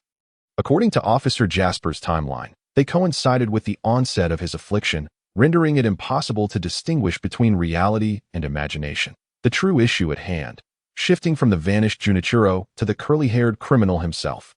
Truly, the line between truth and falsehood is blurred. Lindsay shook his head imperceptibly, observing the curly-haired man as he approached a group of inmates seated together, animatedly discussing something before being impatiently dismissed. Laughter erupted from those who had previously sat nearby. A madman. I knew he had lost his mind long ago. My cell is not far from his, and at times, I can hear him shouting for hours on end. Haunted. Perhaps he has frightened himself into madness. That may well be the fate that awaits us when the stabilizers can no longer suppress the mental anguish brought about by solitude, Pullman suddenly remarked in a low voice. Returning to the present, no longer focusing on the curly-haired criminal, Lindsay joked, perhaps before we succumb to mental collapse, we will have already perished from various accidents. Pullman turned, his gait steady with the aid of his cane. Reminiscent of an old captain who remains unshaken even amidst the tempest. Speak then, whom do you believe is lying, 001782 or Officer Jasper? Pullman inquired earnestly, clearly having overheard the inmates' discussions. Lindsay matched Pullman's pace, deliberately slowing down a bit to accommodate the elderly man's not-so-swift speed, and honestly stated, I cannot discern anything for the time being. The entire situation feels exceedingly strange, particularly because 001782 has truly gone mad. Making it even harder to judge, you are worried that the prison guards have been secretly capturing inmates to conduct experiments, casually reporting a death, as no one would care about the truth. Except for a lunatic shouting about hauntings, Pullman quickly grasped the underlying logic behind Lindsay's every action. After all, none of us know if we might be the next. Lindsay responded solemnly. Upon returning to the open area, Pullman slowly sat down and, after a moment of contemplation, remarked, the mortality rate in prisons is alarmingly high. I had informed you of this long ago, so I cannot accurately tell you how many inmates have inexplicably succumbed. Moreover, if they truly intend to do so, there are numerous reasons at their disposal on the death list, far exceeding mere illness. Indeed, Lindsay did not take a seat but nodded in agreement, saying, there is no way to investigate. All we can do is remain vigilant and cautious, lest we fall victim ourselves. He surveyed his surroundings, having adjusted his mood, and continued, I find the odor on me rather unpleasant. I wish to wash up and clean my prison uniform as well. That is your prerogative. Simply inform the prison guards, and they will acquiesce, Pullman replied, pulling a cigarette from his pocket and placing it between his lips. Grateful for Pullman's reminder, Lindsay headed directly to guard Joel, who indeed gave him a casual nod of approval. passing through the gate and turning to the other side of the work building. Lin Si noticed a few guards taking a brief respite, drinking water, chatting, or handling unexpected work. Upon seeing Lin Si, they all diverted a bit more attention to monitor his movements, with one guard even stopping him to inquire about his purpose in that section of the work building. Only after receiving Lin Si's response did they allow him to proceed. Am I now a focal point of attention? Lin Si chuckled helplessly within as he entered the public shower stalls that in truth. The guard's scrutiny was not misplaced, for washing and cleaning were merely his secondary objectives. As the celebration day approached its zenith, the marauders had passed the initial vigilance phase, although their minds knew to stay alert. The waning attention inevitably caused them to lower their guard. This was the optimal moment to strike back at an eye for an eye, was it not? Lin Si mused, recalling a proverb that may no longer be in use. Chapter 66. The magician. The shower room was empty, allowing the warm water to cascade over his body as he closed his eyes, mentally reorganizing the entire plan. While in solitary confinement, the plan had already taken shape. It merely required adaptability, all while evading the guards' watchful eyes. Ideally, without becoming entangled myself. The festive day provided a pleasant surprise. The inmates were more dispersed than usual, no longer congregating solely in the hall. And the guards' attention was likewise diffused, with countless areas demanding their efforts to maintain order. The water served to refresh the senses, and by the time Lin Si finished rinsing off, he felt composed and emotionally steady as he exited the shower room. Approaching the door leading to the hall, he refrained from continuing onward to the activity area but instead passed through the door into the hall, while he and Pullman had been strolling in the activity area. Thompson had already returned to the hall with other marauders after their outdoor time. He wondered where they might be now. He had made a point to remember the appearances of those marauders, as memorizing their faces was no simple task, but fortunately they all bore sufficiently distinctive features, whether it be colorful hair or extensive tattoos, allowing him to identify them by their characteristics. Bang! Oh no. A prisoner standing atop a table twisted a party popper, and amidst a chorus of cheers, streamers soared through the air. Lin Si slightly sidestepped to avoid the prisoners clamoring around the popper, maneuvering through the aisle between the long tables, casually plucking a fallen streamer from his shoulder, and discreetly assessing the faces absorbed in this rare entertainment. Thompson was absent from the hall, likely in one of the activity rooms. He noticed 5 marauders occupying a corner of the innermost long table, engaged in some sort of game, occasionally erupting into laughter. Finding an empty seat, Lin Si selected a piece of roasted chicken and placed it on an empty plate before him, aside from the 5 distinctive marauders. He also spotted big-headed Luther, dressed in a grimy prison uniform with a footprint on it. He appeared even thinner than before, his elongated neck supporting an even larger head as he hunched over, smiling obsequiously at others. To Lin Si's surprise, big-headed Luther was not mingling with the marauders. Before Luther stood a man with a bushy brown beard, his bald head glinting slightly in the hall's light, attentively listening to Luther's words and nodding occasionally. Who was this bald man? He had not been seen in Thompson's company, at least not belonging to the marauder group. Lin Si observed this scene with keen interest. Strangely, he had not seen big-headed Luther around Thompson all day. Had Luther distanced himself from the marauders? It seemed that the instigator who had entwined himself with the marauders over the past 7 days had not been faring well. Was this bearded bald man the next benefactor Luther sought? Lin Si's curiosity shifted more towards the bearded bald man. Bang, bang, bang. The party poppers continued to explode, and streamers fluttered in the air. What the hell? Is this for real? A sudden uproar erupted from the corner where the 5 marauders were seated, as the crew cut guy leapt to his feet and dashed to the other side to inspect something in the hands of a prisoner with a snake tattoo on his left cheek. While the other 3 quickly gathered around. At that moment, Lin Si could finally see clearly that the table was strewn with scattered playing cards, uncertain if they had acquired them from the activities or if they were pre-existing stock. The crew cut guy held up a card, scrutinizing the poker in the snake-tattooed prisoner's possession. Are you kidding me? When did you snatch the cards from me? Or do you have an identical deck stashed away? The crew cut guy's eyes widened in disbelief, curiously rolling up the snake-tattooed prisoner's sleeve and even lifting his prison uniform for a closer look. The snake-tattooed prisoner grinned smugly. This is a type of magic technique. How could the secret be so easily uncovered? The other 3 likewise claimed to have seen nothing. The crew cut guy's interest evidently piqued. Not bad. I didn't expect you to possess such a skill. What else can you do? Come on, let us try again. The other 3 eagerly expressed their desire to experience it as well. Magic. Lin Si methodically sliced into the pieces of roasted chicken on his plate, His thoughts racing. It was quite a coincidence to learn that he might belong to the magician sequence just recently, and now to witness 5 marauders performing magic tricks. This was precisely the opportunity to adapt and respond to the unfolding situation. Lin Si chewed on a piece of meat and swallowed. Although the meat was rather tough and the seasoning less than delightful, it still bore the taste of meat. Lin Si ate 2 more pieces while keeping an eye on the magical progress over there. The snake-tattooed prisoner wiggled his fingers, interlocking them together, and smiled. Before I joined the marauders, I was a street performer, but now most magicians utilize high-tech props for their tricks, and my traditional techniques have become less profitable. How about this? I have a signature skill I can showcase for you. The crew cut guy eagerly volunteered to assist, even making a request. I want to sit next to you. I need to see if there's really no flaw. The snake-tattooed prisoner, brimming with confidence, accepted without hesitation, while the other 3 gathered behind him, intent on observing his every move. All right, my hands will remain here. You can see clearly, right? There's nothing in my hands. The snake-tattooed prisoner brought his palms together, then opened them, also flipping his hands to show the back, checking between his fingers, and finally placing his palms on the table, closing them. The 4 marauders were raptly focused. With the crew cut guy urging, "What now?" the snake-tattooed prisoner smiled mysteriously. "Now, please recall the items you are carrying, those in your clothing pockets or pants pockets. You're certain one of them contains something, right?" The crew cut guy thought carefully, even feeling his pockets, then nodded affirmatively. "I'm sure." A marauder standing behind chimed in with a chuckle. "You wouldn't have used this trick to swindle customers out of their money before, would you?" Another added. "If you can truly make something materialize, that's quite impressive." The 4 all agreed.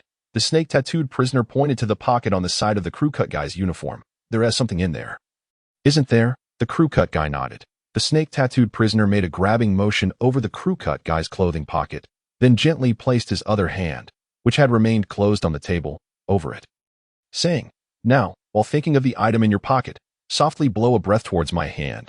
The snake-tattooed prisoner's series of actions captivated the attention of the other 4, as 3 pairs of eyes fixated on the crew cut guy, who took a deep breath and slightly bowed his head to blow towards the closed hand of the snake-tattooed prisoner.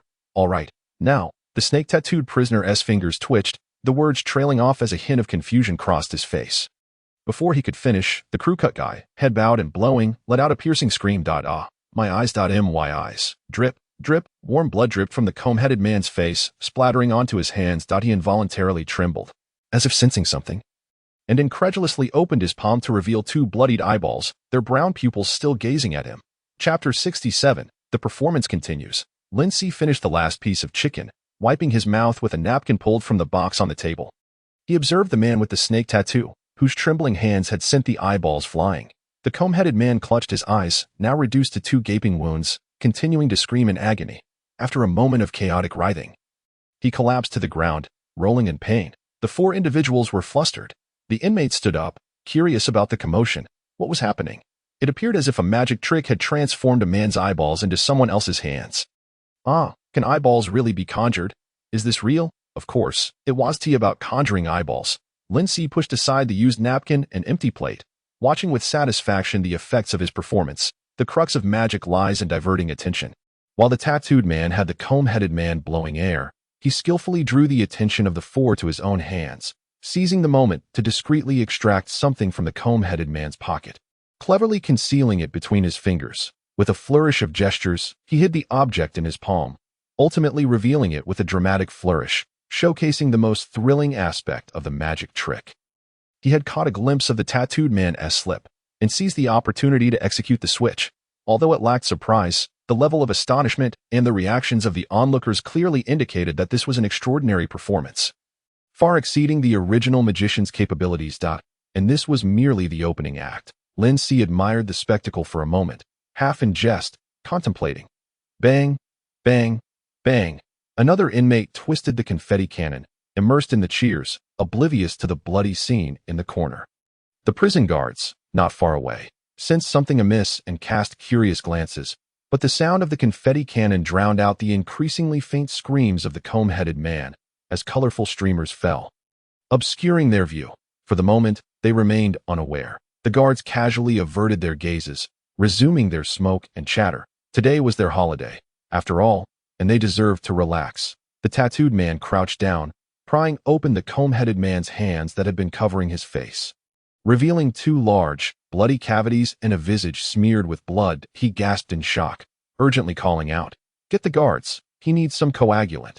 If he keeps bleeding, he will die." The other 3 stunned raiders finally reacted. One of them nodding hastily as he rushed toward the guards. Coagulant. Pullman had used it on himself. It was indeed a highly effective medicine. Lindsay watched the burly raider, whose movements appeared somewhat clumsy as he ran. He focused on the spot where the heavy raider would next land, which was covered in streamers. Amidst them, a small piece of confetti, unnoticed by anyone, vanished in an instant, replaced by a small piece of chicken.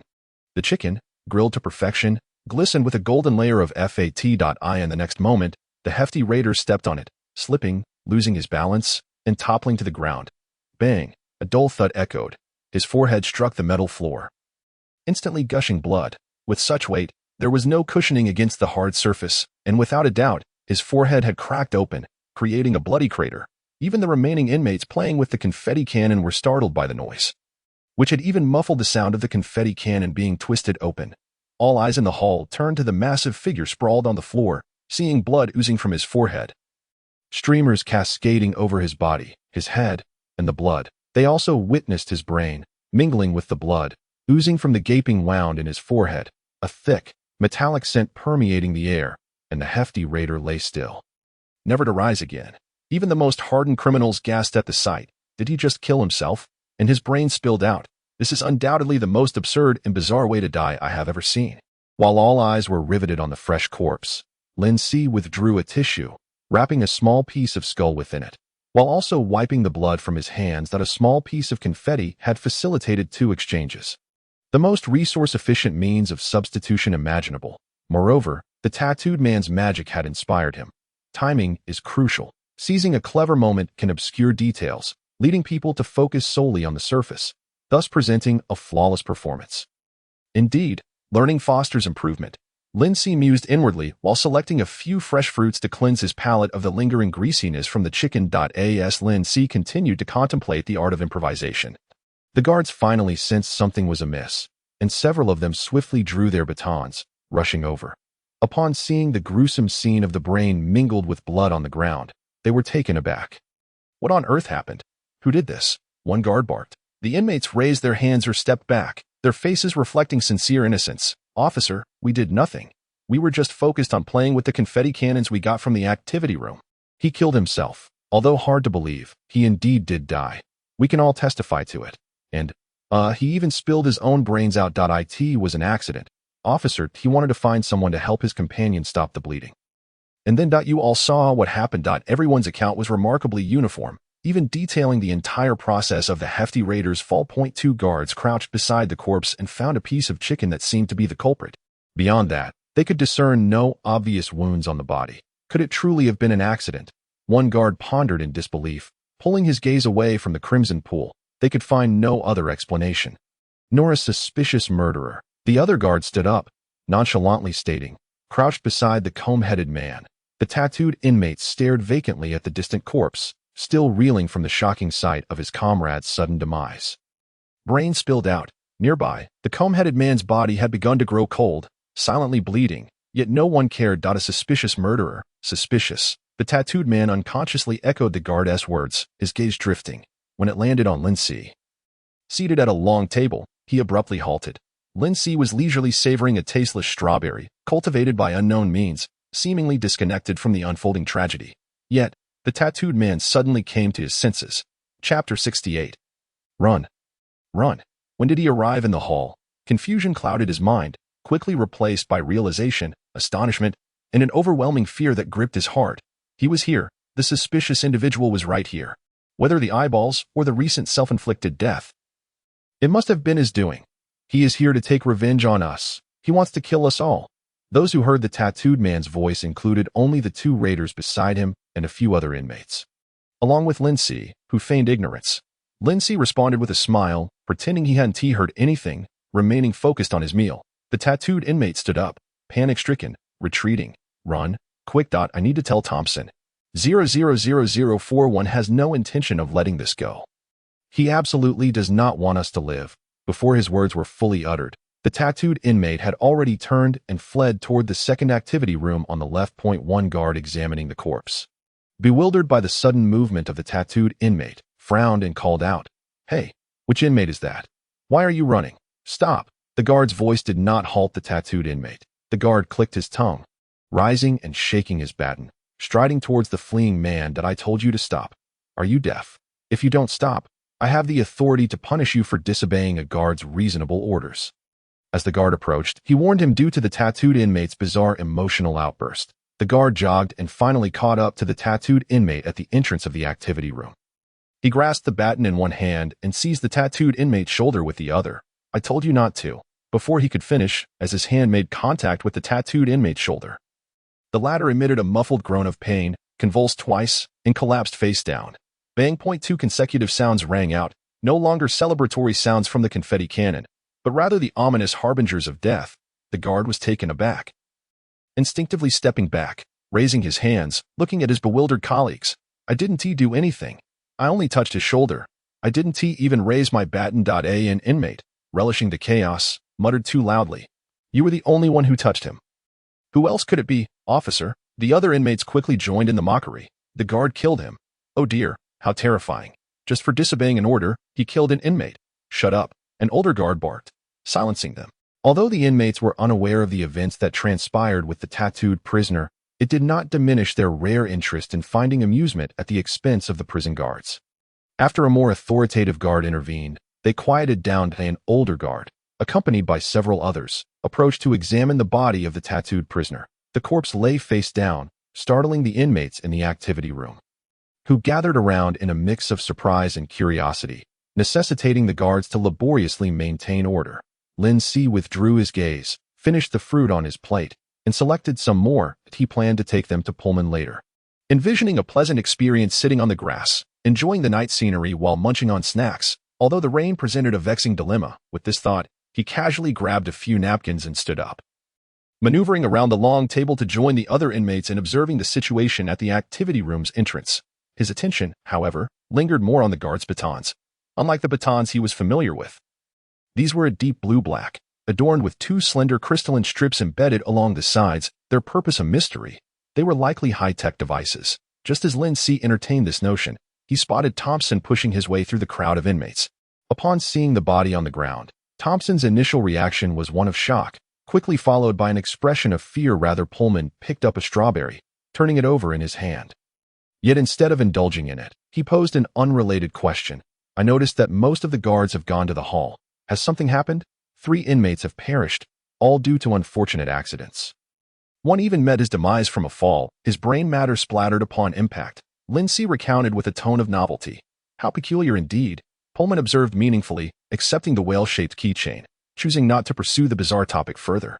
"Surely, you can see that this trinket does not suit me," he remarked, gazing at Pullman, whose weathered visage could not conceal his profound handsomeness. Lin Si unabashedly replied, "Sometimes, one must embrace a touch of contrast." "Do they not?" Pullman, his calloused fingers stroking the plush surface of the toy, did not refuse. "I have never seen a fish. They say the oceans are devoid of them now. Keeping a fish-shaped trinket is rather delightful."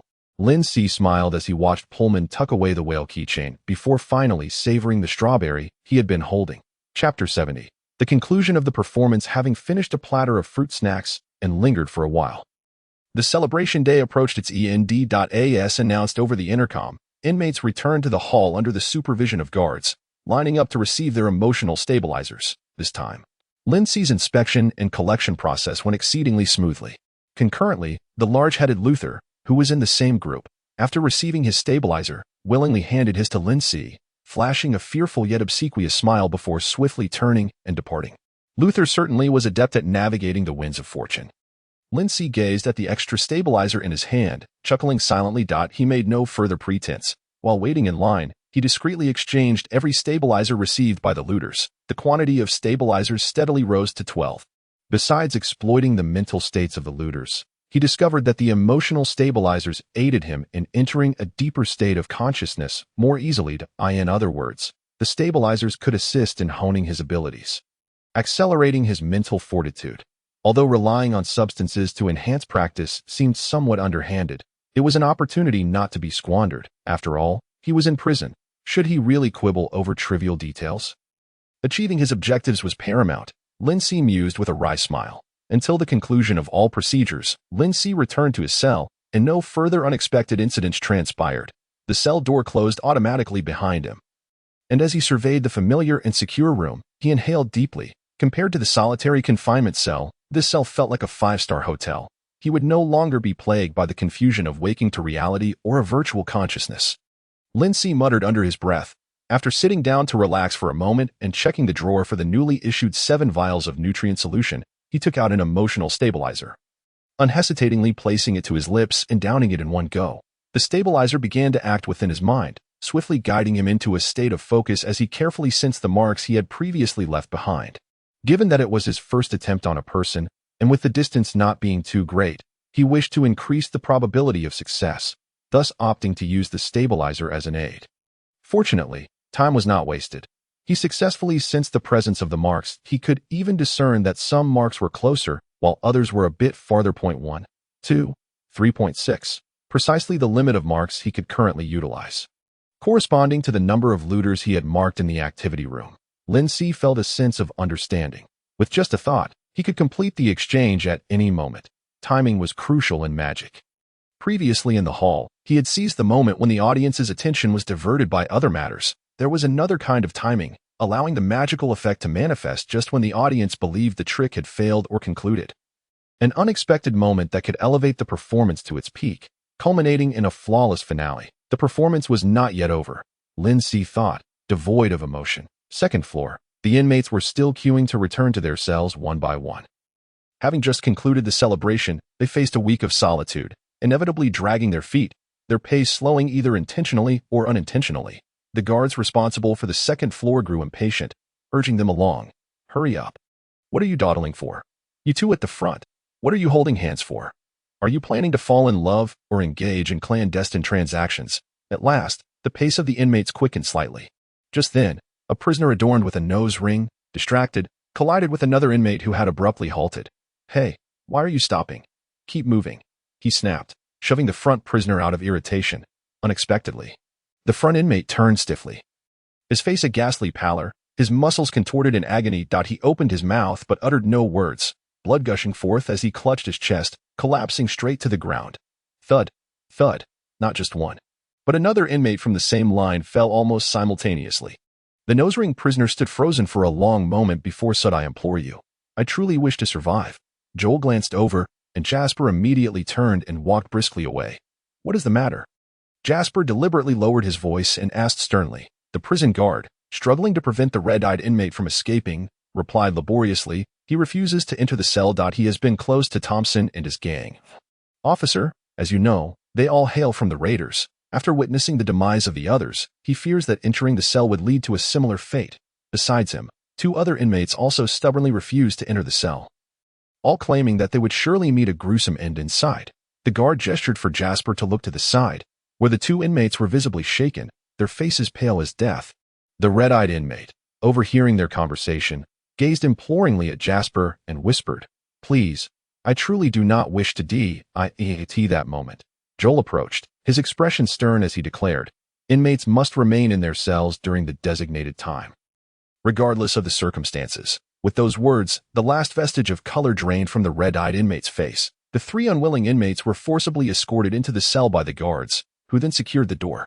Jasper's gaze lingered on the cell door until the red light remained unlit for an extended period, after which he turned to Joel and cautiously spoke. In their current state, even without the sudden emergence of a knife to end their lives, being alone in the cell is sufficient to frighten them to death. Our responsibility lies in the overall operation of the prison. Whether inmates frighten themselves is not a matter of our concern. Officer Jasper, Joel emphasized, offering no further consideration as he departed along the corridor cleared by the guards. Watching Joel's imposing figure fade away, Jasper shrugged and smirked dismissively, muttering to himself, that is also true.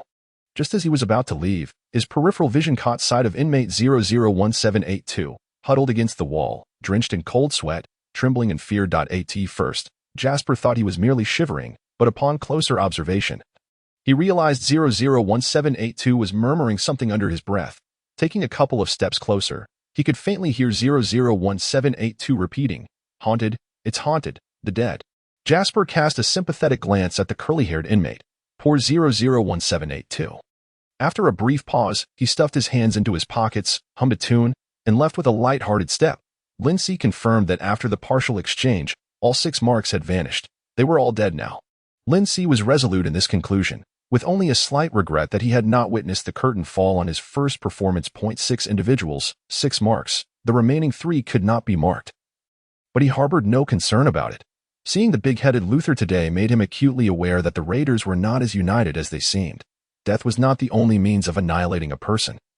Mental strain was terrifying, compounded by the prison's design, which inherently suppressed the inmates' mental states. The 2 factors complemented each other, and the 3 unmarked individuals would surely be crushed under the weight of psychological pressure. His objective was crystal clear: destroy the raiders within the prison. Lindsay exhaled slowly. The one-time use of 6 marks had nearly drained his mental strength, and the effects of the emotional stabilizer had dissipated. Fortunately, everything had ultimately succeeded. He closed his eyes to gather his mental energy for a moment, then retrieved items from his bag, inflating the air pillow, tidying up briefly before collapsing into a deep slumber. Finally back in a safe place, he desperately needed to rest. Another 7 days of confinement in a cell commenced. Lindsay maintained a cheerful demeanor, and on the first day of the week, through the connection space, he assisted Chen Wuyong in completing the final touches on the guide to alien plant cultivation translation. Some of the plants recorded in the ancient text had no modern counterparts available for reference. This had consumed a significant amount of Chen Wuyong's time and exceeded his budget in search of materials, hoping to find similar alien plants, but ultimately he found none, having to temporarily conclude that these plants had vanished into the annals of history. After organizing the document, Chen Wuyong uploaded it to the frequently visited Weiss website. Now, he only needed to await approval, and the translation would be accessible to readers worldwide. Finally completing the translation brought Chen Wuyong immense relief, pride, and satisfaction, while simultaneously harboring a tinge of worry, uncertain if the residents of the wasteland could utilize communication devices, as they were the ones who needed to see this translation the most, which would undoubtedly aid them significantly. Father, you only need to do your utmost. Without fretting over every detail, Lindsay gently advised. Chen Wuyong humbly accepted the puppeteer's counsel.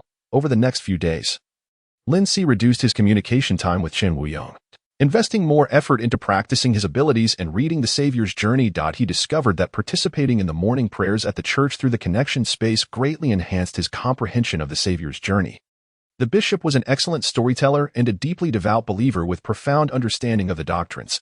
Chapter 72. Chen Wuyong's progress in learning. As the story of the Savior's journey progressed to its midpoint, the Savior had developed a large tribe where everyone lived in peace and prosperity, even beginning to delve into technology. Under the Savior's guidance, the people started to create various high-tech inventions, with rapid advancements in technology. The Savior led the people in constructing cities, and the embryonic form of capitalism began to emerge. Yet everyone still lived relatively well, with little distinction among them, resembling a less extreme utopia. By this point, Lindsay had a general understanding of the story the Savior's journey aimed to convey. The Savior descended upon the world, and all progress stemmed from the Savior's influence, creating a new world. Throughout the first half of the Savior's journey, he felt as if he were reading a farming novel, with the protagonist wielding exceptional abilities, possessing omniscience about both past and future. In the narrative, those who believed in the Savior enjoyed a good life, while those who did not would gradually face misfortune, ultimately meeting a tragic end. It was somewhat overly idealistic. Furthermore, how could a world entirely dominated and exploited by capitalism be created by such a benevolent Savior? Lindsay merely voiced a small complaint, fully aware that a religious classic would not be written for the sake of logic or narrative coherence, but rather for the promotion of doctrine. The bishop seemed to understand this as well. During morning prayers, he only selected brief stories associated with goodness to share. Everything in the church continued as usual, seemingly unaffected by the events of that night. However, the daily distribution of food by the church had been steadily decreasing, and Chen Wuyong began to worry about finances, gaining a profound understanding of one truth: in the current society, even doing good deeds required a certain level of capital, not merely a kind heart. Lindsay contemplated subtly suggesting to Chen Wuyong that he could use his healing abilities to earn money, but one day, upon witnessing Chen Wuyong discreetly healing a fallen elderly man without charging any fee, he abandoned that thought. For the priest, healing others was an act of fulfilling doctrine, not something to be monetized. Now that Lindsay had a deeper understanding of the Mutual Aid Society's doctrine, he could better comprehend some of Chen Wuyong's actions. District 11. The church. Chen Wuyong sat in the confessional, having just sent away a rare visitor, a homeless man seeking absolution. The man, driven by hunger one night, had robbed a drunken man and, regrettably, accidentally killed him. Upon seeing a family photo on the man's personal communication device, the homeless man felt overwhelming remorse and sought the confessional, hoping for forgiveness. Ordinarily, Chen Wuyong would fulfill his duty as a priest and absolve the homeless man, saying, "It's all right. Everyone makes mistakes. Your regret signifies the awakening of your inherent goodness. Errors can be forgiven as long as you strive to do good, and the Savior will bless you." However, upon noticing that the ragged clothing worn by the homeless man was the coat he had carelessly tossed to a nearby vagrant after transporting the bodies of Lady Maggie and her companions, he felt no inclination to offer forgiveness. He could not recall what the homeless man had looked like at that moment, but seeing the face filled with regret before him, Chen Wuyong spoke almost indifferently. "You must confess your sins, accept the punishment you deserve, and find a way to compensate his family, rather than seeking some meaningless absolution that will only soothe your conscience." At that moment, the homeless man was left dumbfounded and, recovering his composure, threatened to report him to the bishop. Chen Wuyong recognized he had misspoken but ultimately remained silent, allowing the furious homeless man to leave and sitting alone in the confessional for a moment. He did not regret having spoken those words, even though they clearly contradicted the doctrine. Chen Wuyong chuckled bitterly, shook his head, adjusted his emotions, and tried not to think about whether the bishop would discuss the matter with him again. Redirecting his attention to other thoughts, nearly 7 days have passed, yet the translation has yet to clear the review process, leaving me in the dark about where it is stuck. The application I submitted for a promotion has also received no response. Coupled with the dwindling funds, it feels as though every aspect of life is fraught with difficulty. Chen Wuyong found himself engulfed in melancholy. Stepping out of the confessional, he lingered by the window for a moment, observing the hurried figures passing by in the rain, striving to quell the sorrow that threatened to overwhelm him. At that moment, he noticed a man and a woman standing at the entrance of the Pioneer Group's exclusive store across the street. Ordinarily, he would not pay heed to the passers-by, but following the recent incident, his vigilance had heightened. Mr. Puppet had warned him twice, one of which was due to the suspicious presence of Lady Maggie and two young Viratisai lurking nearby too frequently. Reflecting on it, they had ostensibly come to seek Lady Maggie, yet had spent their time surveilling the church, likely plotting an infiltration by night since that very moment. Drawing on the experiences imparted by Mr. Puppet, Chen Wuyong quickly discerned the suspicious behavior of the man and woman across the street. They appeared to be intending to enter the store, but had yet to cross its threshold. For a full minute, 2/3 of their attention had been fixated on the church rather than the establishment they stood before, clearly exhibiting a greater interest in the church while maintaining their distance. Their gazes were marked by a sense of probing, starkly contrasting with the demeanor of other pedestrians. These 3 observations alone were sufficient to ignite Chen Wuyong's suspicions regarding the origins and intentions of this man and woman. "I am pleased to see that you possess such vigilance." A low, gentle voice, laced with a hint of amusement, echoed in his ears. Without needing a moment to react, Chen Wuyong recognized the voice, instinctively placing his hand on his chest, internally exclaiming with joy and reverence, "Mr. Puppet." In the past 2 days, during Mr. Puppet's absence, Chen Wuyong had taken the liberty to study the appropriate gestures for greeting him. The customary greeting within the Mutual Aid Society would not suffice, as that was reserved for the Savior. Mr. Puppet could be considered a manifestation of him, and it would not be prudent to address him in the manner befitting the Savior. Ultimately, he concluded that simply placing a hand over his heart would serve as a universally respectful gesture. Although he was uncertain as to why Mr. Puppet had been appearing less frequently of late, was he in need of more rest? A myriad of thoughts flitted through Chen Wuyong's mind, only to be swiftly suppressed. Chapter 73. An old friend feigning ignorance to Chen Wuyong's internal musings. Lin Si observed the man and woman across the street through the screen. The man wore a mechanical mask covering the lower half of his face, draped in a dark green windbreaker, with a portion of a tattoo visible on his neck. The woman had darker skin, clad in a form-fitting leather outfit that accentuated her tall frame and slender waist. Her short hair lay flat against her scalp, and her long legs were nearly as tall as the man. They made no effort to conceal their scrutiny of the church. Their observation was brazen, marked by a sense of arrogance. "You ought to exercise caution. Old acquaintances are likely to visit the church soon." Lindsay emphasized the phrase "old acquaintances," ensuring the priest understood he was not referring to a well-meaning friend. The one action that had undoubtedly drawn trouble to Chen Wuyong was the killing of Lady Maggie and her companions. He had disrupted the Viratisai gang's plans and taken the lives of their members. It was only a matter of time before the gang discovered the connection between the disappearance of their 3 members and the church. Though delayed beyond his expectations, the peculiar man and woman across the street were clearly agents sent by the Viratisai. No one could assume that such surveillance bore any goodwill. Upon receiving this warning, Chen Wuyong quickly grasped the situation, hastily shutting the window and turning to lean against the frame, the screen now focused on the ground, where colorful light filtered through the stained glass, the image remaining still for a prolonged moment. Surely, the innocent priest would not be frightened by the impending gang retaliation. Lin Si sensed Chen Wuyong's blankness and felt a twinge of concern. Just as he was about to speak, the screen shifted gently, revealing Chen Wuyong's hand as he expertly withdrew a sleek black handgun. Checking the magazine. A fully loaded magazine. I have a spare as well. 2 new magazines cost me a total of 1,500 coins from Boss Fan, with a discount of 100 coins. Yet, I exchanged it for that pure silver necklace given to me by the church when I first awakened. Gold and silver are indeed luxuries. Had I not been utterly devoid of savings, I would never have parted with the necklace for 2 magazines. Chen Wuyong caressed the gleaming surface of the bullets, feeling a bittersweet pang within, but no regret, merely a complaint that Boss Fan had certainly profited handsomely from him. Has the priest really resorted to purchasing new magazines on the black market? Lin Si mused, reassured that the connection had been severed when he had lost memory of the priest's visit to the black market. After completing his inspection, Chen Wuyong tucked the handgun back beneath his cloak. Exhaling deeply, mentally bolstering himself, I can handle this. If they come to my door, dialogue will not suffice. I must exhibit strength to protect myself, the bishop, and Alice. Subsequently, he addressed Mr. Puppet with a sense of apology in his heart. Sir, please excuse me. I need to check the security measures around here. Having learned from the previous lesson, Chen Wuyong had installed an alarm system within the church, while it would not alert the Joint Defense Department. It would at least emit a piercing alarm should anyone attempt to scale the walls during the night.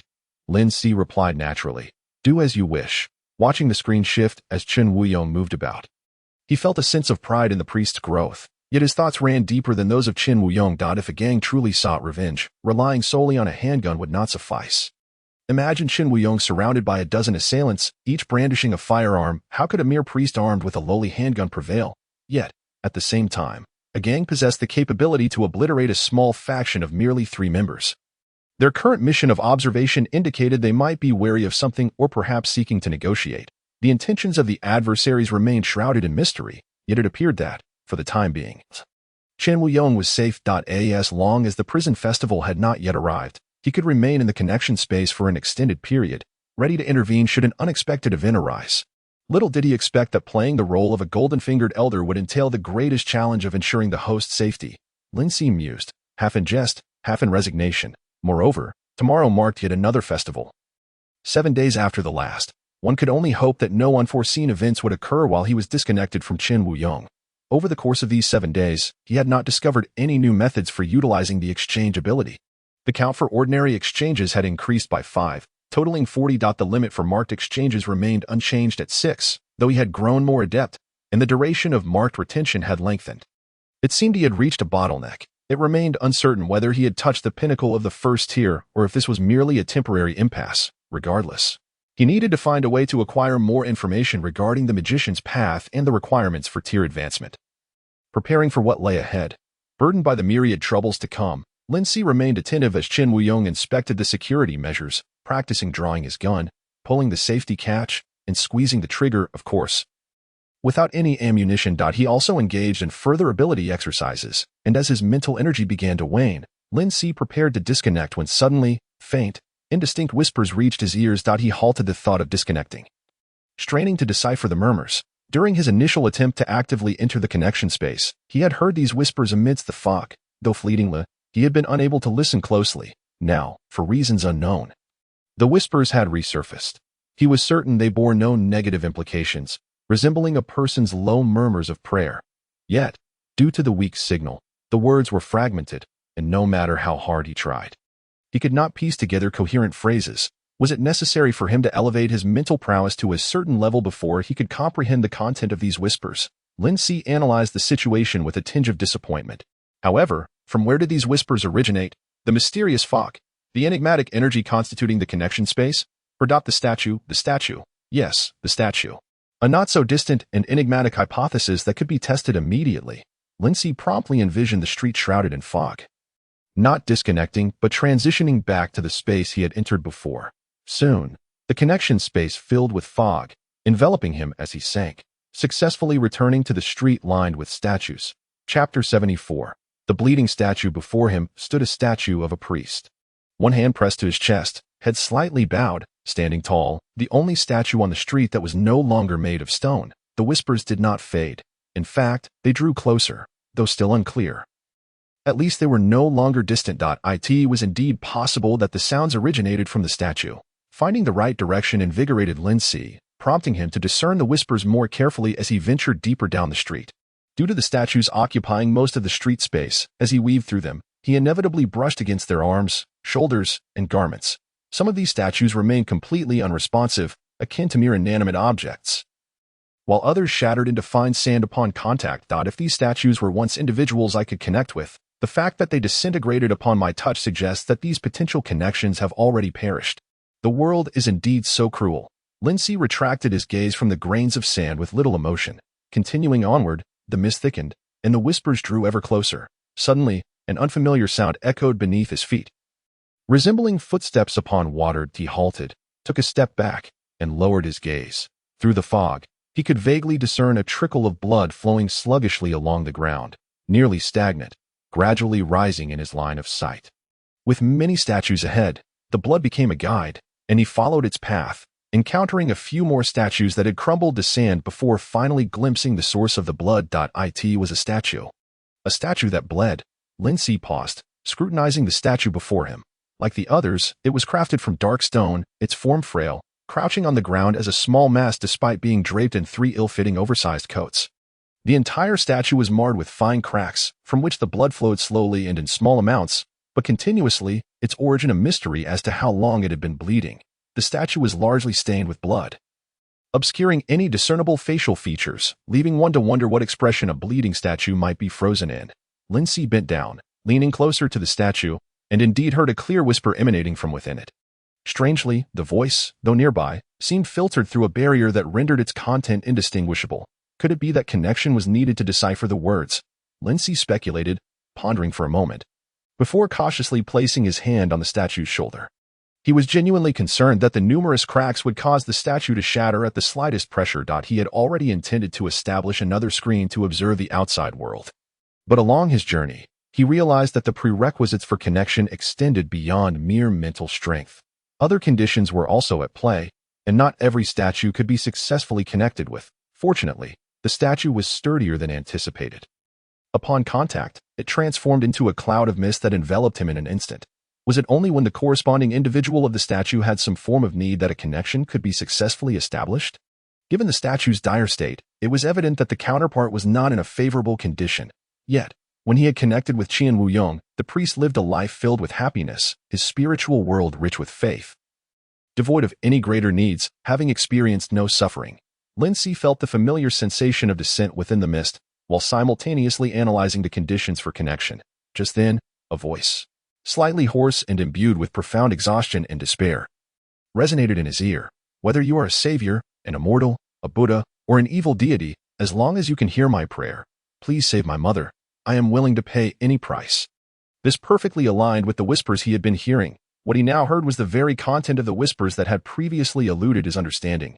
Lindsay opened his eyes to find himself in the familiar space of connection. Yet the screen before him no longer displayed the quaint and tidy church lounge, but rather a room with iron walls. At first glance, it was difficult to recognize the scene as a room. But he could see a single bed with signs of someone having slept on the relatively clean bedding. The iron walls were plastered with posters, attempting to insulate against the coldness of the metal, while several cabinets cluttered the narrow space, their doors loosely shut, revealing a haphazard assortment of scrap metal inside. The viewpoint was directed towards a slightly shorter table. On the table stood a mirror, its edges rusted, and before it lay a half-burned candle, casting light upon a face devoid of expression, yet bearing a youthful countenance, approximately 15 or 16 years of age, with pure white hair carelessly tied back, and uneven bangs reminiscent of a dog-esque chew, revealing a pair of pale green eyes that appeared weary, with delicate features and a few freckles adorning her cheeks. The girl stared into the mirror, and after a few moments of flickering light, she made a dispassionate judgment in her mind. Prayer is indeed the most futile of things. Then, She extinguished the candle with a breath, closed the mirror, pulled open a drawer, and discarded both the candle and the mirror inside, rising to her feet in one fluid motion. Lindsay quickly pieced together the sequence of events. The girl had been praying all along, yet had received no response, those prayers being the whispers he had been hearing. Observing the girl's indifferent abandonment of prayer, Lindsay felt a twinge of amusement within, setting aside the question of whether deities truly existed. With your lack of sincerity, invoking every deity, even the malevolent ones, you would only attract wicked spirits, wouldn't you? Lindsay watched as the scene shifted within the room, remaining silent. He indeed wished for additional screens to observe, yet had not intended to hastily establish another communicative connection. The connection with Chen Wuyong had not been part of his plan. His immediate goal had been to seize the opportunity to establish a persona for communication, aiming to glean more information about the current world through the connection space and gain the upper hand. Now, he found himself under no such urgency, possessing ample time to observe, to understand, and then decide whether to engage with the connection subject. The scene shifted to the only iron door devoid of posters, and a gloved hand pulled it open, causing the view to rise slightly. Dominating the frame was a landscape of yellow sand, dust swirling around. Next to a container adorned with a cloth curtain. A few meters away, a highway stretched through the sand, leading towards a half-collapsed abandoned building, the rumbling of machinery enveloping the scene. In the farthest reaches of the frame, towering glass buildings could be faintly seen, their neon lights flickering, bordered by imposing black walls that shielded against the sand. Chapter 75. The screen changes. A stark contrast to the vibrant cityscape. The living conditions here appeared even more dire. Lindsay had no hesitation in deducing the girl's location, the wasteland. He truly beheld an entirely different scenery, from Ishmida to the wasteland, a vast expanse.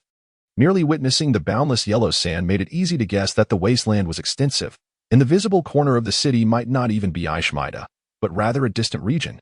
Lindsay took a deep breath, as if he could already smell the dust-laden air. The screen shifted again. The girl closed the door, revealing that she had just exited a container. She raised her hand to her face, and due to the angle of view, Lindsay could not discern her precise actions. The girl approached the adjacent container, the frame trembling slightly, and the sound of her footsteps crunching on the gravel reached his ears. She did not enter the container but maintained a distance, speaking in a slightly hoarse voice. "Mom, I'm back." The girl's voice sounded muffled, prompting Lindsay to realize that her earlier action was likely to adjust a mask. The two adjacent containers served as home for the mother and daughter. The mother was ill. It was this condition that drove the girl to attempt such an unorthodox prayer. Lindsay watched as the container draped with the cloth curtain remained still, devoid of any response. After the girl spoke, she waited for 2 seconds before casually walking to the side of the container, where a motorcycle was parked. The old vehicle bore mismatched handles and components affixed to its black frame. A dilapidated motorcycle, carelessly modified. Lindsay internally critiqued. Fortunately, the modifications had proven successful, as the engine roared to life when the girl mounted the bike. The motorcycle veered away from the container, proceeding along the highway. Lindsay observed the surrounding scenery with interest, but perhaps due to the desolate living conditions chosen by the girl and her mother, the landscape remained barren, with only yellow sand visible for miles. After a while, growing somewhat weary of the monotonous scenery, Lindsay began to examine the screen before him. In the future, would I need to connect with one subject at a time, returning to the misty street before establishing another connection? Especially since the statues of the priest and this girl were separated by a considerable distance, that would be an immense waste of time. Lindsay sighed inwardly. If only the screen could allow for seamless switching. It would simplify matters. Just like changing channels while watching television. No sooner had Lindsay's thoughts settled than, in the blink of an eye, the screen before him momentarily darkened, only to illuminate anew, revealing the warm and beautiful church courtyard, where the priest appeared to be contemplating a pot of flowers resembling butterflies in flight. The screen could change according to his thoughts. Lindsay was taken aback.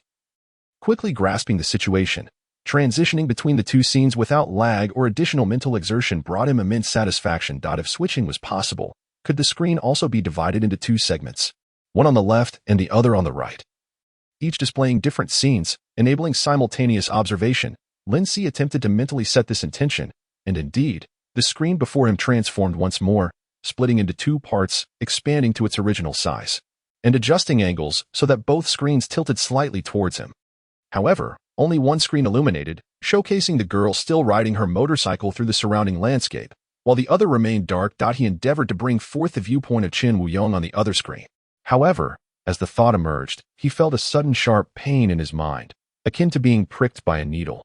As if his mental energy was being instantaneously drained, he hastily quelled the thought, preventing another screen from simultaneously manifesting images. The imagery was not merely visual. It would connect two individuals, consuming his mental energy at twice the usual rate. Given that his mental reserves were already dwindling, he feared he could not sustain two connections for more than 15 seconds. Lin Si quickly grasped the cause and effect of the situation. He had already achieved enough successful new attempts today, so he did not feel disheartened. He continued to endeavor to transform the entire space, wishing to make it resemble a room, perhaps adding a sofa, to enhance his comfort while watching the screen. All his attempts proved futile. The only aspect he could manipulate at will was the screen. After gazing for a while at the scene of swirling yellow sand, it wasn't long before a mist began to materialize within the connected space. It was time to return to his cell. Lin Si closed his eyes, allowing the mist to envelop him. Feeling a sensation of descent, the prison's weekly festival was approaching. The festival was a day for relaxation and stress relief. Yet it was also the most perilous time when unexpected incidents were most likely to occur. Therefore, before the festival arrived, he needed to ensure his mental energy was replenished. After severing the connection, he sank into a deep slumber, resting his head upon an air pillow, and awoke to the roll call of the guard. Joel. Lin Si felt in good spirits and even nodded and smiled at the guard, prompting Joel, with his bushy eyebrows, to glance at him twice. As he fell in line behind guard Joel, he had already devised the smile he would present to the proud elder, Pullman, when the cell door opened.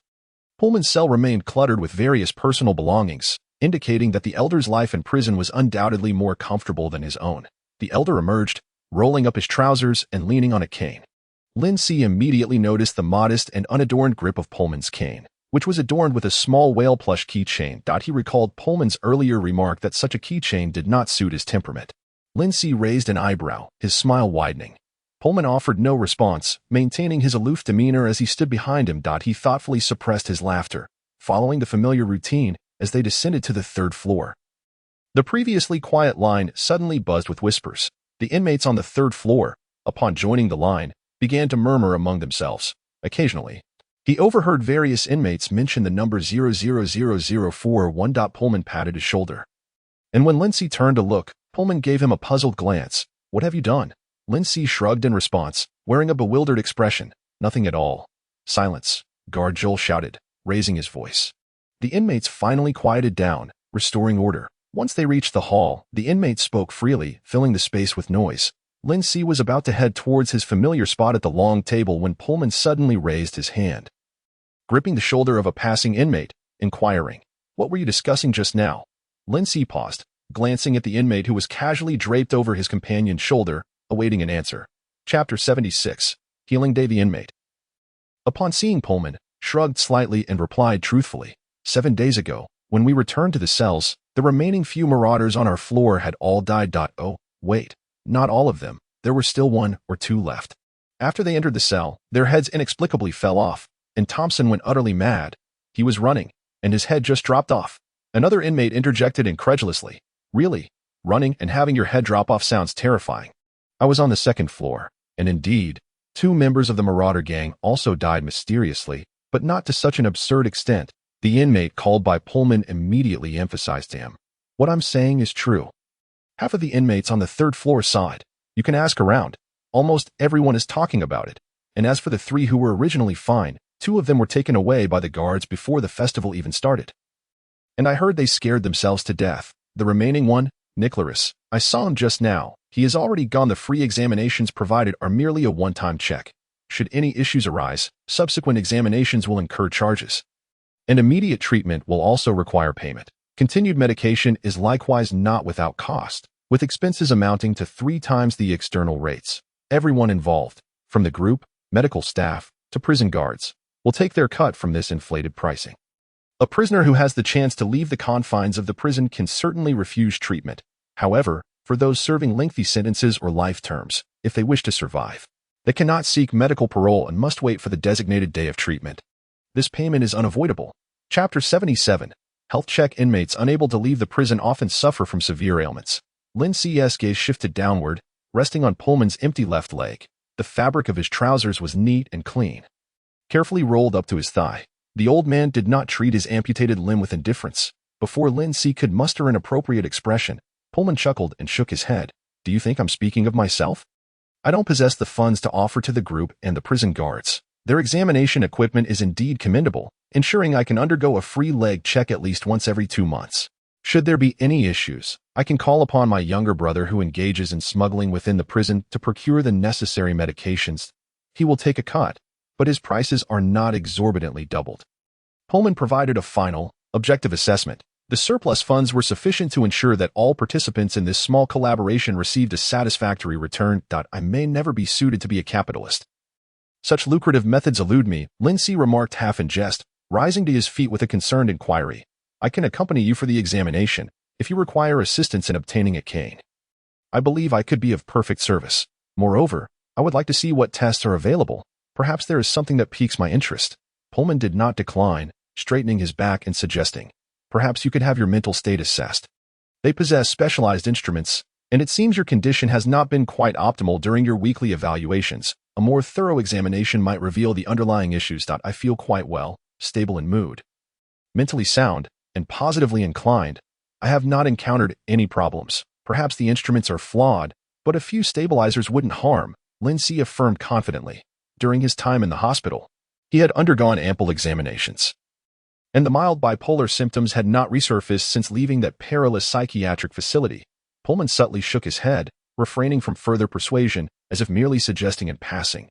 Led by Pullman, the two entered a room designated for basic health checks, where a handful of inmates were already present. Lindsay observed an inmate with one side of his face swollen, speaking with the doctor.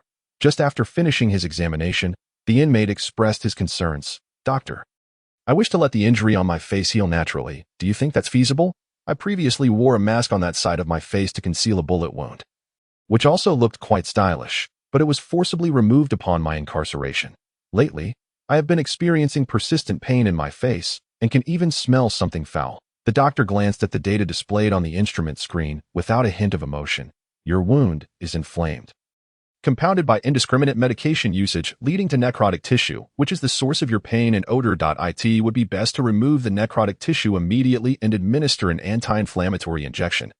The total cost is 1,000 monetary units. Shall we proceed now? Lindsay heard the inmate gasp at the price quoted by the doctor. He then stood abruptly, uttering, I'll wait for it to heal on its own.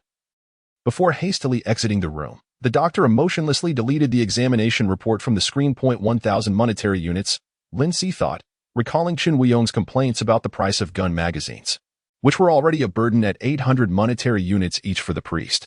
The cost for cleaning necrotic tissue and an anti-inflammatory shot was indeed exorbitant. Even accounting for the inflated fees, it was not a sum that everyone could afford. Lindsay found himself silently astounded. Pullman sat in a chair, addressing the doctor behind the screen. I would like to have my left leg examined. Thank you. The doctor merely nodded slightly, skillfully tapping the screen. The design of the equipment was far simpler than Lindsay had imagined. An appendage resembling a white mechanical claw connected to the screen, more akin to a robotic arm than a medical device. The smooth joint of the mechanical claw extended towards Pullman's left leg, and a familiar mechanical female voice announced, the examination is about to commence. Please relax your muscles. The check will not cause any discomfort. Upon hearing the AI voice of the medical device, Lindsay was not surprised, for he had previously encountered the same voice from the personal communicator used by the priest Chen Weiyong. Despite the fact that this medical equipment was sourced from the Conley Group, they all operated under the same AI program. It remained unclear which conglomerate held the monopoly over such technology. What astonished him was that, while the mechanical program undertook the examination and reassured the patient, the doctor's role was minimal. Yet, in a system that seldom regarded individuals as human, they had not completely replaced the presence of doctors with machines.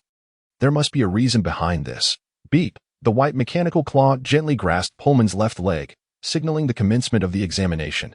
The sound echoed in Lindsay's mind, reminiscent of the alert when the confinement room door closed. It was only logical that all machines employed the same AI program and emitted identical alert sounds. Pulling himself away from the remnants of his confinement, Lindsay redirected his attention to Pullman's examination. The mechanical claw pivoted at the location where it held Pullman's thigh, the wrist guiding the long mechanical arm in a slow, deliberate circle. Examination complete. The doctor will interpret the results for you. Wishing you good health, the mechanical voice concluded. The claw released its grip, retracting to its original position. The doctor recited the findings in a monotone manner. No inflammation detected, bones are intact. Only slight muscle atrophy is present. Maintenance appears satisfactory. Pullman rose, not allowing the doctor the opportunity to offer further medical advice. He was not surprised by the results, though his expression relaxed slightly, and he suggested to Lin Si, "You might consider undergoing a free full-body check. It will be quick, just a scan." Just as he had been pondering the nature of what 000041 had sacrificed to become an awakened one, Lin Si expressed compliance, responding casually, "I certainly cannot miss a free full-body examination." Taking Pullman's seat, he settled into the chair as the doctor activated the equipment, the white mechanical claw positioning itself above his head. "The examination is about to begin. Please relax. The check will not cause any discomfort." The mechanical voice announced, almost echoing the prior declaration. The mechanical claw lightly descended upon his head, applying no pressure, merely making its presence known. Beep. The examination commenced. Based on the previous process he had observed in Pullman's remarks, Lin Si anticipated that after a second, the mechanical claw would release and announce the completion of the examination, allowing him to inquire about any issues he had yet to discover within his own body. However, the mechanical claw lingered on his head for 3 seconds without declaring the examination complete, instead continuing its descent to grasp his arm. Chapter 78. Apology. Lin Si raised his gaze in confusion. How long is the examination process supposed to take? Seeing the claw's actions, Pullman furrowed his brow, momentarily perplexed. The full-body checks I have witnessed typically involve a brief hold on the head, instantaneous scanning, usually within a second or two. Lin Si glanced at the doctor behind the screen. The doctor, without lifting his head, shifted his weight to the other leg and lazily replied, "I am merely a doctor, responsible for pressing the button and reading reports. Any questions should be directed to the mechanical engineer." What a distinctly compartmentalized work ethic. Lin Si chose not to pursue further answers, a sense of unease settling in his heart. Could it be that the mechanical claw's extended examination process was a result of some significant underlying issue within his body? At that moment, he felt a pressure on his arm, and looking down, he noticed that the white mechanical claw had visibly tightened its grip, causing him to sense something amiss. During Pullman's examination, the claw's movements had been gentle. Yet now, given the tightening of its fingers, he should have already cried out in pain, unless his perception of discomfort was distorted. Before he could question the equipment's reliability, the mechanical claw suddenly released him, simultaneously announcing, "Examination complete. The doctor will interpret the results for you. Wishing you good health." The mechanical claw retracted, and Lin Si couldn't help but glance up, then rubbed the area on his arm where the impressions of the fingers remained before standing. Aside from slightly low blood pressure, everything appeared normal, and there was no indication of mechanical prosthetics requiring further specialized examination. The doctor summarized the findings while suggesting, "If you wish to undergo more detailed assessments, such as specific data on your internal organs, no need." Lin Si promptly declined, standing up and exchanging a knowing glance with Pullman as they both exited the room. Low blood pressure is merely a trivial concern. Once, during a sleepless night in the hospital, I remained vigilant against the threats of a lunatic, and the next morning's examination revealed a drop in my blood pressure. However, it swiftly returned to normal. I am in good health, and it seems that 000041 has not sacrificed anything detrimental to my well-being. The lingering unease within me has dissipated, and Lin Si's already pleasant mood has been further elevated. Aside from the minor issues with the instruments they brought, the examination yielded commendable results. After stepping out of the room, Lin Si provided his first-hand evaluation. Pullman nodded, a smirk gracing one corner of his mouth. That is its sole utility. Glancing around, Pullman's gaze settled on a particular spot, and he suddenly remarked, "I shall seek out a young brother for a brief conversation." "Very well," Lin Si replied politely, refraining from inquiring further about Pullman's intentions. He watched the elder approach the central long table, pausing behind a slender, white-skinned man with red hair styled into dreadlocks. This red-haired man was engaged in a clandestine exchange with a nearby inmate. Upon closer inspection, it became evident that while the man spoke incessantly, his fingers were curled in a manner suggesting he was concealing something, a satisfied grin playing upon his lips. The private transaction? Lin Si did not depart, remaining in place to observe the red-haired man with keen interest. Is this the young brother that Pullman referred to, one who maintains contact with the outside world and engages in smuggling within the prison? He meticulously memorized the man's appearance, pondering that he might someday require smuggled goods, despite currently being devoid of funds. Pullman rested his hands on his cane, silent except for 2 firm taps of the cane against the floor. The red-haired man jolted, instantly turning to stand upright, pressing his fingers to his forehead in an awkward salute toward Pullman. Pullman remained impassive, failing to respond. The man dismissed those beside him, allowing Pullman to take a seat. And their conversation commenced. The content of their dialogue was inaudible, leaving Lindsay somewhat bored as he began to survey the other inmates. Most were engaged in their usual social and trading activities. But soon his attention was captured by a familiar face among the prisoners, big-headed Luther.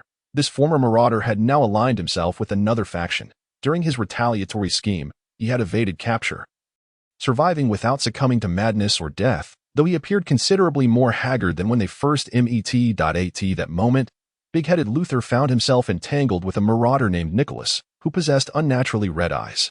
The effects of the drugs seemed to have worn off, and fear etched itself across Luther's face as he gripped Luther's arm, speaking fervently.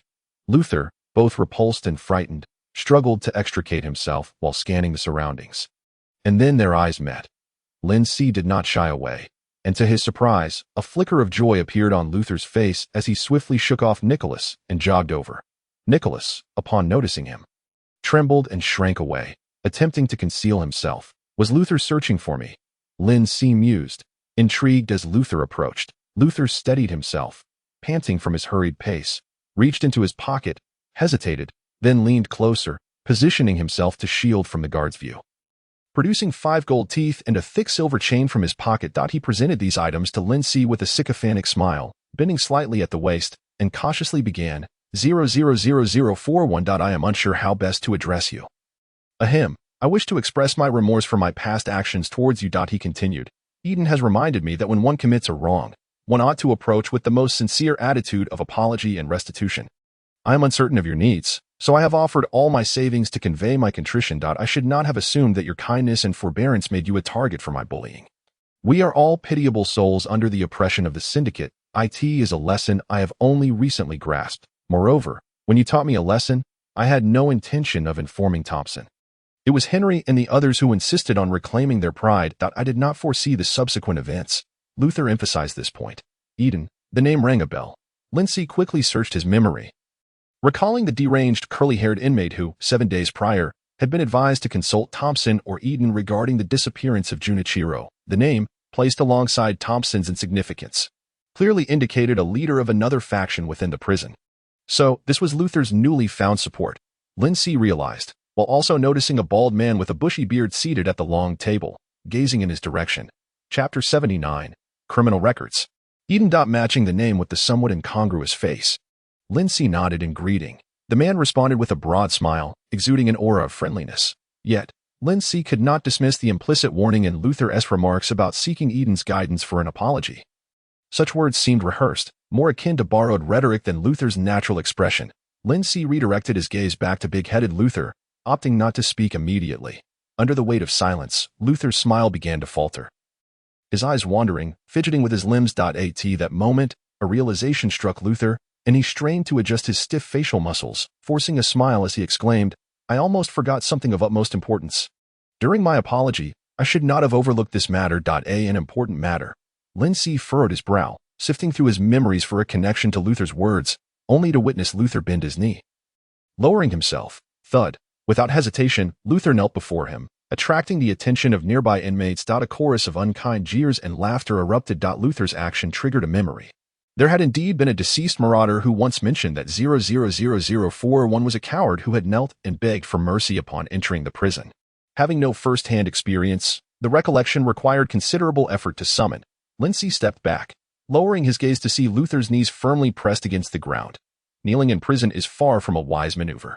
Yet, Luther remained undeterred by the mocking sounds around them, raising a face filled with fear and sincerity, pleading, I implore you to forgive my past transgressions.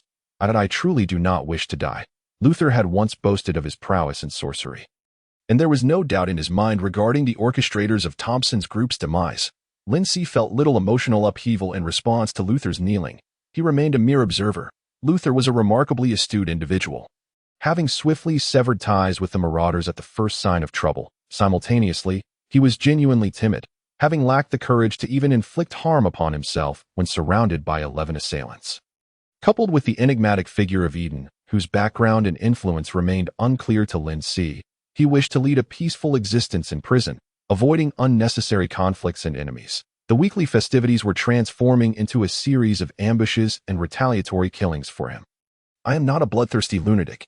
Lindsay swiftly organized his thoughts, allowing a smile to grace his features as he accepted the gold teeth and silver chain from Luther, adopting a light-hearted tone. I cannot dictate your fate, but I shall graciously accept your token of apology. Furthermore, if you remain on your knees, Officer Joel may misconstrue our actions as a violation of prison regulations. These items, although procured through dubious means, represented Lindsay's first earnings upon entering this world. He offered Luther a genuine smile. Luther, filled with trepidation, rose to his feet, noticing Officer Joel observing their exchange. Upon witnessing Luther stand, Joel's gaze shifted away, no longer fixated on the possibility of a sudden cardiac arrest or decapitation. He rubbed his hands together, seemingly eager to add more to the conversation. 00041. Just then, a gentle, resonant male voice interrupted big-headed Luther. Lindsay turned to see a priest clad in a silky robe, with neatly combed gray hair, golden earrings accentuating his pale golden eyes, and a warm smile gracing his face, gazing intently at him. Father Lickett Woodrow, Lindsay exclaimed in surprise, recognizing the name. What a coincidence! Today's healing day featured none other than Father Lickett Woodrow, with whom he had conversed during prayer day. Father Lickett approached, hands concealed within the voluminous sleeves of his robe. Smiling as he said, I am delighted that you remember me. 00041. I have finally found you. I beg your pardon for addressing you by your number. When you introduced yourself, you only mentioned your designation. Although I have now come to know your name, I feel compelled to adhere to your preference. At that time, I was uncertain whether the entity designated as 00041 was indeed called Lindsay. Lindsay discerned a pivotal point in Father Lickett's words. You are aware of my name. I have perused your file and am cognizant of your interest in studying the doctrines of our church, which has left me with a favorable impression of you. Thus, it is only fitting that I familiarize myself with your fundamental information in advance. Father Lickett stated calmly that this was also the reason for his presence here prior to the next prayer day, as the church had issued a directive regarding participation in this work, to which I voluntarily applied. Indeed, there are rarely coincidences in this world. Lindsay perceived an underlying message in Father Lickett's words. Is there an issue with my file? If Father Lickett had not discovered something within the records, he would not have taken the initiative to participate in what seemed to be a futile endeavor. Unexpectedly, upon hearing his inquiry, Father Lickett's light golden eyes reflected a confusion that transcended Lindsay's own. As he scrutinized him, contemplated for a moment, and then gently shook his head. I am somewhat perplexed as to why you would respond in such a manner. Very well, perhaps allowing you to view this file will aid our forthcoming conversation. Father Lickett produced a mechanical hand, glimmering with a silver sheen, from within his sleeve, holding a printed document, having intentionally printed it on paper due to restrictions on electronic devices. Observing Father Lickett's reaction, Lindsay lowered his gaze in bewilderment and accepted the printed paper, turning the document. He first caught sight of the photograph in the upper right corner. It was the prison identification photograph he had seen each time he collected an emotional stabilizer.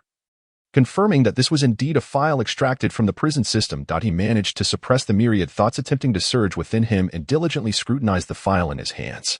Number 00041. Name Lindsay. Age 18. Place of birth District 9 of the Pioneer Group's Lower Town. Activity record: born in the Pioneer Group region, later relocated to the Ishmael Group region with my mother. Criminal record: 1. June 4, 2003, murdered a male individual, dismembered, and discarded at the entrance of running roundabout. 2. June 19, 3003, murdered a woman and a child, confirmed to be mother and son, dismembered, and discarded at the entrance of the Yulee Rehabilitation Institute. Directly under Ishmael. 3. July 3003. Chapter 80. Reselection from June 3003 to early September 3003. The frequency of crimes escalated monthly, with half of the printed page devoted to listing criminal records. A rough count indicated that the number of fatalities had already exceeded 20. The final entry documented the judgment against 00041. Judgment record: the defendant repeatedly violated the Ishmael resident protection law, willfully murdering several lawful residents of Ishmael, with particularly heinous circumstances, sentenced to life imprisonment. Staring at the final line of the judgment record, Lindsay found himself rooted to the spot. 00041 is not a petty thief who would merely serve a year or two in prison. Instead, he is a serial killer responsible for over 20 heinous murders within a span of 3 months. In this world, where the death penalty has been abolished, he has been sentenced to life imprisonment.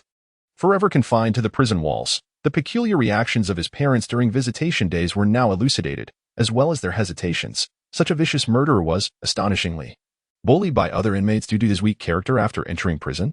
Did the other inmates even believe that 00041 was imprisoned merely for stealing items from the group? Moreover, 00041 ultimately succumbed to a mental breakdown, opting for a sacrificial awakening, a choice with almost zero probability of success. Akin to self-destruction, regardless of how one pondered, an uncanny sense of dissonance permeated every aspect. Yet, the reality of the mental breakdown and the criminal record was undeniably tangible. Lin Si was engulfed by a chilling realization of his long-held cognitive biases, his emotions surging as his fingers gradually tightened. Thump, thump. The intense emotional fluctuations instinctively propelled him into a state of focus. He closed his eyes, took a deep breath, emerging from the concentrated state, yet his expression remained grave. At that moment, Father Lickick spoke in his characteristic gentle tone, to verify the authenticity of these criminal records, for I understand that when the group seeks to imprison someone, they are capable of fabricating charges against an innocent individual. However, I have indeed corroborated these cases across Districts 3, 5, and 9, areas where the formal employees of the group reside, and also where the acts of murder and dismemberment were perpetrated. You are known by the moniker Executioner. Psychological analysts have indicated that during your initial murders and dismemberments, your methods were unrefined. Your early offenses were essentially practice sessions. Subsequently, you became increasingly adept, with your targets becoming ever more defined, nearly all being group employees, ranging from warehouse managers to responsible managers. This information is all verifiable through news reports. The priest's gentle tone could not mask the brutality of the executioner's deeds. Upon concluding his statement, the large-headed Luther emitted a gasp, staring incredulously at Lin Si with wide eyes, his expression rendered blank. Noticing Luther's reaction, Father Lickick paused and, with an apologetic tone, inquired of Lin Si. I assumed that everyone in prison had a general understanding of their fellow inmates' crimes. Thus I did not consider the presence of others. I apologize for my lack of foresight. Will this have an adverse effect on you? It is of no consequence. There will be no adverse effects, except perhaps it will only deepen Luther's regret, making him wish he could slap his former self. Lin Si silently added, calming his tumultuous thoughts as he cast a fleeting glance at Luther. Taken aback by their eye contact, Luther stiffened and muttered that he would be leaving shortly. Hastily turning to flee, the sound of the paper tearing finally allowed him to release the tension in his grip. He composed his expression, managing a bitter smile within. If 00041 were merely an executioner from a slum, no amount of news coverage would prompt the group to mobilize any resources to apprehend him. Yet 00041 specifically targeted group employees, including middle management, which left the group with no choice but to intervene. He would rather 00041 truly be a meek thief, serving a couple of years before being released from prison, rather than the current revelation of a life sentence. The premise for leaving prison through mutual aid is that the inmate cannot be sentenced to life imprisonment. It was no wonder Father Lickick made a special trip after reviewing his file. Lin Si reflected on his earlier rhetorical question, bitterly smiling. Father Lickick, I never intended to conceal my record. You know well that it is an impossible endeavor. I am merely interested in the mutual aid society, wishing to gain deeper insights into the guidance of the Savior, while harboring a glimmer of hope, to see if there might be a turning point. Father Lickick listened intently, his light golden eyes imbued with reassurance and understanding, softly murmuring, I see. After pausing for a moment, Father Lickick sighed. Upon reviewing your file, I could scarcely believe it. Even after seeing the news, I felt compelled to confirm with you directly, for I see in you the potential to be a gifted believer, and I had even planned to guide you personally. Regrettably, rules cannot be broken for the sake of an individual. Life imprisonment is the harshest penalty, and it cannot be altered. 00041. Henceforth, our exchanges can only transpire during prayer days. The opportunity was severed by Father Lickick's own hands. Faced with the absence of a means to transcend and depart, Lin Si recognized that only two paths lay before him: to serve his sentence quietly until death claims him within the prison walls, or to escape and reclaim his freedom. Stability and risk, two choices. He never anticipated that even after traversing to another world, he would still be ensnared in the fate of confinement. Pullman's warning echoed vividly in his mind.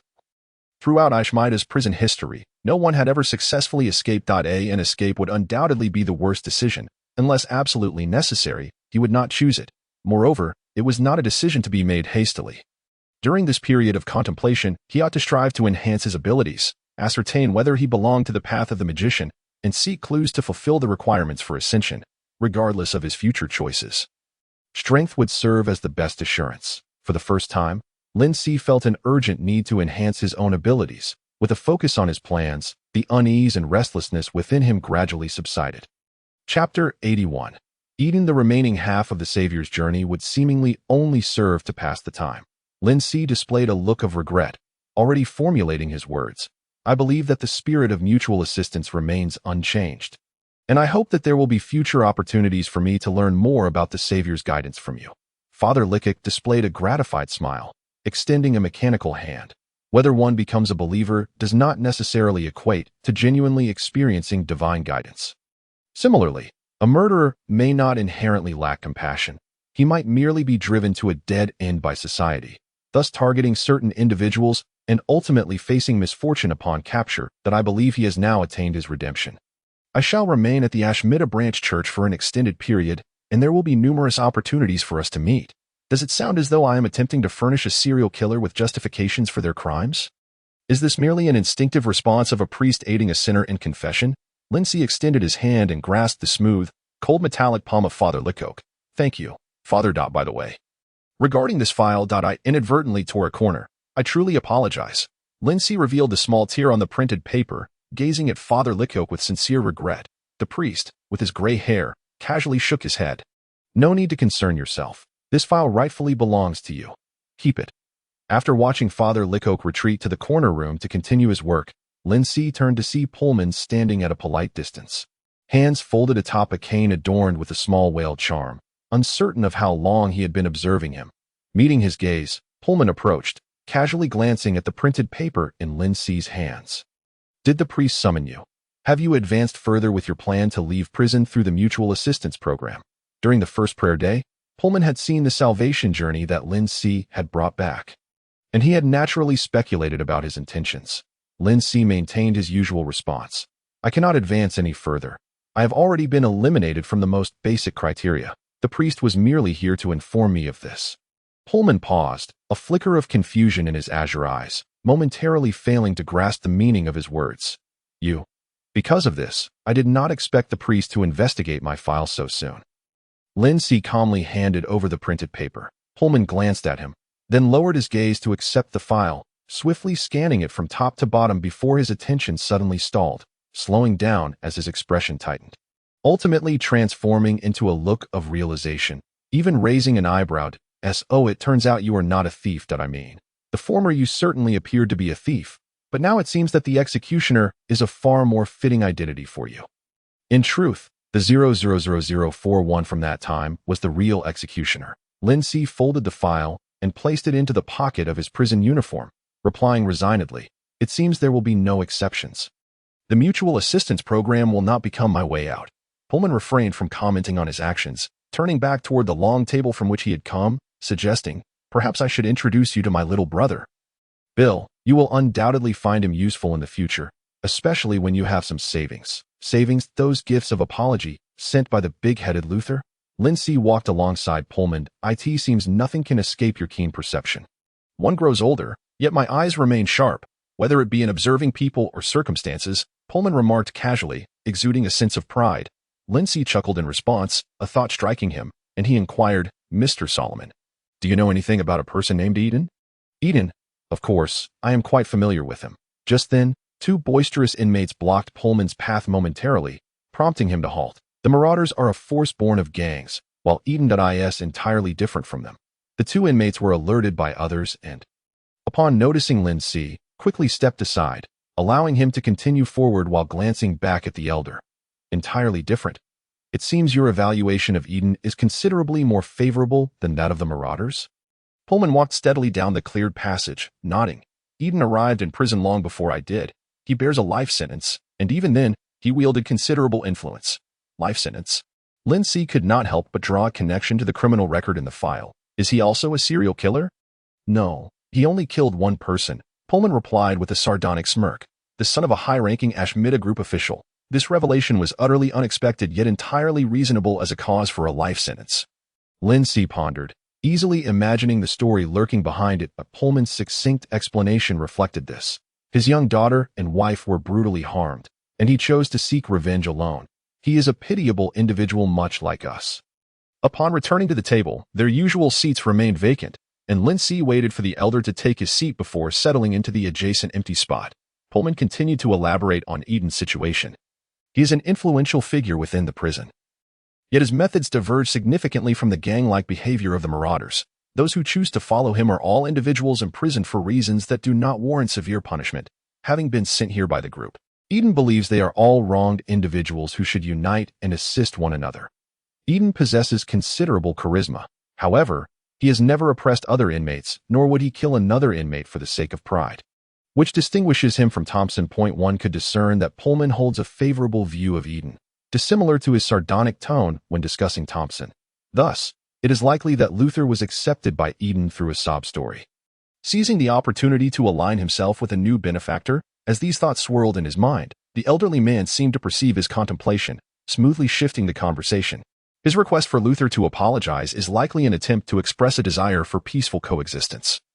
Especially considering the somewhat frenzied and terrifying impression you have recently left on others. He does not wish for his subordinates to be affected. Lindsay did not respond immediately, but instead raised his gaze to locate the bearded, bald man. Eden, Luther, who had just apologized to him, returned to Eden's side, animatedly conversing with him, and Eden nodded occasionally in response. Aside from that, no other inmates surrounded Eden. Those sitting nearby were preoccupied with their own affairs. It was difficult to associate him with the leader of a prison faction. In this regard, Eden certainly differs from Thompson. Chapter 82. The absolute thorn in the side when one has yet to truly know a person. First impressions can easily be misleading. I have never been one to initiate trouble. Lindsay shook his head and smiled, expressing his thoughts, especially now, having come to terms with the reality of facing a life sentence. He needed to invest significant time in enhancing his own abilities while contemplating the most prudent decisions, certainly wishing to avoid entanglements in any further troubles. Tap, tap, tap. Pullman's fingers rhythmically tapped on the cane. Seemingly lost in thought, before he affirmed, "Madness is indeed a somewhat skewed impression. You have always remained remarkably composed. That is entirely due to my impeccable control over my facial muscles." Lindsay gave Pullman a thumbs up. Echoing the elder's earlier words, "Your eyes are indeed sharp, whether in assessing matters or individuals. Since Eden also desires peaceful coexistence, he certainly would not disrupt this rare tranquility." Lindsay observed Pullman skillfully extracting a cigarette, breaking off a piece to chew, shaking his head in quiet envy of the elder's indulgent consumption within the prison. Approximately half an hour later, he noticed that the guards, who had become rather lax due to the day's tranquility, suddenly congregated together. Guard Joel stood before the others, speaking, before pointing out several guards, instructing the rest to disperse, and leading the designated guards out through the main entrance. This was the first time Lindsay had witnessed guards departing from the inmates' activity area during a holiday. What could be amiss? Lindsay leaned slightly toward Pullman, seeking clarification on the perplexing situation. Pullman cast a glance, shaking his head. "I do not know. Why are you suddenly interested in the guards' movements?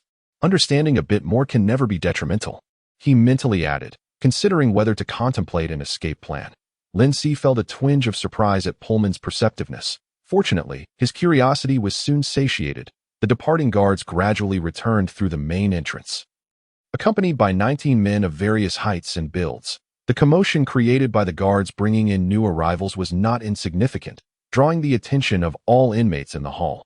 Each of the 19 wore prison uniforms, clutching identical cloth bags reminiscent of the ones Lindsay's mother used to bring him items on family visitation days. One man bore 2 long, orderly scars beneath his eyes, revealing raw flesh beneath the skin, evidently a result of having forcibly removed something that had previously been implanted beneath his skin. It was easy to deduce that the object removed was metallic, a procedure all inmates undergo upon entering prison.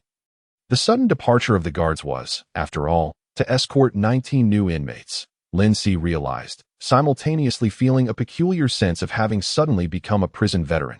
Pullman was also observing the newcomers being lectured by guard Joel.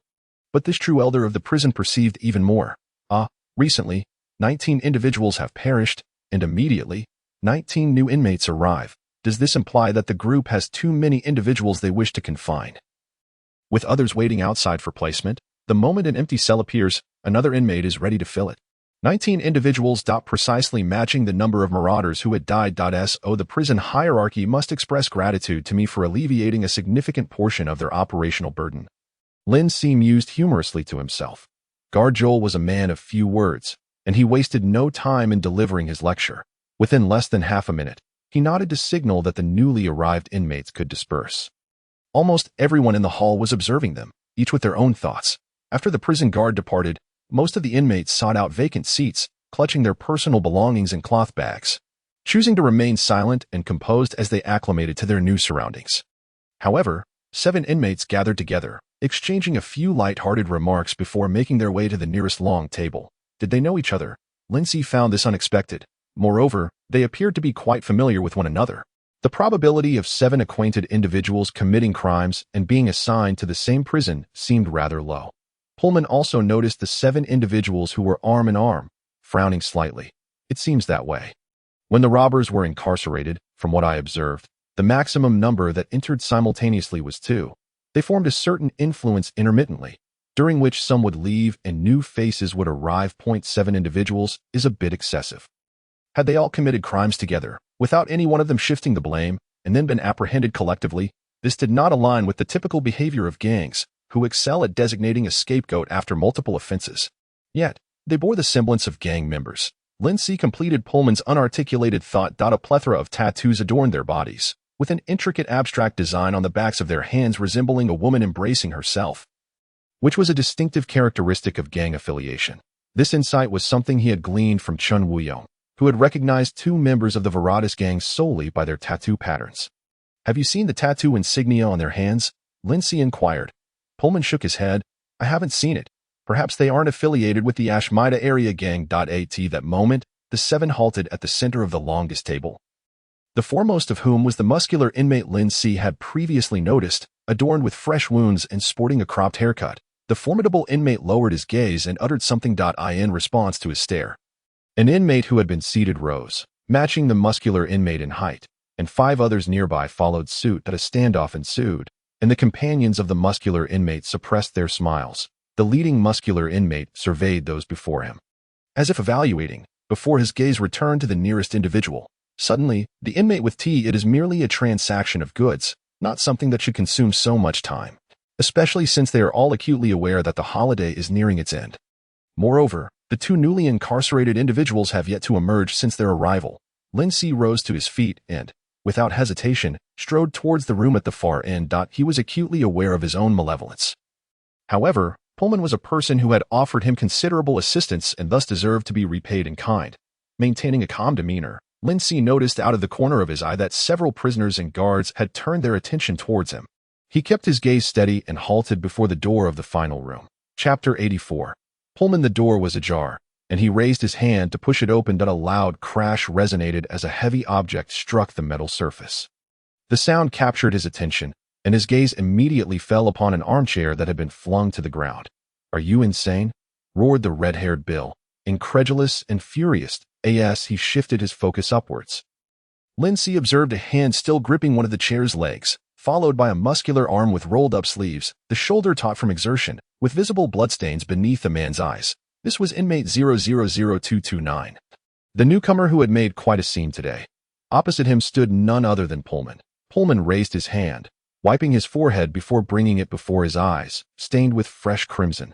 Blood flowed from his hair, trickling down his forehead and staining his brows, each drop falling like a heavy tear. Red-haired Bill stood anxiously behind the elder, inquiring, Are you all right, Solomon? I have a fresh bandage here. Damn it, rabid dog. The latter part of his remark was directed at the 2 from 000229. 000229 smirked indifferently, not quite smiling, and said softly, Old man, I merely requested the item in your possession. Was that not polite enough? It was your refusal that left me no choice but to resort to force. Considering your age and your status as a cripple, I suggest you take it easy. I was recently punished by the guards, and I have no desire to incur another penalty on my first day in prison. So, let us keep this civil. You hand over the item, and we vacate this room, shall we? Red-haired Bill shoved 00229, saying, Hey, do you understand the rules? That belongs to Solomon. You can't just take it with a mere request. In the room, apart from the 4 inmates, no one else was visible. A transparent inspection chamber was positioned to one side, yet no doctor was in sight. Lindsay glanced towards a tightly shut small door on his left. Had the doctor hidden away, anticipating trouble? Nevertheless, the whereabouts of the doctor was not the most pressing concern at that moment. Having grasped the situation, Lindsay observed that 00229 had a firm hold on the hand of red-haired Bill. While the latter's grip on the chair leg began to waver, he promptly called out, "Pullman, are you all right?" 00229 paused, turning his head to look at him. Upon closer inspection, Lindsay noticed the man's eyes were extraordinarily light in color. His brown irises were so pale they almost appeared white, exuding an intimidating aura when he regarded others. This was likely not a normal condition. The mechanical implant beneath his eye must be linked to his peculiar gaze. Lindsay realized that the man was also scrutinizing him with an emotionless, analytical gaze. Pullman, blood trickling from his head, had not anticipated Lindsay's arrival. After a brief moment of surprise, he replied, "I am fine. Just wait. This situation will be resolved shortly. You need only remain there." Was that a hint for me not to intervene? Lindsay, who had been prepared to adopt a focused demeanor, hesitated momentarily as he glanced at the old man's hand gripping the cane. Just then, a companion standing beside 00229, whose hair stood up in wild spikes like a hedgehog, spat and cursed. "Old cripple, what are you pretending for?" As the words left his lips, he raised his foot to kick at Pullman's cane. Pullman, still focused on Lindsay, was caught off guard by the assailant's actions. His body leaning forward as he attempted to grasp the adversary's neck, the hedgehog-headed inmate reacted swiftly, raising his hand to block Pullman while stepping back in an attempt to make the elder stumble. However, Pullman spread his fingers wide, gripping the hedgehog's hand firmly and pulling back with force. The hedgehog's body lurched uncontrollably forward, becoming Pullman's new center of gravity, allowing the elder to regain his balance and plant his cane firmly on the ground. "Ah-da-da!" The hedgehog-headed inmate screamed in agony as his face contorted in pain. This was no trivial maneuver, especially considering that Pullman was dependent on a single leg, with the hedgehog still capable of resistance. He had to exert complete control over his strength. Observing this scene, Lindsay felt a sudden relief wash over him. Pullman was not merely relying on his former gang status, despite being alone and crippled in prison. He commanded a respect that deterred any troublemakers. The elder had his own means of maintaining his dignity. At that moment, 00229 realized that his companion was at a disadvantage against the limping elder. He lifted a chair with one hand and swung it towards Pullman's head. Pullman was strong, but he had to support himself with one hand on the cane, leaving him only able to raise a blood-so-eaten. A figure who appears amiable yet possesses a complex and cunning demeanor has finally taken shape in Lindsay's mind as he contemplates the leader of a significant prison faction, approaching swiftly. Jasper, the guard, clutches his hat, revealing his golden curls, and with a tight-lipped expression, his otherwise genial face now bears an air of seriousness as he inquires, "What has transpired?" The guard succinctly outlines the situation, and upon hearing it, Jasper nods decisively, saying, "Since there is no major incident and the individuals involved are alive, it is merely a routine conflict among inmates. Prepare for a lineup inspection, and let us refrain from escalating matters unnecessarily. Impose an additional penalty on inmates 000229 and 001374, instructing them to reflect on their actions and clean this area promptly. Understood, officer."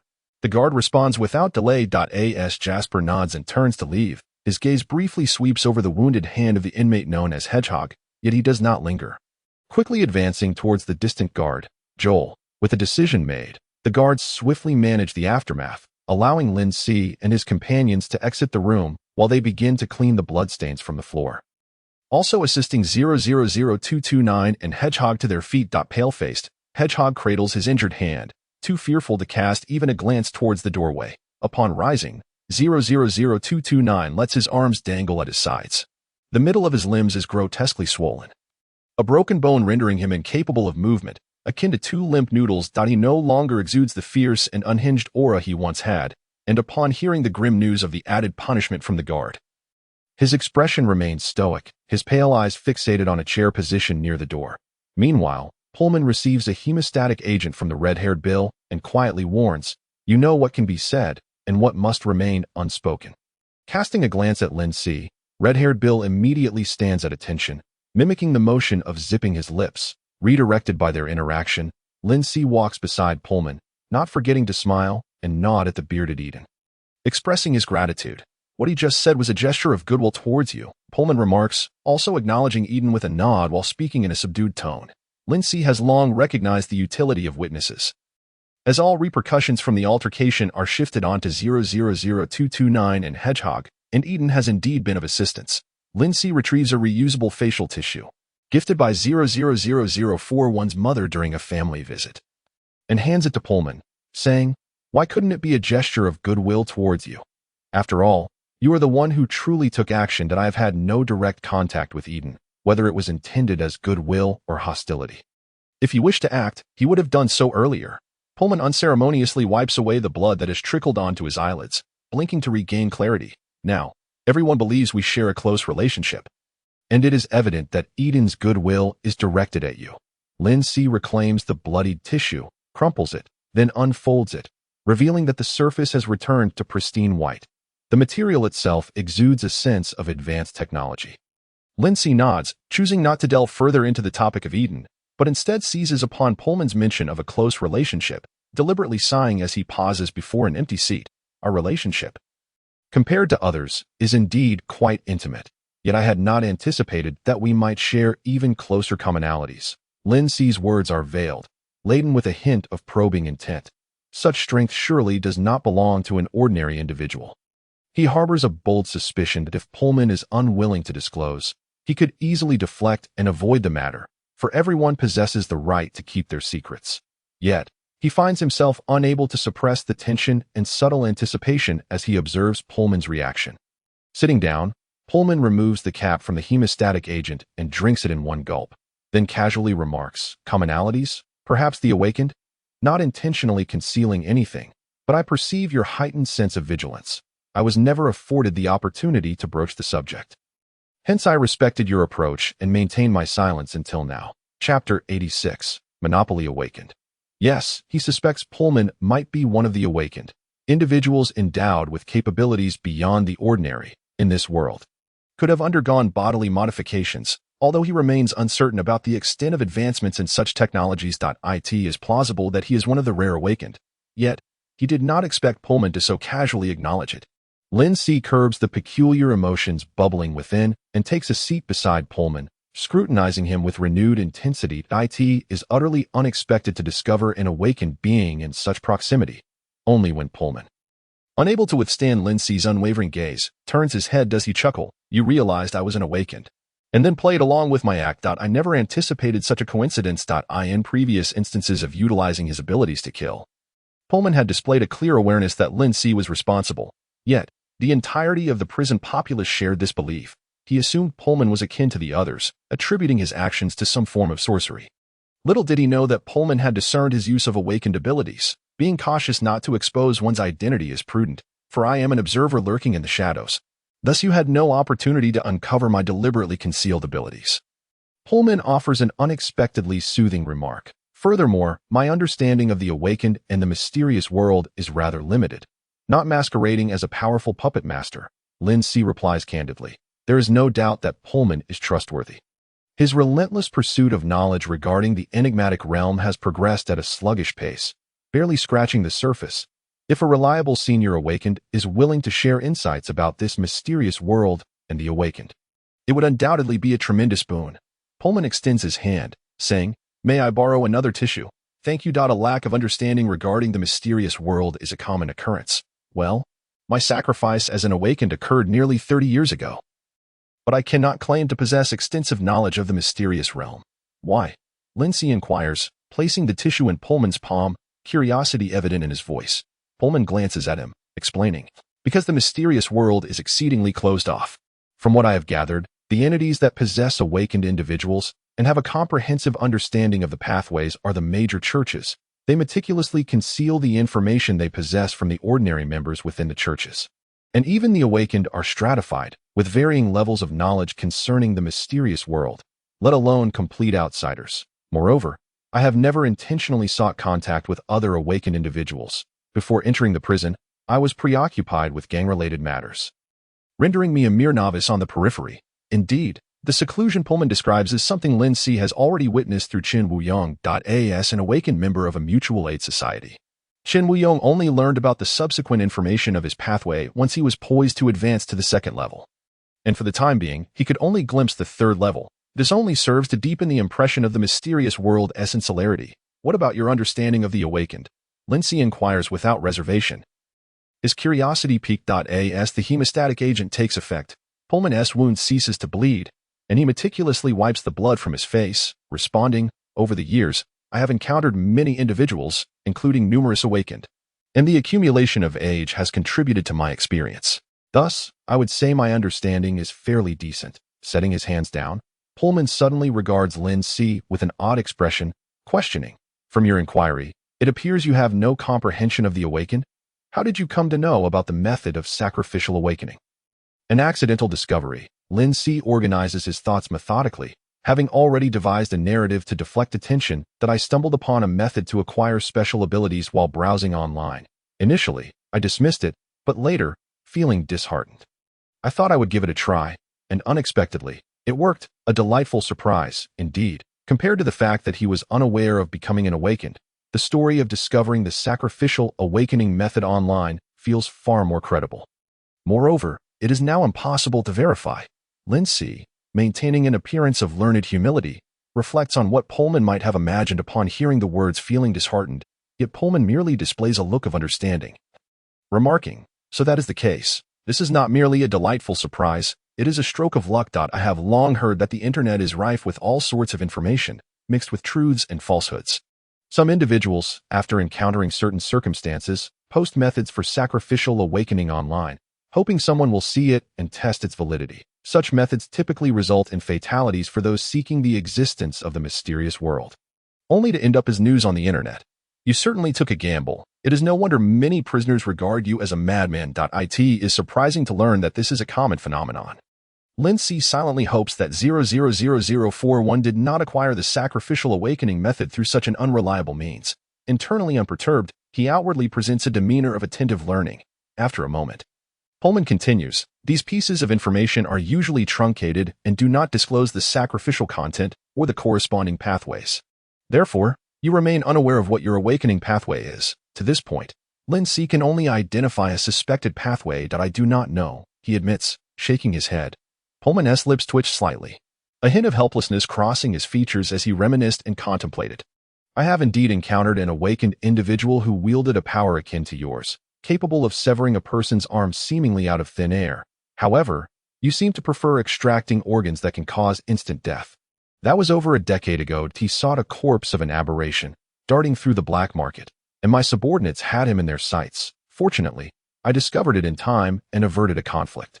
Otherwise, he would not have simply removed the arms of a few of my men. Aberrations reside solely in the wastelands, and our organization has obliterated these remnants of a dark historical era.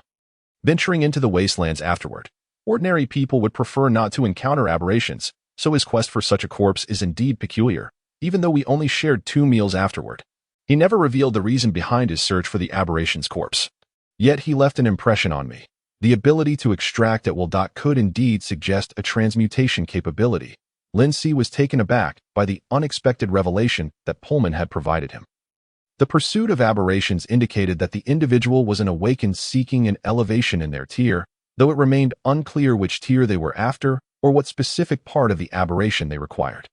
What astonished him further was that Pullman, who had been awakened for nearly 30 years, was unaware of the connection between tier elevation and aberrations. The insular nature of the mysterious world manifested itself at this moment.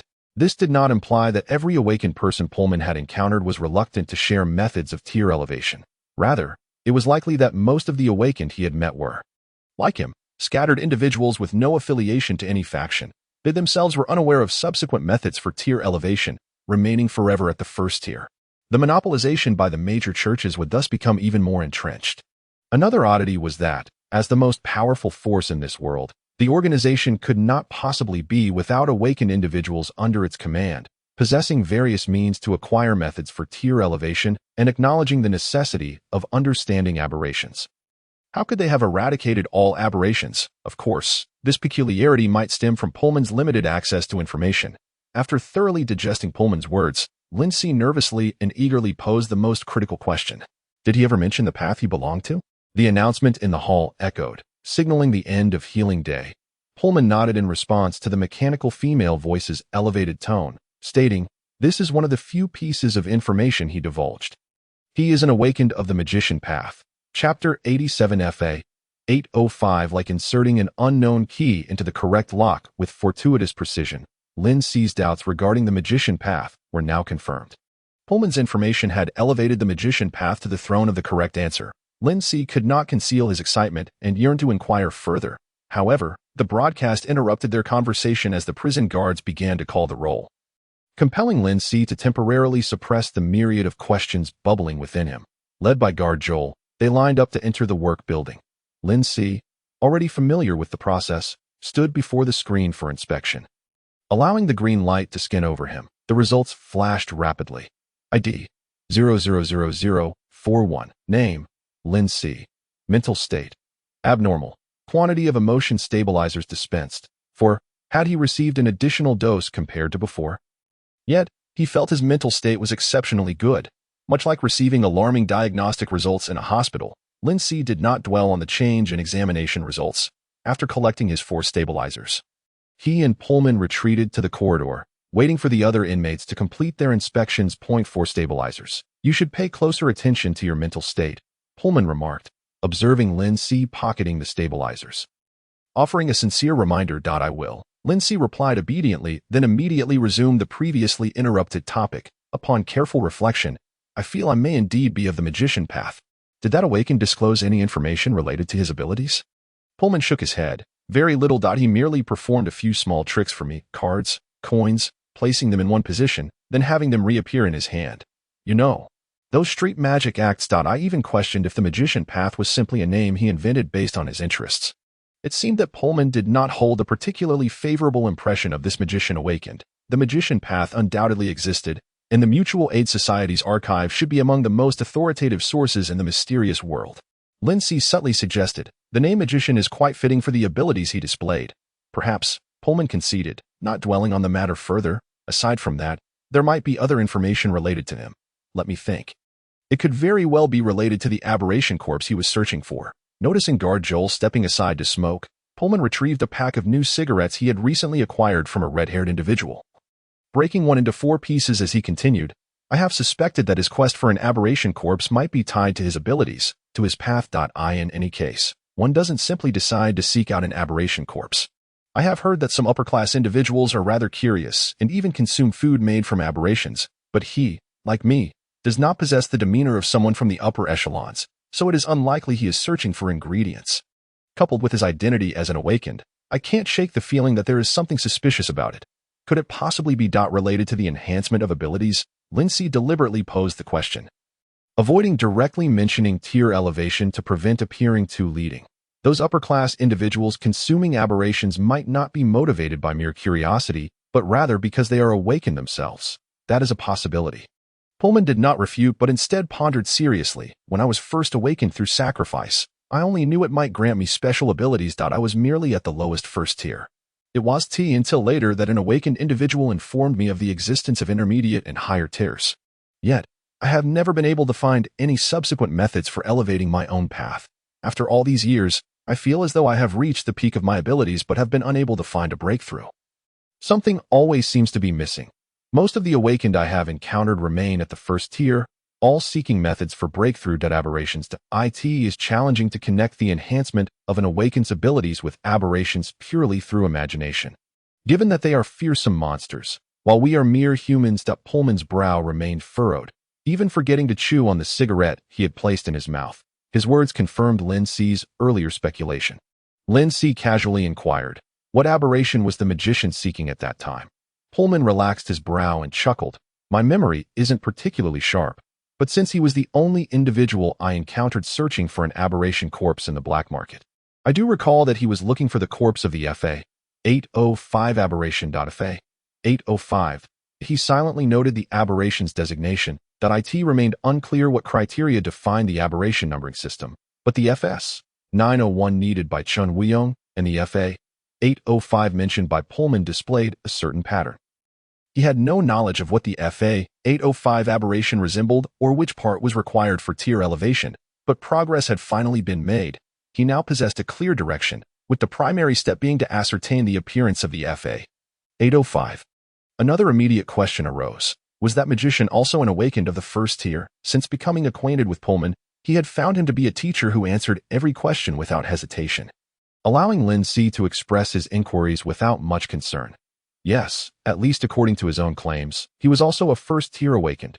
Pullman emphasized that this was the magician's own assertion, unabashedly revealing his skepticism about the magician.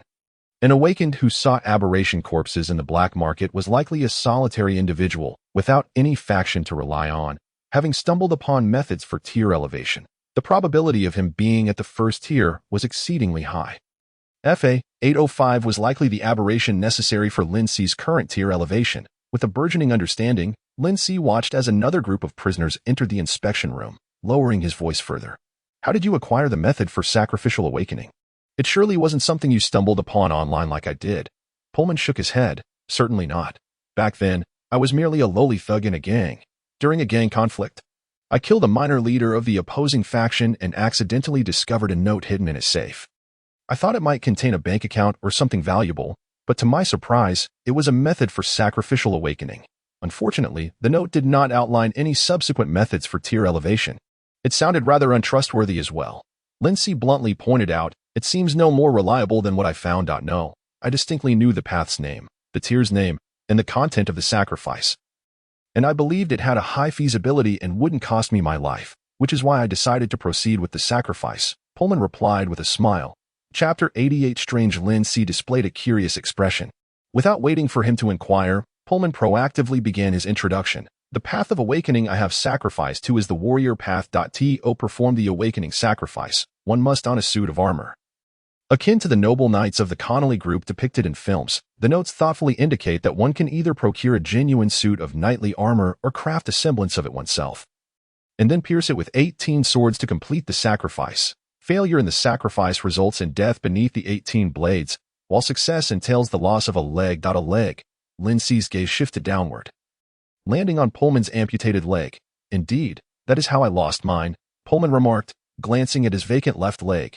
Lin Si candidly stated, inserting 18 swords does not seem like a method that guarantees survival during the sacrifice. The danger accompanying such rituals is inevitable. However, one can take certain precautions in advance. Pullman recalled, I specifically researched which areas of the body could be pierced without causing fatality, and prepared numerous hemostatic and restorative potions, with trusted companions standing guard. Upon the successful completion of the sacrifice, I promptly had a mechanical prosthetic installed. The entire process went rather smoothly. In a world of advanced technology, the sophistication of medical care indeed mitigates many of the injuries sustained during sacrifices, significantly enhancing the probability of survival. Lin Si realized that if such sacrificial methods were applied in his original world, the mortality rate would likely be far more harrowing. The first tier of the warrior path corresponds to an enhancement of strength. So this is how it is, Lin Si mused, clarifying the general situation and inadvertently learning about the awakening methods of the warrior path. The first tier is termed samurai. For me, the enhancement of strength has greatly aided my endeavors, aligning seamlessly with my living environment, Pullman added. Having absorbed such a wealth of foundational information related to awakeners in one sitting, Lin Si pondered, I wonder what the progression of path abilities will look like. We are unlikely to witness that. Pullman chuckled nonchalantly. It is said that the larger churches still harbor awakeners at the intermediate levels, specifically those at the 4th to 6th tiers. High-tier awakeners may not even exist within the major churches, although there are legends of many high-tier awakeners during the dark historical period. However, not only has that era been severed from historical records, but so too has the documentation on the paths of awakeners. The highest tier awakener I have encountered was a 2nd tier witch, Lin Si echoed this new term. Pullman shared openly, that was the tier name given to me by the lady. She did not disclose the specifics of her path. The names of tiers and their corresponding abilities appear to be closely intertwined. Does the witch possess true sorcery? Of course, one cannot jump to conclusions. After all, Qin Wuyong, belonging to the prophet path's 1st tier, wields healing abilities yet is ironically called a demon. Lin Si's thoughts wandered into conjecture. Well, that's all I can recall for now. After spending so many years in prison, I've nearly forgotten about awakeners. Pullman laughed. If you wish to learn more about the magician path, I could reach out to a few former acquaintances to see if they have greater insights. Lin Si paused momentarily, then beamed with gratitude. If that were the case, it would be splendid. I truly appreciate it, Mr. Solomon. Mr. Pullman raised an eyebrow, amusement glinting in his cerulean eyes. There is no need to suddenly address me as Mr. I am merely repaying your kindness and coming to check on me. Concern for those close to us encountering danger is a natural sentiment. Besides, I truly did nothing. Lindsay's smile lingered. That depends on perspective. For you, seeing you at the door was entirely unexpected. Pullman exhaled. The remnants of shredded tobacco leaves escaping his lips. Pullman seemed to harbor a deeply flawed impression of me. Lindsay chose not to elaborate further. During the waiting period, Pullman requested to visit the bathroom from the guard.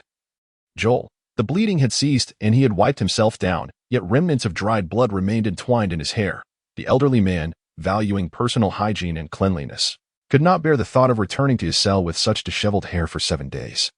Lindsay leaned against the wall, observing the inmates entering and exiting the inspection room. Catching sight of 000229 and the hedgehog-headed inmate in the lineup led by guard Jasper, the hedgehog-headed man, cradling his distorted right hand, paused upon seeing Lindsay, quickly glancing to his side. Not spotting Pullman, he visibly relaxed and hurried into the inspection room.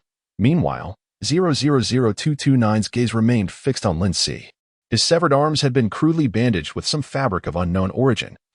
Hanging around his neck. It was only when the hedgehog-headed man emerged from the inspection room that he averted his gaze, rejoining the lineup alongside him. As the primary instigator in 2 conflicts.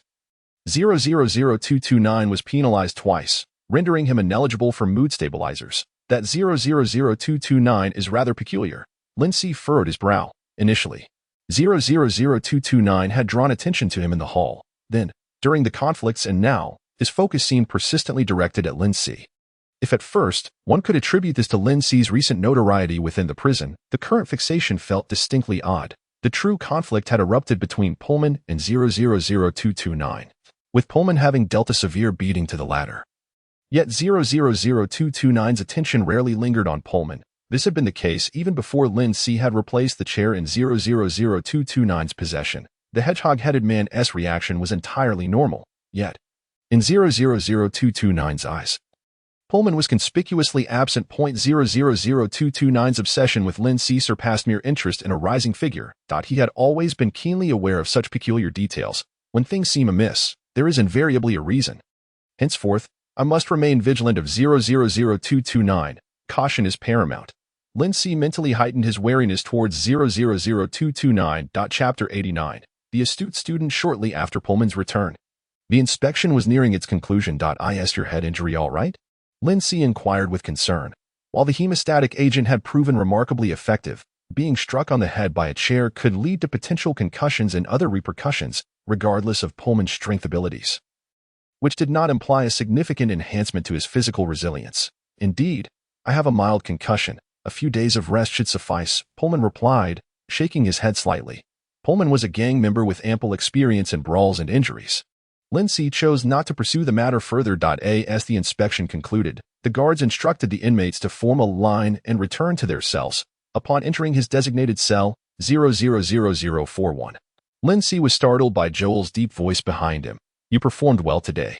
I hope you can maintain this standard going forward.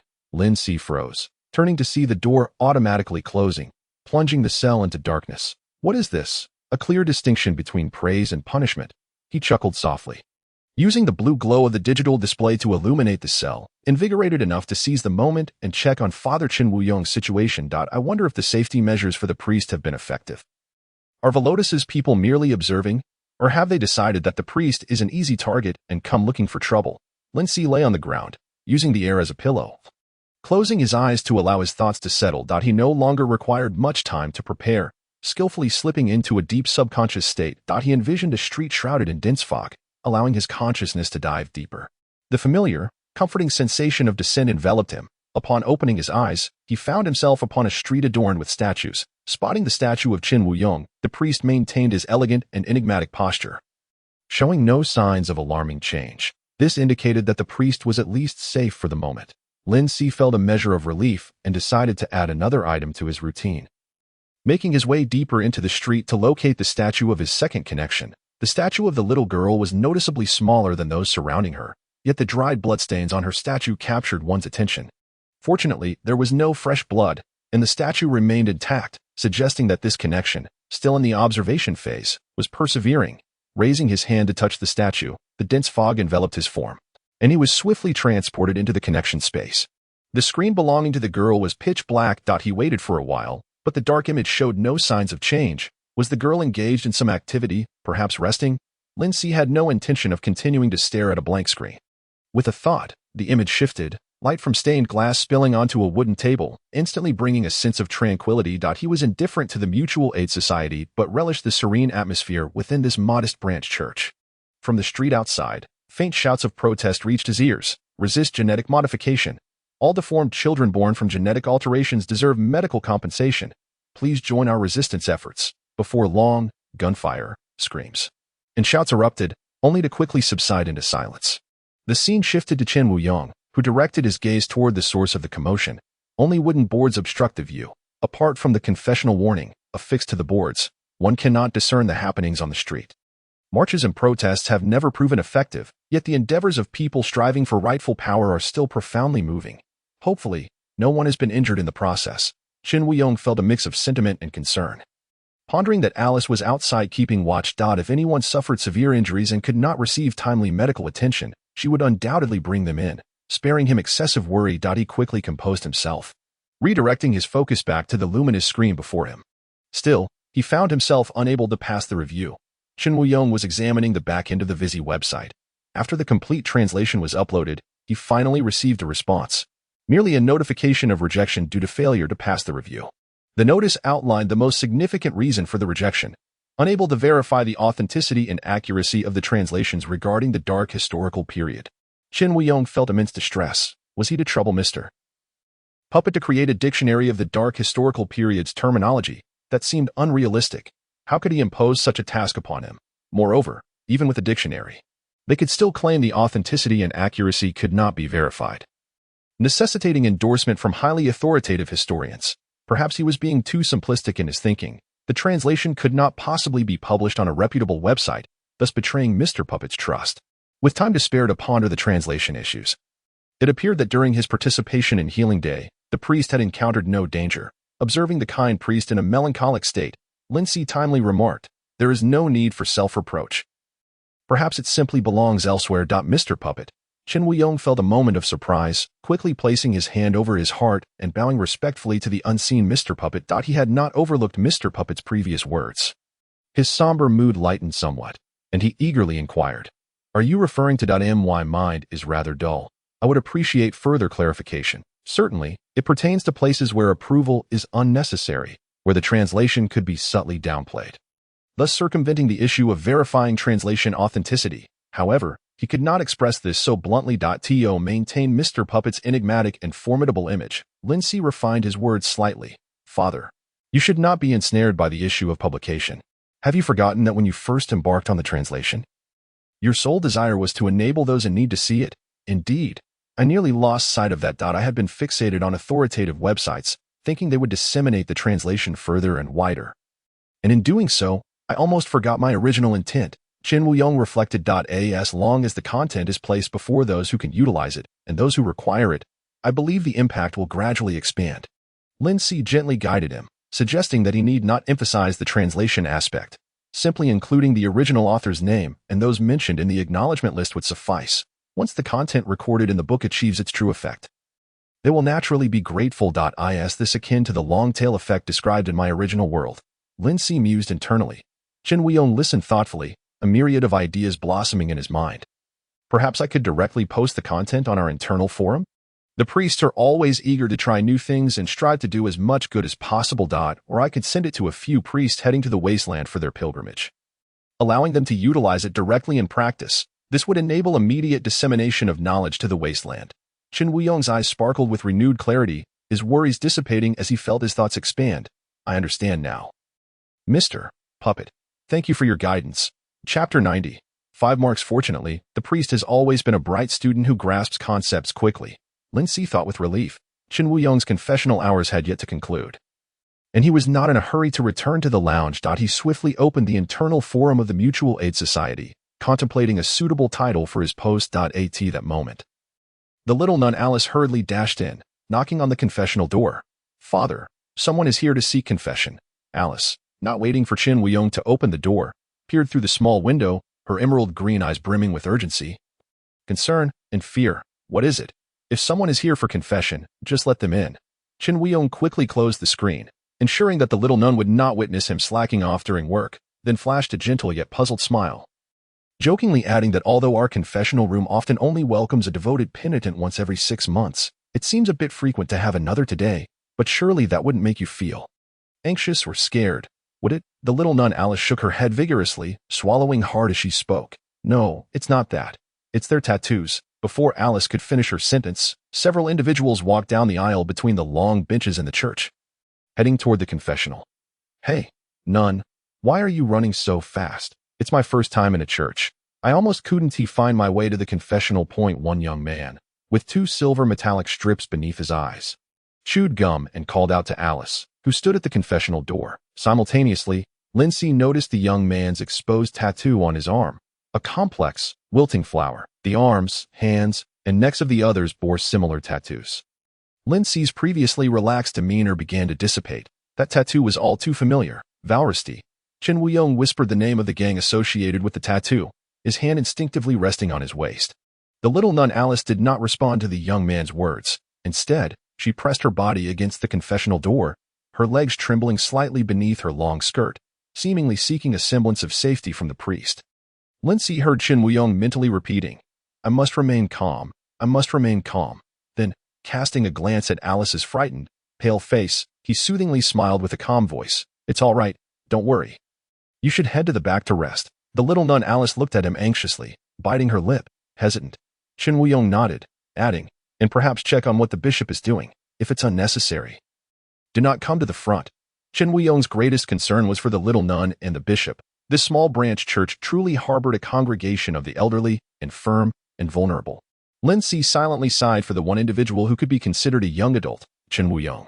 Moreover, this young adult had sacrificed his health, suffering through half a day of excruciating cough each time he used his abilities. After weighing her options, the little nun Alice ultimately nodded, lifting her skirt and running toward the backyard without looking back. The young man's gaze lingered on the little nun's retreating figure, clicking his tongue in regret.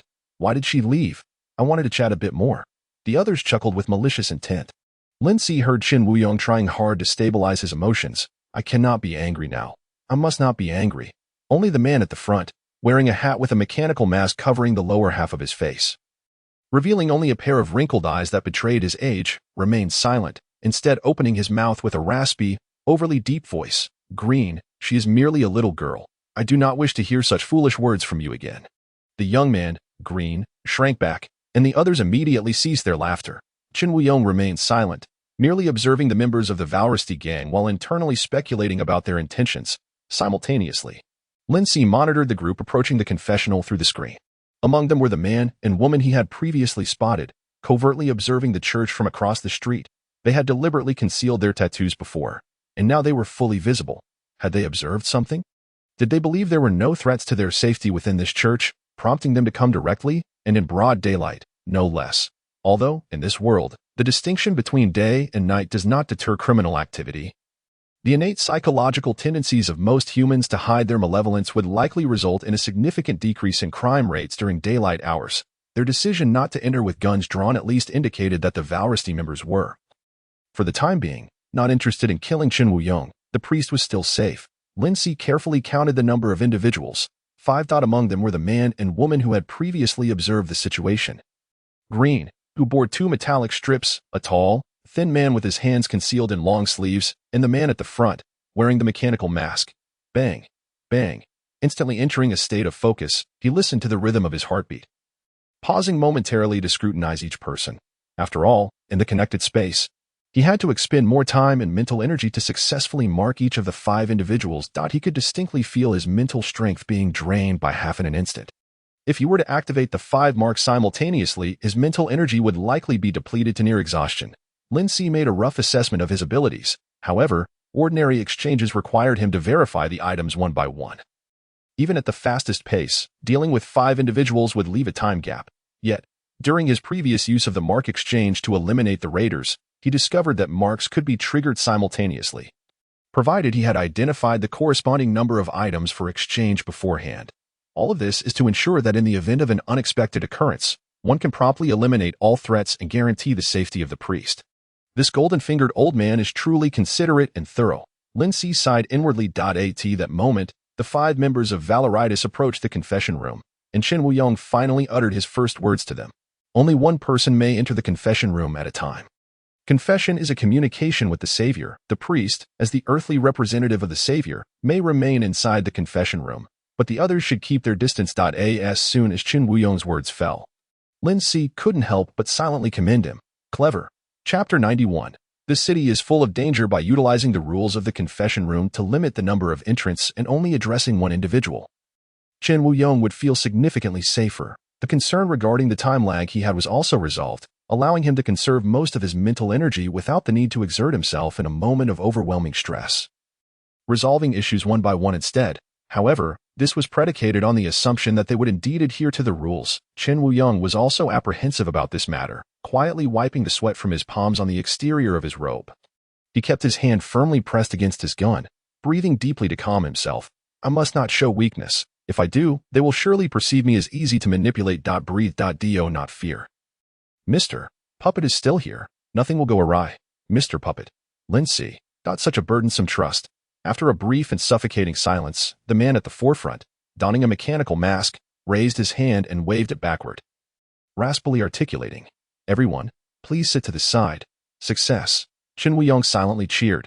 His right hand, having been tense for so long, suddenly relaxed and twitched slightly, which he quickly concealed with his other hand beneath his sleeve. The other 4 complied without question, retreating to the nearest bench, maintaining a distance from the confession room. Lin Si's attention lingered for an extra 2 seconds on the young man named Green. He appeared strikingly similar to the markings on 000229. However, one bore a perfect form still equipped with metal strips, while the other had been forcibly dismantled during imprisonment, leaving only 2 raw, fleshly scars devoid of skin. Green's eyes were a pale gold, somewhat muted. Due to their light base, they did not command immediate attention or evoke a sense of oppression like those of 000229. What exactly were those metal strips embedded beneath his eyelids? Lin Si realized that even after some time in this world, he still harbored a curiosity for the unfamiliar. May Mr. Puppet bless me. Chen Wuyong's sudden whispered prayer within Lin Si's mind drew his attention back. The leading man had already entered the confession room. A wooden window separated the two, and Chen Wuyong sat on one side, able to discern the situation on the other side through the ornate patterns of the window. Maintaining his composure, Chen Wuyong discreetly drew his gun, resting it on his lap and concealing it with his robe, making it nearly undetectable to the individual on the other side. Please close the door. Thank you, Chen Wuyong calmly stated. The leading man obediently shut the door, isolating the gaze of the remaining 4 outside. Creak. The man took his seat, the old chair groaning under the weight. He removed his hat, revealing a head of black and white curls, deep-set eyes, and bronzed skin. He lifted his hand to grasp the slightly protruding edges of the mechanical mask, which was divided into 2 parts that opened from the top and bottom. Hiss. The faint sound of an airlock disengaging. Through the intricate gaps, Lin Si was astonished to discover that the mechanical mask was directly embedded into the man's facial bone structure. Once the mask was opened, the metal could be seen intertwined with flesh, delving into the oral cavity, seemingly supporting the bone and muscle, allowing the lower half of the man's face to maintain a semblance of normalcy. Spencer Modema, the man introduced himself politely, and as he spoke, it was evident how the metal embedded in his flesh moved in response. How should I address you, priest? Leaning against a side wall to remain in the shadows, Chen Wuyong cautiously replied, during confession, there is no need for you to disclose your identity. Chen Wuyong perceived that Spencer's character seemed less malevolent than he had initially imagined. Previously, when Green harbored ill thoughts towards Alice, it was Spencer who chastised him. Unable to restrain himself, he nodded and remarked, doing good and saving lives is an inherent duty of our faith and doctrine. He must be an exceptionally virtuous priest. Indeed, that is my perspective as well, Spencer concurred. Suddenly, he chuckled softly, breaking free from his nostalgic reverie, and sighed, alas, there was a time when I was pursued by enemies and, in desperation, sought refuge in his church. Everyone else was gunned down by my assailants, and I used his body to shield myself from bullets, ultimately eliminating those fools. He was remarkably kind and never blamed me in the end. Yet, even after I ascended to the position of second-in-command at Varotis, I am often plagued with remorse for using his body as a shield, and I have long wished to confess. Father, can I receive the Lord's forgiveness? Lin Si assessed Spencer, remarking, a man of slight conscience, yet not excessively so. Spencer is actually the second-in-command of Varotis. The fact that the second-in-command personally came indicates that Winston, Maggie, and the others intend to exploit the information gleaned from the child. This is no trivial matter. The trouble the priest has invited upon himself is greater than anticipated. Qin Wuyong also came to this realization. Choosing silence in response to Spencer's inquiries, he pondered. Are you contemplating? I assumed all priests would respond immediately, for as far as I know, priests can forgive all transgressions and wickedness. Spencer appeared somewhat surprised, but swiftly dismissed the astonishment, laughing lightly. I have heard many accounts of your benevolent deeds and feel you resemble the priest I once knew. Therefore, before my arrival, I intended to atone for past wrongs through you, ensuring your life remains intact. After laying the groundwork, the discussion finally turned serious. Qin Wuyong's typically gentle voice bore no emotion as he stated. Wrongs cannot be undone, especially not upon a completely different individual. I understand. I merely wish to ease the burden of regret that haunts me nightly, Spencer replied, nodding with a gentle tone, as though comforting a petulant child. Suddenly, he paused and leaned closer to the wooden windows separating them, his mechanical mask nearly touching the glass, and with a peculiar chuckle, he said, Father Qin Wuyong, I am not concerned with the fates of those three fools. I am more interested in the final outcome. However, that does not imply others in Varotis will not investigate. To my knowledge, Rutherford is quite favored by a friend of mine. As long as you assist me in completing what they could not. We can consider previous events absolved. I shall conceal the deaths of those three fools and guarantee that no one from Varotis will trouble you again. A blatant threat. Qin Wuyong's hand trembled slightly as he gripped his weapon. Startled by Spencer's proximity, his body instinctively recoiled, yet he recalled he could not show fear and straightened himself defiantly. Fully tensed, Qin Wuyong concealed himself in the shadows, striving to maintain composure as he spoke. I do not comprehend what you are implying. Father, let's be candid. I have already laid my cards on the table, Spencer interjected, waving a hand to interrupt Qin Wuyong. Leaning back slightly, he continued impatiently. What I require of you is quite simple. Enter a prison where an event requiring the participation of clergy is about to take place. Gaining access to that prison is typically no easy feat, but your identity is perfectly suited for the task. Once inside, you need to locate a woman, eliminate her, and retrieve an item she possesses. It is a straightforward operation, devoid of any risk, in exchange for your safety and that of the bishop and nun. Does this not seem like a fair trade? At this point, Spencer clapped his hands. Convinced of his own persuasiveness. A prison. Lin Si leaned forward, intrigued, eager to glean more from Spencer's words. A prison that is difficult to enter, where clergy are required for participation. It is hard not to draw parallels with the faming prison and the weekly festivals. However, his excitement quickly waned as he realized that the prison Spencer spoke of could not possibly be faming prison. There are no female prisoners in faming prison. Moreover, the next festival, as announced on the radio, is Human Rights Day, which bears no relevance to religious observance. Confronted with the prospect of lifelong imprisonment, he found himself subconsciously yearning for connection with the outside world. Yet there are not so many coincidences in life. Lin Si helplessly rubbed his forehead, attempting to adjust his slightly disappointed emotions. Chapter 93. Pray for Me Murder. Qin Wuyong's grip tightened incrementally as he felt he had just heard the most absurd joke in existence. He let out a soft laugh, immediately rejecting the notion.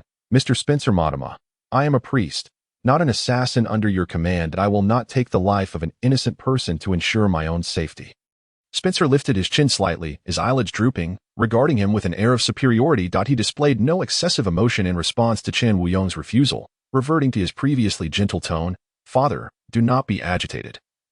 I harbor no intention of tarnishing your identity. This is merely a transaction, one that benefits us both. Do you understand? You may take your time to consider. We have everything arranged.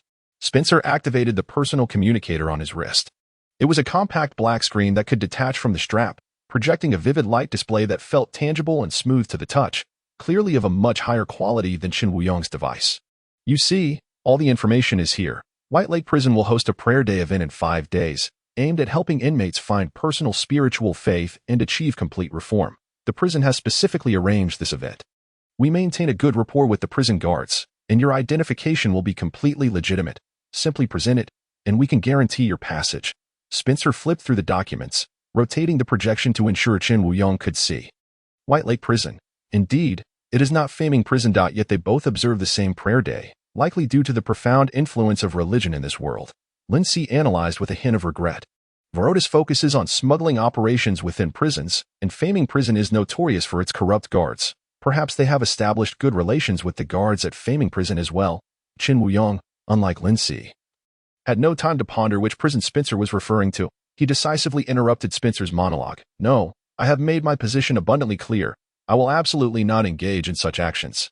Spencer's finger hovering over the projection screen halted, and he looked at him through the perforated mask. Father Qin Wuyong, allow me to offer a friendly reminder. My expression beneath this mask is not particularly pleasant at this moment. I believe you have yet to grasp the gravity of your situation. This is not a matter of willingness. With a single command, I could have both the old man and the child in the courtyard killed. Do you truly believe this is a negotiation? Qin Wuyong froze, instantly rising to his feet, intent on heading to the courtyard. He had only seen 5 individuals enter through the main door into the hall. Neglecting the fact that Spencer could easily arrange for others to stealthily infiltrate the courtyard and seize the bishop and Alice. The alarm system had failed. He did not dare gamble on whether Spencer was deceiving him or if he had genuinely taken control of the bishop and Alice, who could lose their lives at any moment. Click. The familiar sound of a cocking gun caused Qin Wuyong to halt mid-step, turning to see the dark barrel aimed at him. Spencer leaned forward, propping his face up with one hand, casually observing Qin Wuyong's tense expression, and with a relaxed smile, he said, Father, where do you think you're going? Our conversation is far from over. If you leave now, I cannot guarantee how many lives in the courtyard may be lost. Qin Wuyong stood frozen in place, ultimately unable to muster the courage to push open the thin door before him. Anger, confusion, and hatred surged within him. Why? Why do such individuals, who commit heinous acts and end the lives of pure and good people, continue to live safely? And why do they persist in pointing guns at the innocent? Lin Si listened intently to Qin Wuyong's tumultuous thoughts. Poor priest. Lin Si silently lamented, while remaining focused, directing all his attention towards Spencer. He could easily see Spencer's handgun in an instant and ensure Spencer's heart ceased to beat. Yet, he hesitated, refraining from immediate action, as new concerns arose. What if there were indeed infiltrators from Varotis lurking in the courtyard? Would he have to eliminate them all? Spencer is the second in command of Varotis. Qin Wuyong would face endless retaliation from Varotis thereafter. He realized he could not guarantee Qin Wuyong's safety at all times, and the element of surprise posed a significant risk. He could not afford to overlook anyone. I have indeed underestimated Spencer's position and the importance of the woman Varotis seeks. As well as the number and influence of a major gang. Lin Si reflected on his oversight, realizing that he had never encountered a gang in his original world. The only gang-related experiences he had were with fragmented groups within the prison. However, the gangs in this world are unrestrained, evolving into significant forces among the underclass. While murder may seem a straightforward and effective solution, it does not suffice when confronted with intricate problems. Lin Si swiftly discerned the crux of the matter. Spencer regarded Qin Wuyong with disdain. No matter how composed Qin attempted to appear, Spencer perceived him as lacking any means to pose a threat. Thus, what Qin Wuyong first needed to achieve was to instill fear. To intimidate Spencer, for only then could all subsequent possibilities arise. At that moment, Spencer's patience began to wane amidst Qin Wuyong's silence. As he rapped the window frame with the barrel of his gun, knock, knock, knock. Speak up, priest, Spencer drawled, his tone laced with menace. Is killing truly so difficult? Complete this task, and when you return, you can still be your good priest. No one will ever know what transpired. Indeed, murder is hardly a challenge. A sudden wave of helplessness washed over Qin Wuyong. The gun in his hand could not alter the situation, leaving him with only the power of choice. He felt a dryness in his throat, refraining from answering whether he accepted or declined, letting the handgun fall to his side. Spencer Modema, a man like you will eventually face retribution. Retribution? What retribution? Are you cursing me? Priest. Spencer chuckled softly. Qin Wuyong's fingers trembled, not from fear, but from a tumult of emotions. Spencer lifted his gun, stating, I once feared retribution, especially after the death of the priest who saved me. Yet, I have survived these years. And then I came to understand at this juncture. Spencer wore a smug smile. You believe in universal redemption. Retribution has never existed. The Savior has already forgiven me. Yes, the Savior has indeed pardoned you. Qin Wuyong scoffed, his lips curling into a derisive smile as his arm moved upward. Just then, he heard a deep, gentle voice beside him that instinctively soothed his anxiety. Pray, priest, pray to me. I shall grant you the response you deserve. Chapter 94. The manifestation of his existence, like a hand reaching out just before one drowns in deep waters, or like a force lifting one from the depths of an abyss. Qin Wuyong's nearly stagnant thoughts began to coalesce once more. He slowly straightened his back, lowering his gaze to Spencer, forgetting for a moment that the puppet master could hear his innermost thoughts. Infused with anger and longing, he spoke directly. I beseech you. Spencer paused, confusion flickering in his eyes. Qin Wuyong continued, let Spencer Madama experience the acute pain of his disdainful mockery towards the virtuous. Upon hearing this, Spencer realized that Qin Wuyong was not addressing him, frowning slightly. Qin Wuyong's tone became strained. Let Spencer Madama suffer the same anguish he has inflicted upon the innocent. I am willing to exchange everything I possess for your response. As Qin Wuyong's words echoed in the air, Spencer shifted uncomfortably, realizing that Qin Wuyong was praying to a deity. He looked at the standing priest with surprise, then relaxed his brow, opening his mouth to emit a laugh, which abruptly transformed into a muffled groan of agony. As Spencer spoke, his mechanical mask shifted, separating into two halves, revealing a mouth composed of flesh and metal. Qin Wuyong questioned his own vision, astonished to see Spencer's mechanical mask detach the woman who administered 2 doses of hemostatic agents to Spencer. Upon noticing him laboriously turning his eyes towards the personal communicator that had fallen to the ground, understood immediately. She picked it up, simply wiped off the bloodstains, and then affixed it to the left side of Spencer's neck. At that moment, the muscles in Spencer's throat twitched, and instead of a garbled cry, a deep male voice with a mechanical tone emerged. Green. Wow. Lindsay marveled inwardly, observing the small screen on Spencer's neck, which was far more advanced than Qin Wuyong's personal communicator. Merely attaching it to his neck enabled it to perfectly convey his thoughts, functioning as a mechanical mouth that seamlessly integrated with the human body, akin to a compact mechanical prosthetic embedded within a personal communicator. Readily accessible at any moment, the screen affixed to Spencer's neck flickered with a green light. While the mechanical tone failed to accurately express emotion, the urgency in Spencer's enunciation was unmistakable. Let him go. Let the priest go. Do not disrespect the priest. No, he has done nothing to me. Release him. Lin Si was deeply empathetic towards Spencer's current state of mind. He was frightened by the prayer uttered by Qin Wuyong and the manifestation of the divine. Ordinary individuals rarely encounter the true mystical realm. There may exist those who believe in its existence, much like the common folk in Lin Si's original world who held beliefs in metaphysics yet had no genuine contact with it. In this highly insular world of mystique, the majority of ordinary people were even unaware of the existence of awakeners, a phenomenon he had observed in the daily lives of the prisoners and Qin Wuyong. Not to mention the divine manifestations and retribution. Unbeknownst to him, the priest had inadvertently collaborated in a remarkable performance, and Spencer, in fear of retribution, hesitated to allow Green to act against Qin Wuyong. Lin Si watched with satisfaction as Green's expression shifted to one of confusion, bewilderment, and hesitation. Green opened his mouth, wanting to inquire why, when he suddenly noticed the mechanical mask that had fallen into the pool of blood during the scuffle. The mask was connected to a complete jaw, showing no signs of injury, as if it had naturally shed, along with the 2 smoothly severed arms. The priest was armed only with a low-quality handgun, and there had been no sound of gunfire. How could a handgun possibly inflict such wounds? Could it be that what this priest claimed was indeed true? A chill of dread surged from Green's feet as he regarded Qin Wuyong's gentle smile, which now seemed to harbor an unsettling aura. His hand trembled, and he unconsciously let go of Qin Wuyong. Seeing Green's movement, the personal communicator affixed to Spencer's neck emitted a long sigh of relief, urging Green, while warily eyeing Qin Wuyong, to come closer and retrieve the items on the ground. Green took 2 steps back, hurriedly bending down to pick up the bloody mask and arm. His fingers trembled slightly, causing one arm to slip from his grasp and fall back into the blood pool. He curled his fingers, picked the arm up again, this time applying more effort to avoid dropping it, and retreated to the doorway before swiftly approaching Spencer's side.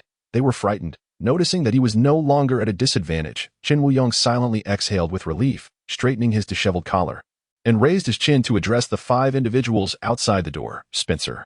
Mr. Madama, my stance remains unchanged. The person you seek has nothing to do with me, and I will not acquiesce to your unreasonable demands. Please leave. Spencer gestured for the individuals on either side to assist him in standing. By the way, Qin Wuyong suddenly interjected, I trust you are aware that your actions will not go unpunished. May the prophet bless you. As his words fell, Spencer's body trembled violently, and the screen on the communicator at his neck flickered. Go. Go. The tall, slender man with both hands hidden in his sleeves and the man with half-visible tattoos on his neck flanked Spencer, almost entirely lifting him up, while Green hurriedly held Spencer's bloody remnants. trailing behind as they rushed past rows of long benches and exited through the colored glass door depicting the Virgin Mary. Once outside the hall, Green could not help but inquire, "Spencer, what exactly happened?" "A curse, undoubtedly a curse," Spencer replied through the emotionless voice of the communicator. He claimed it was a divine manifestation, but how could that be? He prayed before me, and his prayer was immediately answered.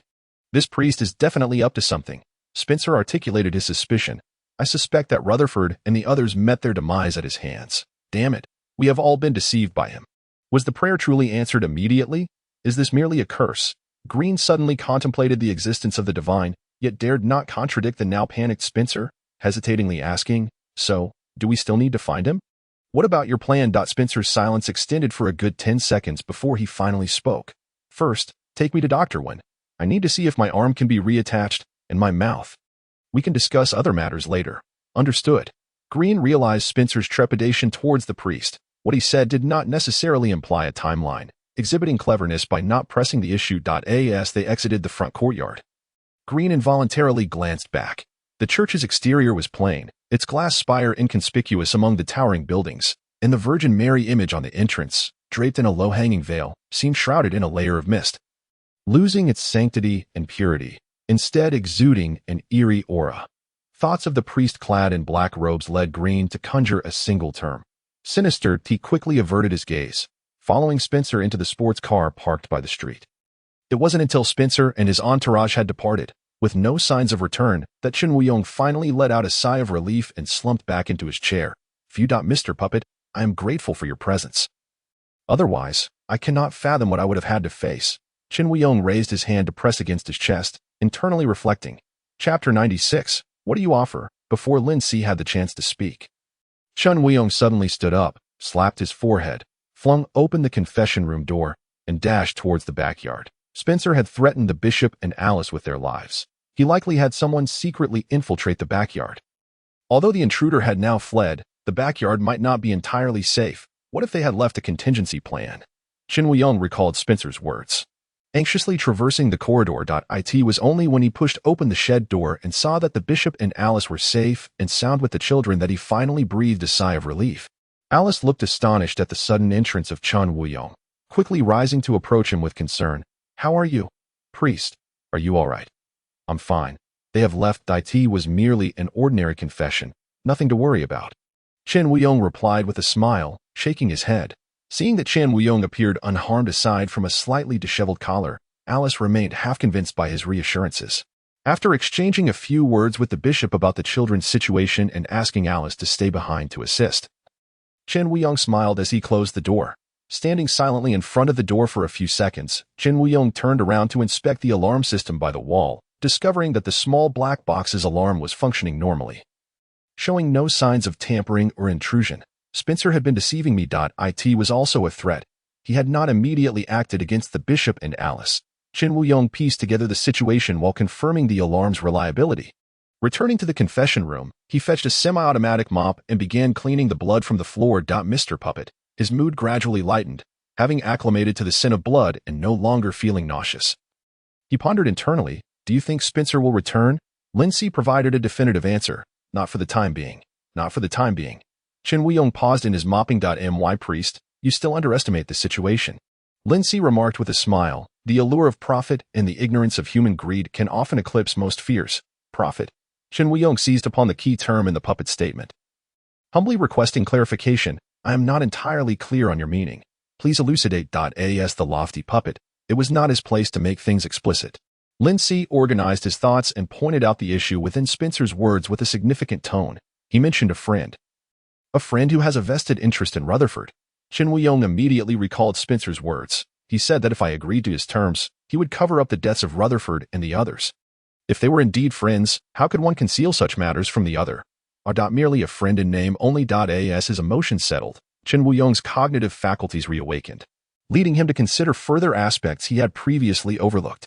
Spencer, a shrewd and self-serving second-in-command of the gang, would only conceal the truth behind Rutherford's death if it served his own interests. Can I conclude that he and that so-called friend were never truly on good terms? Although my understanding is limited, I have heard that internal conflicts within gangs are not uncommon. Perhaps they were internally vying for something from that female prisoner. Spencer seized the opportunity presented by the deaths of Rutherford and the other two. And thus I became the most suitable candidate, due to my status as a priest and my inextricable connection to the deaths of Rutherford and his companions. In his view, I was the most advantageous option, requiring minimal cost. Should he fail to find a better candidate as the situation grows increasingly urgent, he might yet approach me, albeit without direct discourse. He might choose to target the bishop and Alice first.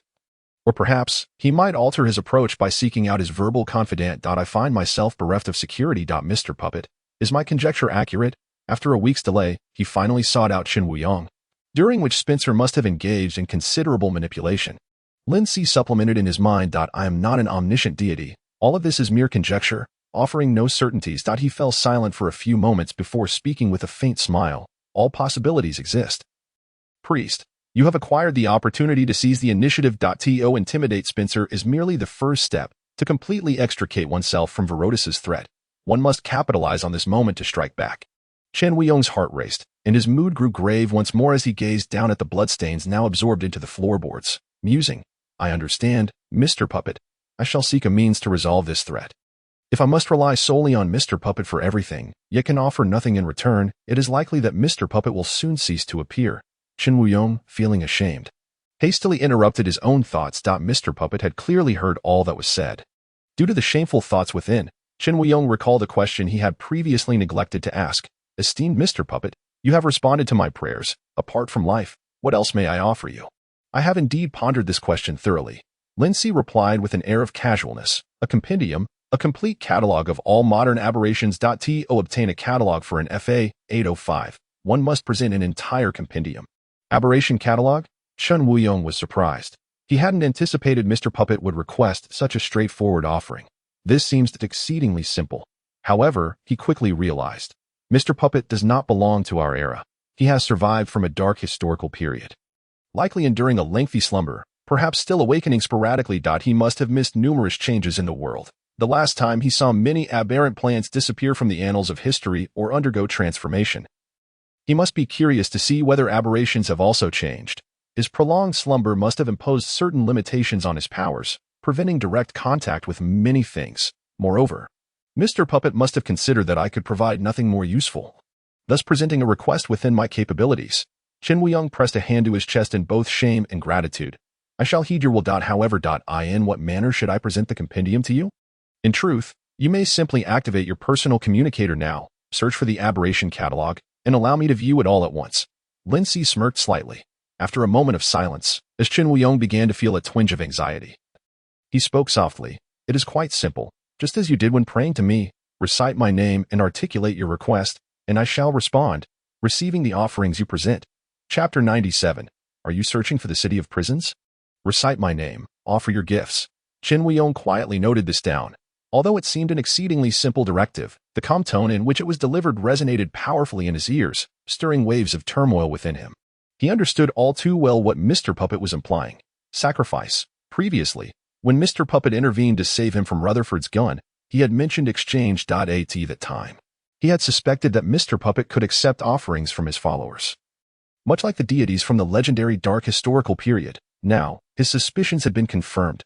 Fortunately, I have always held an interest in legendary tales and had anticipated this. Chen Wuyong felt a mixture of relief and reverence. Cautiously inquiring, I understand. During the ritual. While reciting your name, are there any critical points I should be aware of? I fear making an error that would prevent you from receiving my offering. Certainly, avoid the times when I participate in prison activities and when I am not within the connection space. Lindsay pondered for a moment before responding. Do not recite my name during the night. Aside from that, no other particulars are of consequence. He now comprehended very well that every time a prison festival occurred, it coincided with the night of the outside world, though my mental strength has increased, allowing me to remain in the connection space for much of the day. For safety's sake, the daytime of the outside world perfectly coincides with my sleep time in the cell, making it an ideal moment for Chen Wuyong to offer his gifts. Mr. Puppet need only consider when I sleep, but Chen Wuyong must contemplate much more. It is said that the sacrificial ritual must be exceedingly complete to take effect. Time, place, environmental requirements, and the arrangement of the spiritual communion ritual. Perhaps even the heads of one or two aberrations must be prepared. The sacrificial ritual of Mr. Puppet is surprisingly simple. All that is required is the correct timing for the ritual. Could it be that he is closer to the earth, thus able to connect effortlessly with the prayers of his followers, avoiding the onset of night? Might there be some hidden significance behind this? Is he a being more attuned to the sun? The information at my disposal remains insufficient. Among the deities of the major religions, such as the creator Buddha, the immortals of the Wu-Wei sect, and the savior of the Mutual Aid Society, none exhibit a clear affinity for the sun and night. He is a more enigmatic presence. Des. Qin Wuyong's thoughts continued to drift. He pressed a hand to his chest. I shall heed your will. After a prolonged silence without response, a tranquil calm enveloped his surroundings. And he lowered his hand, exhaling slowly. Phew, Mr. Puppet must have departed. After all, I am no longer in mortal peril, and there is no need for him to remain vigilant. Qin Wuyong chuckled bitterly at himself in his mind.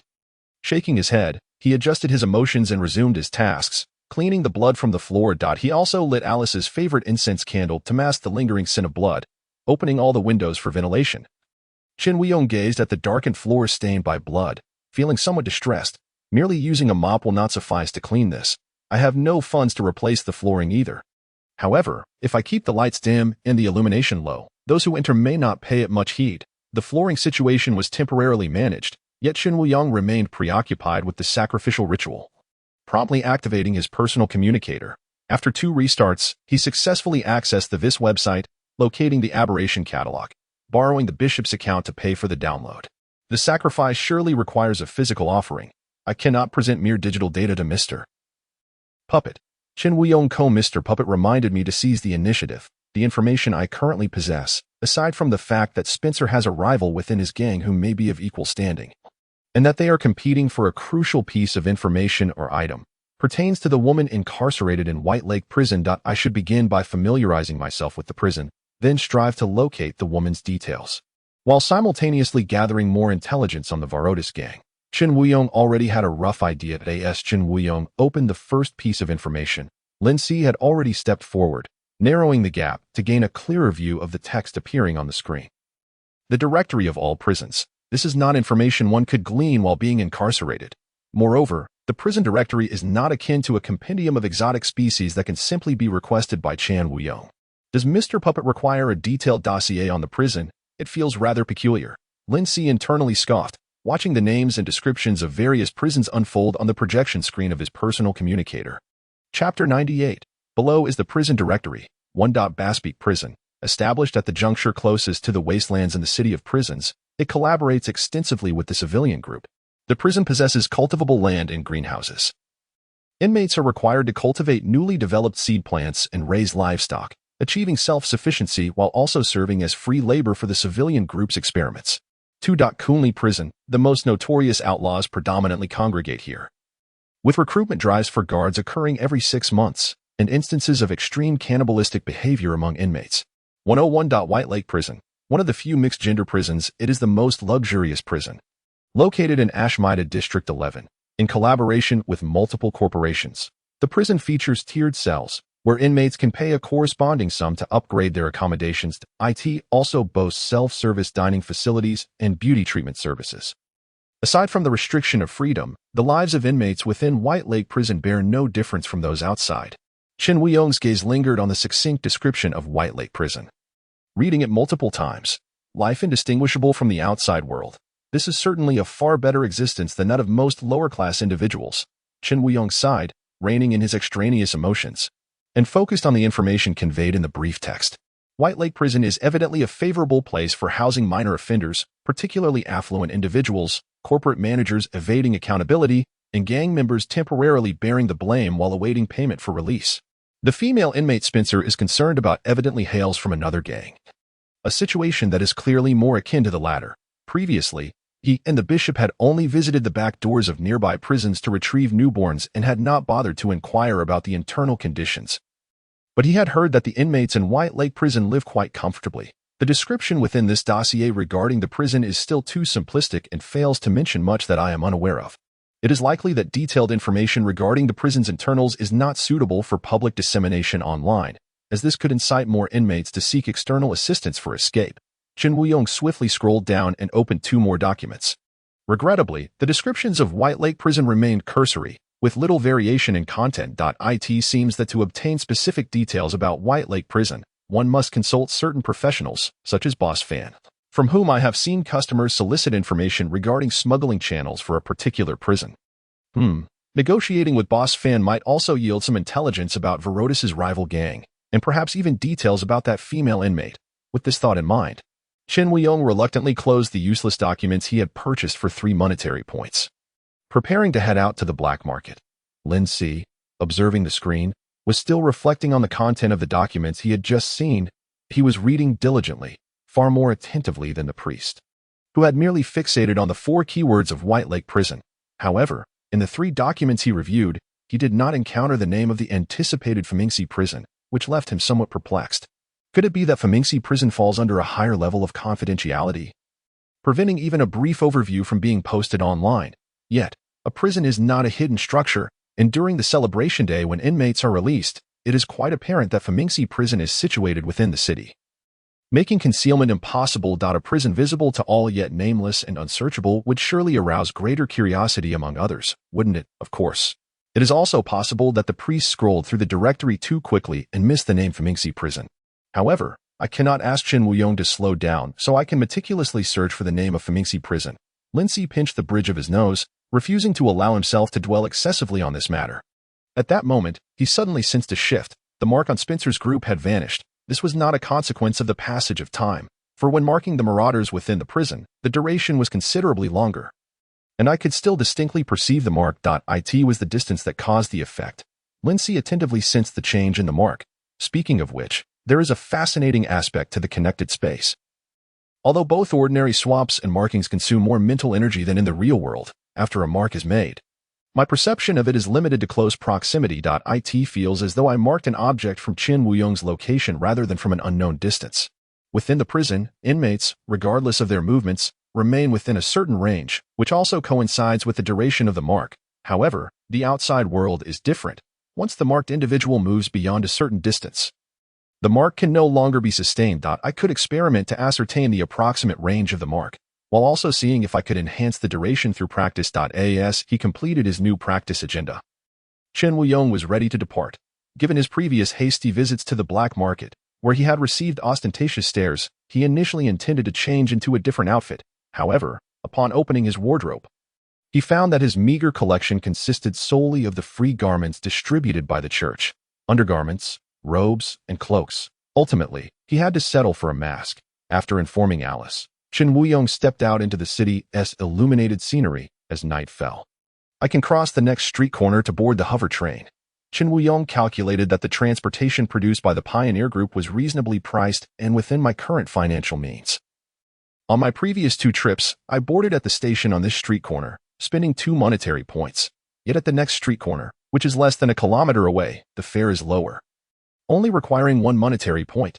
This time, I must bargain with Boss Fan at the black market, ensuring I do not squander the money the bishop has given me. Ever since the bishop discovered that my account had no balance, he silently transferred 3,000 monetary points to my account. As Chen Wuyong walked and calculated his expenses, he occasionally encountered followers who greeted him. May the Savior bless, he would respond politely. May the Prophet bless.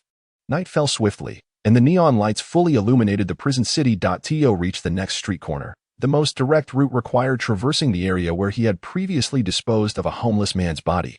Casting a glance at the flickering advertisement sign with poor contact, he hesitated momentarily but ultimately stepped into the small alleyway pooled with rainwater. The feeling of returning to a familiar place was indeed rather strange. Chen Wuyong murmured to himself. At that moment, he noticed a homeless man huddled by the street, someone he recognized all too well. Chapter 99. Genetic modification is the devil's deception. The clothing worn by the homeless man was something he had stripped from Rutherford and casually tossed to another beggar.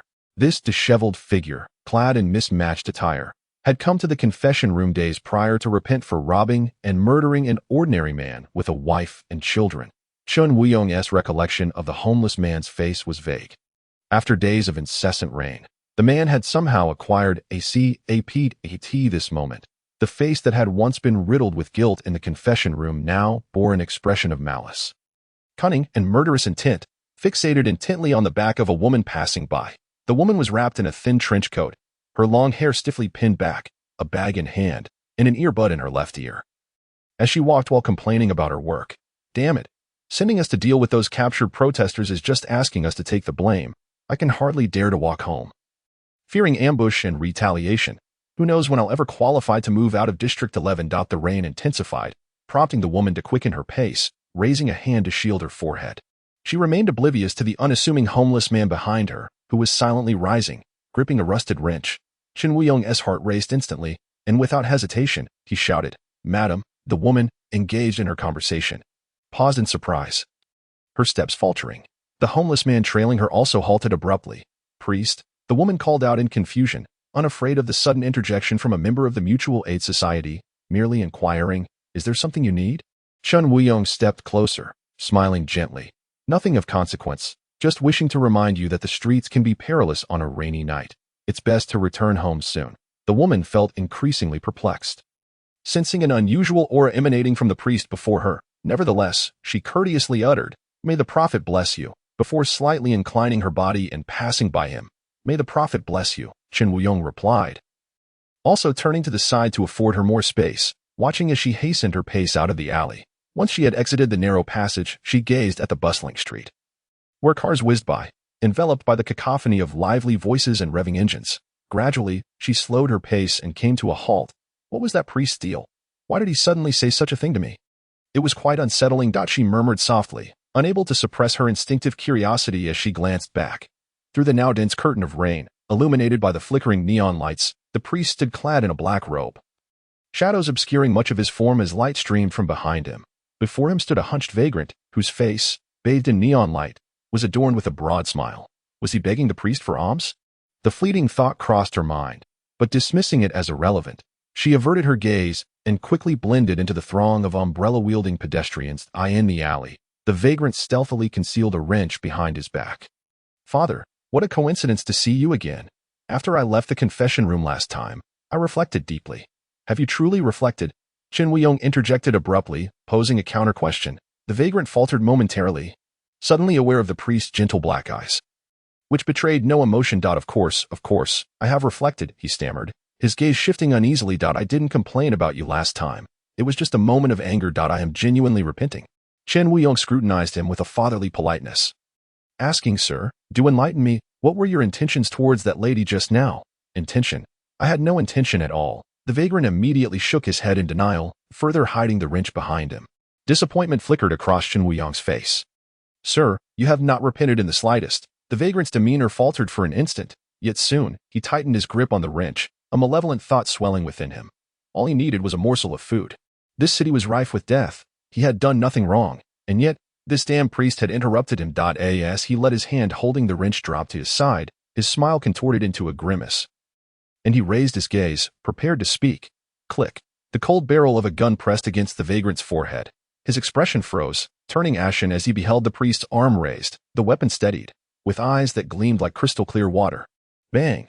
The vagrant's hand trembled, the wrench clattering to the puddled ground as he hastily raised his trembling hands. "Father, I truly had no intention of murder. Please, I beg you, may the Savior be with you." Bang! As the vagrant uttered the words, "May the Savior be with you," Chen Wuyong unhesitatingly pulled the trigger. The bullet pierced through the skull, blood and brain matter erupting forth, streaming down from the vagrant's brow. His pupils fixed in a state of contraction as he toppled backward. Bang! The corpse crashed into the uneven puddles on the ground, droplets of blood splattering onto Chen Wuyong's cloak, swiftly washed away by the rain, leaving no trace. Observing the lifeless body from above, Chen Wuyong murmured, "May the puppeteer bless you." It was merely the corpse of a vagrant. By morning, when the cleanup crew discovered it, no one would question why he had been shot, only lament the additional workload. Fortunately, the incineration site for his remains was not far off. I should have dealt with him sooner. A man born of malevolence would inevitably harm more innocent lives, like that woman from earlier. Chen Wuyong mused, feeling a twinge of regret for the bullet expended. Casting a glance around the empty alley, he stowed the gun away and hastened out. Lindsay, watching the vagrant's demise on the screen, merely raised an eyebrow, internally mocking, "Truly, may the Savior be with you. The priest has sealed your fate." More intriguing to him than the vagrant's fate was the hovering train that Chen Wuyong was about to board. During Chen Wuyong's previous visits to Water Lily Street, he had not been in the connecting space, and typically, Chen Wuyong's activities were confined to areas accessible by foot within a short time. Thus, his understanding of this new world had been limited to the vicinity around the small subchurch. Upon exiting the alley, he arrived at a bustling intersection adorned with massive holographic advertisements. A holographic projection of a girl with exquisite features and pink hair extended her hand to every passerby. Welcome to experience the latest Androsin 11 gene modification serum developed by Conley Group. Sign up for free to receive a year-long medical guarantee at all Conley hospitals. A drunken man sprawled on the street hurled an empty bottle at the girl. Gene modification is the devil's trick. He slurred, collapsing back onto the ground. The bottle passed through the girl's ethereal form, leaving her perfect smile unscathed as it shattered on the pavement. Chapter 100. Leisurely massage parlor. Chen Wuyong navigated swiftly through the crowd, ascending the escalator, lifting his gaze to behold the intertwining tracks of the suspended railway, displayed on the connecting spaces screen. The escalator led directly to the station entrance. Several adjacent turnstiles ensured that passengers could enter and exit without queuing. A robot, designed to the height of an average man, displayed conspicuous mechanical joints and donned a simple white shirt and trousers, its blank, featureless face emanating a neutral tone as it addressed a faltering elderly gentleman. Greetings. Sir, how may I assist you? I can help you into the station or contact staff to receive you. The elderly man waved dismissively, offering no response, and continued his solitary journey into the station. The robot, devoid of emotional fluctuation, soon spotted a small girl wandering without an adult nearby, approaching her with natural ease, devoid of any mechanical stiffness. It crouched down to inquire, "Hello, little one, where are your parents?" Before the robot could continue, a woman rushed over, scooping up the child and hurrying up the escalator. Subsequently, the robot resumed its inquiries with other seemingly needy individuals, but Lin Si could no longer discern its actions. As Chen Wuyong's perspective had shifted toward the turnstile, this was Lin Si's first encounter with the robots of this world. They seemed to be specifically designed for assistance at the entrances. However, were all robots in this world crafted in such a manner? Lin Si couldn't help but recall that featureless, metallic visage, while the exposed mechanical joints were a design he could envision. The absence of facial features, no eyes or mouth, yet still capable of seeing and speaking, constituted an illogical and deliberate design. Such a design must have a purpose, i.e. an attempt to thoroughly distinguish humans from robots. Yet the design seems excessively extreme. Lin Si pondered thoughtfully. Yet, his understanding of the robotics industry was scant at best, let alone in a technologically advanced world. He could only surmise the most superficial reasons. Ding ding. The mechanical notification sound snapped Lin Si from his reverie. The identical alert triggered memories of his time in the confinement chamber, sending chills down his spine. Yet he quickly regained his composure. All AI systems operate on the same framework.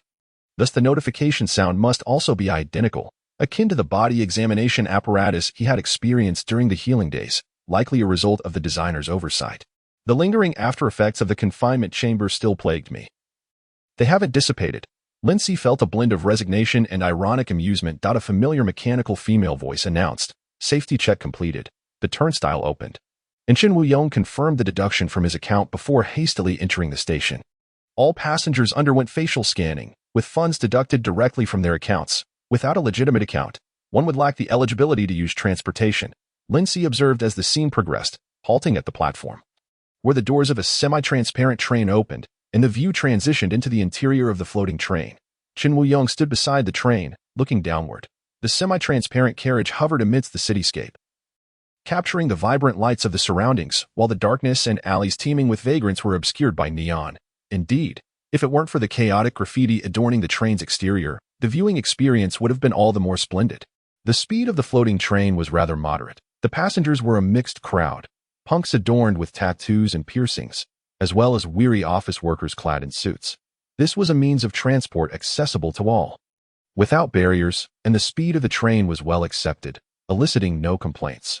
Only Lin Si, the outsider in the connecting space, quickly lost interest in the initial novelty, staring vacantly at the fleeting images on the screen outside. In the meantime, he practiced some minor exchanges and switched television channels to observe the situation of his second connection target. Unfortunately, the girl's connection screen remained shrouded in darkness, still asleep. Had she been slumbering from day to night? During their first connection, her sleep patterns had been normal. Had her rest schedule changed, or was she unwell?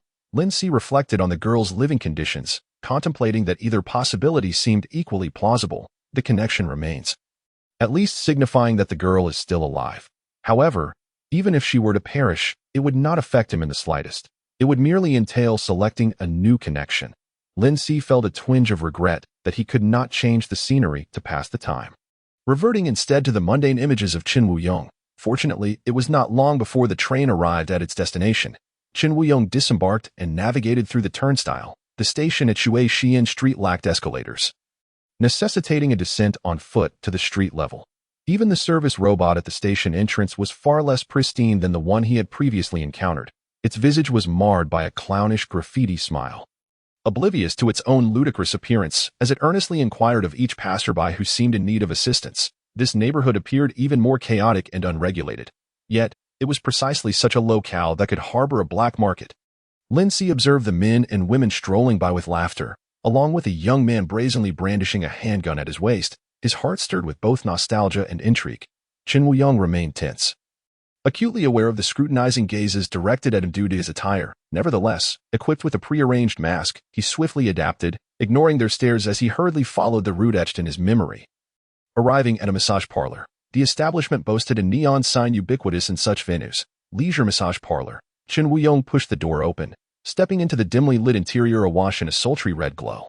Simple curtains separated the massage tables, and the air was thick with smoke and punctuated by the hushed laughter of both men and women. The priest endeavored to maintain a straight gaze as he traversed the outer hall, ultimately reaching the reception desk situated at the back. Clearing his throat uneasily, Qin Wuyong spoke.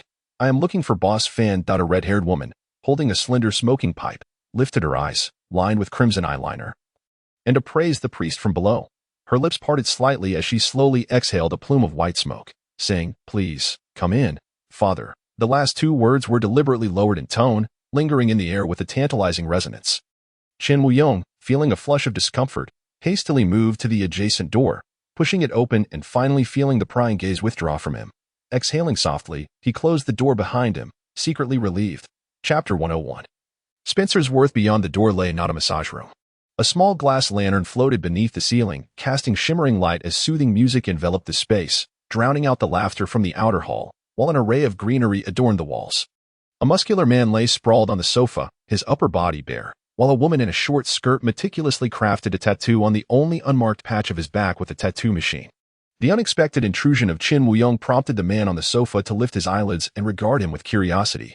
Simultaneously, a man standing behind the bar raised an eyebrow in surprise, exclaiming, "Father, what brings you here?" Wearing a mask today, the mask evidently failed to conceal his identity, as anyone who had seen him before could immediately recognize him. Qin Wuyong awkwardly raised a hand to adjust the mask, explaining, "I heard on the broadcast that the air quality has been deteriorating lately. Wearing a mask outdoors is essential for respiratory protection. Is that so?" The man merely inquired, nodding, before returning to the task at hand. Shaking a silver cocktail shaker, "Please, take a seat while I prepare this drink." Qin Wuyong removed his mask and settled at the bar. "All right, Boss Fan. I'm in no rush." "Boss Fan? So this is the notorious black market dealer who sold guns to priests and peddled information." Lin Si scrutinized the inconspicuous man anew. He possessed dark skin, curly brown hair, and brown eyes, with prominent brow bones and full lips, his age face etched with clear lines, appearing to be in his 40s. He was of modest height, and his right hand was missing both the middle and index fingers. The more unassuming the exterior, the better suited one might be for clandestine dealings, Lin Si mused. Boss Fan, smiling, unscrewed the shaker and said, "Father, I can hear your insinuations." He produced two glasses, pouring the contents of the shaker into each, sliding one towards Qin Wuyong. "How much for this drink?" Qin Wuyong hesitated before cautiously inquiring. Boss Fan chuckled heartily. "It's free, my treat. Now, tell me, what do you wish to purchase this time? Are you looking to upgrade your firearm or stock up on ammunition?" "Actually, I've recently acquired a batch of modified magazines. Each holds 18 rounds and costs only 1,000. Previously, the magazines held 10 rounds and were priced at 800. The increase for 18 rounds was a mere 200, a tantalizing offer indeed. Qin Wuyong stifled his excitement, reminding himself of the more pressing matter at hand. "Well, Boss Fan, I'm actually here to purchase some information." "Information?" Boss Fan raised his glass, momentarily surprised before swiftly shifting into business mode. "What kind of information are you seeking?" "You know, the price varies with different types of information. It depends on its value." Qin Wuyong nodded and took a deep breath. "I understand. I'm looking for intel on the prison." "By who prison?" "Not the kind easily found online, but something more internal. Additionally, I need information on the Valotis gang, specifically regarding Spencer Modema. He paused, reflecting carefully before adding, in the situation concerning rival gangs opposing Valotis. After a moment, Chen Weiyong recalled and stated, "That should be all for now. That hardly seems like the sort of information a priest should be requesting," Boss Fan remarked with a knowing glint. Chen Weiyong opened his mouth, intending to respond. But Boss Fan continued, "The information you seek is merely the easiest to procure. As a friendly gesture, I'll only charge you 300. That was far less than he had anticipated. Chen Weiyong quickly agreed. "Deal." Boss Fan took a sip from his glass, tapping his fingers rhythmically on the table in time with the music. "Let me think about where to begin. Let's start with Spencer Modema of Valotis. His information is valued at 50, while the intel on Valotis's independent factions is worth 20.300, over half of that for the prison information." Chen Weiyong queried, "Is the prison information truly more valuable than that of Spencer Modema?" "Father, the prison is part of the syndicate, while gangs are merely the power of the lower echelons. Any information relating to the syndicate holds greater value," Boss Fan succinctly explained. "Of course, intel on the inner workings of the major religions is also quite valuable. If you're willing to exchange information about the Mutual Aid Society, I can offer you this transaction for free, along with an additional one. Chen Weiyong raised his glass, concealing his silence. Boss Fan's brown eyes scanned him. And with a nonchalant smile, he continued, "Now, let's talk about Spencer Modema. He's quite an intriguing character, an orphan raised in District 12, who managed to ascend to the second-in-command position within Valotis. His methods are predictably ruthless and bloody. I assume your mention of Valotis suggests you are particularly curious about his current status. Spencer Modema has unregistered wives and children, but 5 illegitimate offspring, with that information priced separately." Boss Fan took a sip of his drink to wet his throat before elaborating. "His position is relatively secure. The leader of Valotis relies heavily on Spencer to support the human trafficking operations.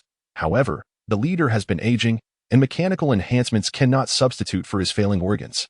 The medical equipment from the Connolly Group merely helps him to endure, and he has a son who wishes to uphold a lineage, but Spencer would certainly not acquiesce. Whispers suggest that infighting within Valotis has already commenced. Is it a struggle for control over Valotis's leadership? Would Spencer's close ally be the leader's son?"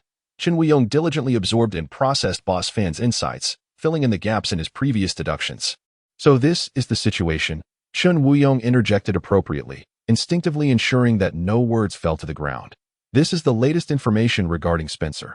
Boss Fan opened a nearby box and retrieved a cigar. Chen Weiyong awaited Boss Fan's next words, only to find him leisurely lighting the cigar and taking a relaxed puff, seemingly in no hurry to continue. Taken aback, Chen Weiyong soon realized and activated his personal communicator. "Let us settle the 50 for Spencer." "Very well." Boss Fan smiled, activating his silver personal communicator to complete the transaction. "Father, you must understand, this is not personal. It's simply the unwritten rules of our industry. We fear those without integrity who might choose to renegotiate or back out after hearing all the information, leaving us at a disadvantage since the details of our transaction have already been divulged. This is a safeguard for the normalcy of our business." Chapter 102. Valuable prison information. Chen Weiyong acknowledged this, signaling for Boss Fan to proceed.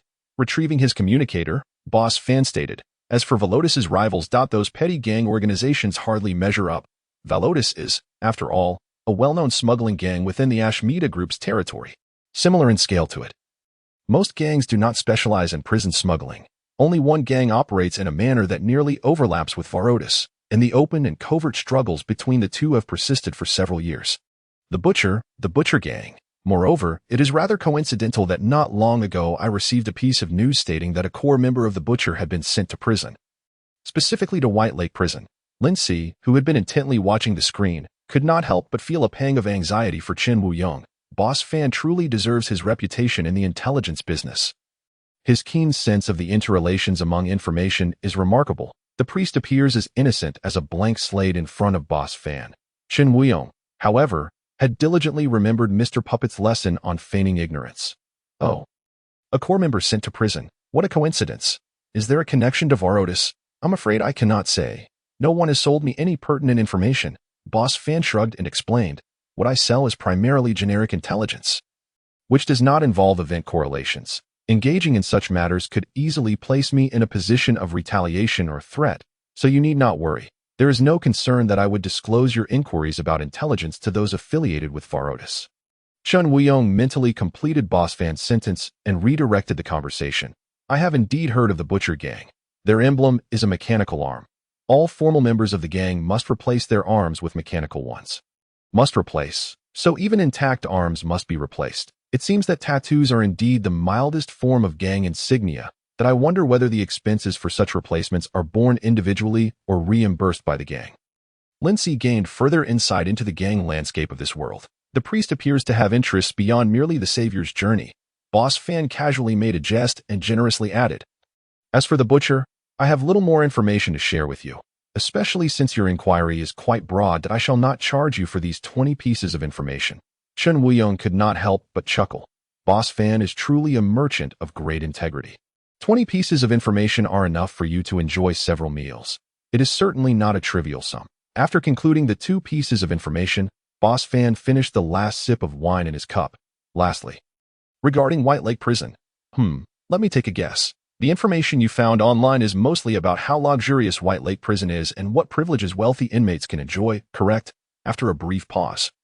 Seeing Chun Weiyong nod, he continued, "First and foremost, you need to understand, priest, that inmates are, in fact, a free resource for Ishmael. They can generate profit from inmates while also utilizing them as free labor in collaborations with other groups." Chun Weiyong pondered, "I have read a brief on Baspec Prison, where inmates are required to cultivate seeds developed by the civilian group. That must be one form of the free labor you mentioned." "Right," Lindsay added in his mind, "and the experiments in the isolation cells of Faming Sea Prison in collaboration with the Connolly Group. Indeed, Ishmael can profit without incurring costs from other groups," Boss Fan affirmed, disclosing a piece of free information.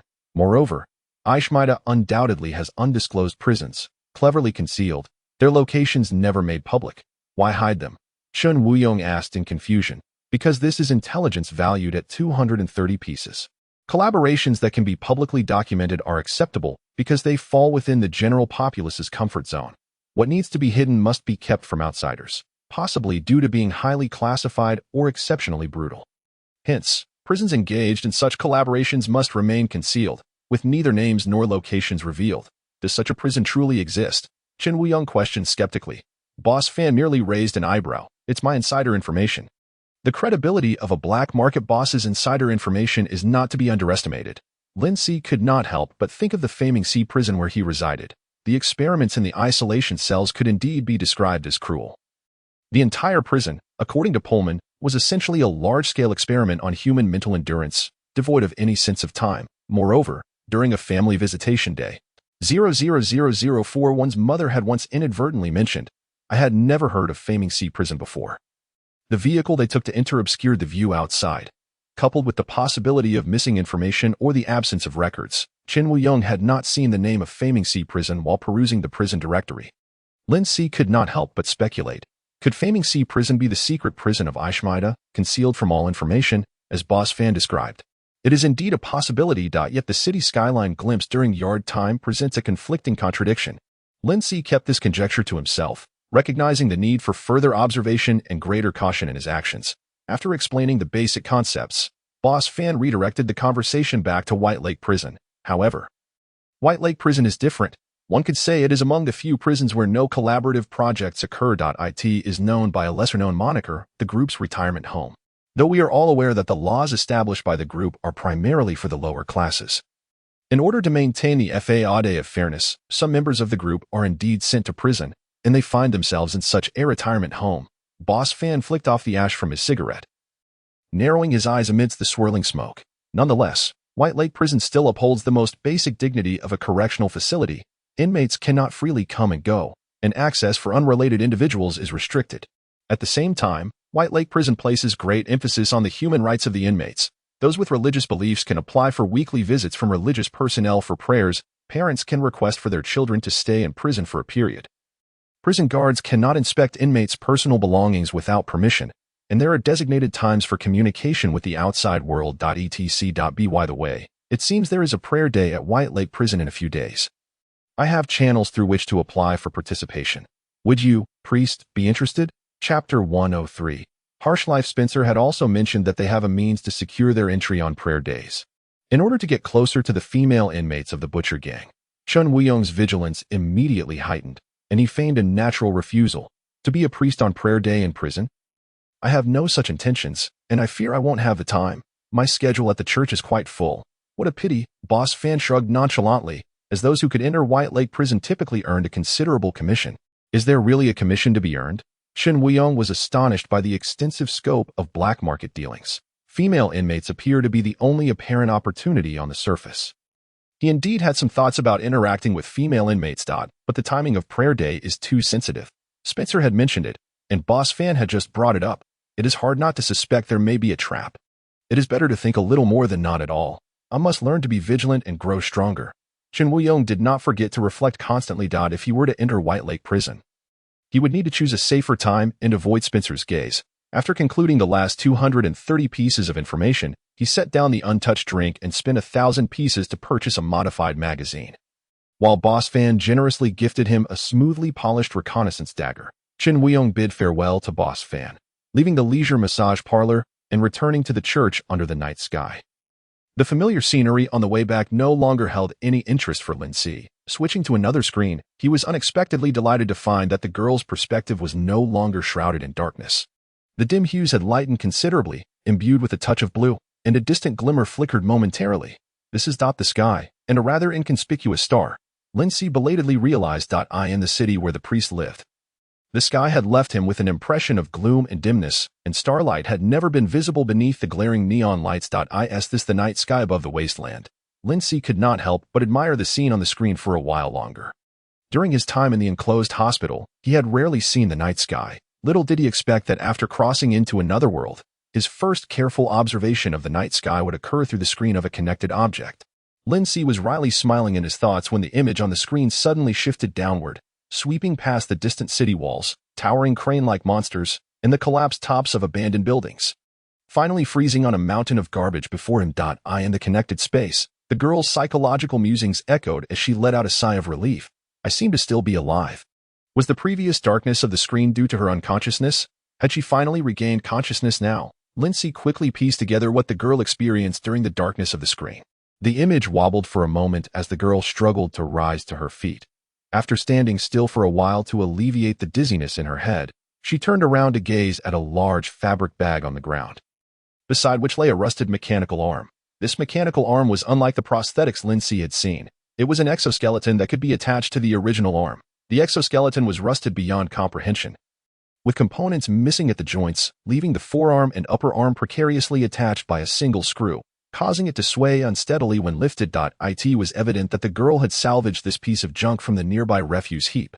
Cautiously, she extended the mechanical arm forward, pressing a protruding section on the inner side that a steel needle shot out from the arm's exterior, piercing the ground with such force that it embedded itself halfway, demonstrating a considerable power capable of penetrating bone. Only after ensuring that no residual needles or other weaponry remained within the arm did the girl exhale in relief. The valuable components had been largely stripped away, leaving behind merely 2 steel needles and some residual paralysis toxin. The girl glanced at her own arm. Her left forearm was penetrated by a steel needle, blood saturating the entire limb, but thankfully, it had ceased to bleed profusely. She attempted to move her fingers. As soon as her index finger lifted slightly, it began to tremble uncontrollably, rendering further movement impossible, prompting her to give up, lowering her arm. The girl opened a cloth bag and tossed the mechanical arm inside, not forgetting to extract the steel needle lodged in the ground, discarding it into the bag as well. The contents of the large bag finally came into view, and Lin Si confirmed with a few glances that it was filled to the brim with refuse evidently from the same mountain as the mechanical arm. There were filthy nutrient solutions, countless mechanical parts indistinguishable from their original forms, half a box of syringes bearing a triangular emblem, and a faceless robotic head. After meticulously examining the items within the bag, the girl tightened the drawstring and, dragging it with one hand, slowly made her way towards the distant road. N01 was in sight nearby, indicating her choice of a secluded location. Was she surviving by scavenging? Lin Si felt a moment of surprise, quickly followed by a sense of understanding. In a desolate wasteland drained by the conglomerate, a girl of merely 15 or 16, living in a container home with a sick mother, undoubtedly found scavenging to be a relatively adequate means of survival. Furthermore, the refuse she collected appeared to hold more value than mere plastic bottles and old cardboard. Lin Si watched as the girl approached a motorcycle parked by the roadside. placing the bag on the rear seat and securing it with a stretchable rope using one hand before mounting the bike and turning onto the road. Riding with one hand. Was she still in a dazed state after just waking up? Lindsay silently applauded the girl's fearless spirit. She was aware that her current condition made her susceptible to accidents. Hence she reduced her speed. Fortunately, the dump was not far from her container home. The girl safely parked the motorcycle, dismounted, and dragged the bag filled with refuse towards the container draped with a fabric curtain. Clearing her throat, she rasped, "I'm back." After a moment, a woman's impatient voice echoed from within the container. "Why are you back so late? I thought you had perished out there." The girl remained silent. And the woman inside fell quiet as well. Digging into her clothing pockets, she retrieved 2 relatively clean nutrient solutions, placing them on the ground before the curtain, then entered the adjacent container with the large bag. The sound of the iron door closing resonated sharply in the night. The girl finally released the bag and sat down at the table, lowering a retractable lamp to illuminate her arm. Opening a drawer, she took out a strip of cloth to bind on, using a small knife to reopen the wound where the steel needle had pierced, separating the flesh that had adhered to it. The rope bound her left hand, while her foot pressed down on the other end. Gripping the needle with pliers, she inhaled deeply and pulled forcefully upwards. A muffled groan escaped her lips as she trembled. Pouring alcohol over the wound without regard for thorough cleaning or disinfection, continuously adding a white powder, administering an injection, and finally wrapping the area tightly with the cloth strip. Then, she collapsed onto her bed, peacefully succumbing to slumber. Such a rudimentary and brutal method of wound treatment. Lindsay reflected as the screen faded to black once more. Chapter 104. The suffering of all beings. There was no way to adhere to sanitary practices or disinfection. Anything available was utilized. Even the coagulants found in prisons were absent here. The living conditions in the wasteland were indeed dire. Lindsay felt little sympathy, merely contemplating the situation with objective calmness. At that moment, the connection space filled with mist, his mental energy waning. Lindsay did not resist, allowing the fog to envelop him as he descended from the connection space. Time passed silently, remaining in a temperatureless, lightless cell would undoubtedly lead to a loss of temporal perception. Fortunately, the existence of the connection space allowed Lindsay to ascertain that he had spent 7 days in the cell. In just a few hours, the 7-day cycle of festivities would commence. With a swift motion, Lindsay opened his eyes, sitting up as the fabric of his prison garb brushed softly against the ground. After consuming a nutrient solution, he felt his mental energy revitalized, hastening to close his eyes and quickly re-enter the connection space. To ascertain the approximate duration of the mark's persistence and to practice enhancing it. He had left a mark on Sister Alice, who was about to step out to procure bread for the free food distribution. Unable to mark Qin Wuyong, marking random passers-by would not reveal how far they could travel before the mark faded. Thus, Sister Alice, who was already set to leave with a clear route, became his subject of experimentation. Of course, marking her did not imply he would actually replace her heart. Calculating Alice's departure time, he concluded the connection early, allowing sufficient time for his mental energy to replenish before reconnecting. The rapid recovery of his mental energy was attributed to his consistent practice during this period, though his mental energy had not seen a significant increase. The speed of recovery was noticeably enhanced. Simultaneously, the frequency of his marking had finally increased to 7 times. However, other improvements had stagnated. Lindsay sensed he had brushed against a threshold that, once crossed, would allow further advancement. Over the past few days, he had observed the life of his secondary connection subject more closely. The girl, having sustained an injury to her arm, rested for only a day before resolutely cycling daily to the dump to scavenge, subsequently returning to the container to store her finds. Her physical constitution seemed robust, and with a stroke of luck, she had avoided tetanus, and her wound had not become infected. As for the girl's ailing mother, aside from the impatient reprimands directed at the girl during her departures and returns, Lindsay had not encountered her and remained unaware of her ailment. His primary connection subject remained Father Qin Wuyong.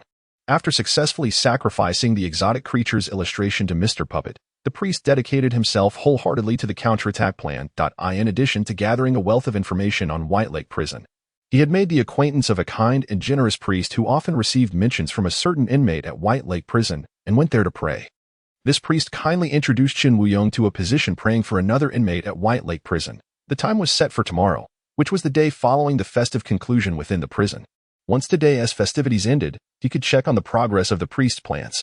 The illustration of FA 805 had been obtained. It was time to prioritize locating the exotic creature's corpse during the festivities today. He could inquire how Pullman had been faring with his old acquaintances. As Lindsay pressed his hand against the statue, he updated the plan in his mind. The moment he beheld the screen within the connection space, he sensed the return of his marking perception on Alice. This, in fact, was an unexpected discovery. After marking Alice, upon exiting the connection space, he had lost perception of the mark and had immediately re-entered the connection space. To his surprise, upon re-entering, the marking perception returned instantly. It seemed that the connection to Chen Wuyong had established an anchor point. The existence and specifics of the mark were calculated based on this anchor. However, the exaggerated effects of the connection space were simultaneously limited for him. Upon leaving the connection space, these exaggerated effects dissipated. Of course, this limitation could also stem from his current level of ability and mental energy, which might not be sufficient to fully exploit the connection space's utility. Within the scene, Alice had returned to the church, complaining to Chen Wuyong. "Father, we shouldn't distribute food to them anymore. Not everyone has a conscience, and we can barely afford to eat ourselves. Alice, you must not harbor such thoughts. We are fulfilling our inner convictions. We cannot allow the malevolence of others to alter our resolve." Chen Wuyong earnestly admonished the young nun. Without paying heed to the specifics of his lengthy discourse, Lindsay focused on the clear marking on Alice, recalling the priest's prior instructions. The discounted food store is only 1,000 meters away. You can walk there. On the return, carry the items and spend money on the bus. If not for Chen Wuyong needing to remain at the church to care for his sick child, he would have preferred to go himself, saving money on the return trip. 1,000 meters. The persistence of the mark on Alice indicated that the marking distance was indeed 1,000 meters. This was entirely sufficient for the prison. Lindsay confirmed the approximate range and erased the mark on Alice. The young nun kept her head down, uncertain whether she absorbed the priest's words. Noticing that night was deepening, Lindsay chose to sever the connection. Time slipped away too quickly, and Lindsay had not rested for long. The familiar sound of footsteps echoed outside the cell. He rose, ruffled his hair, and watched as the cell door opened automatically. With his brows drawn low over his eyes, the guard Joel called out the roll without looking up. 000041. Before Joel's words had fully settled, Lindsay had already stepped to Joel's side and stood at attention. Joel glanced at him, then turned and walked toward the far end of the corridor, stopping in front of the next cell. Lindsay hesitated for a moment, glancing back at the cell directly opposite his own. According to the usual order of roll call, he was the first to be called by Joel, followed by Pullman, who was directly across the way. However, just moments ago, Joel had completely bypassed Pullman and moved on to the next inmate. Chapter 105, Human Rights Day. Officer Joel, Lindsay inquired with a hint of confusion. "Did you overlook someone?" Pullman .000173 has yet to emerge from his cell. Is he not participating in today's festivities? Logically, Officer Joel would not commit such a grave error, especially since he had a translucent board in hand with the list clearly displayed. Joel tapped the panel, opened the cell door in front of him, and then raised his gaze to Lindsay. 000041. "Speaking during the roll call is prohibited. What about your adherence to the rules?" As the inmates stepped out, they noticed the tense standoff between the two, casting furtive glances at both Joel and Lindsay before hastily bowing their heads and shuffling to stand in line behind Joel.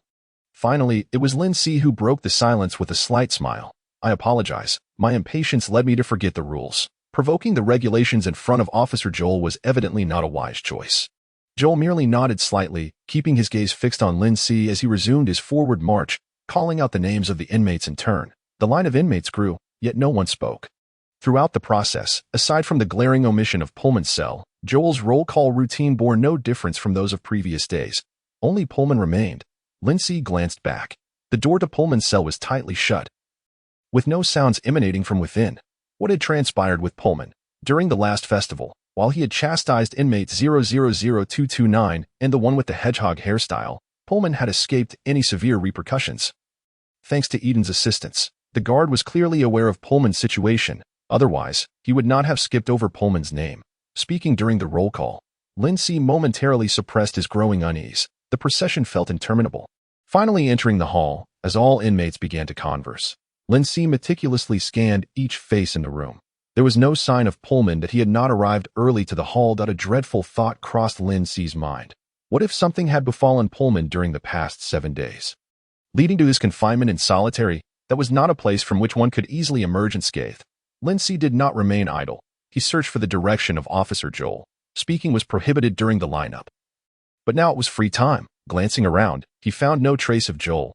Typically, he would stand at the exit of the cell block before the festivities began. Now, he was nowhere to be seen. And no imposing figure with thick brows was in sight. Where could he have possibly gone at this moment? Lindsay's brow furrowed in confusion. At that moment, he spotted the golden-haired guard Jasper, leaning against the wall with a hat in hand, a smile gracing his face as he engaged in casual conversation with another guard. Asking Jasper could prove fruitful. Lindsay navigated through the crowd of inmates, making his way toward Jasper. The last time the curly-haired inmate 001782 was in search of his friend Junichiro, Jasper had been quite willing to address their inquiries, though Lindsay always felt that Jasper's smile bore the semblance of a fade. As he approached, Jasper seemed to sense his presence, shifting his gaze and breaking off his conversation to greet Lindsay with a smile. 000041, looking for me? Officer Jasper, I have something I wish to inquire about. Lindsay replied, glancing at the unfamiliar guard beside him. The sun-kissed man donned his hat. What is it? 000173, an inmate I am acquainted with. Did not attend the festivities today. I would like to know if he has faced any repercussions. Lindsay stated, clarifying his intent. Of course, this inquiry fell within the permitted range of rules. Jasper, unusually serious, retracted his smile. 000173, let me think. Pullman Solomon? He is quite the notable figure. The next moment, Jasper shrugged helplessly. However, I am afraid, 000041, that 000173 is not an inmate under my jurisdiction, so I am not privy to his circumstances. You could inquire with Officer Joel. He oversees your floor and manages the overall inmate roll call. When I cannot recall specific details about inmates, I too consult Joel. Lindsay remembered well. The last time he had asked Jasper about the curly-haired inmate 001782. Jasper had first sought out Officer Joel before returning with an answer, though it was merely a ruse to placate the curly-haired inmate. Officer Joel is not present. I have been unable to locate him, Lindsay explained. Jasper scanned the area as if confirming. He may be engaged in some urgent task. Afterward, he gestured toward the nearby guard, who likewise replied, I am not aware of Joel's whereabouts. Jasper offered a suggestion. No worries. Human Rights Day is about to commence. Joel will return shortly, and you can wait until the announcement concludes to inquire about the situation. Lindsay understood that he could glean no further information from Jasper. After expressing his polite thanks, he turned and walked toward the nearest long table, yet his thoughts remained fixated on Pullman. What had happened to the old man? Humanity possesses immutable rights that cannot be altered or stripped away. Reforms in criminal law and the abolition of the death penalty serve to further safeguard human rights. Those within the prison should constantly remind themselves that they have not forfeited their human rights. Therefore, the prison had dedicated this day to the celebration of human rights. Human Rights Day. Welcome to Human Rights Day. The room fell silent, save for the mechanical voice of the announcement. Lindsay took his usual seat, only to find an empty space beside him where the familiar old man would typically sit. The mechanical voice continued. During Human Rights Day, everyone may enjoy all rights within the confines of the regulations. Each person has the right to present a human rights request. Please, everyone, indulge in the festivities of Human Rights Day. Ding. The doors swung open as per tradition. Present a human rights request. Lindsay pondered the exact meaning of this phrase. While the majority of inmates in the hall erupted in cheers, eager to enter the rooms and voice their demands, the guards had already taken their positions, shouting for the inmates to line up and maintain order. For now, Lindsay had no requests beyond the desire to leave the prison. He stood up, not heading toward the bustling doorways but instead making his way directly to where Officer Joel stood at the entrance. This location afforded the best view of the happenings inside the hall. As the announcement played, he quickly locked onto the figure of Officer Joel emerging from one of the rooms. Chapter 106, Medical Release Officer Joel. Lindsay came to a stop, politely calling out. Officer Joel was brushing dust from his uniform, raising his gaze to meet Lindsay's eyes, tilting his chin slightly. I hear Jasper mentioned you were looking for me? Yes. Lindsay nodded in affirmation, getting straight to the point. During the roll call, I inquired about inmate 000173, Pullman Solomon. You skipped over his name today. Does that mean he has faced some form of punishment and is not currently in his cell? He paused, emphasizing. Officer Jasper indicated that this inquiry falls within the permissible bounds of the regulations. While I should not have spoken during the roll call, I believe my questions now do not contravene any rules. Officer Joel cast a sidelong glance at him. Of course, it is within the scope of permissible inquiries. As for 000173, I recall quite clearly that 2 days ago, due to the worsening condition of his broken leg, he requested medical leave and is no longer in the prison. Lindsay struggled to contain his shock. Worsening, medical leave. During the last healing day, Pullman had just undergone a thorough examination of his leg. The situation was stable. Yet, within 5 days, it had suddenly deteriorated to a point where even the medication he prepared could not suffice, necessitating a request for medical leave. How could this be possible? Moreover, the term medical leave triggered memories of the curly-haired inmate's desperate search for Junichiro, and how Jasper had deceived the curly-haired inmate, leading to his eventual breakdown. The reasoning behind both instances seemed eerily similar. Could these events be intertwined? Lindsay had already harbored suspicions regarding Junichiro's disappearance. Coupled with Boss Fan's remarks about the hidden prison and Pullman's sudden medical leave, his doubts deepened significantly. Detecting Lindsay's astonishment, the prison guard Joel spoke up. During times outside of the holidays, there is at least one guard on duty in the corridor of each cell block, should any urgent requests arise.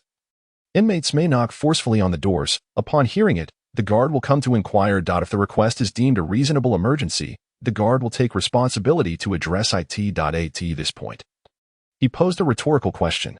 Are there any further inquiries? There were indeed many questions, but it was certain that answers could not be gleaned from a mere guard. Lindsay composed his expression, shaking his head. No more questions. Guard Joel nodded, efficiently concluding the conversation, casting his gaze towards the translucent panel in his hand, occasionally tapping it lightly. Without a courteous farewell, Lindsay turned and slowed his pace, scanning his surroundings. Few inmates remained at the long table in the lobby. Most had surged towards the side rooms, jostling to line up for entry. Aside from speculation and doubt, there were no further direct clues regarding Pullman's whereabouts. The curly-haired inmate 001782 might indeed hold some leads regarding the incidents of disappearance linked to medical parole. However, a cursory glance revealed no sight of the curly-haired inmate. Unexpectedly, Lindsay locked eyes with the individual sporting a hedgehog-like hairstyle. Startled, the hedgehog-headed inmate quickly lowered his head and shrank back behind the person next to him. Beside him stood 000229, whose previously prominent bloodstains had faded significantly, along with several fellow inmates who had been incarcerated together, all of whom were queuing outside a room. 000229 merely cast a fleeting glance at Lindsay before retracting his gaze, hands tucked in his pockets as he resumed chatting with his companions. They appeared to have restrained themselves considerably. Pullman's disciplinary guidance had undoubtedly borne fruit. The thought of Pullman weighed heavily on Lindsay's heart. The elder's situation surely was not promising. Much like Junichiro, once vanished, one disappears forever. At that moment, the red-haired Joel noticed him and suddenly raised a hand. High point 0041. Hey, the red-haired Joel strode around the long table towards him.